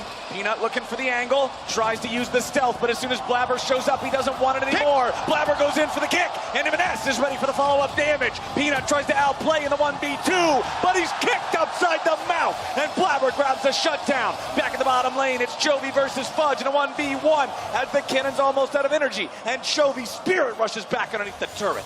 Chaos is where Cloud9 can thrive. These small skirmishes, this over-aggression that we're seeing from Doran is a window that Cloud9 can take advantage of. They're getting picks, they're getting kills, and if they can keep this up, they can definitely still stand a chance in Game 3. Yeah, and Berserker here on Gale Force plus Serrated Dirk. Those ults do a lot of damage here. Nami and Lucian trying to exert their will on the control ward is Pays, but sees the Nami ult and will get out. The mid lane swap here, though, to get them control, and Cloud9 even bring MNS up to try and bully that down and get themselves an objective. We got 82 gold in the top lane. Yep, Cloud9 has an advantage. Scoreboard. And that's more than they've had in a lot of the games so far. So Gen.G, although they're still very far ahead, some signs of life out of Cloud9, keeping this game chaotic like you guys were talking about. Make it as unpredictable as possible. Okay, so for the side of Gen.G, Doran does have to focus up a bit in this game because it's going to be a lot on Gragas to mark the cannon. As we said before, they don't have an exhaust on Gen.G to fall back on for these team fights. If Fudge does find a really good angle, you know, with his flash, with his proto belt up, then they're going to rely on Doran and Delight peeling on marking that cannon, trying to stop him from getting in. I mean, Chovy even on this Ahri can do a good job of it too with the ult plus charm. A little face check into MNS. Blabber following down here as well, seeing if they might be able to follow this up, but as soon as Peanut's also available, it's no shot, no chance. Chovy grabs the kill on the enemy jungler, and now MNS has to try to escape. Chovy still following up. Peanut Not quite enough damage to finish off MNS, but with the victory in the 2v2, Gen G can move forward and continue stealing away these resources, taking away the jungle camps, and pressuring Cloud9. Pays going to pick up the enemy red buff. He's got Delight right next to him. They're putting down the vision. They're taking everything. Naturally, as Cloud9, you would believe that Chovy's made a mistake there, but the only reason why he's face-checking is because he knows that Peanut is right behind him, and this Kha'Zix Ahri duo is a mid-jungle duo you can't afford to underestimate. Not only does Chovy have the bounty with 2 kills on his head, he's got 183 CS at 16 minutes. He's Chovying. I just love when he said it's Chovin time and Chovy all over them. Yep, it's the Chovy Ahri, man. It's so scary. And MNS once again just eating some skill shots down here in bottom lane.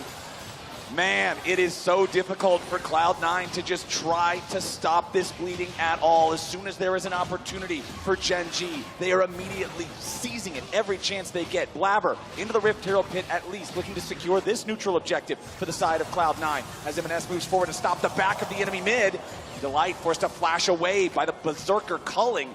That's at least one summoner spell down. Next Drake fight here in about 30 seconds. I mean, Berserker is still in a pretty solid position right now. That's the type of trades you're looking for. Pays with a bit of an overstep will be brought to safety by Delight. With the Herald, C9 should be able to secure this objective, and the Dragon spawns in 20 seconds, which means that they have an avenue in. Chovy's coming for a flank. Ahri coming up through the jungle. Cloud9 just going to go forward. They look for the dive instead. They find the kill on Delight, but now they got to be careful. Pays is only about 1/3 HP. TP's coming in from both top laners. C9 looking to disengage as Chovy finds the lockdown on the enemy jungler, and Blabber's going to be taken low, but it's Berserker taken down. Peanut grabbing the kill on that one as MNS is in the middle of 4. 1v4. He cannot win, and Chovy goes on a killing spree with 2 dead on the side of Cloud9, and only Delight still looking at black and white on the side of Gen G. Chovy still ready to go and find some more. Charm of the wall hits the target, and there's the follow-up from Doran. Gen G play like a machine, and Fudge is looking to break the cogs. He goes in and finds 1 kill. Now he's going to grab the second, but Chovy fires back and picks up Blabber and Sven. Now, what can Chovy do? He'll just take the tier 1 turret and walk on back. Oh, this game at least has a lot more excitement in it. More kills thrown down. Fudge trying to keep those hopes for Cloud9 alive. He goes back in even as Chovy is prowling around the outside, hunting Cloud9 members down in their own jungle between turrets.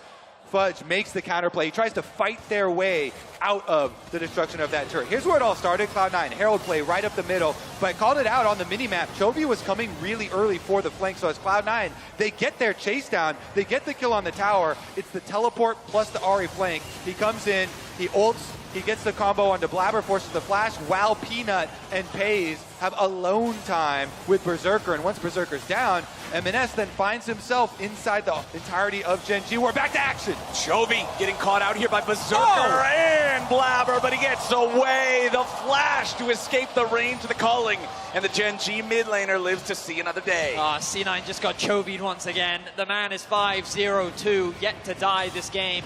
And this is the downside for Cloud9.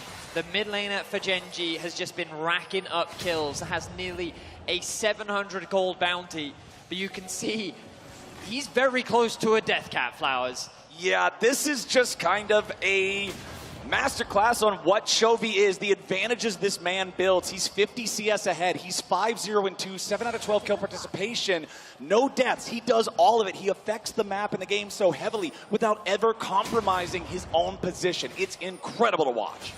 Gen G doing such a good job, especially with Peanut constantly down on this red quadrant of the jungle, clearing all that vision out with the Umbral Glaive, keeping it dark, and allowing them to split push. You know, Gen G with this long lane on bottom side, taking that secondary turret so early, allows them a lot more room to work with as Baron now finally spawns on the top side of the map. They can leverage this discrepancy in map control, sending Chovy up to the top side.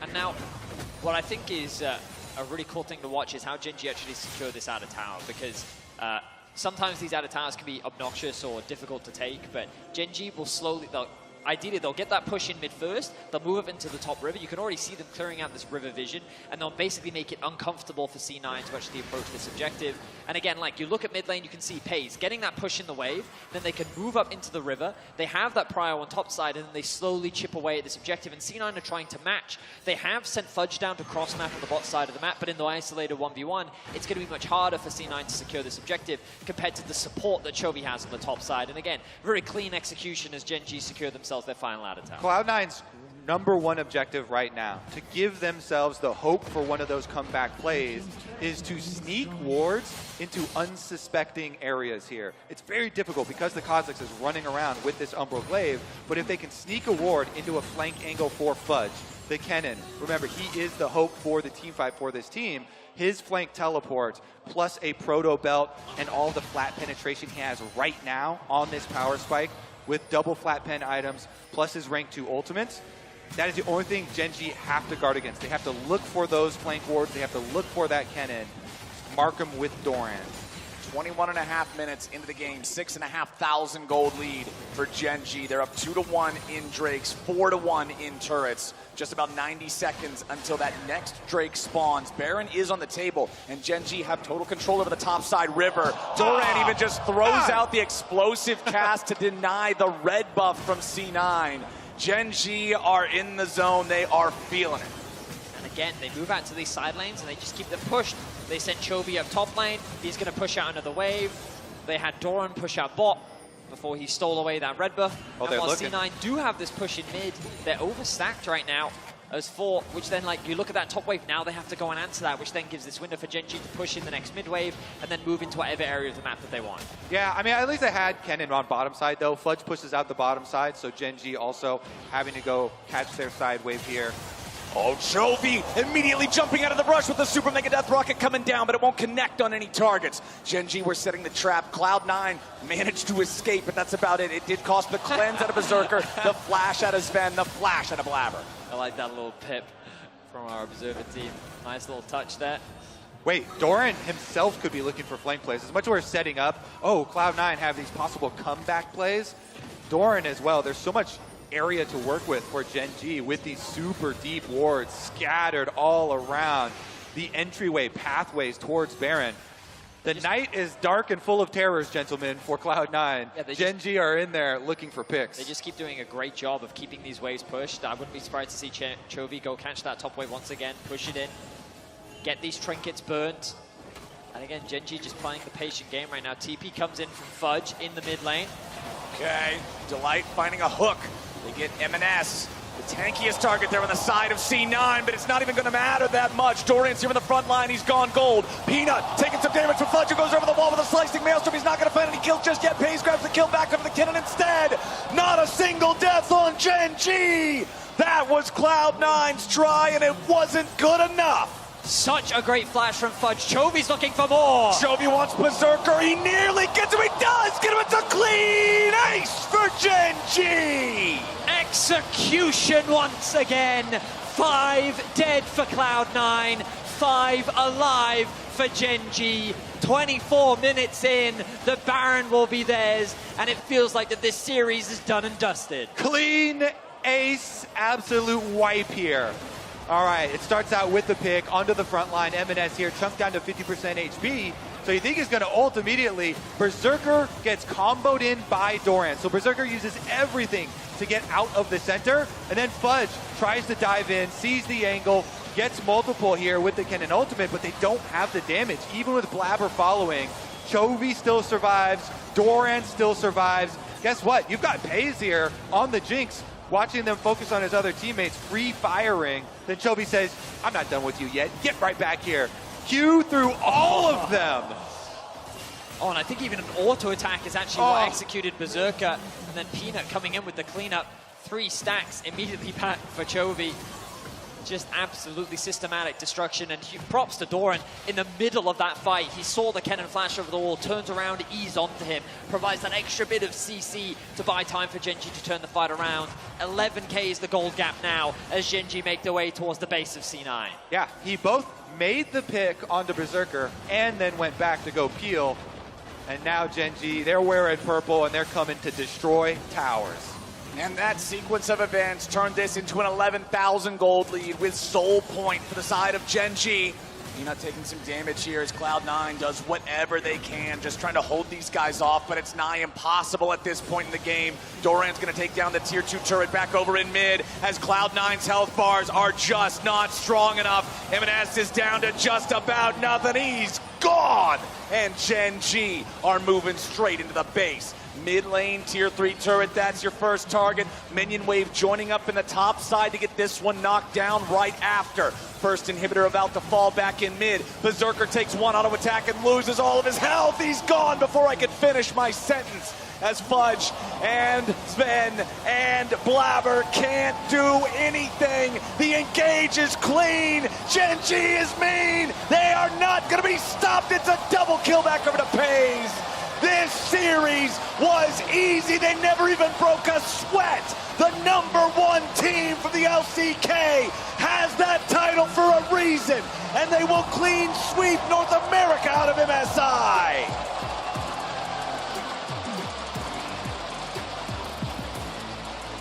A deathless game for Chovy.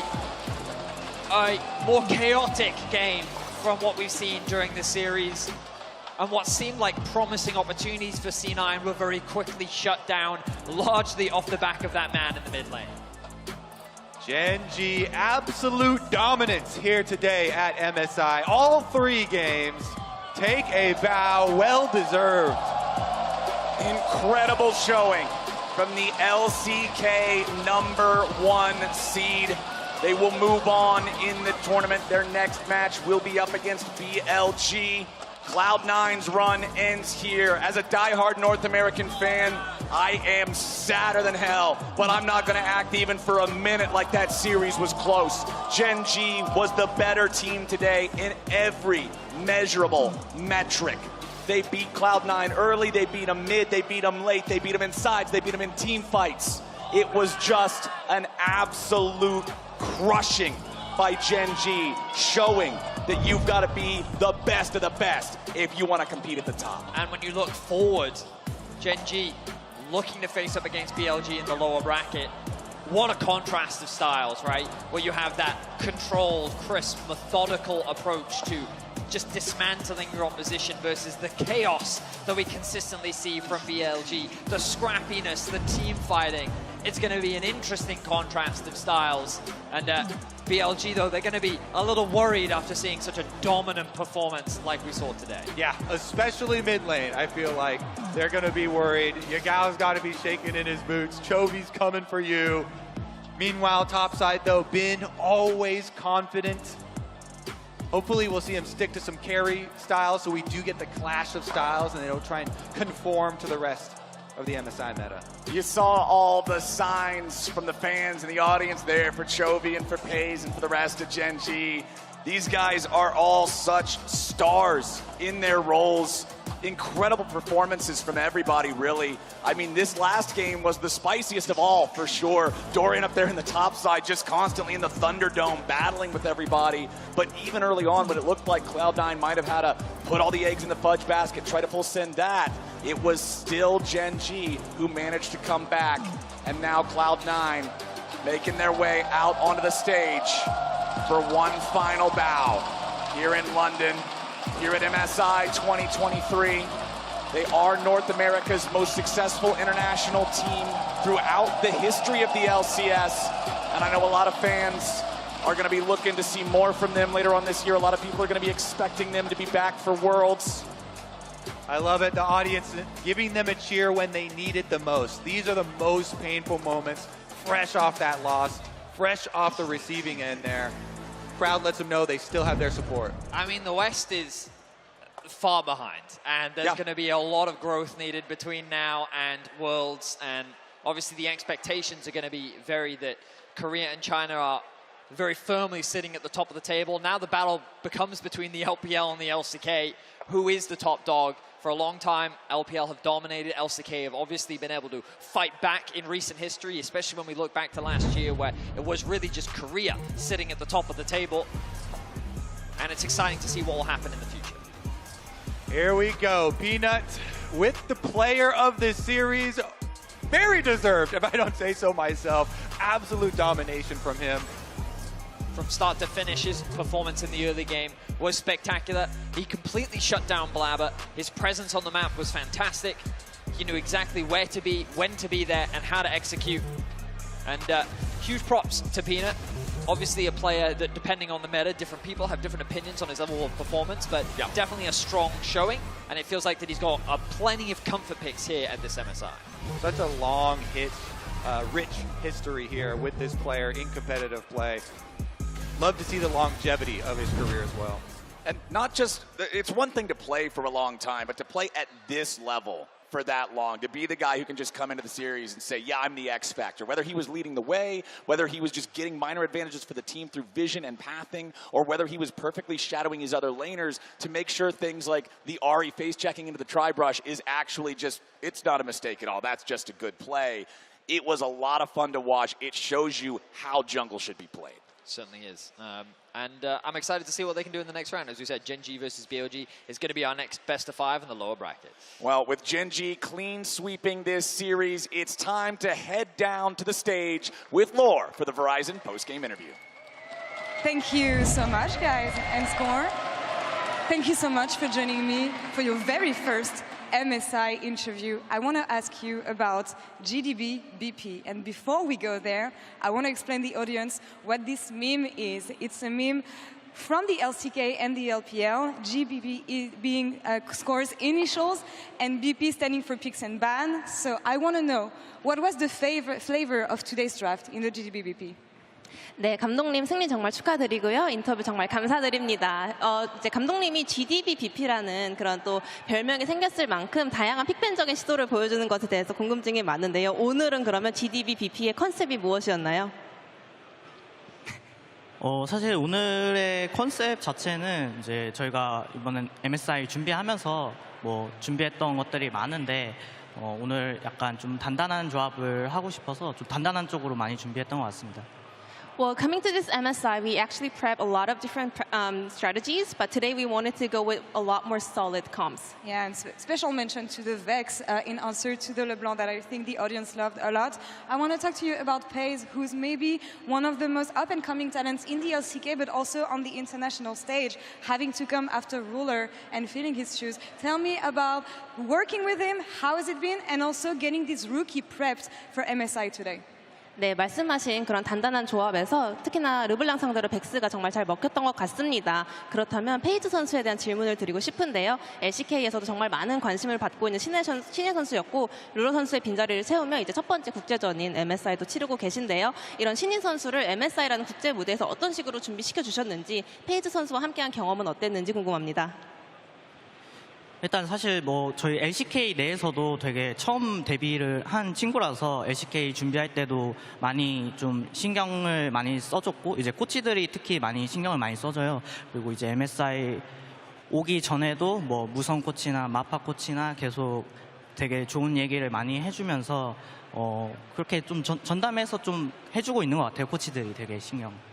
Yeah, I mean, Paze had his rookie season in the LCK as well, so we paid a lot of attention to him to take care of him. So especially the coaching staff, they were always giving him a lot of comments and advices, especially coming into this MSI, our coach Musong and Mafa, they were just like paying attention to Paze all the time, giving all the advices they can give for him. And I'm really happy to hear this because it echoes to all the achievements Gen G achieved ever since you joined the team. So much success on their side. How do you reflect on your achievements as a coach since you joined the team?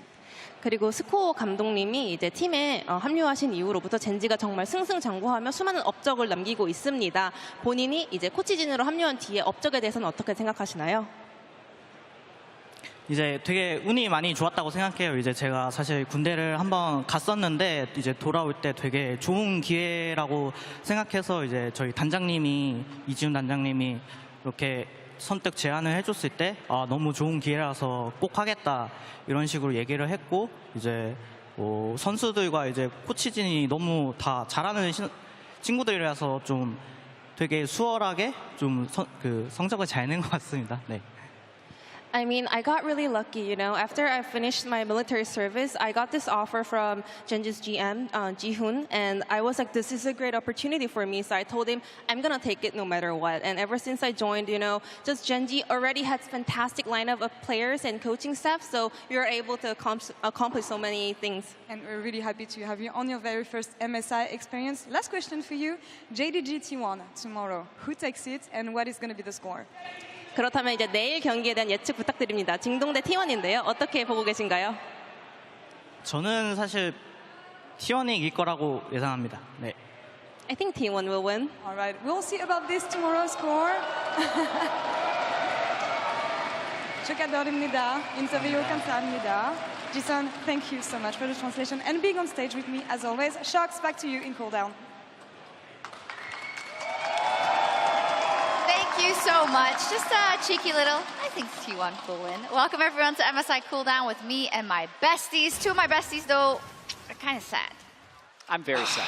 Are you like still sad, or you know? I'm okay. Azelle was telling me he's used to it, so. Yeah, I mean, let's be honest. The series was so one-sided that I never really got the hope that much. In this one. When it's closer, like in some of the other series, they hurt more because you had more hope, right? Like it was against BLG, even though they got 3-0'd, it was very back and forth. You could see how they could win all the games. In this one, it was just Genji were a wall, and they were just not even touching. Actually, do you want a chronicler? Do you want to that guy fight him? I think that maybe we put all of them, the entirety of Genji, over here. Because I think today they really showed. Got him. And I also think it's really nice of them.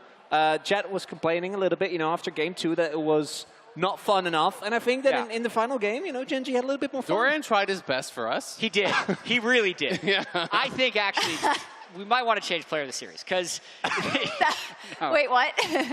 The entertainment factor. Now, like, literally, Genji, they did win the LCK. We can't forget that. Just because they're in the loser's bracket, they were completely dominant today. You got to see them hopefully at their best. I hope that wasn't them at their worst. But I do expect them actually to be pretty big favorites going into the next round and still challenge to win MSI. So incredibly clean and not in the least in the mid lane, and every second counts. And thanks to their reliable Cisco network, Chovy said it's Chovying time, and Chovy'd all over C9 with the charm and the charm and the charm, and it just keeps on going. Yeah.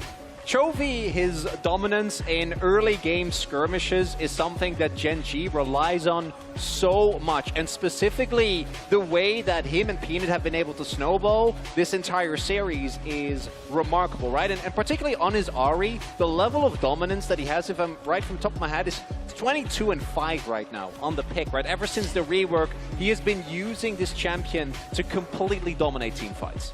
Yeah, he used every dash, it felt like, to perfection. He always kept getting more. He'd use like 2 at the start of the fight, get an assist. Almost always surprised people with how far he could cover a team fight. But then on top of that, like in all of these fights, he's over 10 CS per minute. So he's always rich, he's always farming, and then he's also getting a bunch of kills and assists. Well, I mean, it's just fun seeing someone who's like a true master of a champion, you know, like how they create the lead and then what they can do once they have the lead. Because we got to see him in those early skirmishes when it was more on even keel, he's still dominating. And then when he's like 6,000 gold ahead of M&S, he's just taking 1v3s. Like, he can do whatever he wants. Also, if you're wondering about that Chovying all over them, actually comes because yesterday we were talking to Atlas and Chronicler. What is it, Atlas's birthday? About when you have to cast LCK Challenger, I believe. LCK Challengers is, of course, if you've done some research into the page, if you've listened, that's where he came from. And there is one day in Challengers that has 3 best of 3s in a row that you cast. And one day it went to 10 hours of broadcast, and Atlas and me were understandably pretty loopy. And there was just one person. No, I don't think we were. And there was one person in Twitch chat that just made a joke about a player called Sponge.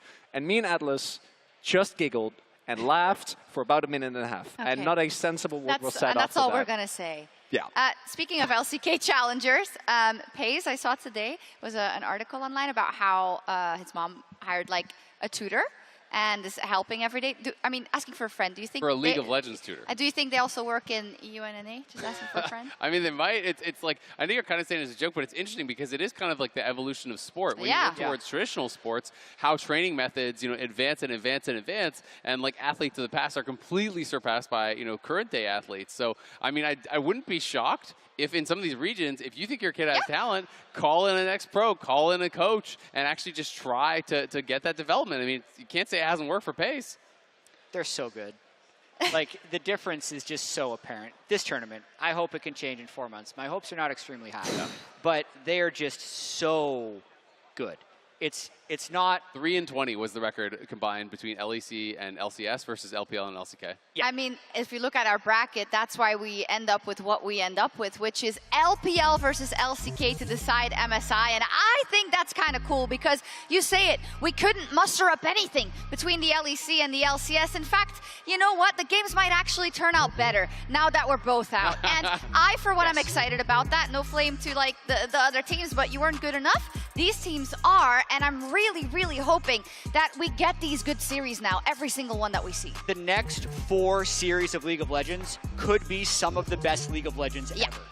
Just straight up. We've never had this level of international double elimination tournament happen. The last time you would say it happened would be like IPL 5 in 2012. Oh God, no, and don't bring it up. That was totally different. That was totally different. It didn't have this level of skill, of coaching, of history, of star power. It is actually going to be epic. I mean, I think it's going to be so much fun. I'm maybe a little bit more doomer. I think it's going to be 3 of the next 4 because I think Gen.G are going to clap BLG. Could be. But I do think that, you know, the top 3 teams to me are clearly JDG, T1, and Gen.G. I felt that coming in. And I think any permutation of those teams in a best of 5 is going to be incredible to watch. Should be. And tomorrow we get such a good one. T1 versus JDG. Also 30 minutes MSI countdown starting at 12:30 local time, Chronicler, because we need to take some time to preview that one.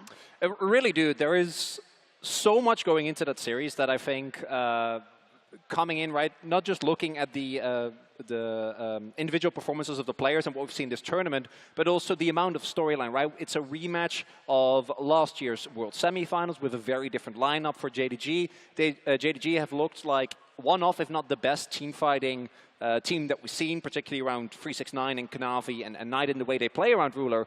And obviously, Ruler was also the one who beat T1 last LCK summer and kind of denied them the win that many, I felt, were expecting. Yeah, and also for kids these days that have short attention spans, even though it's going to be incredibly high action League of Legends, if they spawn onto the map, you can set a timer for 20 minutes. And if you tune in at 20 minutes, you will see a T1 Baron fight. Every single game. So just don't worry about it. There's multiple different ways you can watch. It's something to look forward for. But yeah, we're going to sign off for today and get ready for that banger tomorrow. So see you all tomorrow. Get ready. It's going to be one for the ages, we hope. T1 versus JDG, 30-minute pre-show starting at 12:30 local time. You do not want to miss it. Bye. Don't be too sad. We still love you.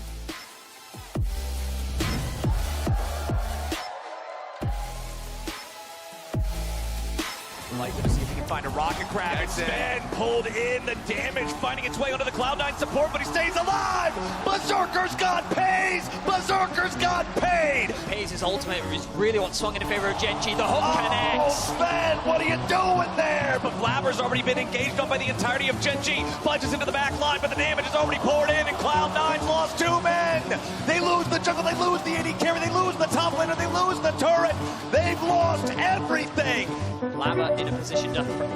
Oh, there we go. That's the grand entrance we're looking for. Sven's caught out. No, there's no middle.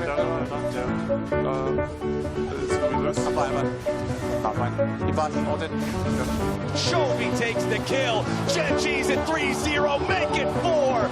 And Gen.G are making game 2 even faster than the first time around. For C9 to do anything in neutral territory, especially when your jungler's already dead. Chovy goes in and they find the kill with the help of Peanut, and they're gonna make it 2 immediately. Doran, you need to be careful.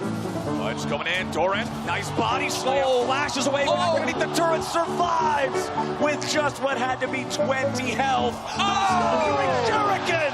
Fudge gets a solo kill in the top lane, right between the eyes. Doran continuing to chase, body slam forward. He takes a big old swing. He tags Fudge, and Doran gets the solo kill. Oh my God, they killed Kenneth. 1v4, he cannot win. First inhibitor about to fall back in mid. Berserker takes 1 auto attack and loses all of his health. He's gone before I can finish my sentence. As Fudge and Sven and Blabber can't do anything. Gen.G is mean. This series was easy. They never even broke a sweat. The #1 team from the LCK has that title for a reason.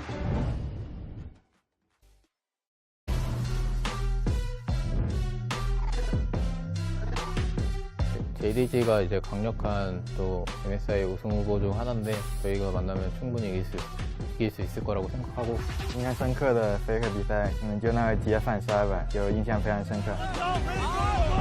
还有一次我和 Faker 打，也是那种洲际赛，我用卢锡安打他Nico，但完全打不过他。我觉得这次我和我们队伍都准备的比之前好吧，就也是比较有概率。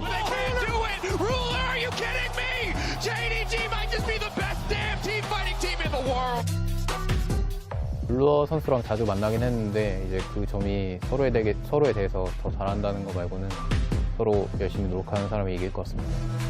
정말 우승하고 싶습니다. 这是我的时代，不容别人拦截。 In a world of ADCs, one man is king. It is Ruler standing above them all. 觉得看谁优势吧，我打他也挺想买3输的。我要拿你迪奥的书。 매장에는 이제 좀 팀이 잘해주면 갈 수 있는 아이템이 있다 보니까 상황에 맞으면 저도 구입할 수 있을 것 같습니다. 我肯定会帮队复仇的，就帮他赢下Faker。 제 시대는 영원히 끝나지 않습니다.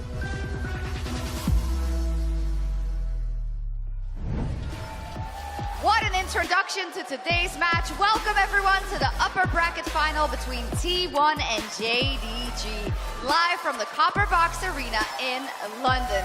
A banger on the cards. I just love so much about that video. Faker in true Faker style about the Medjais, but then he said, my era will never end. We've got 2 regional Titans fighting today. We have a full house as well. I saw so many cool signs. My name is Shox. I'm joined by Dagda, Jat, and Vedius at the desk. And in fact, there was a T1 fan just here. I took a photo, had a sign saying, my flight is at 8:07 tonight, T130 JDG. Oh, you could make it to 5. You can make that. So it's only, it's pretty far though. If it's from Heathrow, I think he'll be okay, driving for a while. That's quite the trek. But hey, welcome to my analysts. Can someone summarize for me how excited we should be ahead of this day? Quite. It's a banger! I'm so ready. That was so British. Very, and it's a banger. Unbelievably. But it does come in contrast to what we saw yesterday because we had to say goodbye to the last remaining team from the LCS as Gen.G demolished Cloud9 in a clean sweep.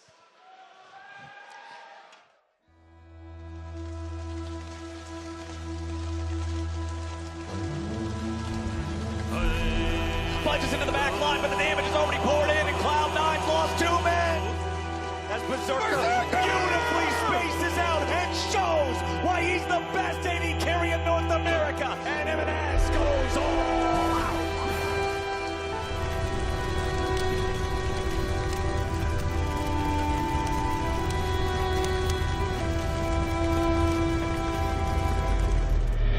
Back fights on 2 fronts. Elk!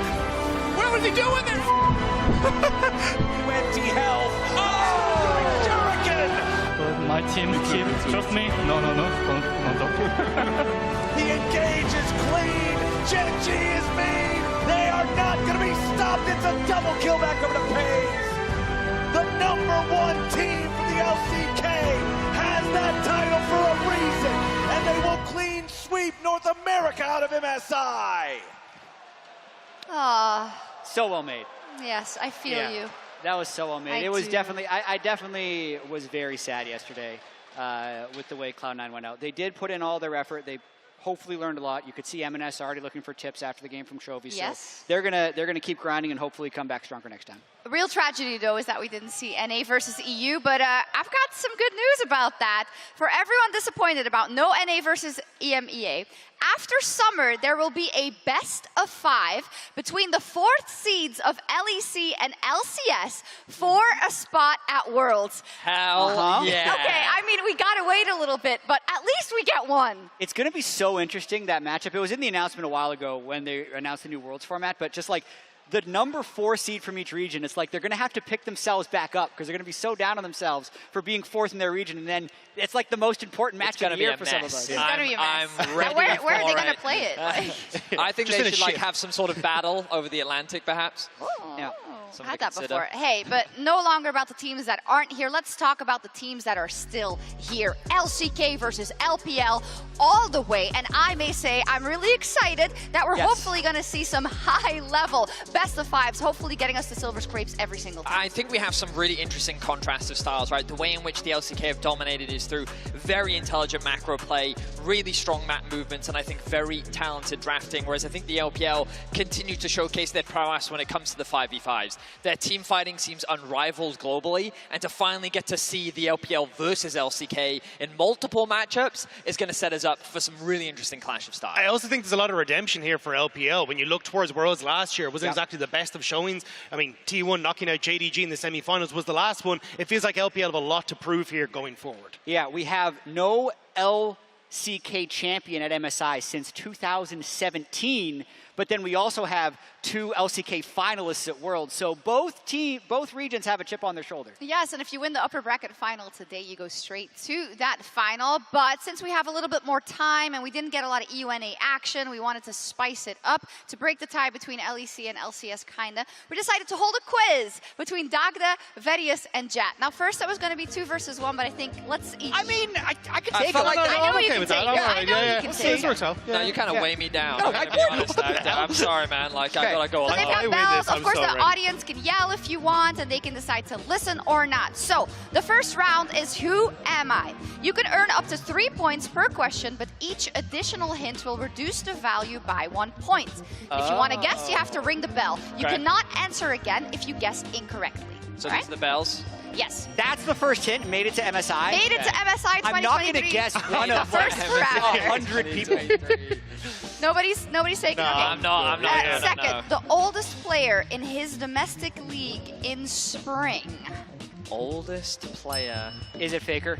No. I tried. Hang on. I need a second. I need a quick second. Oldest you only get player 5. Domestic. 5, 4, 3. No, I'm waiting for the next hint. I'm not gambling it. But never played at MSI, though. Never played. But made it to MSI 2023. Before 2023. But never played. 5, 4, hey, I can't guess. 3. Guess at least. 369. You're trolling. Odoamne. Odoamne? Yes. He drew. Oh, never played. He put us in this mess in the first place. Wow. Made it. I'm annoyed. That was a cheeky one. That was a cheeky one. We're just setting the tone. Okay. Next one also made it to MSI 2023. Okay, next. Has a 1-1 record against Bin. No takers? So 1-1 record still against probably many people. Has been on a team with 2 former world champions. This is such a tricky one. I want to give a hint because... Yes. I'm not going to answer. 1-1 record against Bin. Has been on a team... Think outside of the box. Former world... So this has to be from like Worlds last year, right? From like groups or something? Maybe it's not an active player. Yeah. Maybe it's not an active player. Maybe it's not an active player. Maybe it's someone else doing another job completely now at MSI. 5, 4, 3, 2, These are hard. 1. Jab. Correct! Yes! That's only because last year we had that one at Worlds where it was chat was one of the answers. So I was like, they're just giving you the ego boost. What's the 1v1 versus Bin? Because we're group stage Worlds 2020, TL 1-1 against Suni. Yes. And I was the coach. Great. That's wrong. I don't like these questions at all. You got a point. 1 point for Daga. Yeah, no, yeah. So, Sorry, you were round holding 2. me back. Round 2. Here we go. We also need to talk about T1 cheerleader. So round 2, multiple choice. If you answer correctly, you will earn 2 points. Some questions have multiple correct answers, and each additional correct answer will give you a bonus point. Whoa. But be careful, a single incorrect answer will invalidate your vote. Okay. You can write down your answers to the whiteboard. You will have 10 seconds to deliberate once I finish reading that question. Okay. Here we go. You all have your whiteboards? Yeah. And your pens. Yeah. And I can, if I'm first, I get more points or no? No. No, everyone accumulates points. Which keystone has not been used yet in the MSI 2023 bracket stage? Arcane Comet, A. B. Dark Harvest, C. Predator, D. Phase Rush, E. Halo Blades, F. Press D. Attack. 10, 9, 8. There can be multiple answers. 7, I'm good. 6, 4, 5, 4, 3, I was thinking with just the one. 1, 0. I've got 2 Medius? answers. My answers are Predator and Dark Harvest. No points for you. What? No! I have Predator. You're still writing. Stop writing. You're cheating. No, it doesn't count. You were totally out of the time. Okay. The F does not count. Based on the rules, if I put all of them, I'll get some of them right. No, you're wrong. One wrong answer. You played yourself. Did I? Yes. So what was the answer? What was the answer? Let's go. It was a Predator. Multiple choice was a bait? Oh. No, but there's supposed to be more than one, right? Well, no, there can be more than one. There can be. They tricked me. Jack played himself, and I was going to put Dark so Harvest. entertaining. So. Oh my God! So nobody has points except for Dagda. Yeah, this is. He got another point. 2 points. This reminds me a lot of NNEU so far. We got like the occasional win. Yeah. Chat, we need to keep it. I know Okay, you're I mean, we're salty, just but gonna we need to let's keep it go. going. Which champion has been picked but never banned in the MSI 2023 bracket stage? Ajax, B Sejuani, C Nami, D Kindred, Isaiah, F Zeri, 10, 9, 8, 7, 6, 5, 4, 3, 2, 1. Everyone reveals at the same time now. B. Sejuani. Every single answer was correct. So you get 2 points. I guess no, Wait, 4. Really? You get So my strategy from last question. 3, 3, and 2. Nice. 6 points. We're actually updating this so that Jat doesn't get. Wow, every single one. Yeah. Wow, that's impressive. I didn't realize They even tried to give you a gimme and you missed it. All right, we're cutting around because we're going way too slow. please. Okay, Final round, rapid fire, higher or lower. You can draw an arrow on your whiteboards, and I will present you a higher or lower question. You must answer within 3 seconds with your board. Each question is worth 2 points. The topic of the round is which player has more games in MSI and Worlds More history. games, okay. The starting point is Reckless, who has 89 games. Is Uzi higher or lower than Reckless? 3, Ooh. 2, 1. Reveal. I'm saying lower. Higher. The answer is higher. Dagda wins again. So in rehearsal, I decided to stay low the whole time. Is Sven higher or lower than Uzi? 3. I'm going to be 2, right eventually. 1. Lower. The answer is higher. I think I understand where this is going. It's going to be higher every time. Is Showmaker higher or lower than Sven? No. 3. No way. 2. There's no way. It's 1. lower. It's lower. Lower. It's lower. Yes! Is Jensen higher or lower than Showmaker? Jensen is 3. up. Oh, he's 2, higher for sure. 1. Yeah. It's got to be higher. It's Higher, gotta be yeah, higher. okay. Okay, Is nice. Peanut higher or lower than Jensen? That's a hard one. 3, 2, Jensen was 1. 106. I'm going higher. It's lower. Is Impact higher or lower than Peanut? 3, 2, 1. Higher. Lower. It's higher. Oh, nice. 130. And is Perks higher or lower than Impact? Higher. 2, 1. Lower. Reveal. Higher. Hell yeah. We have another one. Is Caps higher or lower than Perks? I gotta stay there. I'm 3, getting 2, rough. staying higher. 1. Higher. Lower. Ooh. So the final points reveal. Jat 10, Verius 11, Nice. Dagda 12. Let's go. It's, Wow. the LPL buff. It's the LPL buff, you know? And you are now that guy. Cool. Hey, we had some fun, but now let's get into our upper bracket final. And to kick I don't us think off, I want to. you don't get a choice. Let's see who the fans predicted to win in our MasterCard fan predictions, T1 or JDG. We know that T1 have a huge fan base that is also very active on Twitter, but I didn't know that it was going to be so skewed. If you don't agree, you can head over to MasterCard Nexus on Twitter to participate, but that's crushing. Yeah, I don't see it as that. I really don't. I think JDG have actually looked incredible, especially as we're already highlighting. Their team fights have been nuts, so I'm surprised to see T1 this high up.